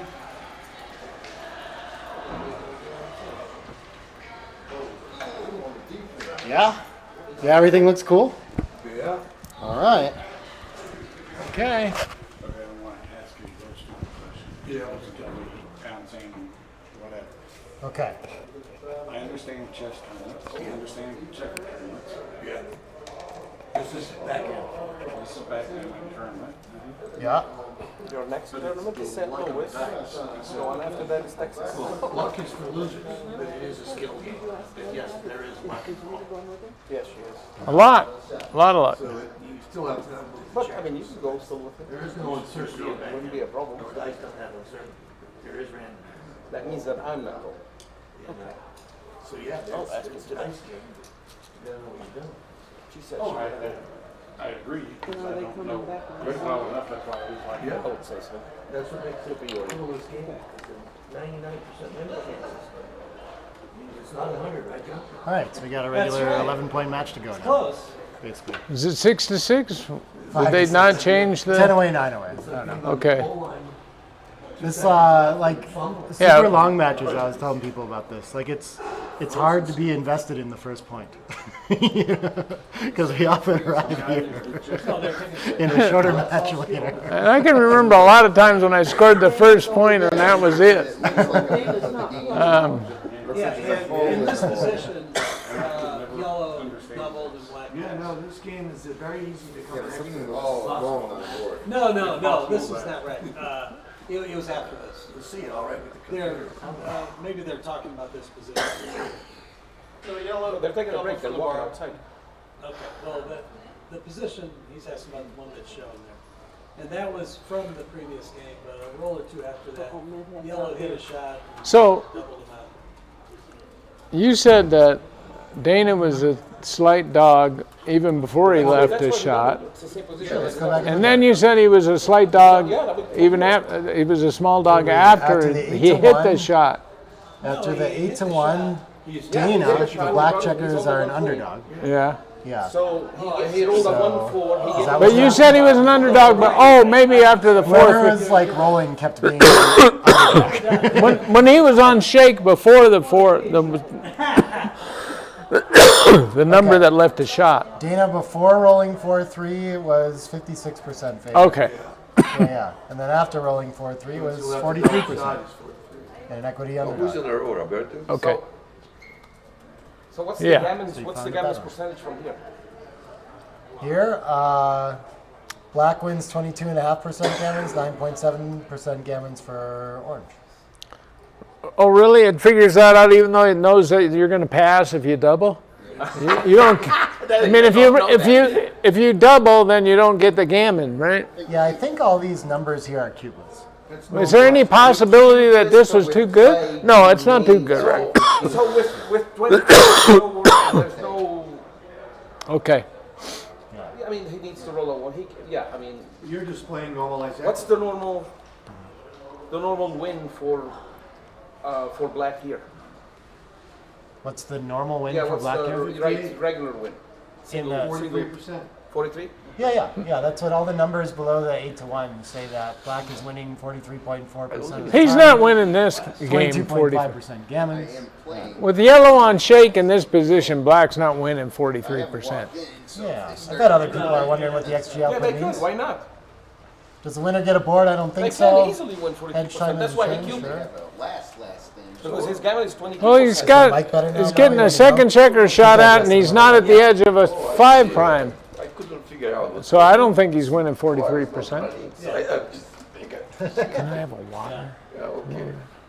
Oh, if we're talking about the end sequence where there's a double pass, these are the numbers there. He's winning 22% here. Yes, Okay. significantly less after being. So it's like half as much, 22% black. Now look at his G's. But that's white on shake in this position. You know. That G's only 8. Yeah, white on shake when white is on shake is only 22%. Yeah. Black is only 22. It's borderline. Yeah. Take that. It's not borderline, it's a 244 blunder to take it. I mean, to you, that's borderline. When would it be too good to not confuse? Oh, wait a second. It's a 244 blunder to take. Looking at the Not too good because if he shakes double threes and crack. One of the most interesting mistakes in there were not sending the checker behind the structure, the 6-5, and advancing to the 5-2 was here. It wasn't as, I think, one of the lower plies had ruled this out as like a 500 mistake. But on higher analysis, it's closer, but still a blunder not to take over the 20, and I think we saw with the double sixes follow-up why. Yeah, yeah. Or a big piece of it anyway. Yeah. So I had a couple of Complicated games. Easy mistake to make for everyone. I think the logic there is just that we think we want to stay back for more contact, like you said, right? Right, Yeah, right. we wanna clear this up, yeah. Too many of us have read the old books on how to play back games. Well, I mean, it's a fair point of it too, right? There's just always 1,000 other things going on, and which one's the most important one? Right, right. You know, and you gotta have a transmission if you're playing, you know, back games or any other kind of games in backgammon. You got to be able to switch gears, and you know, what's a priority now? Well, I should switch to the 5-point, you know, and I can have a blot here on the 4. I would probably call this a big like tactical opportunity. I don't think it's a strategic decision between the 2-4 and the 2-5. I think right now the way the checkers are distributed, we would rather have the 20. Yeah, we'd rather have that. We'll prevent him from making it. And you know, with the checker back on the 21, you can eventually remake that, you know, in some scenarios. I like to go there. It's an hour from home. Okay. Heck, I was coming from Phoenix to And play. you know, let's say so. Some friends, you know. If you're comparing the 2 and 4 anchors versus the 2 and 5 anchors, that's one thing. But you got the 2 and the 5 anchor, and you got a blot on the 4, so that's like a phantom 3rd anchor. Yeah. 2, 4, 5. Yeah. So It feels there's like a some better benefits from phantom that. anchor than the other constellation. It's like you're going to lose that blot too often, so you're not going to have the 2, 4, 5 very often. Right. You make the 5 you are. Right, right. Yeah. Like you said, it's kind of shifty. XG wants timing. Yeah. Do you have a passport? No. It's fun to look. By the way, that play where it went 6-5 and twice. Yeah. I may go. That's a kind of a common XG play that people just never make that kind of stuff out. So that was pretty neat that Roberto did it. Oh yeah. We'll look at that one too, but I think it's fun to look at with the switch to the 20 here too. If you look on the board on the left. Okay. I was talking too about like the swing on double sixes specifically. Now that we have the 11 blocks, oh man, yeah. We have to play 9-3 and 7-1 twice and pick which shot we're gonna leave, and we're just like Dana's game is. And you're puking. Yeah. Right. We just like won on that check. Like that might be enough to account To for send it, 100 right. equity Or for the plays like alone. Like it's so much different just on Yeah, this roll. and it would be of course like the roll comes up. What another indicator might be that if at that point, you know, I doubt it, but if yellow had a double then, because the position was so bad, then you know that's a real benefit. Oh yeah. Never. Since 2001. Is your throat hurting you, Ray? No, Someone says I you just need wanted some some honey water. I nut. just Oh. wanted some water. Yeah, water's good enough. Here's that goofy bot play. Okay. And the normal play. Okay. Yeah, playing the championship. Even when I go to Cyprus. I guess we don't have room for other things, but I thought staying back on the 21 made a lot of sense. Because there's 4 divisions. And it's way down there to slot the bar with and 5-point, right? First one, if you look at the names. That's right here. And results. It's not too bad at all. Okay. I probably would be in the bottom. That's kind of a traditional American old Yeah. 70s backgammon backgame play. Traditional backgame logic. Get hit, Yeah. right? Yeah, go backwards. Yeah. All right, we're going to have another game. We're not going to get to talk about old plays anymore. We're going to talk about new ones. No, I mean, when I go to Roberto, he's in the slot. throw my name in the big hat. I don't understand why Charlie is not supposed to there. 3-1 hits. Oh. No, you're not. I'm going. You're good. And Aces gets the point on head and get off the 24 space. Yep. For 3 days. That's pretty natural. Before that. I don't think I did that. Still? I didn't know. I didn't gonna change the cancel flights, so I want to see my friend. Distribution 5, I think. Yeah. It'll be done. Smooth out between the 13 and the 8. E1 probably wants to just keep hitting. We already have extra checker back by another one. Yeah. You can make a nice point in the 10. Okay. I would have thought to blast away. Make what?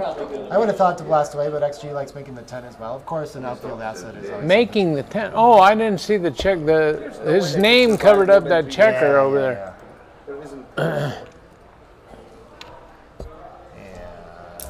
Data gets the anchor up.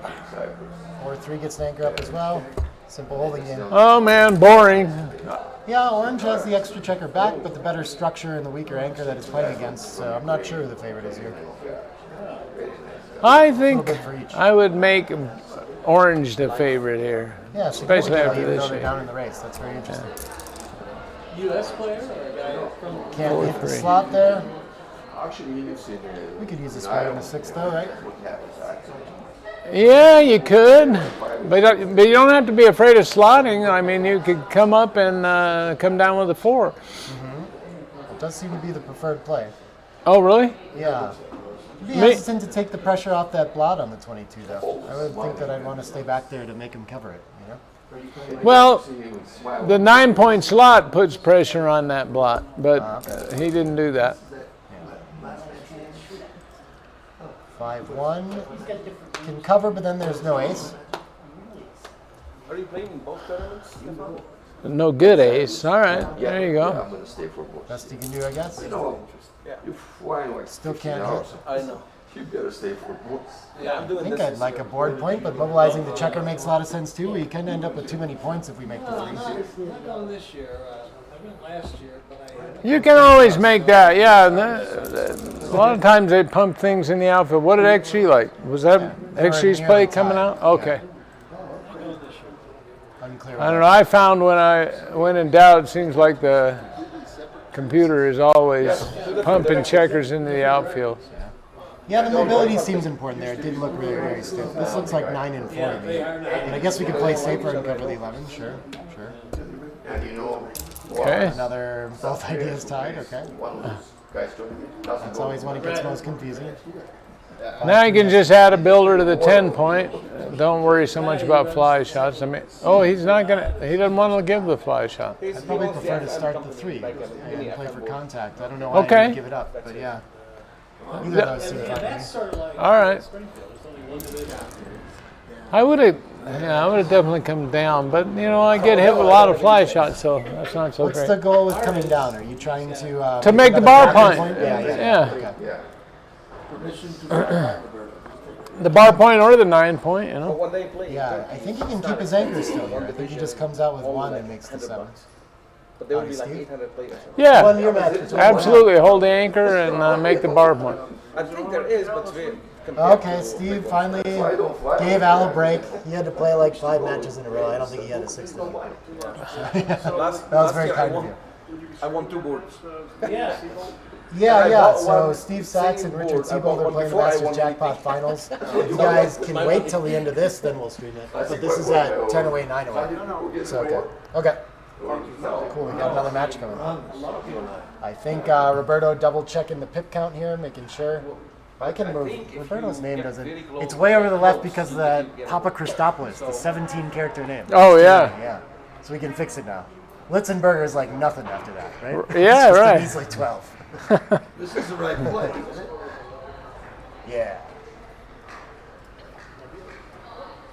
Oh, he's thinking about 3 out and 1 down. He doesn't have to. He doesn't need to make the bar point. He's got 6s blocked. That's That's my first thought, but he has time for this. He's still down in the race a little bit. But I mean, the other play is a little more natural to send the cube. Now he's still got two guys behind a 4 and he didn't even think about sending a cube. Well, he's down in the race, so I don't think he can either way. Okay. But yeah. So he's going to make the 4 here and let Dana crack some more, and then leave when it's convenient. I think once you count the race and see that you're still down 10 pips, then his play seems pretty natural. Okay. Yeah. Okay. He is down 17 after Dana's roll. 6-4 can take the outfield. Are you playing Beautiful the shot. last? Yeah. 10 more minutes? Yes. Yeah, the pip count's on the screen there too, on the bottom and top of the board. Yeah. Yeah, right next to the giant Roberto Litzenberger sign. Yeah, there you go. Right there. If that thing was just a little bit smaller, we could see it all the whole.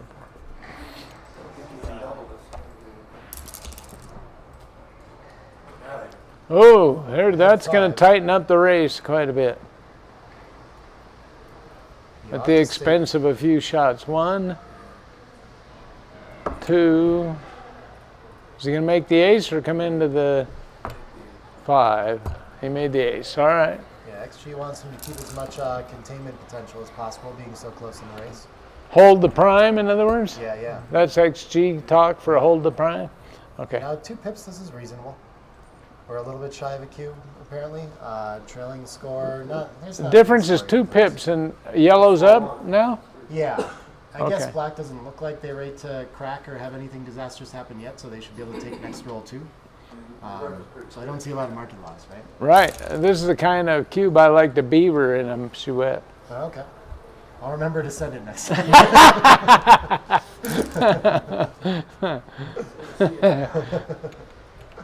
Yeah, anytime you get up 2 pips, you want to be, you're winning. Fee 5-4. No, he didn't. It was a 5-4. I think it was just a no needs to double. clear from the rear now. Yeah. 11 pips ahead. We don't want to let him out on 6s or 6-5, but yeah. Yeah, but you want to let him out on 6-1, 6-2, 6-3, 6-4. That's fair. And 5-4. And 5-4. And now you can give him the cube and I don't know if we can afford to do this. say Do we really need to sayonara. run here? I would be very tempted to just clear the 6, thinking that my 4-3-2-1 So, combos are just going to end the game. If the cube is a pass, then you can't leave that, right? So what is the cube? I think it's still a take, apparently. Still a take. Numbers.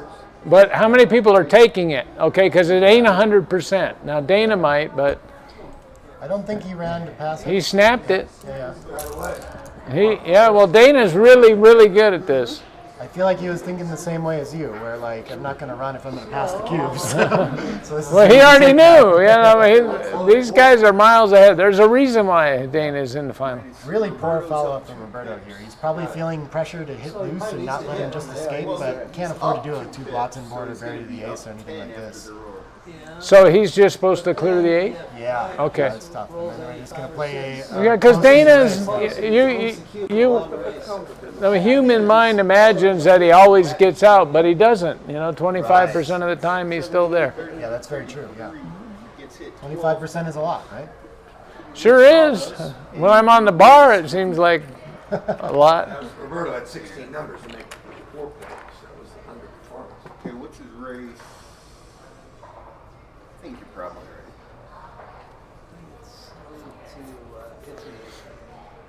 What's Roberto? The guy is full of all He's thinking whether to hit or not. But that was a kind of a nice, it filled a gap on the 2 point, which is going to be important for the bear Out off. the race. Dana's doing great holding the cube now, like slight equity Yeah, favorite. he snapped that baby up, and now he's going, just if I could roll a set here, I'd be okay. 3-2 isn't going to help. No, that didn't help. He's not far down. 2 gets the first checker off. Dana, his dice realized that this was a race. They switched into Ray mode. There we go. Pow. 7 pips not going to be enough for a recube after this, especially leading a little bit. No. But he is a favorite. Oh, yeah. Yeah, especially because he's holding the cube. That's why. 6-4. Look at that. 2 10s in a row. If he keeps rolling the 10s, Roberto's going to be in trouble. 3-2. Uh-oh. We're sneaking up on re-whip territory. How many checkers does Roberto have? 3, 6, 7, 8? 3, 6, 10 for Dana. So he can't send it yet. Yeah, he also has that gap on the 5. And he's got some wastage. He may bear a checker off the 6 point with 11 nice. pips or 12. Yeah, we have all those race statistics on the screen. Even though he's like 4 raw pips ahead, he's actually down in the effective pip count by a pip. Oh, we have that? Oh, Yeah. okay. So the wastage is making him actually behind in the race. I would be more than likely to kill here. But he's a favorite, almost 62% to win. Just he's going to have to get a little bit further as a leader to recube as well. Oh, like that? 5s might use the market. That's 3 10s in a row. 10s are wild for Dana. Oh, Roberto's going to be hating life now. This is coming. Yeah, 90%'s enough to claim Yeah. the score. It's 90? I thought, well, he's got 3, 6, okay, but the 6 versus 8, it's 4 rolls versus 3 rolls, potentially. Yeah, black has 4 rolls, potentially, but like if we think about his pip count is 29 and we say an average amount of a wastage is 7 is 36, it's more like a 5 roll position. Oh. We have like a 4 roll to 5 roll and we adjust it that way. Yeah, And the EPC represents that too. So, yeah. Somebody won the board by raffle. That's why. Oh. Someone won a board raffle, okay. It doesn't seem like it was me unless people are really excited. I do deserve a board. I don't recall getting in the raffle though. So. You have to be in Division 4 to be qualified. 4. 5, 4. All right, Dana's 3 away. Now here's a real. No, this is 10 away, 7 away. Oh, that's right. 7 away. Yeah, okay. Sorry. What do we do with this? Step up to the 22. You have a tournament to play. I do? Yep. 6-4 looks like it's going to hit loose now. I didn't get a message. You don't have to. Okay. And aces, is it going to waste the whole thing to hit or just make the 5 point? It should. Oh, they're like nearly tied. Very interesting. He does that very quickly. Okay. 5-1 can. I gotta go. It almost Fly looks like my the double trade. tiger, or like double hit is better than covering the 3. I don't know though. It's Yeah, going to leave you're a direct all right. 6. I am. I guess we can play down and just hit 3 to 2 as well instead of giving up the 8. Maybe that's our best play. Yeah.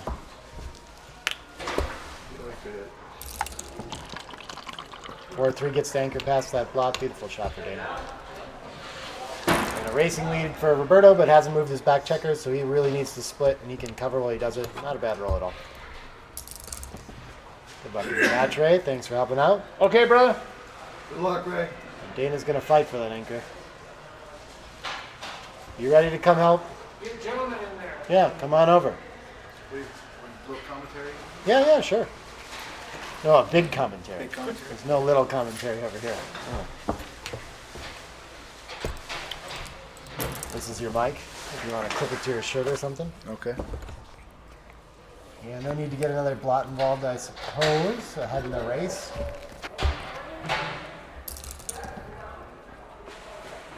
Four 3 gets to cover and I don't know. No duplication here. Maybe I would think to put it behind, but okay. Yeah, unstacks the right point, keeps spares distributed the way we like. 5-2 gets to anchor up.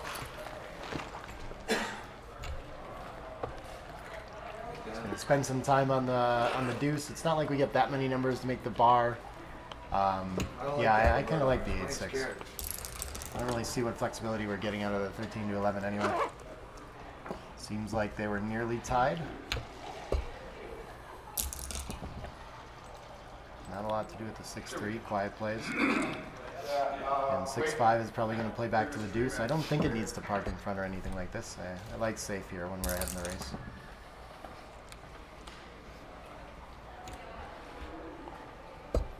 Dana gets to volunteer if he wants to.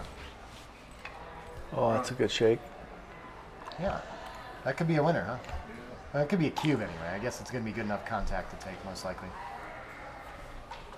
Always unclear to me whether we want to move the 14 or 13 in these. I guess it's going to be easier to clear the 13 later.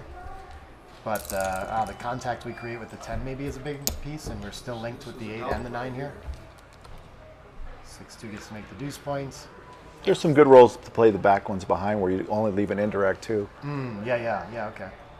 The 6-3s, the 5-3s. Yeah, that's true. This looks like it could be a cube, but it should be an easy take for contact still. Dana's position looks very nice here. And there's a wasted checker back on the deuce. Roberto is trailing, so sure, I guess I would send it, but... Yeah. That's too early.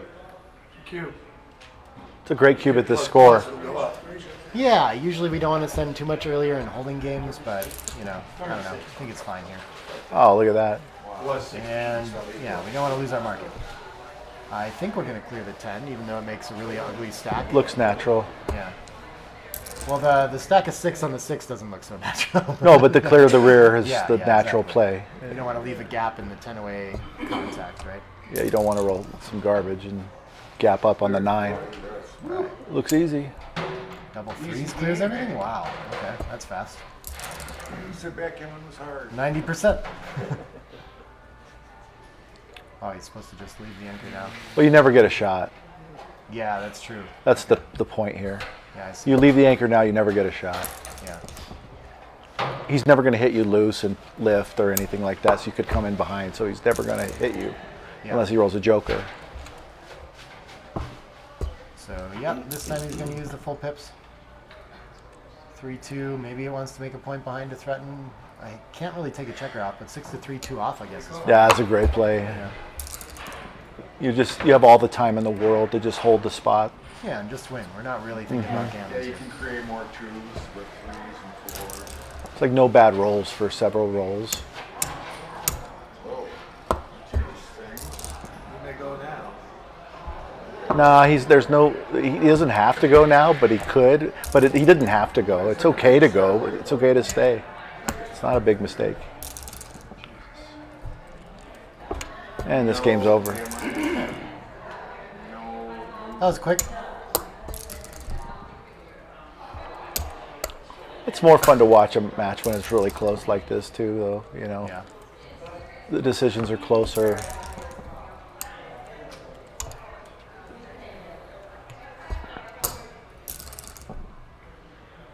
I think this game and the last game were the only games that the 2 cubes in play. I think the first 11 were 1 point. Just 1-pointers. 8 away, 7 away. Everyone agrees about, okay, this is no longer Ray, it's John on commentary with me. Let me know if our mic levels are good or if I fix that or if it's still a mess. If that's still too loud. It might just be Ray that's too loud. You know, that would make a lot of sense. But I talk pretty normal voice, so. Yeah. 2-1 slotting. Oh, double whacker. Yeah. Could see an early cube in this game if he only comes in with 1. Yeah. So now when he comes down, It feels pretty early, like there's a lot of work to do. he needs to be trailing by 3 or more points to cube here. Yeah, this is really close. Wow, I'm surprised. But I'm not surprised. It's like 3 or more If you were points, down 10-7, he's supposed to you cube. double that? Yeah, interesting.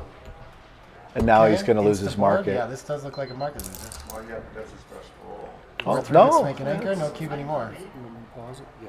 Good save roll. We're going to play with the Camera cam. stopped his, maybe he beat. Oh. We're going to get to look at Roberto's hand. That's exciting. Yeah, the roll before, after the double hit and only come in with 1, yeah. when you're trailing in a match like this to 15 by 3 or more points, Yeah. it becomes like an auto double. Yeah, yeah. Yeah. The extra checkers back, Yeah. raise it up to like 23%. Yeah. Gammons, yeah. Yeah. 4-3 is going to make the anchor, and I don't think we have anything here, but we still have a break in cube. Okay, we're 4 back. Pretty strong board. Double is very far ahead. There's a long way to go to bring this home against the anchor, so I would have slowed down here. Yeah. Or 1. But look how close the cube is still, even after he anchors. Yeah, yeah. Because you're so far ahead in the race, Yeah. and he has nothing developed yet. Yeah. Like, any roll now that Roberto doesn't, he improves and Dana doesn't, will turn this into a cube. And here we go. Gets to make the second anchor. I'm not sure why he's slow to do that. I think it seems like a fairly clear asset right now, because we might just, I mean, even if we don't have the timing, then I guess we'll leave. This is really 21 later. the wrong idea, because if you get double hit, you're toast. I think the logic is that, well, if I get hit, There I'll we just go. make the anchor later, the second one, right? You don't have timing now, but you have to lock it up while you have the chance, yeah. 6-5 is probably happy to just escape safely and not have to retime this game. 55 isn't quite enough for the 2-4.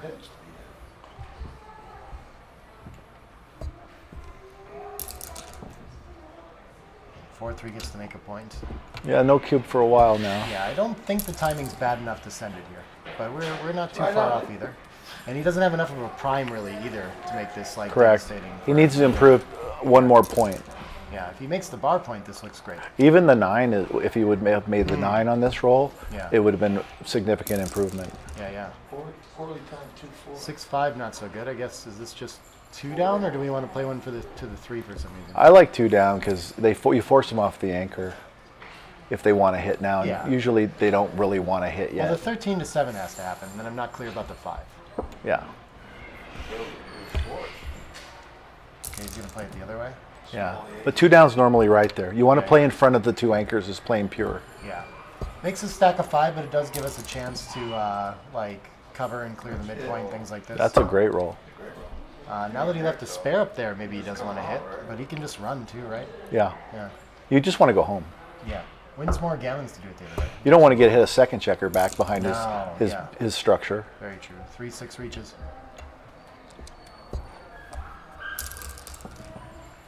And does not perform for the bar this time. Oh, could go forward now. Yeah, I think that's the plan. Yeah. I don't know how now, though. I don't think we can afford to make the 9 and give up the midpoint here. No, not with those 3 back. You just play in. It's actually a little bit better.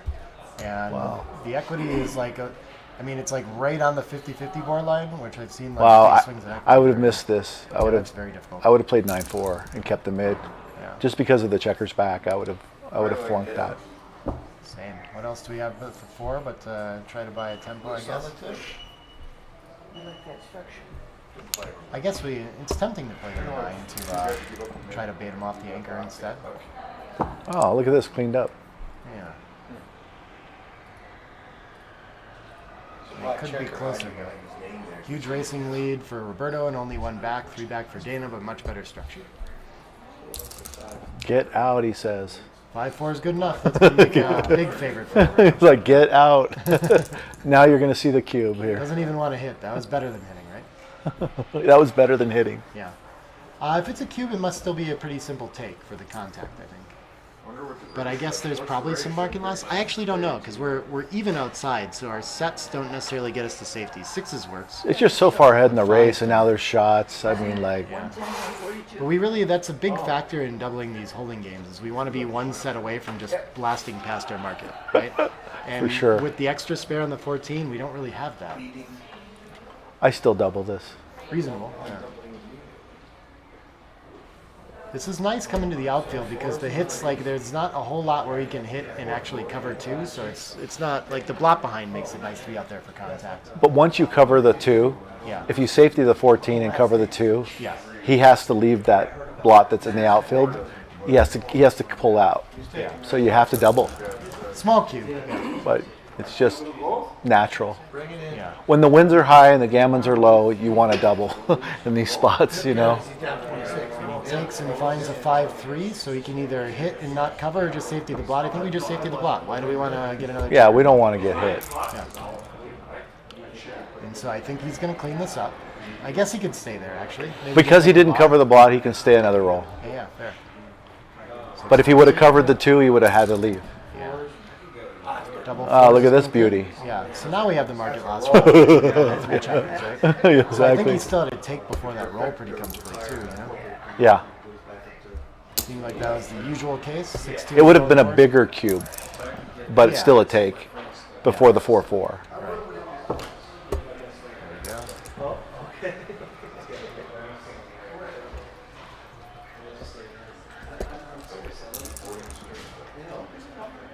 6-5 is still clearing nicely. So we don't want to strip the 6 and save a 6 or anything like that. We just want to try to have the opportunity to bear in quickly, even though it has shot levers next roll as a result. The other way was going to leave 6-5 anyway. Okay, rolls 20 pips, has to count the pips to figure out that he's still too far down to leave. That's a run. So I think he will slot the ace, come in with 1, make the deuce. Yeah. He still needs a shot to win. Comes in with all of them though, okay. Not going to save a 6 to make sure he doesn't have to run out the anchor, which I think is okay against this structure. It is pretty weak and not so scary to run one. Not a lot of options. The distribution looks really good when we play to the 1. It seems wrong to go to the 2 to me. Yeah, to stay on that. Just to stack it feels wrong. Yeah, it should be a wastage in pips where we don't really have that when you just play one to the ace and leave 2 on the deuce, right? Yep. But probably not a huge deal in this with this big of a racing lead, 6-5. Yeah, it doesn't feel big. It just feels, it just doesn't look good. Yeah, like just the stack, you know. You want to fill the gaps. Yeah, it's one of those like, who would do this? Why? Why would we do this? Double aces, okay. Oh yeah. It looks really ugly if we make the 4. I think we just leave them alone. Yeah. Rip some checkers Maybe off. 2 off. I mean, we could also make the ace and do something like that and take 1 off. That might be a little better. It's for fun. I like just ripping 2. Yeah. Both are fine.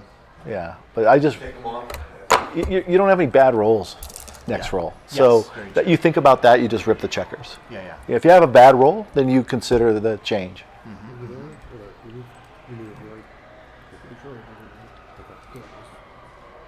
We're just trying to figure out what the heck happened here. Yeah. 5-2. Now we got some bad rolls. Well, now you play to not have as many bad rolls, so you. We just even out. Yep. You keep 4 in the back. How weird.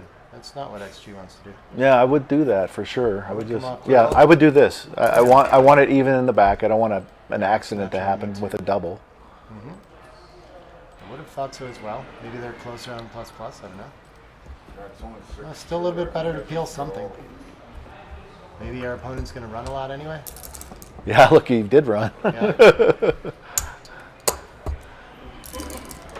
I guess maybe when we play this way as part of it, then he's more incentive to run. I don't know. Oh, I saw it stop on the corner a few times this weekend. Not that time, though.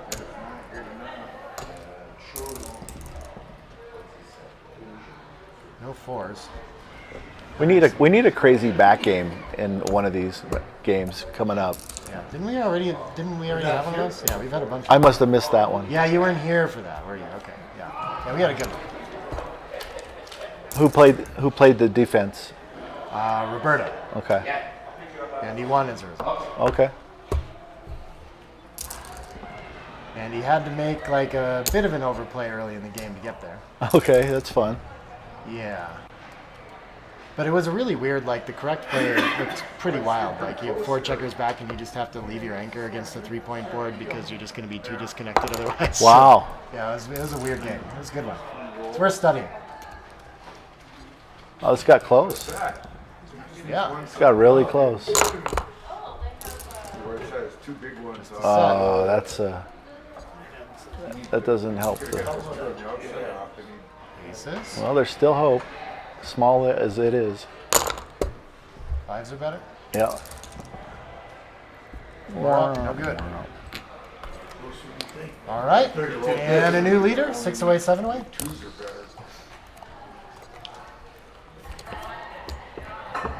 Yeah, they've been playing for like an hour and a half or something like that to get to a 7-point match. See, I don't know why we do this. We could just play a 7-point match, you guys. This is the exciting part anyway.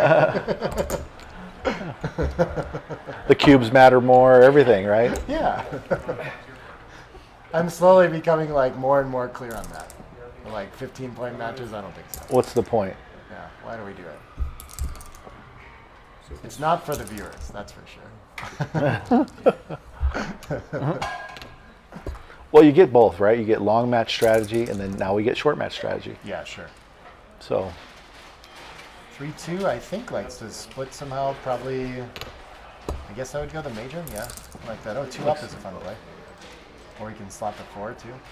yeah, I would have made the same play here and not done 2 up. Simple stuff for Dana, hitting safety up, and small advantage for him. 5-5 can't hit anything. You can hit we the can't ace. gain the race. Yeah, we could make a point on the ace. It feels a little weird when we're still down in the race, though. Yeah, but the tempo you get with the triangle here is important. Okay. You want to stop the building. Yeah. Once they form the triangle in the outfield, you need a tempo hit. Yeah, okay. 5-3, is that going to clean up the 3 to avoid leaving a direct shot? We still have the racing lead. We're outboarded. I don't see us fighting for the 5. Looks like a cleanup. Yeah. Yeah, we can actually enter deep and clean up to the 6 instead. Distribution's enough worse to be worth provoking on the higher points, I guess. This looks nice. I mean, Oh, Dimitri's asking, my co-commentator is Jonah Seawald. Yeah, they're like tied. That's awesome. I like tied plays. That's my favorite thing. oh, that's a big Double that's a fours is going to joker. release the midpoint to make the 5. Okay. Few liabilities out on the other side of the board, but this offensive side is looking great. Did he roll a 2-5? Yeah, 2-5. We can't come out to the bar, can we? Yeah, we can. Really? You Wow, can. I didn't realize that was close. I thought for sure we would just play 13-8 and not provoke contact. And Roberto in a dead even race with a better board, threatening a lot, leading the match. I don't know. He's probably going to double. I wouldn't be certain to do this at normal scores though, so I think I would use the score to feel like, maybe not. But I think he might cube just because of the efficiency. He's 6 away. Yeah. And yeah, that might actually make it a better cube here. yeah, because of the efficiency, it's a better cube. Yeah. So I think he might do it. It's just because of that. 3 back versus 1 back. So we can see it's scary, you know. It's scary. Offense is so strong, but like Yeah. the defensive side, he's got 3 blocks back and no midpoint anymore. Exactly. So like, as soon as this goes anywhere poor, then he's just stuck. Well, if he just pops out, right? Right, exactly. That's why you don't really want to cube this. But look at this now. And so now Here it is. Yeah. Here it is. So that's why it wouldn't have been so bad if you were trailing to double there, but you don't really want to double as the leader. Yeah. But when you're 6 away and you have that good efficiency with the cube to get to 4 away, Yeah. you have so much incentive to double that like. Yeah. I'm with you. This is a nearly perfectly for sure. inefficient cube now. Yeah. Where we are almost indifferent See, to doubling or not it doubling. would have been better to double it and make the error actually, Yeah. to have the cube in play now because now he's at the odd score away. Yeah, I just explained that my co-commentator is Jonah, so I guess the other guy is me. This is going to make the 4. Nice roll. How many people are watching this game? Oh, I don't know. 2, 6. Sure. Duplicates Ooh. 4 someone. Yeah, I don't mind popping out too. They're very similar. Looks like an outside hitter.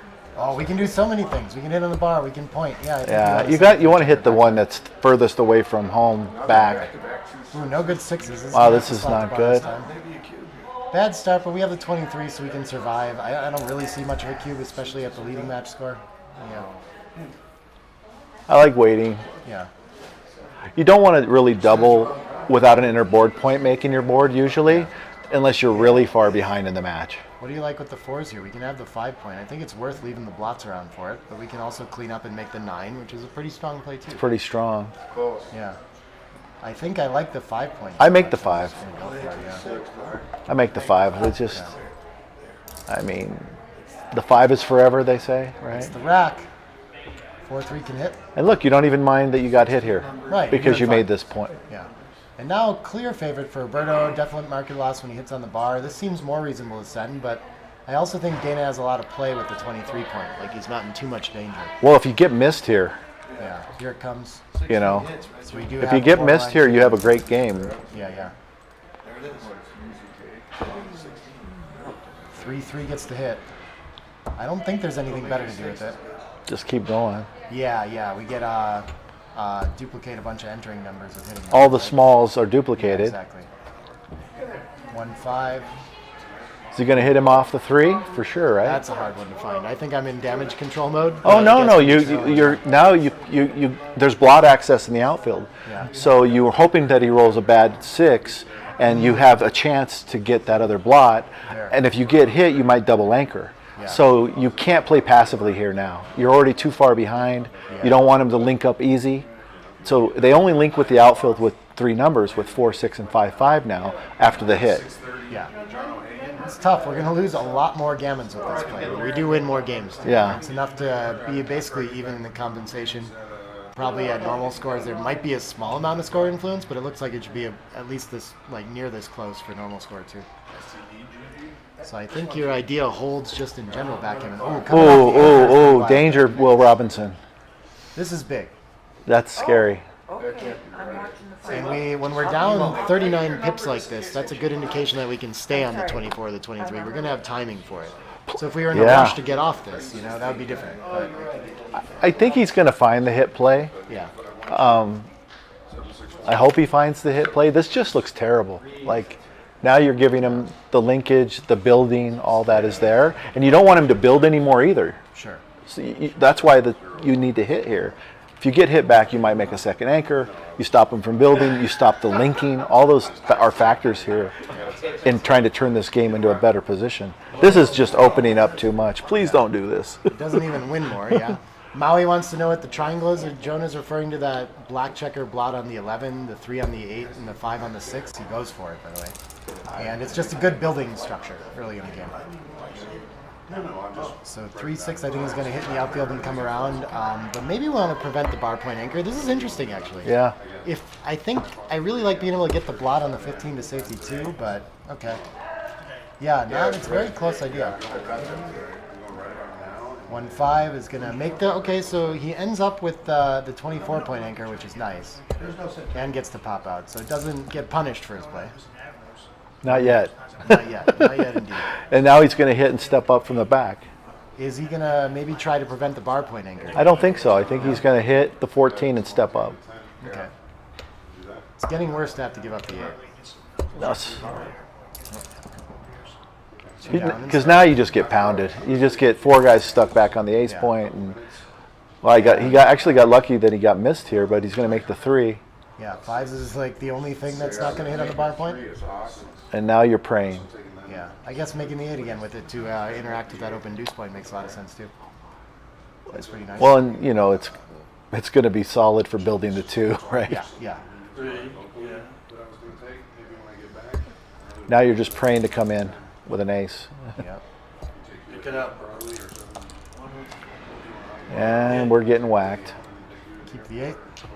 I guess we could play in 8-5 and focus on building the 2 or something like this, but I think it's good enough to just play 11-7. I probably just come to the 8, but going to the 11's better to block to not get hit by double deuces. Okay. A little bit of joker protection. Mm-hmm. It's just a joker protection play. Yeah. But it's so close. You're not going to make an error. Yeah, 11-7 a little better on plus. Yeah. Even if you get hit with double deuces, that's not really the game they want anyway. Their timing's really bad. Right. But no, he's giving up a builder from bar. 4-1 enters 1. Okay, doesn't threaten the double anchor game. Also good for Roberto. I don't see any reason to leave the shot on the bar anymore. Probably just come around and clean up. I mean, it's not like devastating or anything, but it's just I don't think we gain enough by trying to make the bar point here. You don't need it to win now. Yeah. And it's still attacking the deuce when he enters there very well. So, yeah.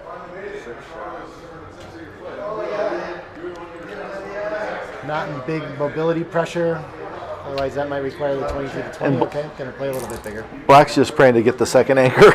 There's really very little difference here, but yeah. But we're going to give up the 7 so often after we make it anyway. Here, I think we'll shift and maybe come outside. So that is an improvement. Happy he slotted the bar after that sequence. Yep, Dana still had time to establish the 23 a lot as well, and he has the timing for it now. It's taking longer. 2-1 can make a 6 prime, sure. 2-1-1-1 he's praying for right now. Yeah, it's supposed to slot apparently. Interesting. Seems like that would slow us down a little bit too much. 3-2 can come around. Oh, can slot the front now too if it wants. What, look at this. Actually, really wants to. It wants to slot the 2, right? Yeah, I guess. What, you like sliding through? Not sure why. The computer loves it. I didn't really love it that much there. Ace 5 gets to move some pips towards the board. 4-2. If Black had better development, I would worry about slotting the deuce more, I guess. But so Dana will have the timing for his ace-point game anyway. We'll be able to win when he gets a shot. And look at that. He's all the way up to 20% wins. Wow. But a lot of gammons too, of course. Yeah, how many games? 52. Takes the opportunity to clear here. Interesting. I don't think he wants to let the 6s out. I think this is early for this, and it actually helps his timing a lot. Yeah, he's looking at how easy it is to clear. Yeah, I would still hope to crack him. he's just trying to get him in as fast as possible to start ripping. This is going to be awkward now. I think we can clear the 8, I guess. But I wouldn't clear the 8. Take them both to the 4?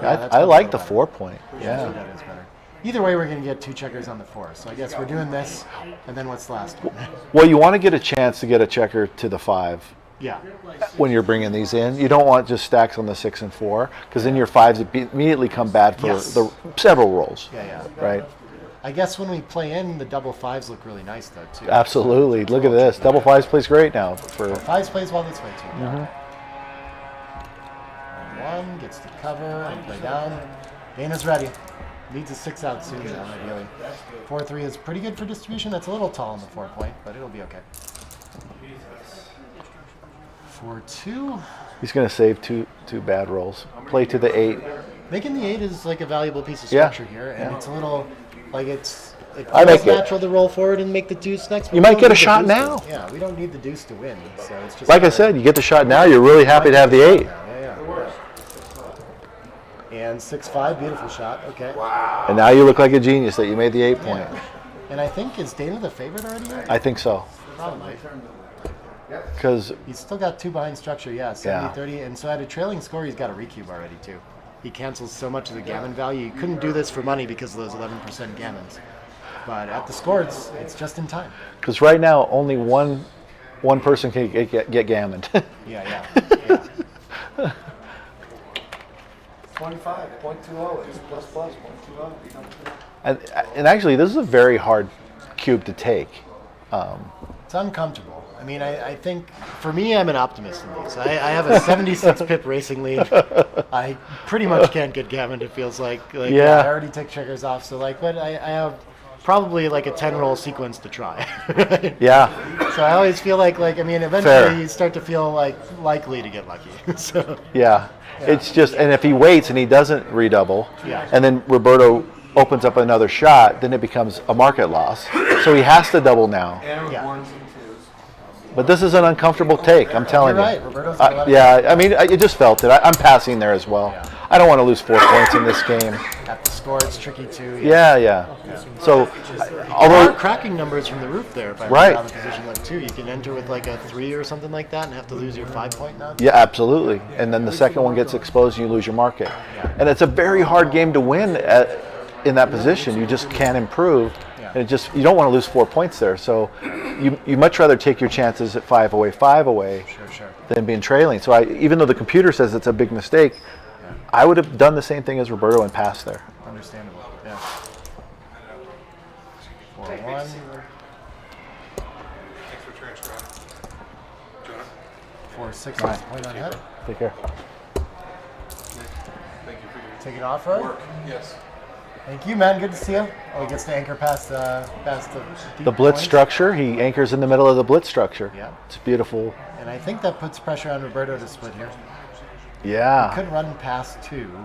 Once Feels a you're- little weird to park on the 20, but yeah. I Well, think once your opponent has an advanced anchor, you should be focusing on one yourself if you Yeah. can't do something really nice. This is interesting. We could make the 4-point and duplicate the 4s to anchor or hit.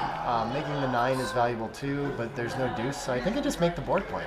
Make the board point because the stack on the 5. Yeah, that too, yeah. You don't want to keep that stack there. Yeah. See, now you don't ever really want 6 checkers on the 6. This is illegal, yeah. I don't think you're allowed. There, he found it. He found it. 3-4, so which one does he want, the anchor or the hit? I guess he'll take the hit. But- Yeah. Oh, look at this. He's actually supposed to anchor. Wow. Yeah. That's the value of leaving that blot on the 9 against that constellation, yeah? He's in You can trick him. Yeah. All right. Well, it's just that's how powerful the 20-point is, that it's like not even better to hit, so why not put the blot on? Look at he looks like the genius play. Yeah. Now he's in a dominating position. Yeah. 4 and 6 down to build, sure. Another great roll. Make the point. Make the 10. Yeah, not enough structure to send a cube yet, and 2 misplaced checkers behind the anchor. Looks like this really wants Shift to up. slot some points. Oh, it can make the better anchor. Yeah. Yeah. Good contact with the 10. You're right. Interesting. Okay, you shouldn't. You should stay back there. 5 and shifts makes sense though.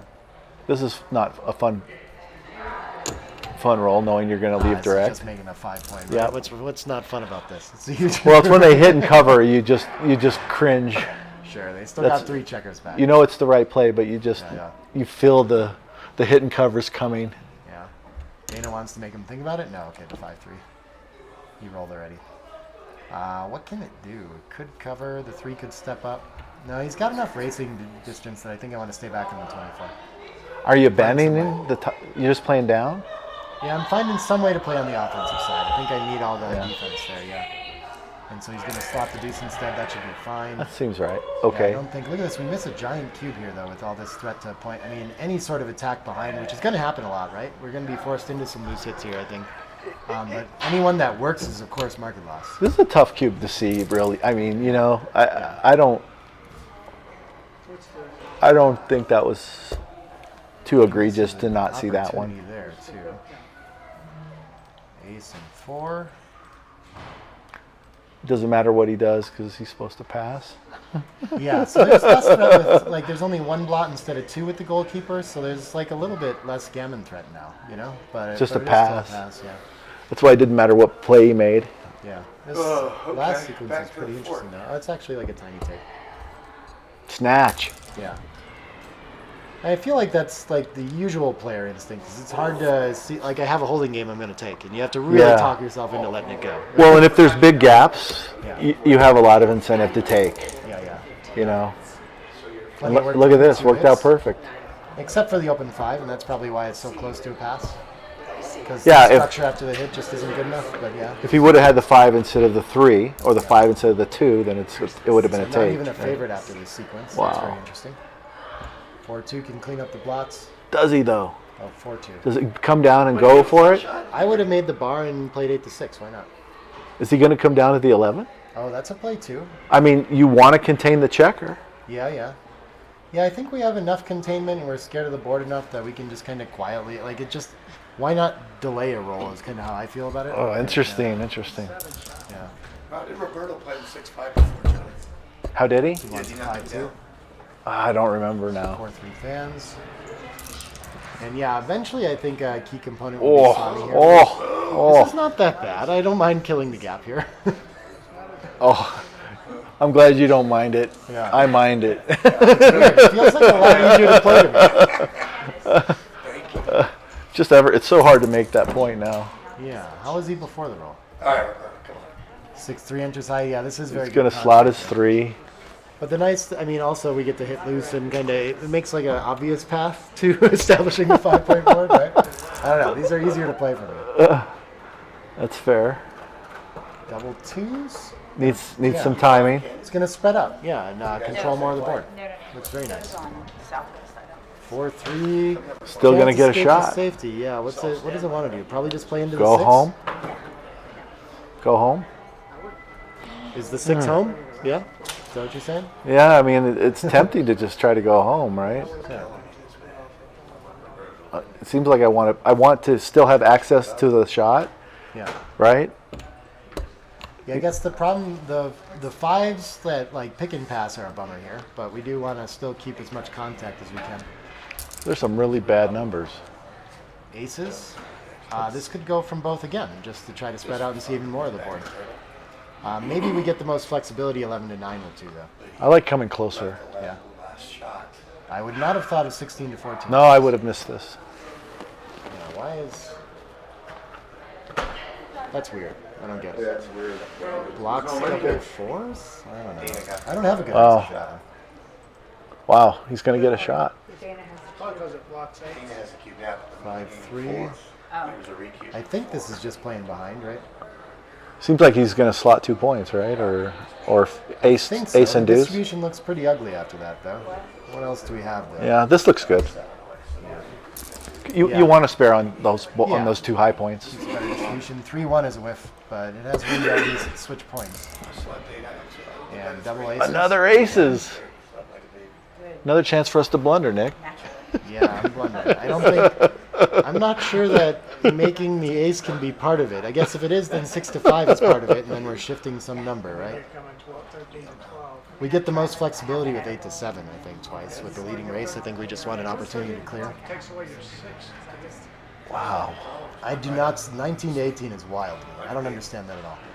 I guess because if we're going to move 13 to 12, we want to be linked up. I don't know. That's a sort That's of got to reason. be it. That's got to be the link. Yeah.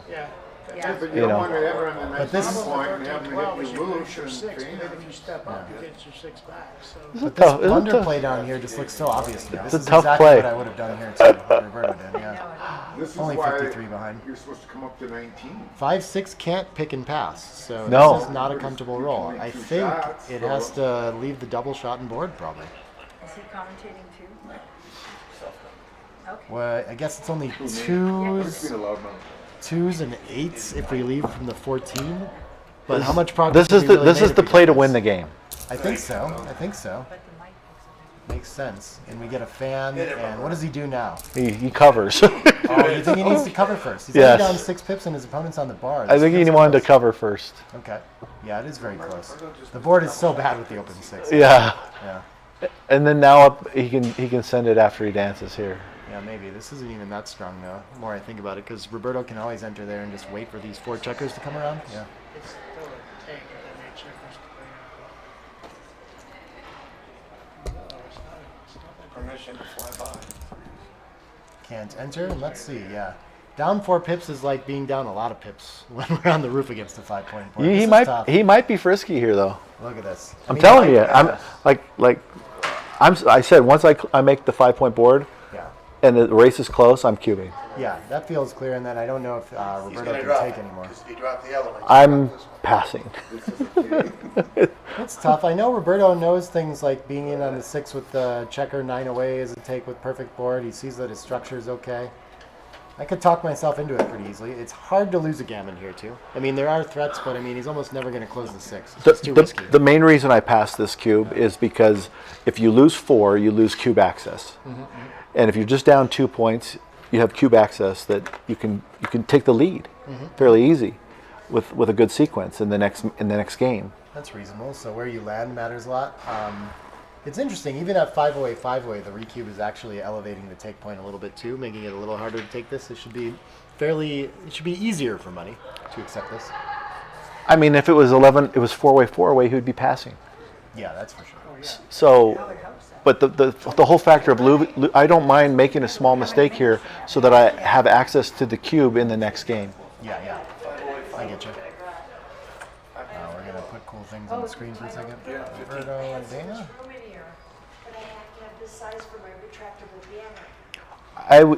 Knowing Roberto, I think he's going to pass. I think with the clock situation, he should take. But they're both pretty low here. They've spent a lot of bank here. With 2.5 and 3.5 should be enough to get through 5-way, 3-way, but not with all day to think. They're gonna have to start playing a little faster. Games were 1 pointers. Yeah. Cannon's the point. It shifted 12 to 10. 5-4, so trailing 5-way, 3-way. Let's start playing down, right? Yeah, I like it. That's the theme anyway. But I like splitting's still a little bit better. Roberto probably knows this. Yeah. 6-4 can make a point. I like the 2 down play when you're trailing like this. You know. Makes sense. I mean, the 5-way, 3-way isn't the most sensitive score, so at like 4-way, 2-way it gets very clear. But I mean, they're always close. Slotted there. 5-4 is going to hit. He fell for it. Dana. Yeah, got it.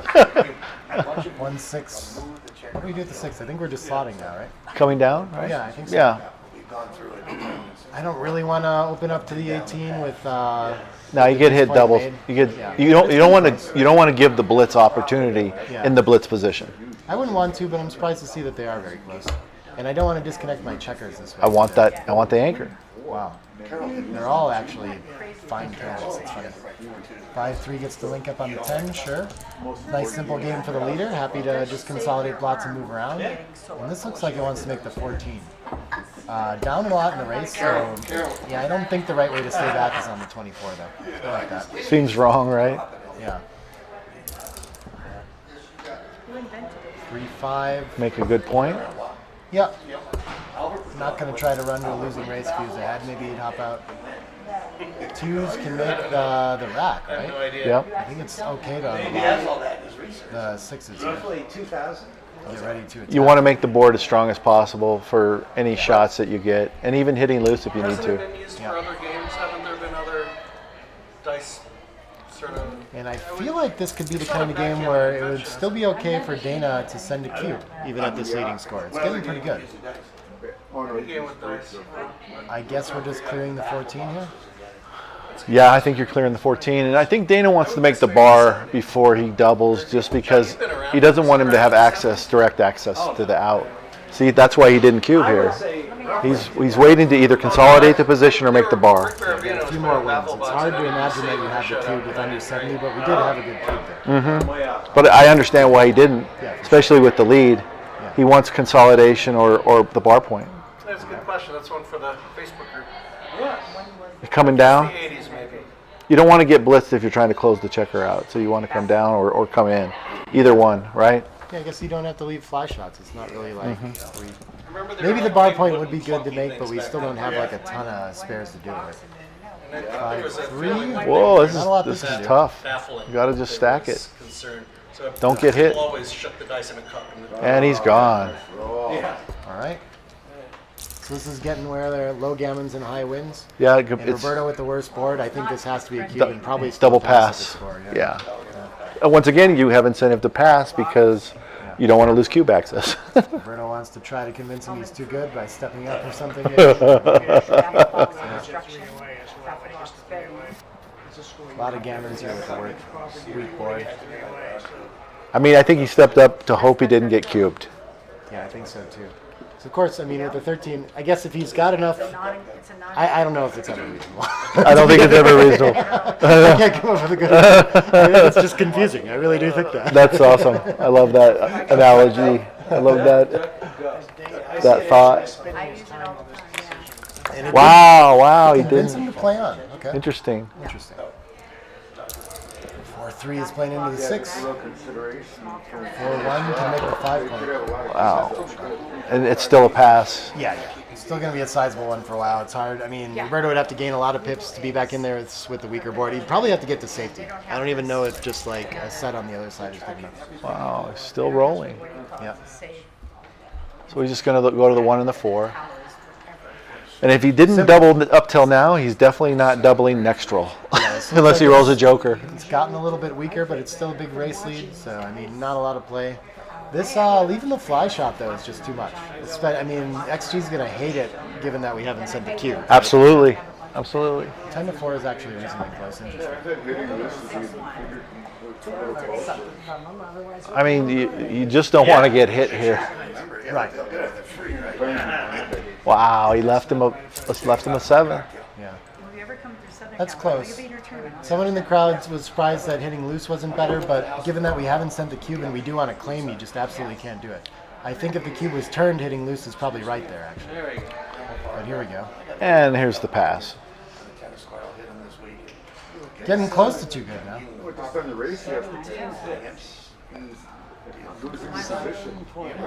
Well, and all It's actually too good now. Oh, is it really too good now? Wow.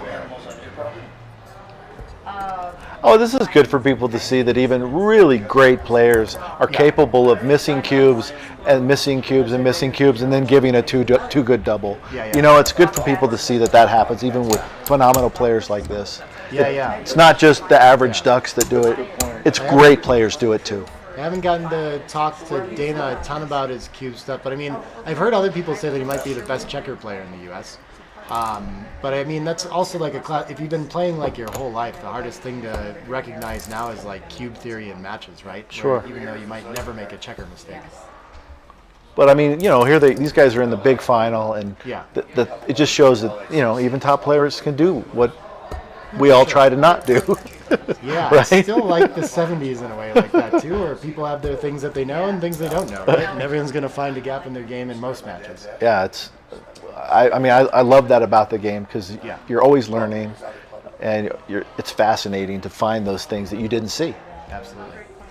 This is provocative. This is a great play. 23 to 21, but okay, it's going to be fine too. Well, consolidation for black. He's playing for contact now. He's a slightly better board. Yeah. And so he puts a little extra pressure on this blot in the outfield now. So that worked out well. I guess on the 21 was going to work very well too. What else do we have with a 3-2 that's come around? Hoping to dodge a 3. And gets the anchor.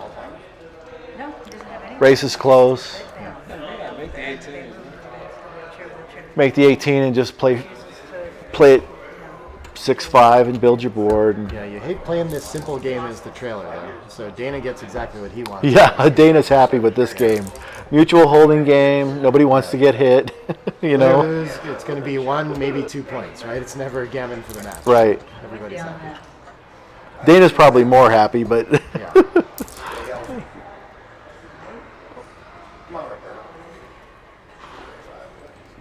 Just go to the ace, I guess, huh? Yeah, good. 'Cause Spread- then whatever thing spread I 'em out. Described wrong is going to transpose. So that's good. Oh, not quite. He went to the deuces. I don't know. Makes a point now that he's down in the race. Yeah, he needs to be ready for contact. No, me either. So I have it. Yeah, Oh, I see. cider for sure. Yeah. Black's preparing for contact, and orange doesn't want any. That's the orange wants a double. A good double. He wants a joker. 4, 4, 5, 5 to get out of this mess.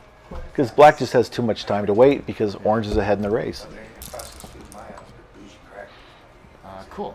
Position transpose for me. Yay. Oh, you got it. 4-3 gets the cover. Bring another one in. Yeah. Oh, we didn't do that. Okay, It's he's gonna save time close. with the racing. It's close. This is, yeah. So the idea is just that he's really committing to the idea you were sharing there, right? That he's just playing for the race. Yep. Uh-oh. Sixes. There goes all his spares. That's not good. He's going to have to run real soon. You can still hope to roll a good double. Oh, that's 2-1 not nothing good. for Dana. Is it worth leaving a shot though? I think so. I can't imagine breaking our board. I think he's going to come down. I think he's going to play 13-10. Yeah, keeps more points, keeps him more blocked. You just don't want to break your board really here. Right. It's the most valuable asset. And some of the sixes don't, they're really bad for. Yeah. So now if he breaks his board, we're down 15 in the race, and if we hit, we don't win. Right. We don't win as often. Yeah. It's just too much to give up there. Like a quail egg? And there's no covers for Roberto's blotting board too, so when he hits, it always comes with a price. 4-2 is going to be happy to lead with 6, I think. Looks. 6-5. Well, now he's going to have to run. There it is. To the double shot, and I don't see a cube for Dana here, yeah. Really a favorite. Oh, look at 4-2 has to try. I mean, this is interesting. This is for fun, Roberto. right? He doesn't want to think about it? It's not. You don't always win Might when you some hit. gammons, Not often. And now Dana has a reasonable thought. He's still down in the race. He hasn't made the 5-point board, so by your logic last time, maybe he's supposed to cover first. Yeah. By a pretty major pass. Wow, this is surprising. I can't believe he's 81% there. Well, I mean, he had like 27 covers or 24 covers. Sure, that's fair. So now he's basically just too good, but he's going to reach for the cube anyway. No, it's not too good. Close to it. It's close to too good. Yeah, because there's disasters. You can roll double 6s. It's pretty bad. Might Yeah. not like that one. And the gammons are almost gone. So on to Crawford. 5-away, 1-away. Ladies, good night. See you. Cheers. Aloha. Nice to Good see night. you again. Bye. Cheers. Bye. Cheers. Bye-bye. Yeah, see if the online lecture probably. Yes. Down to a minute and a half each. Yeah, we'll Thanks, Jason. We'll get some speed gammon now. Yeah. It looks like Roberto's going to play this game with 10 checkers. It seems challenging.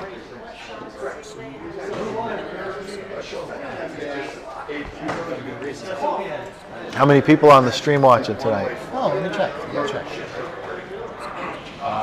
It's over here. We have. There's the other 5 checkers. 75 watching. That's a whole bunch. Nice. That's as many as we've had all weekend. Oh, that's great. Tuning in late on Sunday for the finals. And for Jonah's beautiful voice. Is the sound good? It's not too loud for people? I hope so. All right, so Roberto is going to play just to win this game and not really worried about getting a gammon at this score. He just wants to win. Yep. It's not the way to win when you get pointed on. Or when you fan, yep. Dana also just wants to win. 5 and out, 5 down, Yeah, 6 I out, like the cover there. Have they restarted? 4-6 gets a hit. Okay, a little bit of life for Roberto. It is I Joe, assume this yeah. is a Crawford game? 1-6 hits back. Dana Crawford. in the driver's seat. Yeah, Dana's got the upper hand. Oh, but he gets an anchor. Oh, wow, that's fantastic for getting a little bit of a fight. Yep. 2-5 gets to hit back. Send another Maybe one. we're going to get that back game we were looking for. Yeah, it's coming right here. I think it's certain. No, not quite. Ooh. 4-6. I think it has to pop out. I mean, Pop 13 out. to 7 is always tempting, but I mean, we can't give up the midpoint. Yeah, it seems pretty wild. Oh, to 18. I was actually thinking to the 15. Yeah, I like the 15 as well. When we get hit, we can establish the ace like we wanted. Give the fans what they want. 5-4 can come around and pass. Sure. Challenge the anchor. Oh, we could have just stepped up with it. I would have volunteered like this too. I like this play. Yeah, I don't think the 5's ever hitting. No, I don't. Yeah. The 5 doesn't want to leave the anchor. Oh, look at this. It has to because gammons don't matter. Yeah, DMP, it's okay. Yeah, gammons don't matter here. Okay. And it's scary, and you just have to do it. We can always make the anchor again later when we get it. Oh God. It's like the full punishment. Roberto's certain he should not have left the anchor now. Now, yeah, he has Oh, God, instant that was a regret. fun. Now he has to hit loose, Yep, of course. Let's recirculate some checkers now. stand up and fight. Oh no! You gotta hit. You gotta hit.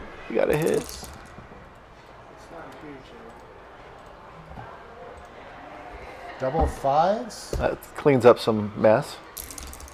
2 down there. Yeah. Now what? 6-4. Now what? Jeez. I mean, do you come down to the 10 and slot the 5 now? Nah, you stay back on that point. Come down with 2? I don't mind making the 9 either in a weird way. I guess I'm not making the I don't 2. want to make the 2. I don't think we can do it. Yeah, you're right about slotting the 5. That works. Slotting the 5 coming across with the 10 seemed like the natural play for an unnatural position. And can't anchor, okay. Just establishing the 24, the 23 is a huge gain for Roberto here. Step up. Oh, interesting. He doesn't want to make the 6 prime, huh? He needs an anchor. He couldn't make it. Oh, okay, good. Yeah, that's right. Oh, he's so happy to have that Ace 4. 15%. Beautiful. Yep. And we might as well just, I guess we can make the blocking point now. I don't really mind 13 to 9 either. Either play is fine. Yeah, double 6s gains a little bit. Yeah, sure. Your chances of winning are always under like 25%, and these usually even closer to 15, like very soon, once he closes the prime. Yeah. So these plays don't matter near as much. Yeah. He's going to slot instead, okay.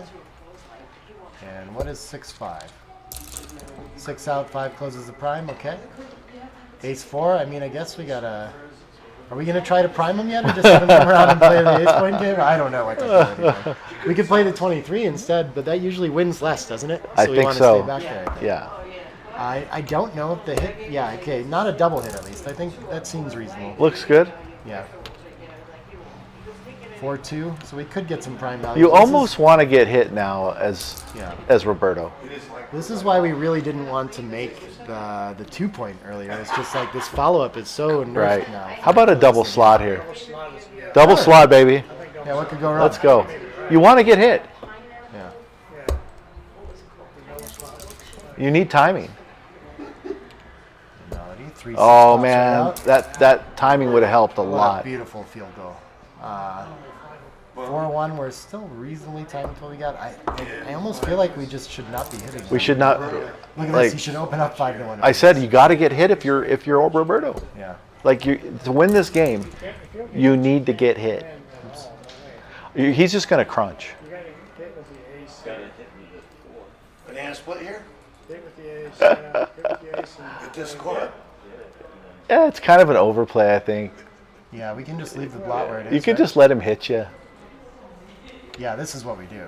Yeah. We break the 5 to And hit. hit. And also play 2 Yeah, ace. and hit. No, we just get blots everywhere. Yeah, you got to get hit when you're Roberto. Like, Somewhere. Okay. unless you. Oh, he switched to the 23. I really think that's going to win a lot less games. I'm not sure, but usually the deeper contact is worth for him. 23 was right because you're supposed to play 5-3. No, but okay. So 5 to 3, 2 to 1. Wow, he's playing to crack him instead. Just full crack. It could work though. It looks like it is working. Yeah. That's the other thing that. Oh, this is a fun play. Is Danny going to find this? No, he's just going to clear, but he could have cleared the front. He could have cleared the front. That's the prime. That's such a fun play. Yeah, look at this. Now he's hitting. He's going to try to go forward. Wow, what a swing. So here's a good example of where the computer didn't like what Roberto was doing. But he clearly had a plan Yeah. and is executing it. And even though the computer didn't like it, he still gave himself a great chance to win this game. Now we have to play a little bit safer because we have gotten to the edge Oof. and found a way out. Oof. Sixes. Oof. I bet you he wishes he had the ace point now. Yeah. 2-1. Now why not to play the checker to the What's ace? he down to 3%? Down 13. Still plenty of shot equity here. 2 off force. Yeah, Dana's going to get stripped fast, and he'll have some time even just to be sitting there with one checker. Thinking it's fine. I mean, if we get deeper, we might want to catch up on that, but we So have to get the shots early. this is good for Roberto. Yeah. This could leave repeaters. Lots of shots here. Aces Oops. Now, oh, that Oops. smooths out That's perfectly. going to be a killer. Even on the outside. And Roberto will be happy to leave with one when he has to now, too. 4-3 looks like we could even out on the outside, but probably better to take 2 off, I would think. It's got to be close. Yeah, I mean, we're going to leave so many shots from this position anyway. We could just have an extra checker off. And 2-1 cracks. Wow. 2 prime holes. Wow. Brutal. Wow. Still a chance to remake it, though. That's a long haul. He's a long way there now. Just in 11 and we're close. Yep. There's your 16's the shot. Yep. Try to clear contact too. And no such luck. That's going to be the game. Ah, they played great. Yeah, it was an exciting one. Good match. Good match. All right, Roberto's ready to let it go. And so Dana Nazarian is going to be your super jackpot winner, the Wild Horses super jackpot $1,000 buy-in. And we have coming up Richard Siebold and Steve Sachs in the the jackpot Masters final. Jackpot Yeah. final. Yeah. And then there's going to somehow be more backgammon after that too, I'm sure, for the stream. I don't know. Maybe that'll be the final match. Okay, I'm going to go in there. And then the women's doubles final. Oh, right, exactly. And then the Annie Oakley final. You're going to be here till midnight. Yeah. And the commentators exhibition match next. Okay. We'll be back soon with more. You did it. The redoubles. You got you with a 6-5. It's just under enough. Absolutely.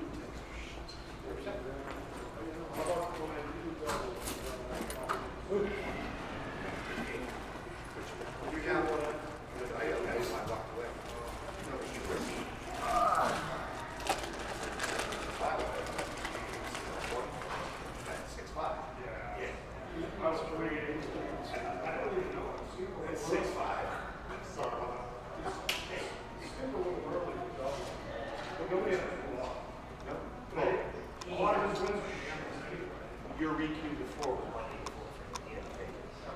In 04 was he got the second. You had the broken 6-point. He's on the bar. You redouble before. That was in 04. In 04.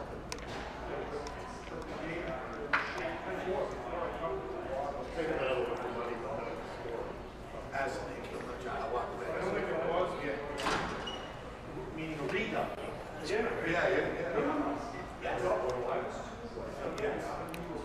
Oh, okay. I was thinking,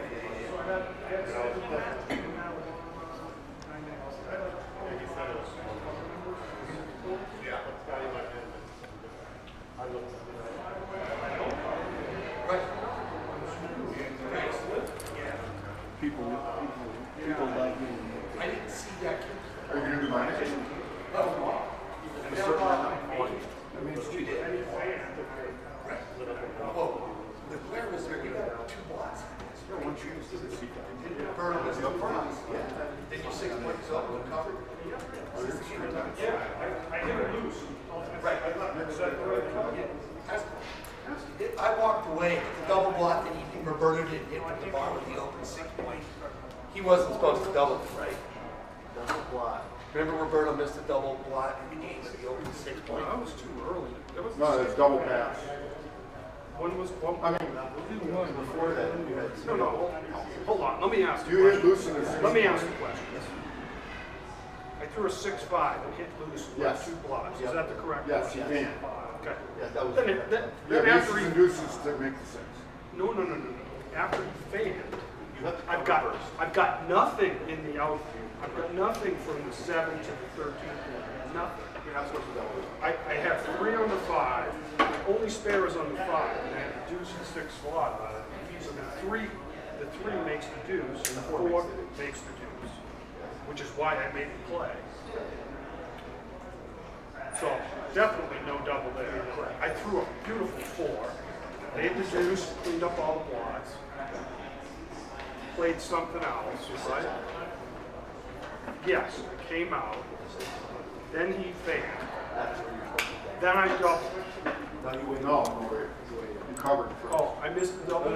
Nothing else to watch, right? It's all done. Everything's finished. There's one more. Oh yeah. The Masters jackpot now. So when I had a blowout Richard on the Siebold fifth, and I Steve had to hit Sachs, loose on the sixth, 11 pointer. And he fanned. I was correct not to shoot. There's always more backgammon. How the hell You did I don't miss still it? have that position between me and Carol here, do you? No, but I probably remember it. Do you remember what the score was? Yeah, you were leading 9 away, 11 away. There was 2 blunders there. Really? Is that right? Pretty sure. You'll see it. So I just had 2 points. Yeah. All right. So I did. You I want gave that him for before the match? Is this for sale. Open players? What? Is this for open players? It's for like a pretty wide range, but yeah. I mean, this is actually how I think about match play, so it's for me too. I'll pick it up. Yeah? If you have one. Yeah, that's yours, man. What's the damage? $50. 50? Yeah. When I doubled them, That's a lot, I yeah. redoubled them before. He said it was a big double. But I mean, Yeah, I thought first of all, I've been playing this game for 40 years, and I've known what a free pass is for 39 of them.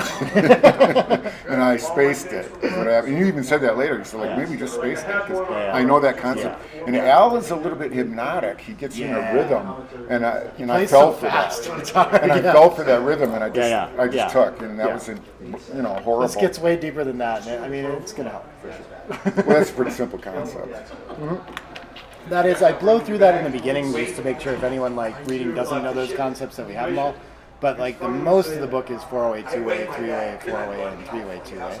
And then the biggest chunk after that is recubes. And I think it makes it simple without having to memorize, take points, and match equity and all that stuff. I'm in the finals. Yeah, yeah, exactly. you can afford to buy And I appreciate you doing this. I don't know if you're getting paid or I really appreciate it. I do get paid by the staff. Yeah, I appreciate you. Thank you. Would you count that I did right? That is 50, yeah. Okay. That adds up. Thanks, man. Good luck. This is good. This is good mojo. There's no books for you to buy, so you're gonna have bad luck. I'm sorry, Steve. Why do you think I had this? I see. He's prepared. You have this book? Huh? You have it? 40 pounds. No, but I've seen it. The blunder that I did make in that match that you didn't make a big fuss about was not hitting with my 6-1. He has a checker on my ace point, a 5-point board. He has one on my ace point. Yeah. And I just spaced it. For a second, I think I thought I had him primed or something. Oh, It's you just didn't 'cause I see was it. Okay. tired. Yeah. No, I gotta hit him because I can barely remember that position. He just needs 6s, and if I hit him, Yeah. he needs 1s and 6s, and his board isn't that scary if he shakes the 1. Unless it's bad. 20, 30, 40. I'm ready. Let's do this. I have one. Are you Hooray. ready for us to start? Yeah. I'm ready when you guys are, man. So the other thing about that position with Cara Sure. is how You many. lost sleep over this? I'm wondering about how many gammons there were. High, in the mid-20s. In the You're under mid-20s. 60% to win, but you did have mid-20s gammons, yeah. It was clearly a gammonish position, yeah. Which is why I thought she might drop. Yeah. It was scary, and she wasn't certain afterward, right? But Yeah. I do actually think that if you manage to get that position 100 times in your life somehow, and one person drops it, I think it was good enough to cube it, Well, So you don't. this was the one that counted. But I gammoned her, so I got those gammons. We don't get the benefit of thinking that way about backgammon, about No. this one being the one that counted. Though. Right. Otherwise, you have to predict everything, right? I think it looked like. I thought the gammons might just scare her, you know. Yeah, sure. you have this and like this. Every time I see you, you got a story about that property. You're like this. She's like. Is she on the roof too? I don't remember what her position looked like. I don't know where her spares are. Oh, she's out here. Yeah, she's out there. Is she on the roof too? Yeah, she's on the roof. Yeah. So I think this is it. Yeah, 55 and 20. Yeah, 186 sounds right too, and then match play when we go to 2 points. Yeah, I can send this to you. I think this is at 20% gammons. Do you know how to use XG IDs? What's that? Do you know how to use XG IDs? No. What? Well, I'm going to send you the XG ID, and if you can figure that out, then you have the position. XG ID. Yeah. Check this out. So it looks like this, and what you do is if you just take this whole string and copy it and paste it into XG, then it will put that position in. Oh. So if I go like this and paste it, yeah, there it is. So it's just like you copy the text and you paste it in XG. All right. Yeah, but I can also I guess, I don't know. Yeah, whatever. I can save the position in XG. Something. This may be right, although there's something. I'm not sure where this. I'm thinking maybe everything is shifted over one. I'm on the 2 point and she has this. I don't know where her spare is either. No. No, it wasn't this bad. All right. Okay. All right. Yeah. So I think the other one's probably as close to right as we can get. I mean, all the factors like the 5-4 and the 5-5 are all true. So yeah, I think that's right. Yeah. But Kara probably has a picture of it if she hasn't left yet. You could go find her too. She's supposed to send me a copy of the match. She filmed it. She's supposed to send me the whole match. All right, I'm talking to Dave Kettler about a cube that he messed up real bad, and he will never forget. You want to come on here with me again, Jonah, or not? You want to see if Dana wants to do it since he just... Sure, I don't care. Yeah, you're right. You want to do some commentary? Richard Siebold and Steve Sachs in the Masters Jackpot final 11-point match. We got Dana Nazarian coming over to help me out. Okay. Dana, Awesome. Dana just won a big match. He's a good guy to do the commentary. Well, all I'm going to Yeah, say, yeah. Richard, is if I don't win... He's no Jonah, but we'll take it. No. At least you laughed at my favorite joke. You clip it on your shirt somewhere, and then you just speak whenever you feel like it, you know? Is it on? Simon that paid me. No, Richard Siebold, the one playing the orange checkers on the bottom, is the one that paid me $50. Yeah, I'm ready. Oh, Epic Fall Sunsets in Wisconsin I'm missing? Too bad. 2-1 to open? Okay.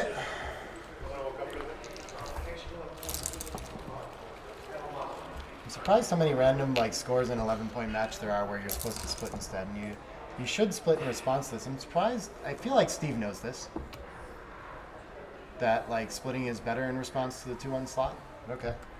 Yeah, but he wants a complicated game probably. It's such a small difference that he'd much rather play this game, I think, against just about anybody.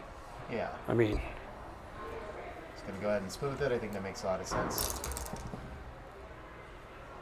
5-6 can't make any points. Now, he can bolt off the anchor. Yeah, and it links up with the 10, so it's one of these where it's very reasonable. You accused me of bolting off my, I love bolting off the anchor. Remember that? You do love that, yeah. I don't love it, but sometimes it's the only alternative.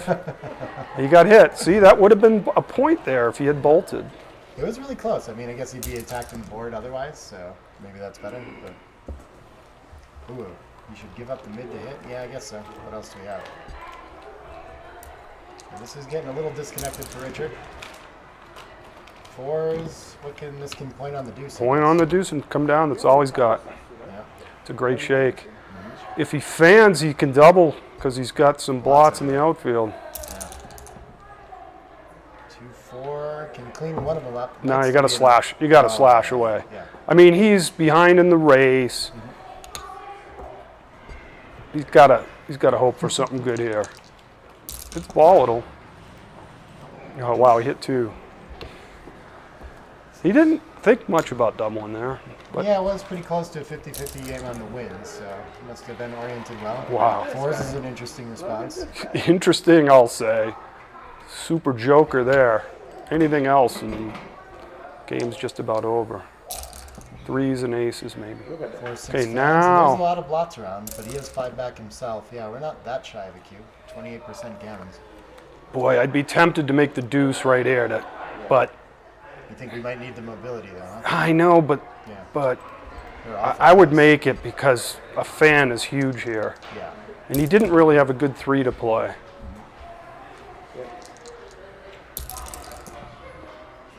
Sixes, fans. Now I think I'm doubling. Yeah, thanks, brother. And this doesn't feel like the easiest take for Steve, but maybe the 5 checkers back is enough. It's a double take. I think he'll snap it right up. You think so? Ooh, no double. Oh, Maui wants to know what position we were talking about? Yeah, I should be able to share that. I'll share Dave's blunder all over the place if you guys like. So I'm I'm coming out with 2 here. That looks like a play. You need the flexibility. Sucks if you get hit, but you got tons of returns. And when he fans, you're loving it. 3-2. Wow. That's to hit. Which one to hit? Okay, I didn't actually think about the 7, just the 12 to 10, but they should be pretty equivalent. Boy, I think you it's dupe the just less 3s. Returns this way? Probably hit the 7 and dupe 3s, right? Yeah, that makes a lot of sense. There's just a lot more numbers that hit in general without the duplication even. But I think first thought might have been anchoring as well. I don't know. No, it's got 2. He's got the better board. I'm sorry, it's Steve, right? Yeah. Yeah. 5's fans, okay, and now he has a race lead, blots all over the place. This seems like a pretty strong cube for Steve now. I mean, 6 blots back is a ton of gammons. Yeah. Big back and forth in this game. We'll see if Richard feels like taking this one. I don't think I saw him pass a cube in his earlier match, and it might have just been the chances of them coming in here, but we'll see. Well, I mean, this will set the tone for the match because this is a scary cube. I don't care if you're the best player in the world. This is not an easy take whatsoever. So if he takes it, he's not only making a championship play, but he's sending a message to Steve. Yeah. Glad I didn't get frisky. Steve's not going to get any bluffs. Yeah, I mean, the match will be short. But I don't blame him at all for passing that. That's a difficult one. Reasonable.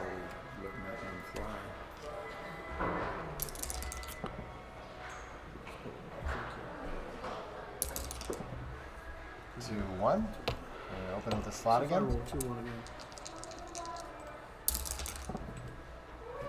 3-1 gets the hit.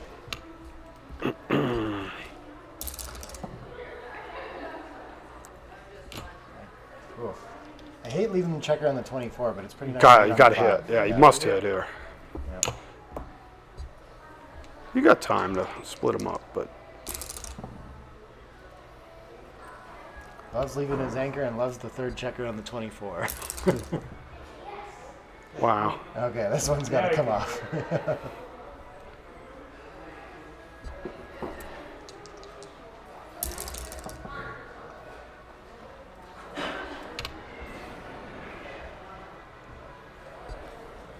As the anchor with the lead in the race, would prefer not to leave a blot, but it's okay. He can still be ahead after it.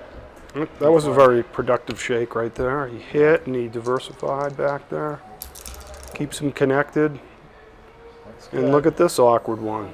It's right back in it. No 6 he really wants to play.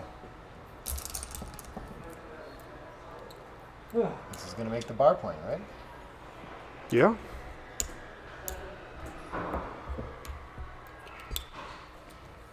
Probably favored too.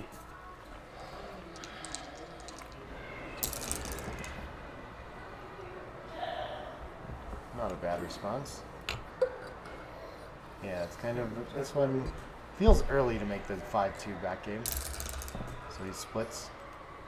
Early to make the 23 in general. Too close of a race. Now here's where I think you want, if you're going to get hit, you want him to break the 20 point. Yeah, I like so, that idea. As much as I don't like 24, 23, I think that's what I'm playing. Yeah. Okay. Or you just come out and leave it to the, yeah, I could see just coming out to the bar point too. Feels like the follow-up is easiest after that. I think the only Yeah. problem with the 15 to 10 is like, how do we clean up from there? Right. It's not so easy. Well, it is a builder, but yeah.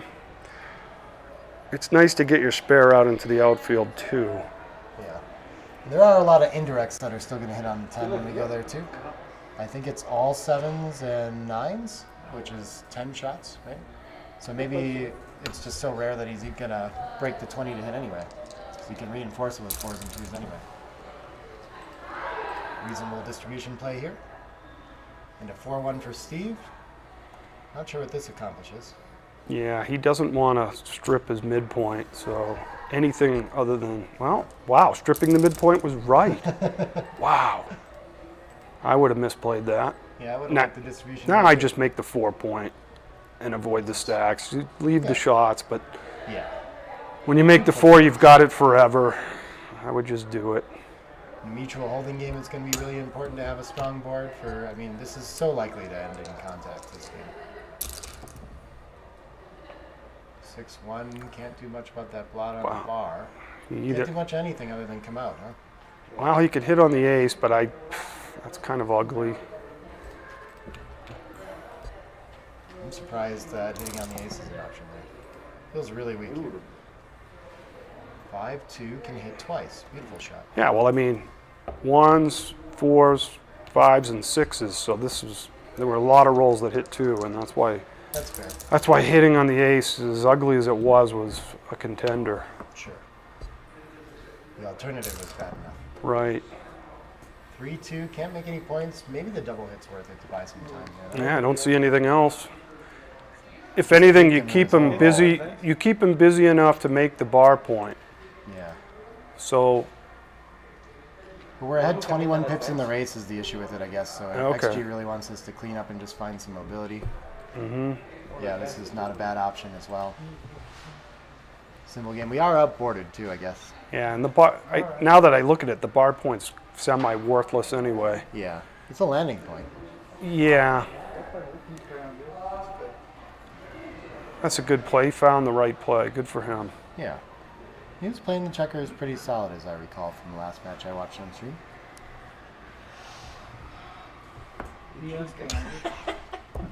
It just feels like when they're back there, like this is such an easy path to victory that I'm tempted by it as well. We're going to win a bunch of gammons, find cubes a lot easier from here. 4-6 fan. So this is interesting. Does he want to send the cube here now? No, he's a million miles away from a cube. Okay. He's barely the favorite. Well, then it feels pretty weak to double hit. Well, if 2 in the air afterwards isn't going to be enough to he send fanned it. again.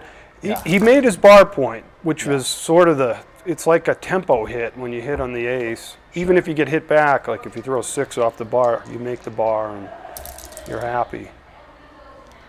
All right. All right. This is going to be a slog, this one. Yeah. So a small improvement of the bar we've earned, and that's about it. 3-6 is just going to pop out, I think. Absolutely got to come out. Run out of timing if we strip our midpoint here. When in doubt, come out. Yeah, even if he gets hit, it comes at a penalty. It comes at a price. He has to strip his midpoint to do it.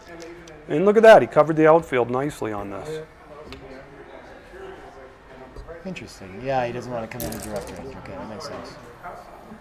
5-2 is going to hit anyway. Yeah. He wants to. Is that what it wants to do? He wants to hit. We could just make a bunch of points. Don't even hesitate. Smash that thing. Yeah. There you go. 11 looks really nice there too. Wow. That's the third fan. Third fan on a 2-point board. And he made it. Just got to make it. Then I don't know what the 6 is. I guess just 2 down, huh? Yeah, 2 down. That's fine. Now the 18-point is a liability now. He needs to try to get that thing moving, but yeah, he's got a lot of shakes to throw a double. You might be afraid to leave the 13 and not have that backup to do it. So I guess 18 to 8 sticks out that way if he's worried about clearing the 18 soon. Yeah, but I wouldn't worry about that. I mean, that's a valuable point, that 9-point. 3-4 can hit. Is he willing to come off his anchor? I think so. Yes. So many checkers back. It's Yes, too long of a game he's to not hitting. do it, yeah.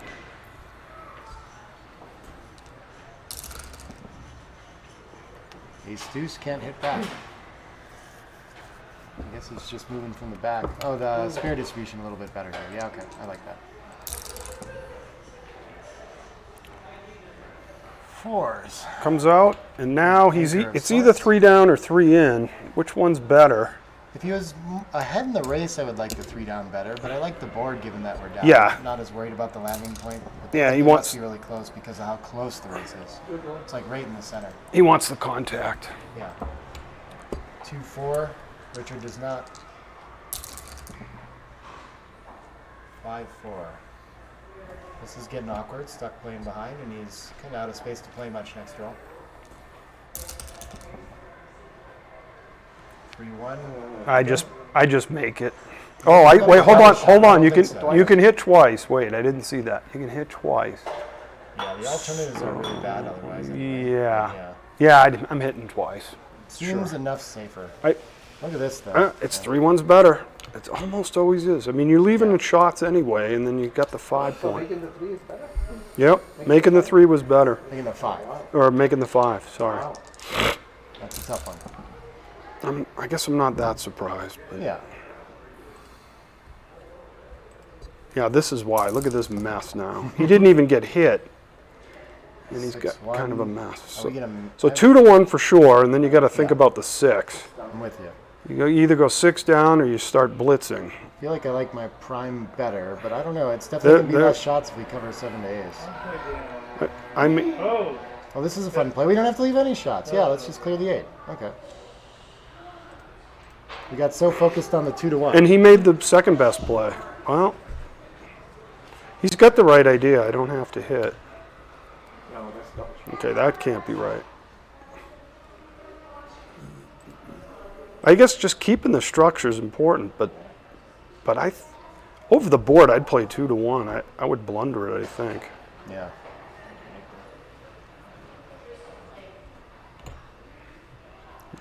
I just didn't even look at the safe play. He's That's the looking. issue. He's looking at them all. Has he looked at 8, breaking the 8 point yet? I don't think so. It's That's easy the only to one he slip hasn't looked over, at. yeah. It Yeah, was very that's unintuitive. it's a reasonable play what he did. He's playing well. 4-4 gets the link up and play down now, I guess. Now he has no choice. Yeah. Now it's a 50-50 game. Yeah. One of these weird outfield holding games, though. They always confuse me. I think he'll see clearing the 7 on this one now, right? No, he's going to hit and cover. Okay, yeah. That's much better. Gain some in the race, too. 5-2 forced to enter high. I think I'd like unstack. It's a pivotal role in this match right here, in this game. And Decisions. Do you hit? Let's see. he's outboarded, so I don't think so. No, he's not outboarded. They're really close.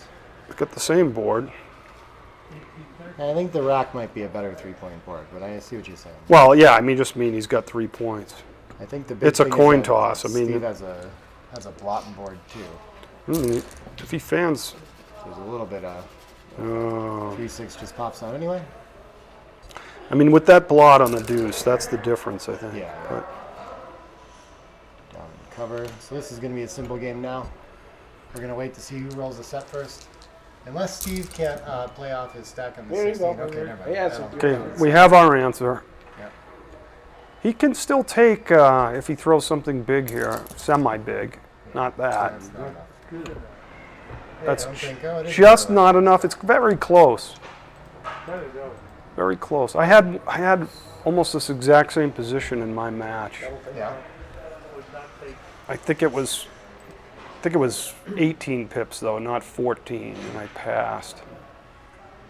Yeah, I'm surprised that this is as close as it is. 14 pips seems like plenty, but I guess there is a little bit of contact value. No, I mean if it were a straight race in a money game, it would be 12 pips would be the take point, and so then you have to adjust that up because there's contact. So. Use 12. I think I use 11 in a 100 pip race, but Okay. Sure. In a money game? yeah, I think so. 11 out of 100? I think so. But this is the trice thing, the rule 62, right? don't know what you use. Yeah, I mean, I would say 12, but it's the new math. I'm the. It's close. Does anybody remember Chisholm Bop? Let's say 11 and a half. Then. 6 is a good response to the opening 3-1.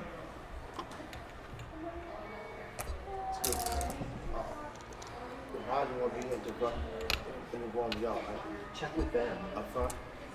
I think you're okay. Yeah. Yeah, go ahead. Makes the best anchor. Gotta watch the football game. Yeah. Yeah, do it. No spoilers, because I'm gonna watch it later. Nice start here.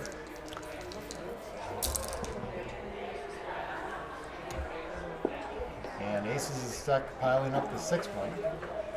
Oh, we can move 4 to 3 to keep a little better distribution. Okay. That's fine. And Steve with that double 6s early, but hasn't found a way off it. And Richard has established, okay, that's a way off it. Well, so far Steve's had the dice in the mutual holding games. Feels like a clear cube here, but I think it's still takeable for the contact. No, I don't think so. It's too big.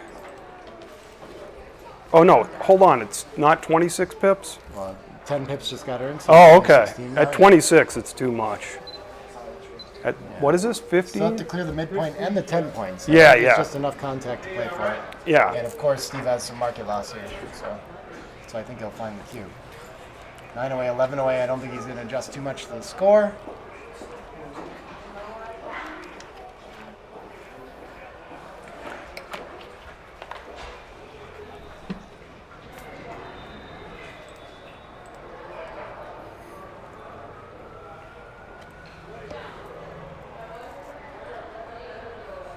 Richard going to take some time to figure out the race.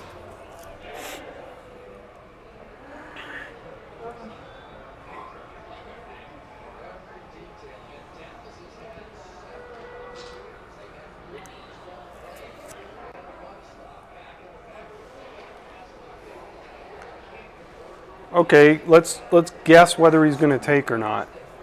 I think he's going to take. We were both wrong. He passed. Just in time to guess. Okay. Yeah, I thought you said he was taking everything in the last all It was the one weekend. that I watched, and I also feel like in holding games, like the typical tendency is to overtake those. So I'm not sure what he saw there where he thought he needed to let it go. Well, he might have miscounted like me when I thought it was 26 pips. That can happen. I'm not even Of course, you sure hadn't. 26 pips is a pass there. I was reading your screen at the time. Yep. I didn't know it didn't Trailing refresh. score, we love to make the 2 point splitting is okay then. 6-4 is gonna hit and split.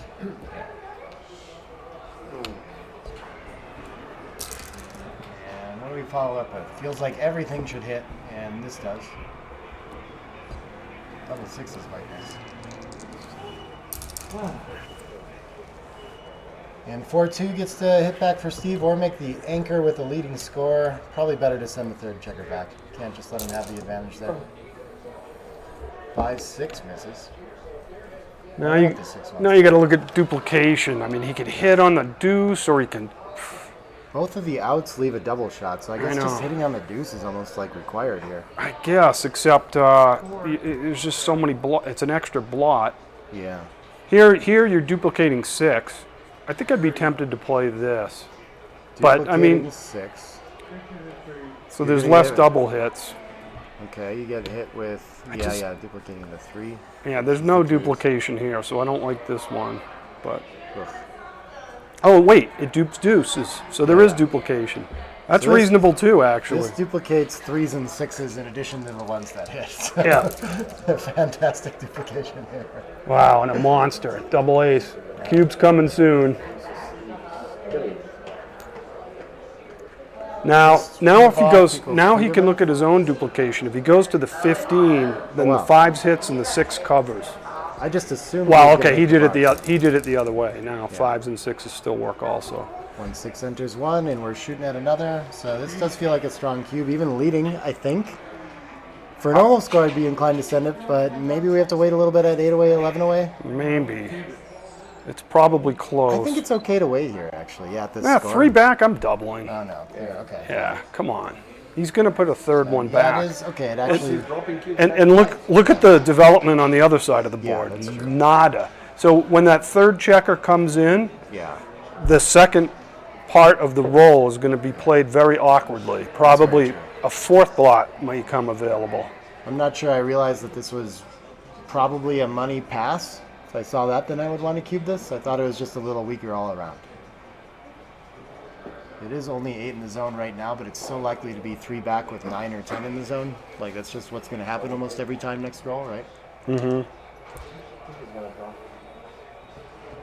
This feels passable. Yeah, I mean, if we don't know our score math to take this very well, then probably your instinct should be to let this go, I think. These are some of the hardest adjustments to me, to figure out how to take these. Yeah. Maybe 4, I don't know. But I've been close and reasonable, though. I think I thought they were all difficult cubes, except for maybe the last one was pretty trivial, 14 pips. But the other ones were hard, very hard, so I don't blame him at all. Very difficult and not sizable takes either. It's not like No. they were like he's giving up much letting it go. No. And it's hard to drop it down 3-0, you know? You're like, geez. But 6-3. It's Probably wants to run past, right? Splitting's still better. Both reasonable.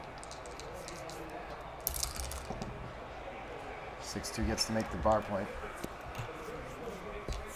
And Richard looking to find freedom now. When he does, there's going to be a lot of fly shots out here, though, coming to the 10. Oh, he should double hit instead as a result. Interesting. Not sure I saw that. 6-4. Maybe this is happy to just run past too. There's some good 2 duplication, isn't there? I would run past, because if he leaps out into the outfield, you'll have an extra checker to hit him with. See this shake? Yeah.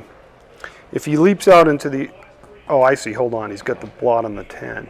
Making the deuce could have been okay last time too, but I think parking under the gun with this formation is like, I wouldn't have wanted that. 3-2 is going to make the anchor.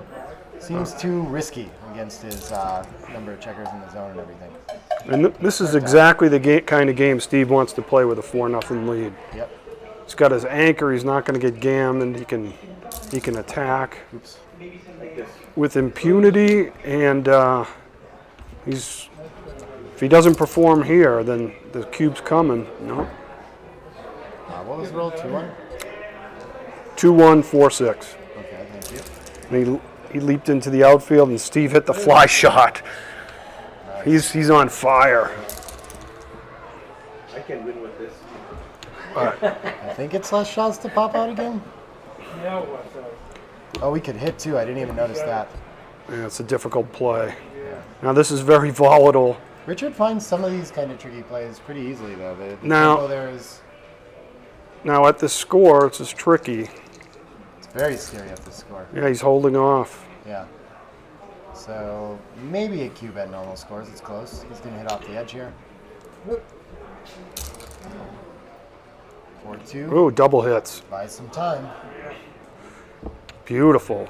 And so Steve is really handling the cube excellently this match. Yeah. Perfectly timed doubles. He held off on that one, and he got rewarded for holding off. He's doing a great job on that.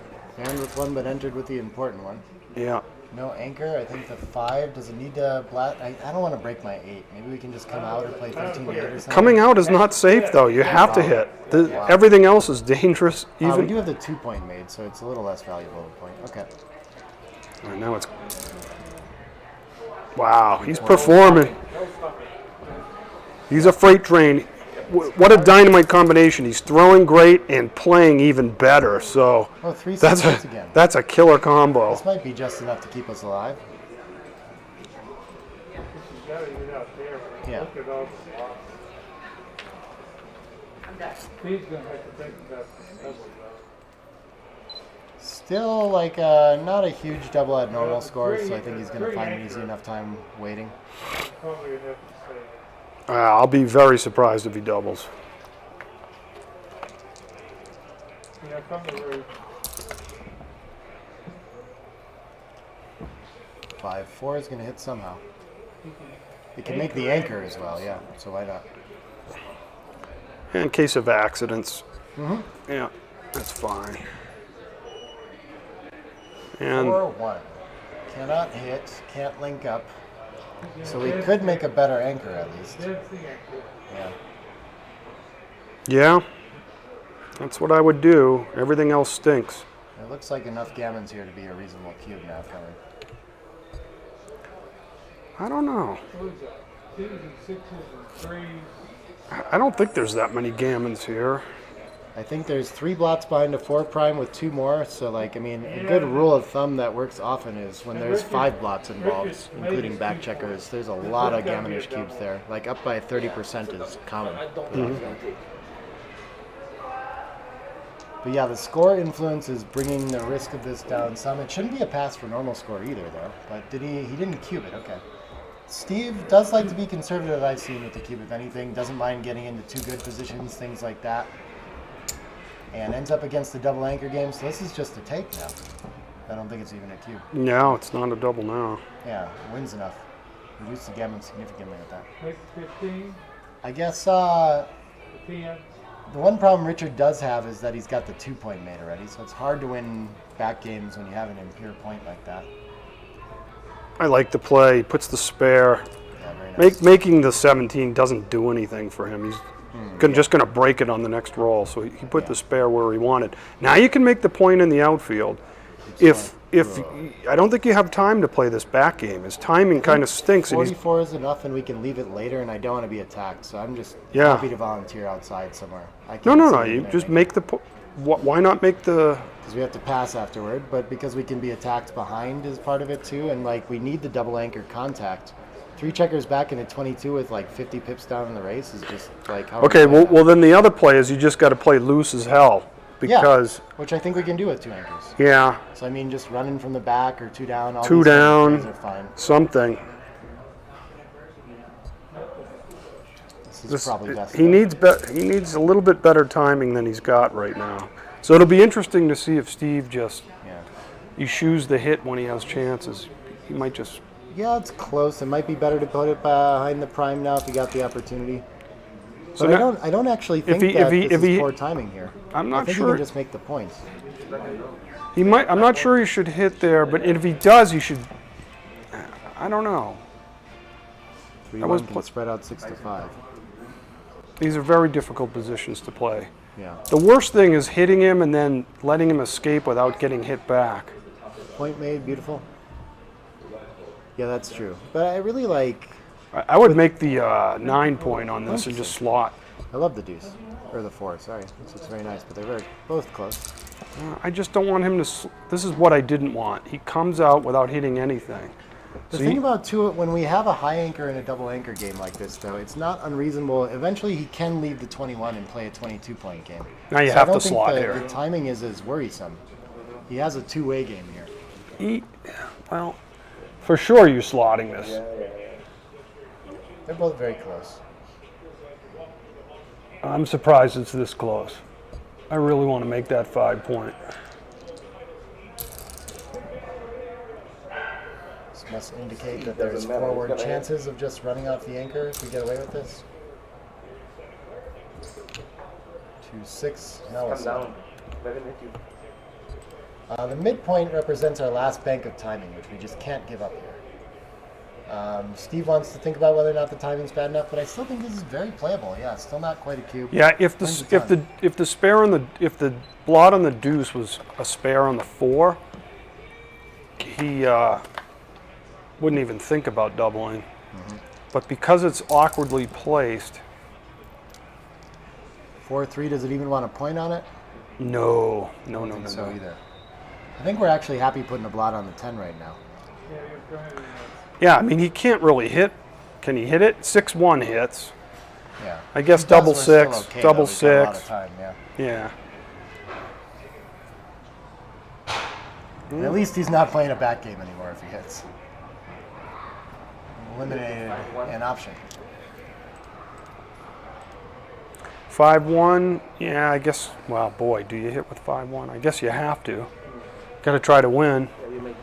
But Interesting. A little better to not leave it, but I'd feel fine with it. We win more gammons when we leave it. Or each way. This actually looks like there's some score influence here, because we win 2% more gammons at the expense of 0.3% games. Only give up 1% gammons, so I think at normal score it would be better to play to the 10. And it's just a little bit reduced gammon value at this score that makes it not to play the 10, which is going to be very tough to figure out. So we expect to see Steve make the normal play. Beautiful shake. Oh, perfect. He made it and put the spare. That's a good shake. 4-3. It's interesting to play 2 down. Boy, it's another tough play. We could just play 1 down and play behind too, but I really want the blocking point. I don't want to let him escape on 6s. I think that's really important. But Steve's going to hide the blot instead. This is that little tactical opportunity. 6-1, big swing there. Would have been breaking the midpoint instead. So that actually is a checkered blunder for Steve there. 6-5 is playing behind. 3-1 is just playing around. This is fairly simple now. Oh wow, XG actually is happy to volunteer from the mid now. Now yellow has to roll small. Yeah. Otherwise he has to break the midpoint. That's a good shake. But we've gotten to the point where this is why we saved it. It's okay to break it now. Like all we need is a little bit more time. And it's earlier when it's a big deal. Now the question is do you volunteer? I think I just clear the 7. Oh, we can stack up the ace instead? Interesting.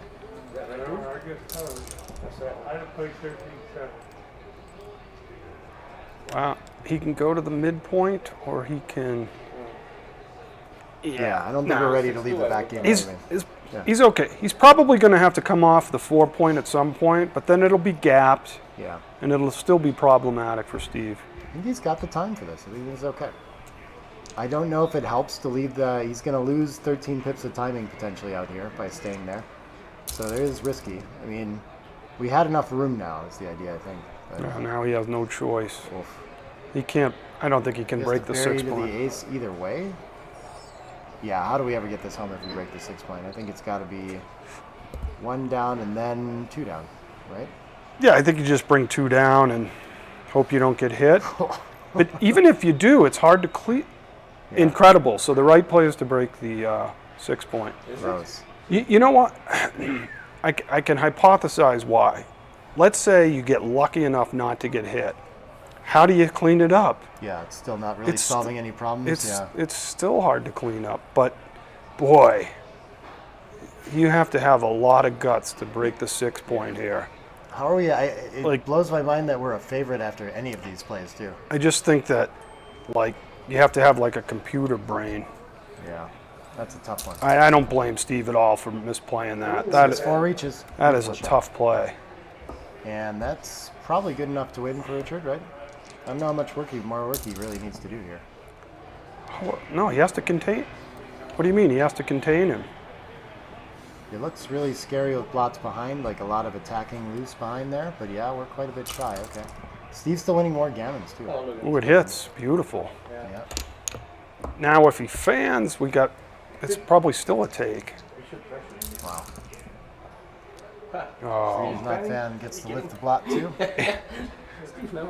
Now, do you lift it? Yeah, for sure. We've already buried 2 to the ace. Purity Hold is on. out the window. Hold on. I'm not. I guess. Yeah. Yeah. 7 to 6 is not that far off. Okay, you're right. To think about it. Beautiful. You get now. Which spare? You got to come off the back. No. Really? Yeah. Why the front one? Just more to keep the contact. More contact. If he hits me behind. Well, you're right. With 3 checkers, on spares on the ace out of play, you're not so worried about getting pointed on. And you would have been pointed on. Exactly. Yep.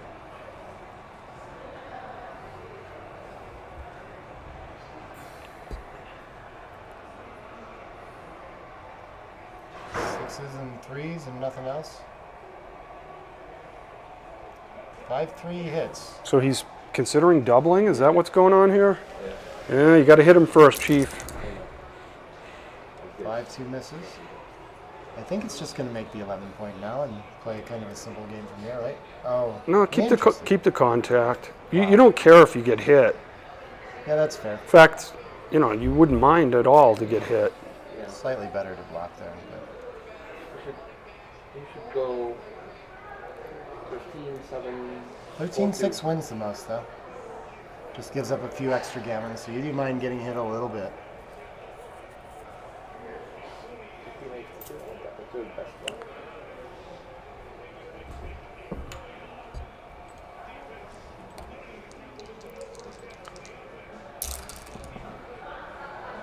Two, okay. Maybe a small gain on a 4-2. Hold on, it's not obvious how to play this. Oh no? I guess you just hit in the back, Yeah. but yeah. Yeah, and this was not an option if we made the point. It has to come to a double shot at best instead, you know. You got it. 4-6 gets him though. Wow. Beautiful shot for Richard. Neither of them will quit in this game.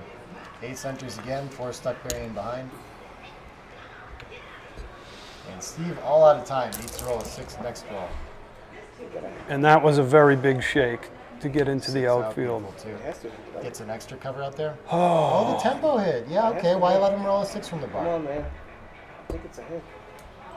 Yeah. Those checkers are misplaced on the 4-2. This covers, gets double shots in the outfield the most, so he was playing for this roll, was the idea. And he actually is better off after a 6-3, I guess, having played this way. 5-1's going to hit. I would come directly into range, yeah. Yeah. I think building feels more important, and if he hits us with a 3-6, there's a block to go pick up, right? Mm-hmm. Now, because Steve, look at Steve's side of the board, stripped. Yeah. So unless he throws a number where he pops into the outfield, he's got a very awkward entering roll. Right. And then if he doesn't enter, he's also screwed. So there's no need to do this, I don't think. I don't think there's a need to do this. Not urgent enough to slot there.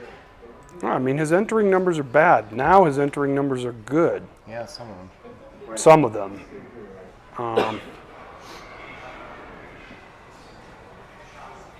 Maybe all.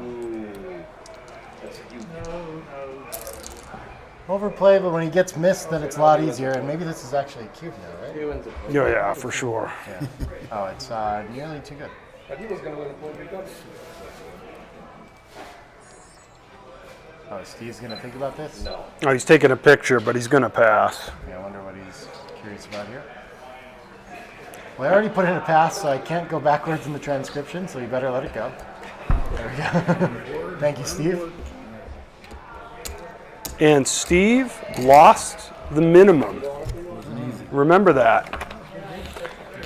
That was opportunity is to send the cube, yeah. Yep. I thought he handled the cube really, really well. I know technically he missed a couple, but yeah.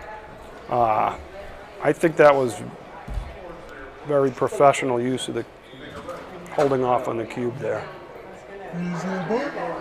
It was a nice, long, exciting game. Looks like they're taking a break, maybe? It does. Seems kind of early for that. 56 still watching with us. Thanks for joining.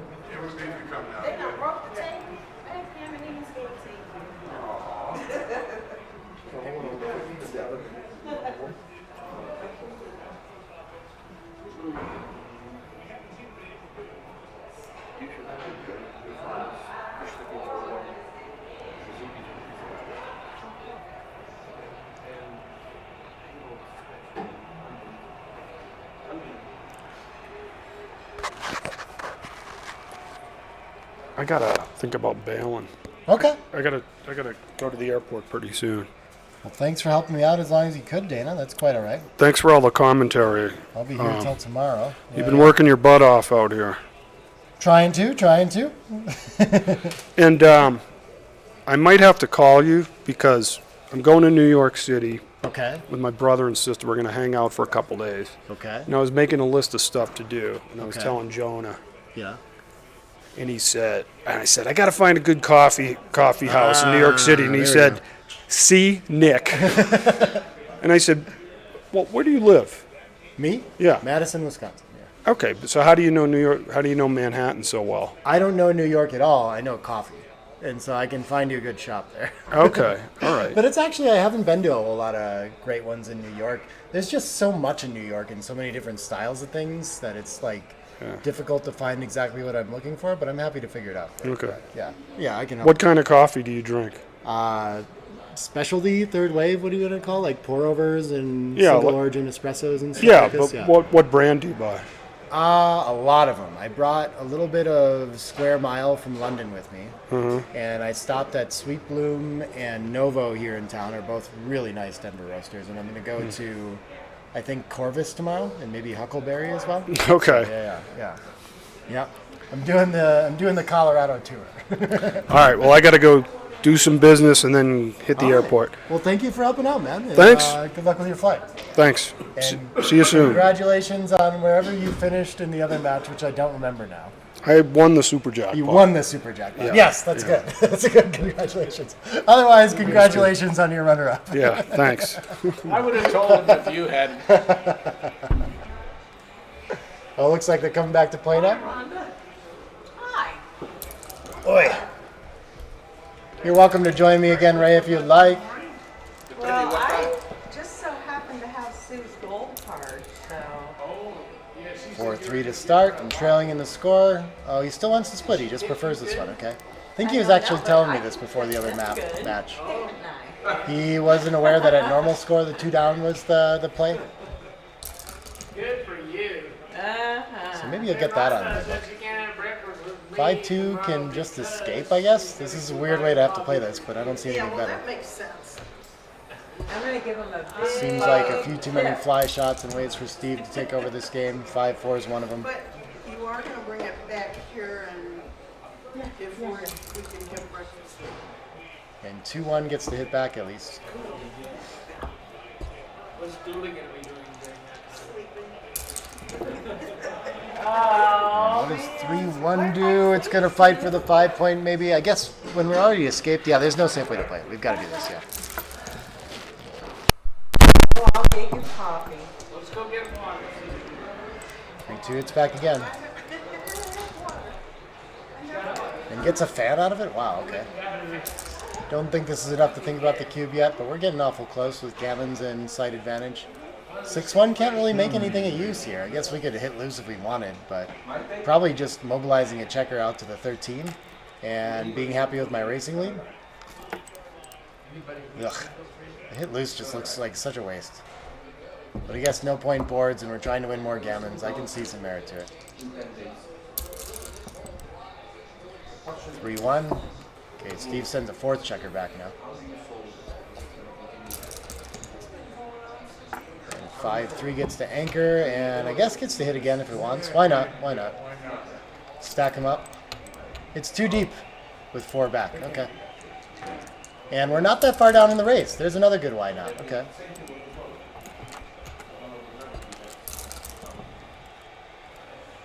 It's amazing that Steve can have such a bad pip count. I guess because like he linked one up at the midpoint and then still had 2 back, so it's like having 3 back. 4-1, just going to move around the board, okay. Richard handles these positions pretty well with a lot of ease. Maybe 11-4. It's a lot of points, but it restricts motion very well and challenges the blot behind. 6-1. Still can't comfortably make the bar point as much as we'd like to. We don't really want to stack up here against the strong structure either. I don't know. I don't know if I see a better option, though. I think it's just 15-8. Forced into a stiff play. 6-1 with the racing lead is probably happy to just try to run. Challenge is stripped to midpoint. Oh, I don't know why he did the other distribution. Not a huge difference, though. Double 3s, did it avoid this disaster somehow? You know you got rid of double 3. Very nice. Stay back. 6-2 can bring the blot around. Let's do it. Yeah. I think we safety it, though we'd really like to use the 2 to step up 23 to 21. I think it's more important to not leave shots. Yeah, if we're going to step up, then we should just continue out double Falcon and challenge the stripped midpoint. Very interesting.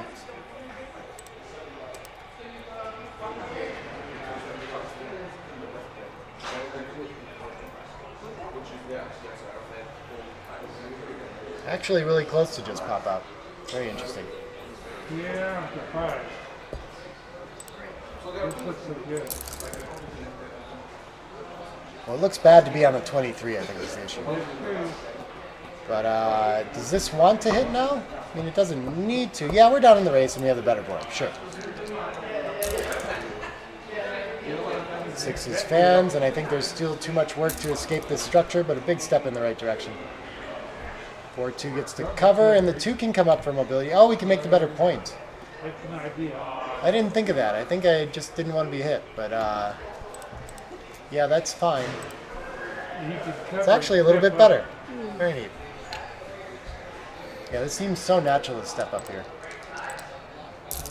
But it is a long game, so I guess when we have 3 checkers back like this, just purity gets more and more important. 5-4 doesn't quite reach. I think it's going to let go of the midpoint maybe. We could get rid of the 8 instead, but I just don't like dealing the builder. If you give up the midpoint, you just give it the whole outfield. Yeah, I'm okay with the whole outfield though. He's just going to roll it through in an even race, you know? I don't think it's a big deal. I don't think my worry is being primed back there, really. He's going to keep containment out here? Oh, he plays it a little bit different? Okay. 4-3, so having played down allows us to stay pure here and likely make the 4 point. Would have been very hard the other way. Yeah, 3-1 doesn't have a whole lot of safe options. So we can leave indirects with the racing lead against the strong board. Can't volunteer here, though. Maybe he's thinking about hitting loose, but just too much against a 4-point board. Just indirects. 5-2, 4-3, 6-3. 3-2 can cover.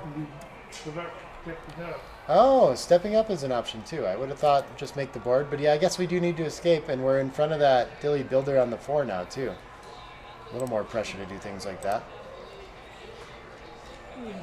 Yeah, I wasn't focused on that at all. I guess I just don't worry about being attacked when I have a 5-point board, but maybe I can get pulled off my anchor or something bad like that. I don't know.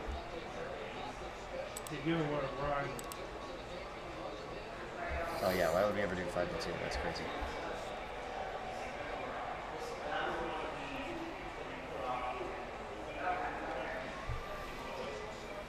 I wonder if he just forgot to hit his clock.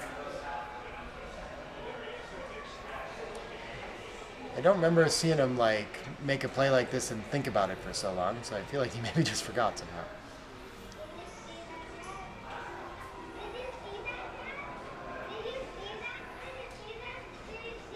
No, he's pointing out the checkers and thinking about it, okay.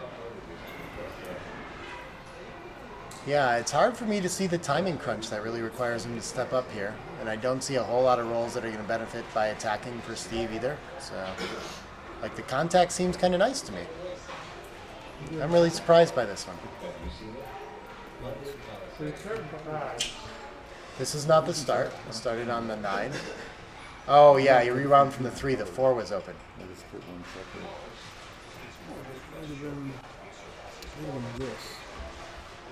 There we go. Yes, this is start. Yeah. Glad Steve remembers.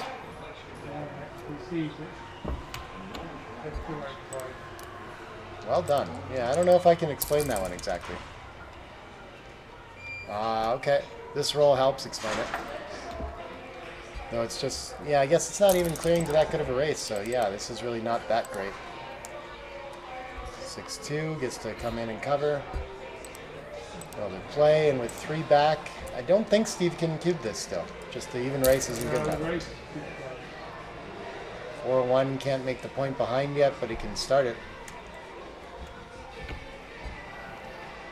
He can't roll 5. 3-1 slots behind. Yeah, 5 is huge. Steve looks like he has time to hold his structure in front too. 4-1, I guess he'll do that again, yeah. Just playing to the 4. Getting awkward behind there though. Okay, and there goes some structure. The race, I think, still good enough to play. 5-4 going to clear from the rear, I think. Though it could give up the 7 instead. That 6 is out. This is starting to really hurt. Yeah, 4-3 gonna lose another roll. But I think again, still just enough racing equity. He's not wasting enough where he has to drop yet. I don't think, or anything like this. It is a borderline cube down though.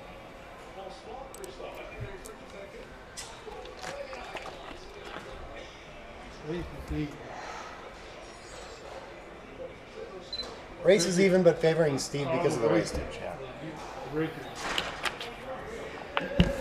Here it comes.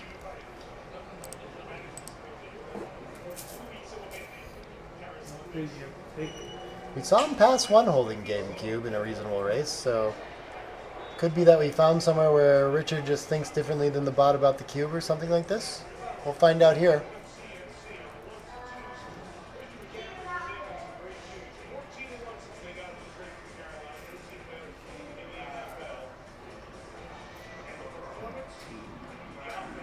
Going into overtime.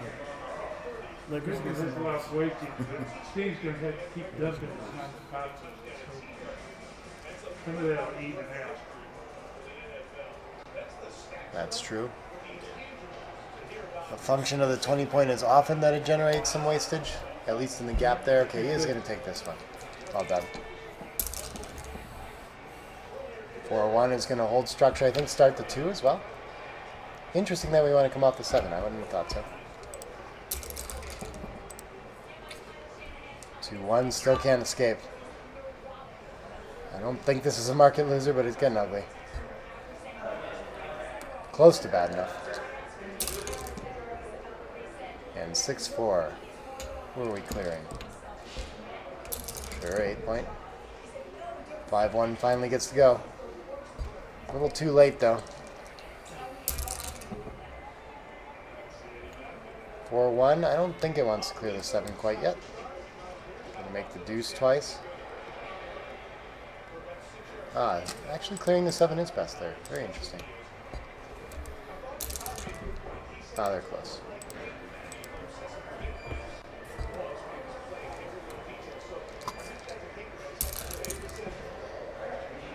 Five 2 gets to clear from the rear. I think he's messed up Richard's race enough to just start going for this now. 6-3 could just take 2 out. It's not going to bust the board. At least one's going. And I think we I feel like we preserve enough race to come out with 2 is what I was thinking. But the contact is better apparently. That's quite surprising to me.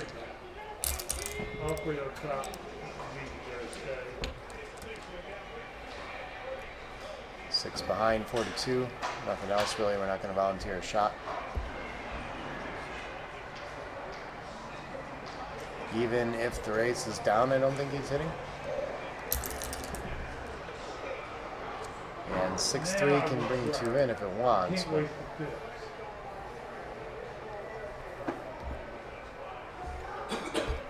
Staying for contact. Not too far off. 3-1 gets to clear safely.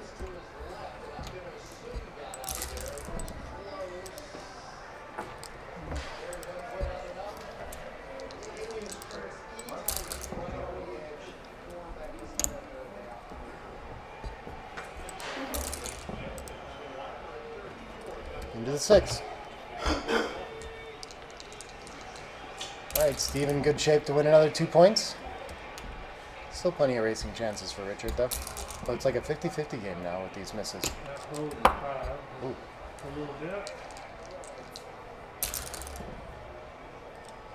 Oh, yeah. Okay, never mind about that. Maybe Richard's going to catch up on this game.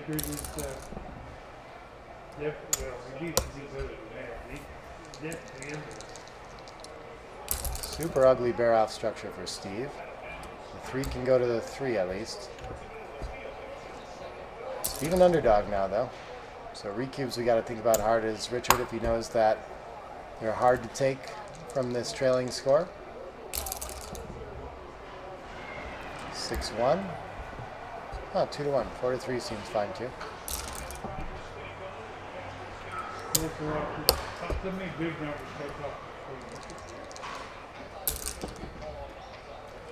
Beautiful shot for Steve. That solves a lot of problems. If he can stay on the lead roll, he wins. Just needs to avoid misses. Richard stays one roll behind. I don't think there are any misses for him anyway, though. And 3-2, there's a bunch of gaps. Wait a minute, this might be a double. And so it's so likely that he's going to find consecutive aces or a 3 or 2 immediately that it's just like a similar to a 3-roll, but he might make it pass. He's going to take a picture.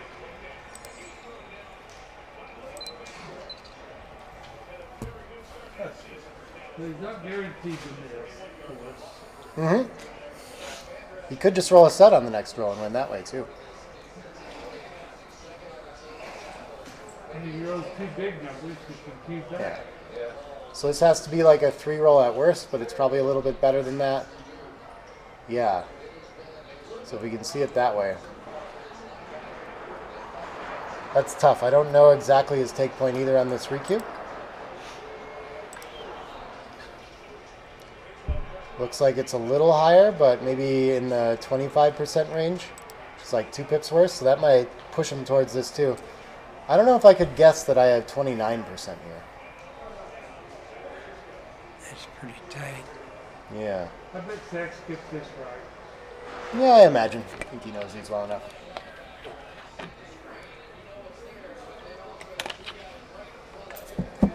Yeah, I'm surprised. The EPC actually makes it look like it should be a pass, though, I would think. I would think that a 1.5 deficit isn't enough.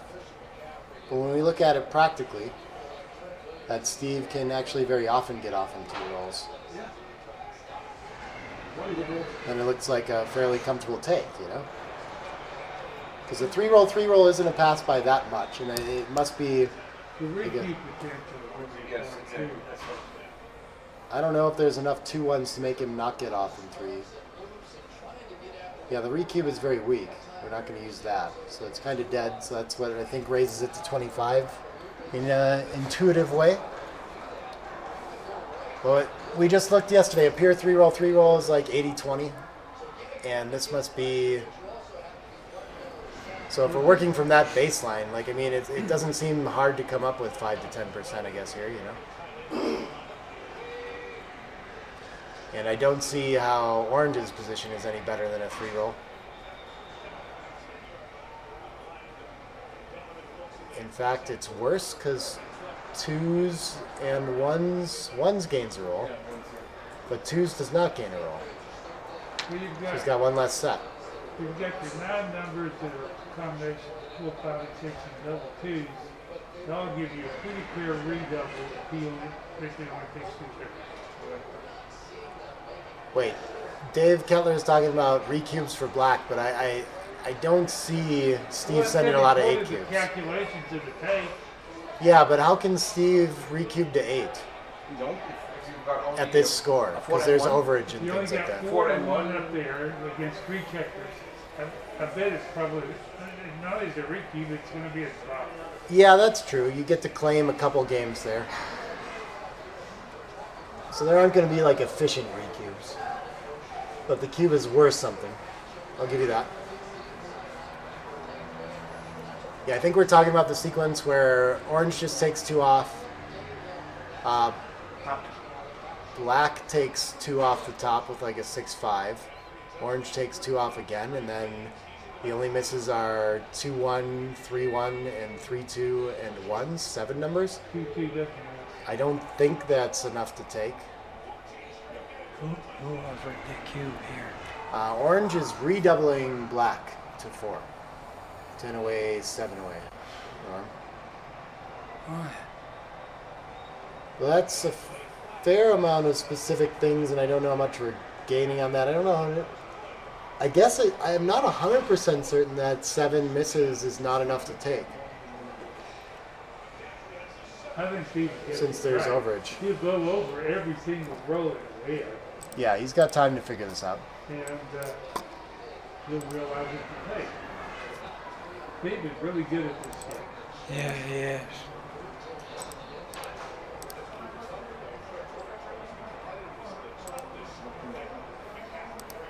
I want to find out if this recube sequence is a pass or not. Okay, so if Steve gets 2 checkers off the 4 point, has the 4 and 1 constellation, and there's 1 checker on Orange's side, he is 80.5% to win, and it is a 159 take. So he does have a redouble, which is definitely not a bad thing for the match. But that is complicated to figure out if he's going that deep into it. Steve probably going by number by number.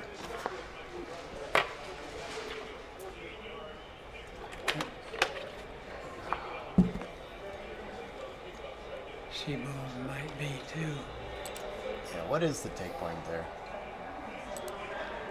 So the recube take point, if Steve sends it back to 8, is all the way down to 15% for a dead cube. And it will be dead because there's no recubes. So you have to score, there's quite a bit of difference. Passing to 3-away, 10-away is pretty tough.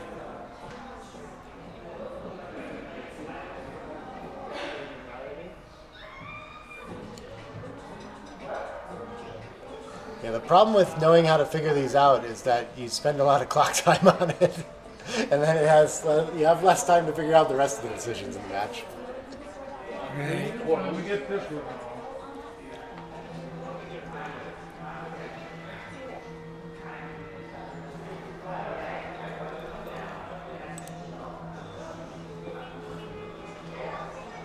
Typically, Steve plays pretty fast.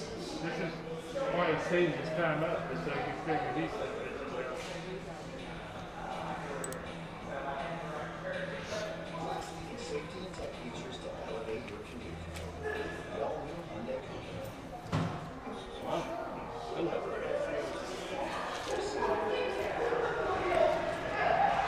I got $20 to Steve takes. Dave Kettler betting $20 that Steve takes. Who's taking this action? Who wants this action?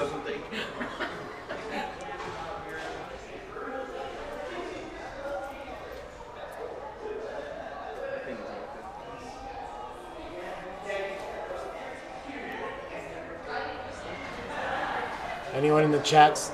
Dave's good for it. If he takes another 3 minutes of clock time, then they might be able to accept your bet. Once we get through the delay, Dave.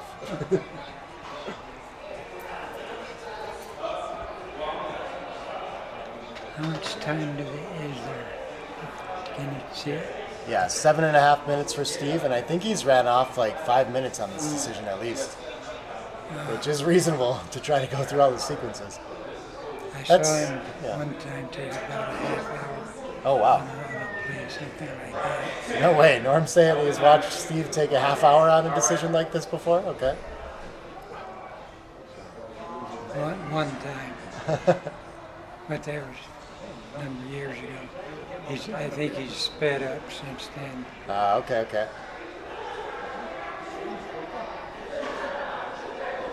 I have a big advantage over Steve. I'm not as smart as him, so I make the decision a lot faster. Exactly. Yeah.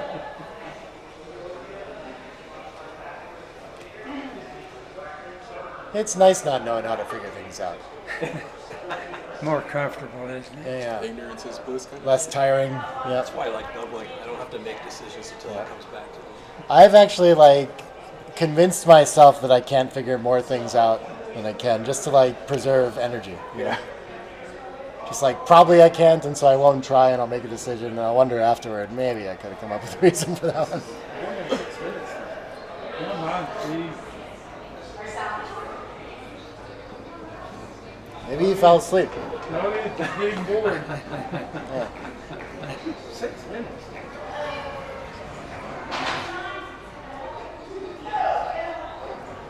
So when you go hit refresh on Steve. Yeah.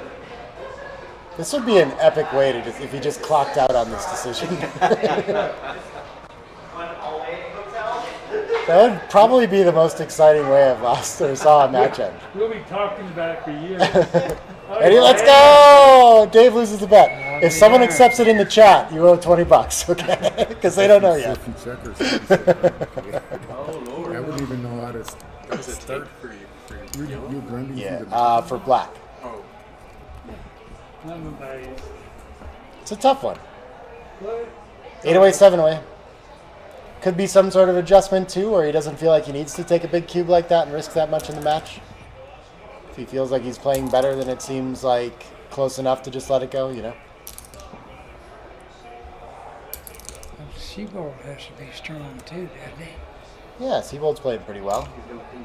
I think Steve's a grandmaster, though, you know? So, gotta like your edge there. 4-2's gonna hit loose. Oh, he just makes the point. Okay. You have to hit there. Yeah, it's like only after the 6-4 do we hit with the 3-1, so then the 4-2 is a weaker point. Or sorry, I guess I should put that sometimes we even hit with a 3-1. Aces is going to split and make the 5-point. Beautiful shot.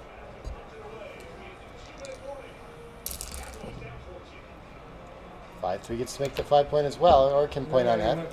Is that better to point on head? Really? Okay, they're very close. Not sure I would have guessed that. Ace 4 is kind of scared to split into 10, but we have a strong enough board that I think we just have to go for it. Our opponent has an advanced anchor too. So I guess we could play both up, 23 and 21, to avoid stepping into it, really. Yeah. It's a weird formation, though. We don't see that too often. 3-1 is just going to clean up with the racing lead, okay. And still has the match lead. That might have been part of Steve's consideration. 3-1 is a beauty. Slows this game down, but I don't think Steve minds playing this kind of game with a small match lead even. Sixes is going to escape. But it's still not much. This is still a 50-50 game, basically. Bar point hold is very strong, very little lead in the race. Steve's structure is still good for contact. But he's going to pause to think about it, catch up on where the race is, and once he realizes he's only ahead 3 pips, I think he's going to... Okay, the chat's caught up. Jeff says Steve will take. Dana would take. Okay, 5s is a winner. Not quite. There's still good enough contact. Never mind.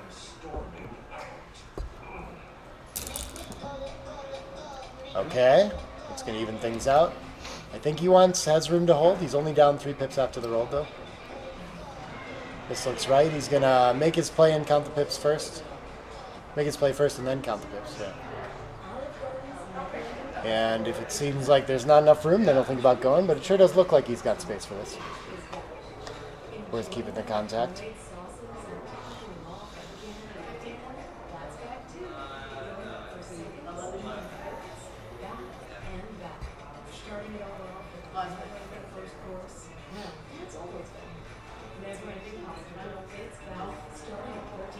Well, you both rolled double 5s, so the pip count should be similar to what it was last time.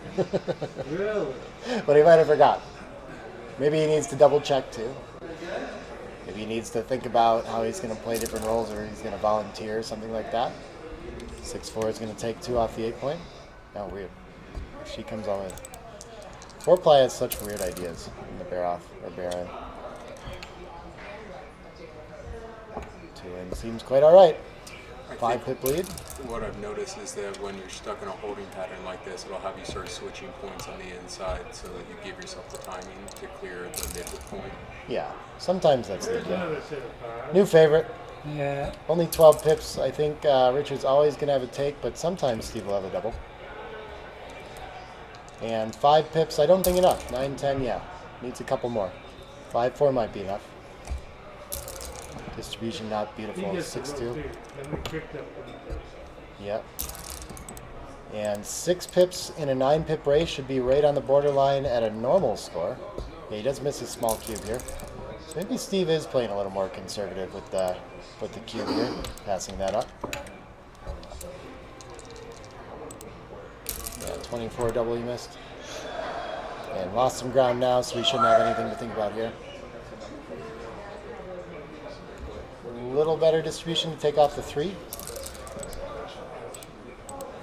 And 6-2 is going to gain some more ground in the race. Technically pip ahead. And 6-5, okay. It's going to put Richard on the spot to perform again. 10 pips, 3 pips. This feels like it should be enough for a cube, in theory at least, in a 53 pip race.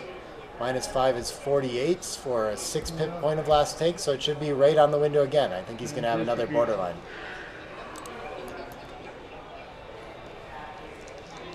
And he passed that up last time, so I think he's going to choose to roll here again.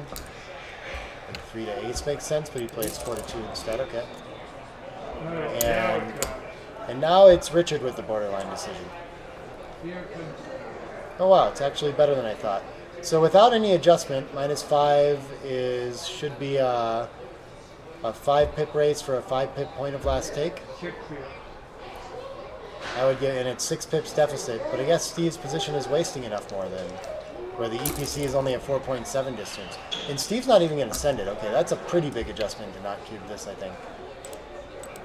And you could even get a pass there, really. But he's caught back up, so I don't think it's coming now. No. What's true? No, it is.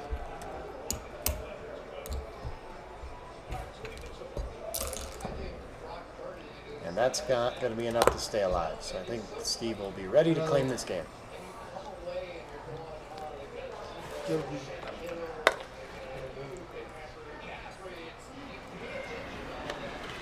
Oh, you didn't think for 15 minutes? Let's it go and on to 808 608. Yeah, yours was really complicated. It's the shaking ace. You know? No one took your bet, Dave. Yeah, and you get 2 off. It's unfortunate. An ace, but Right? Did you hear me take it? thing, you know?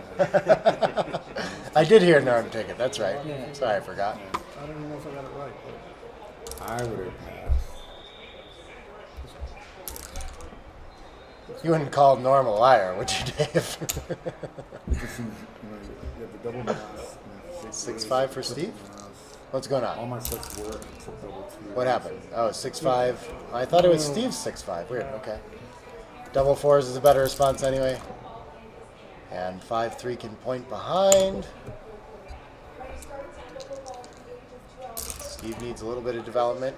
Not too much. 6-2 can make the bar point. Not what he had in mind, but not too bad. 2-6 and 3-5 hits. There you go.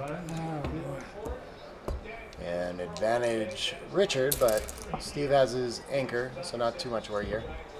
Maybe it's worth coming in on the 23 to slot. Yeah. Still better to come in deep and slap the other point. Very interesting. Yeah, 6-2 safety's up. We got a racing lead. Beautiful. 24 pips, just needs a little bit of structure to have a cube here. 4-3 is going to start a new point after making one. 3-1, can't play safe. That's bad. I guess, why not hit and try to advance the blot? I don't know. Yeah, I at would have least thought if he hits, 62. he's got to give up his anchor.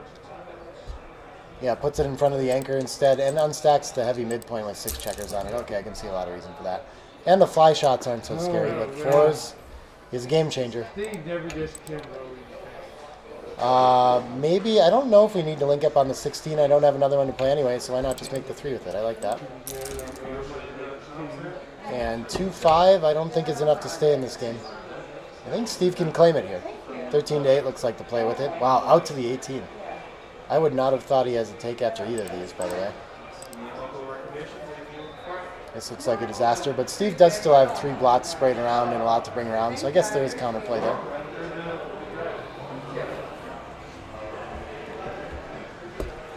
Nice play. And we only have a tiny cube here, a ton of games. He's going to get quick. This is a surprising result to me. The cube seemed pretty trivial, and I wasn't sure if I wanted to take in Richard's shoes. But I don't think he popped out to the bar to pass. And Steve gonna play slow with the cube again, okay. Yeah, I guess the 6s aren't that high a quality with the stripped midpoint too, is part of it. And a fan. Yeah, too good now. Steve happy to play for a gammon. Yeah. 4-3 can't cover the prime yet. 20 to 13 seems okay. Something like this too, yeah. Can't enter. 2s and 9s cover? There's a 2. And feels more mobile to come out from the 20, but what is his double 4s a problem or something like this? Interesting. This can allow him to attack and close out faster too, so that might be part of it. 4 in, 2 out, if we were thinking that way. Yeah.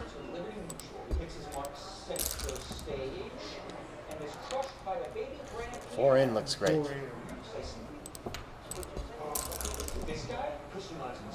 Can't enter. Entering would allow him to start moving checkers into the board and save some gammons. Not getting any help there. There's the ace. 5 pips of gammon saving. That can be worth 10 pips or percent or more in gammons. I think with so many outside, it's probably not worth that much yet, but we need to start moving.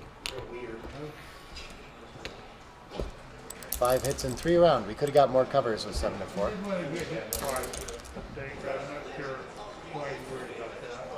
4-3 could have covered, just saying. So maybe 7 to 3 and 11 to 8 is maximum covers, but it's a little deep, so it seems reasonable. No ace, 6s and 3s to cover, 5-3, awkward.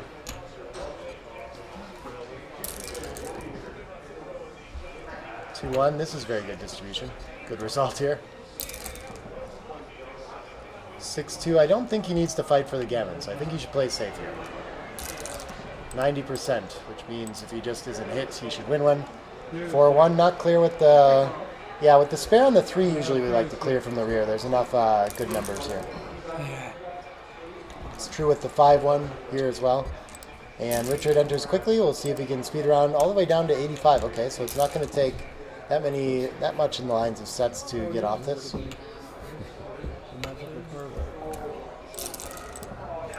Came in fast enough where it's possible.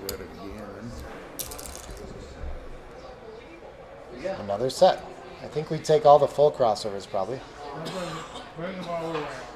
I would have thought all from back there too, but I guess we're not that diversified to bring them in. Maybe this saves more numbers for crossovers in a way. And we get one on the 5 to make sure double 5s work eventually. 2 in, no crossover at the 1. Alright. You're doing good work. No longer. 5-3 is... So I think we just all the way from the back, probably. Yeah, I kept from the back. Yeah, me too.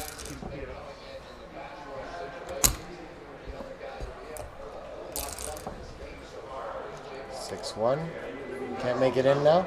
No, he's doomed. 1 crossover either way. So he needs 2 rolls to do it somehow.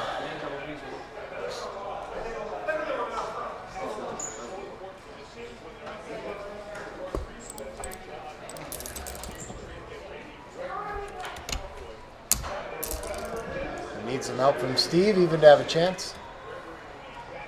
Still gonna need a double.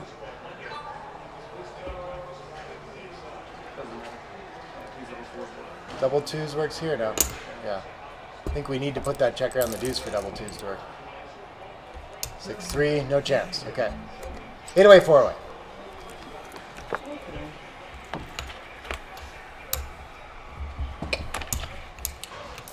Both playing a pretty solid match. 5 and 5. 5 and 2.5. Steve playing a 2.5 here. Oh, yeah, 6-1 gets to start with the bar point. Very scary to send initial cubes for Steve because of the amazing recubes at 4-away, anyway. 3-1 I think is better to hit than make the 5, but it must be reasonable. And 4-1. Yeah, I guess we're primed. I would feel incented to split. Yeah, we got some 4 duplication. That's fun. He's going to play down instead. Yeah, not too far off. This is very similar. Okay, so we can hit on the 16, and then what? Then we want to cover the 9 and the 16. No, probably better to just cover the 16, yeah. Could make board points with them in the air as well. There are a lot of candidates here. Both all the way out.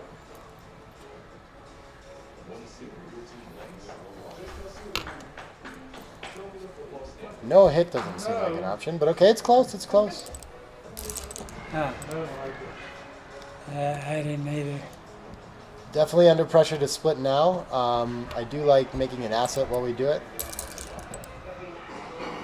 And 5-2 can't make a new point. I think it wants to clean up as much as it can. Stacking up the 4 looks weird, but maybe that's what the position calls for. We can afford 13 to 11 with it. Interesting. 5-2 can just run. It's a losing race, though. We just can't do that. Yeah, we're just going to make the 4 point, right? Well, I don't see running at all, but... what does he find here? 5 down and 2. Okay. Yeah, reasonable as well. I'm not too afraid to leave a shot here. Rolling forward and points on head. And 2-6 fans, okay. And yeah, I think... Wow, Steve has a double and pass even at this score. Very interesting. Huge racing lead.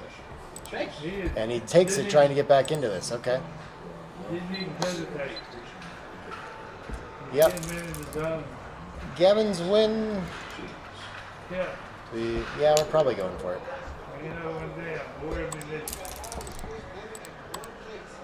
3-6 enters 1. Yeah. There you go. 4-1. Do we hit? Are we sure? Makes the 5 point? Yeah. Look at this. We should have hit. And it's not really close. Yeah, hitting for sure here. And down. All in. Ooh, that's a big response. And now the recubes get very scary for Richard.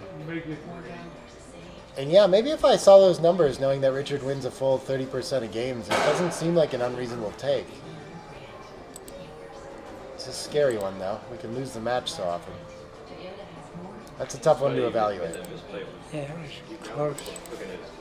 Close to him getting wiped out. Could make a blocking point, but the board point must be worth something with his opponent in the air, too. 5-3 misses. Cleaning up seems good, but I guess maybe he's thinking about covering the ace as well. And Steve's still ahead in the race, so I don't think we have anything here. But we're not too far off. Look at this. This is why it's so scary to send a cube at that score. We want to wait till they can pass because the recubes happen right around 50%. 6-4 hits, beautiful shot. That could be a market loser. As long as he's not hit. He seems afraid to go for it, though, and he's not too far off there. Slightly right, score thing again. Ooh, beautiful shot for Steve linking up out there. Okay, he's favored again. Holding the cube off here. 6-3 is down in the race, so it doesn't need to go, but there's, yeah, I really can't cover, unfortunately, but I think this is the best we've got. And time for Steve to lose something. Okay, he can delay one roll if he wants. It might get harder, though, so maybe it's 13-6 now. Give up the anchor. The anchor, okay. Not too surprising to see him play safe instead. Looks scary, especially at the score. How do you play safe on the next roll? 5-3, can't do anything about it, huh? That's terrible. Oof. Midpoint goes? I guess we can make the 1 point. Yeah, okay. Yeah, I guess that's what we got to do. And now it got easier for Steve to run off his anchor, so he's glad he waited. 3-2, oh yeah, all indirect, so he's just playing off the mid. Beautiful. What a perfect shot that is. Did you just take a photo of this one? What is he thinking about? Clearing the 4? That'd be really conservative. No direct, so if we can't, two blocks to the board. And an anchor still, yeah. But he wants to come off this one instead, okay. Yes. Oh, He didn't see the no direct. For similar reasons, this should be pretty strong. But I think he misses out on making his opponent come to him. I don't think Richard can afford to do anything about this here, but it's going to be tempting, huh? Yeah, he is supposed to hit. That's so fun. This is a horrible roll. Yeah, I guess he could clear the 6 is the only other option. Okay. And actually, if we're going to hit, I would have thought the double hitting is better. Awful roll.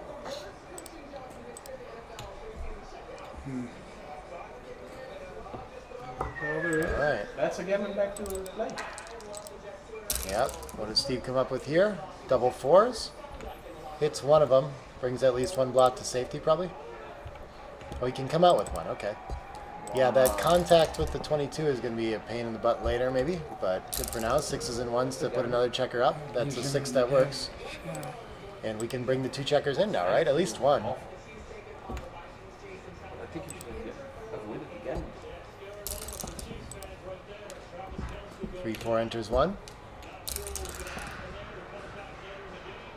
4 is good for distribution, and the 3, whatever, we can creep closer. Guess no reason to leave the shot.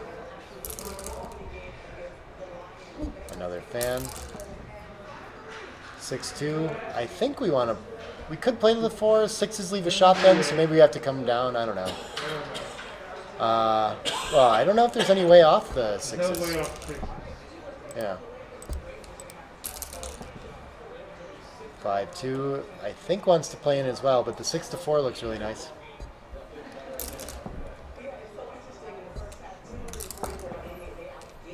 Needs to work on clearing the 6 now. Biggest liability against this.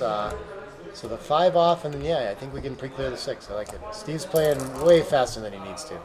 Well, he's got 3 minutes. He's got 3.5 minutes, and he's like making sure he raises to not lose anymore. It's fun. It could be a long match. 3-1 cannot clear. 3s are the problem numbers in the 22-point game. Fan. 2-1 clears. Beautiful shot for Steve. 80% gammons we're at. 3-2. Still at 80%. 5-4, 2 off, nice shot.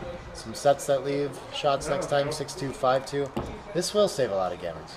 Still a favorite to lose a gammon. But it does help. 6-5 is safe. Beautiful shot for Steve. That's going to bring him up again. 4-3 needs to start slotting board points, don't we? 2 in to save the gammon. Yeah, okay. I like that. 4-2, 2 off, safe for Steve. Dodging 8 1s next time. Still favorite to lose a gammon. Still? Yep. Okay. Oh, there's a shot. 2 off, right? Why do we hit? You leave an extra chip. You often, yeah, you take away the crossover. That keeps his gammon. We were supposed to, but a lot of times that crossover and putting him in the air wins more gammons, as counterintuitive as that might be. Down to 18% gammons. Oh, back up to a lot. 69% gammons. All right. 3 up. Oh, he does it. Okay. Steve wins a gammon for the match. Wow. And he's going to be your Masters Jackpot champion. With Richard Siebold taking second. Well played match by both. I don't think either of them will be too sad about that. Exciting stuff. I'll be that happy about that cube take. Yeah, the cube take though could have turned around. I understand it. I mean, there's plenty of logic to it. With 30% wins, it definitely feels like it can work. You know. Despite the magnitude of it, I feel like in a sense it's the right idea. Is there another match? I don't know if there's another match. I don't think so. No, if you win this game, I understand that. I'm okay if there's not. I've done a lot, a lot of commentary this weekend already. Are you through streaming? Is that it? I think we're probably through streaming, but I'll go check to make sure there's nothing else they want to do. You see? Sure.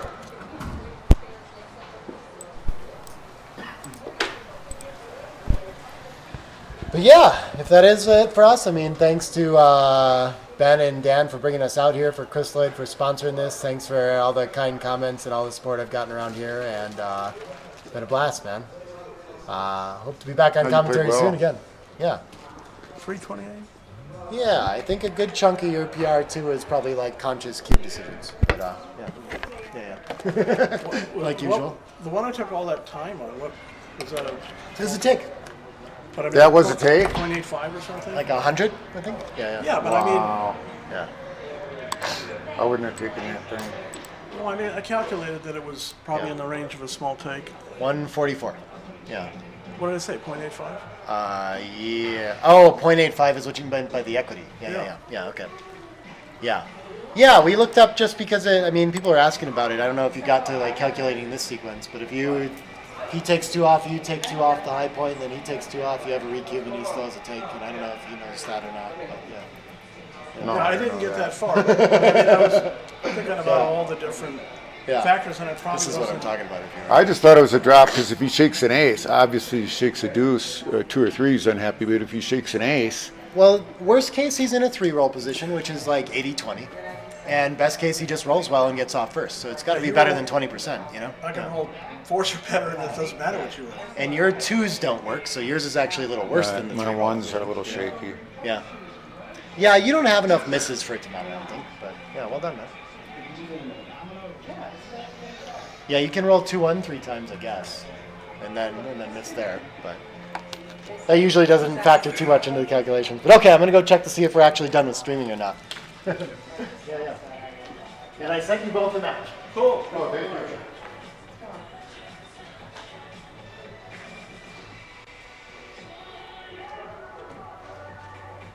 I've been chatting with people. He's telling me that my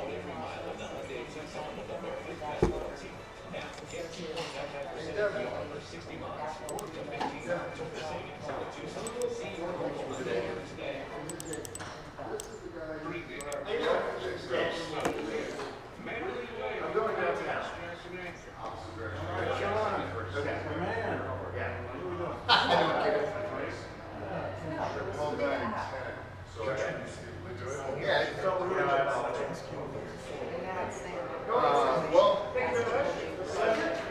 let's see, I think it was right. Pardon? Yeah, that's right. That's right. So you gave your credit for those things. I thought you might have. I wondered exactly. It's on my phone that was saying that.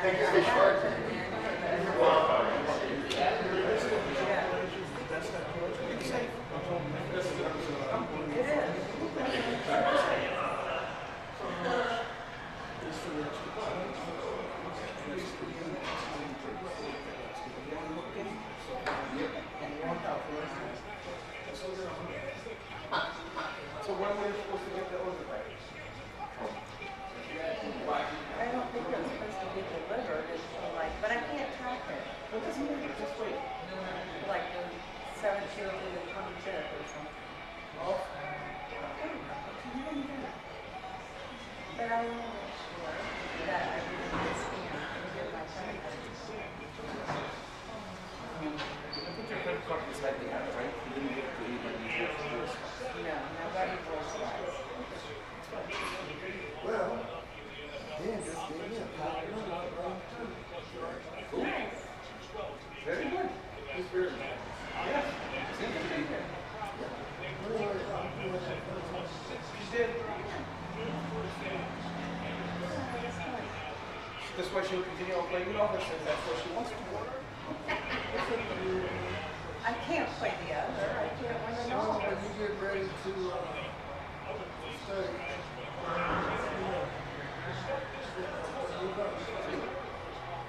I won't help her because she cries. But he's mean about it. Yes.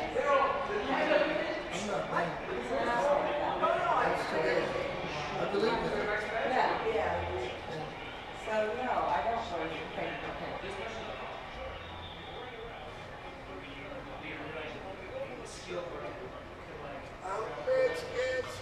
Huh?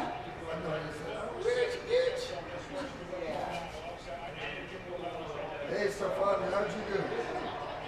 Did you do anything? No, just that's okay. Yeah, you can't win them all. You can't win them all.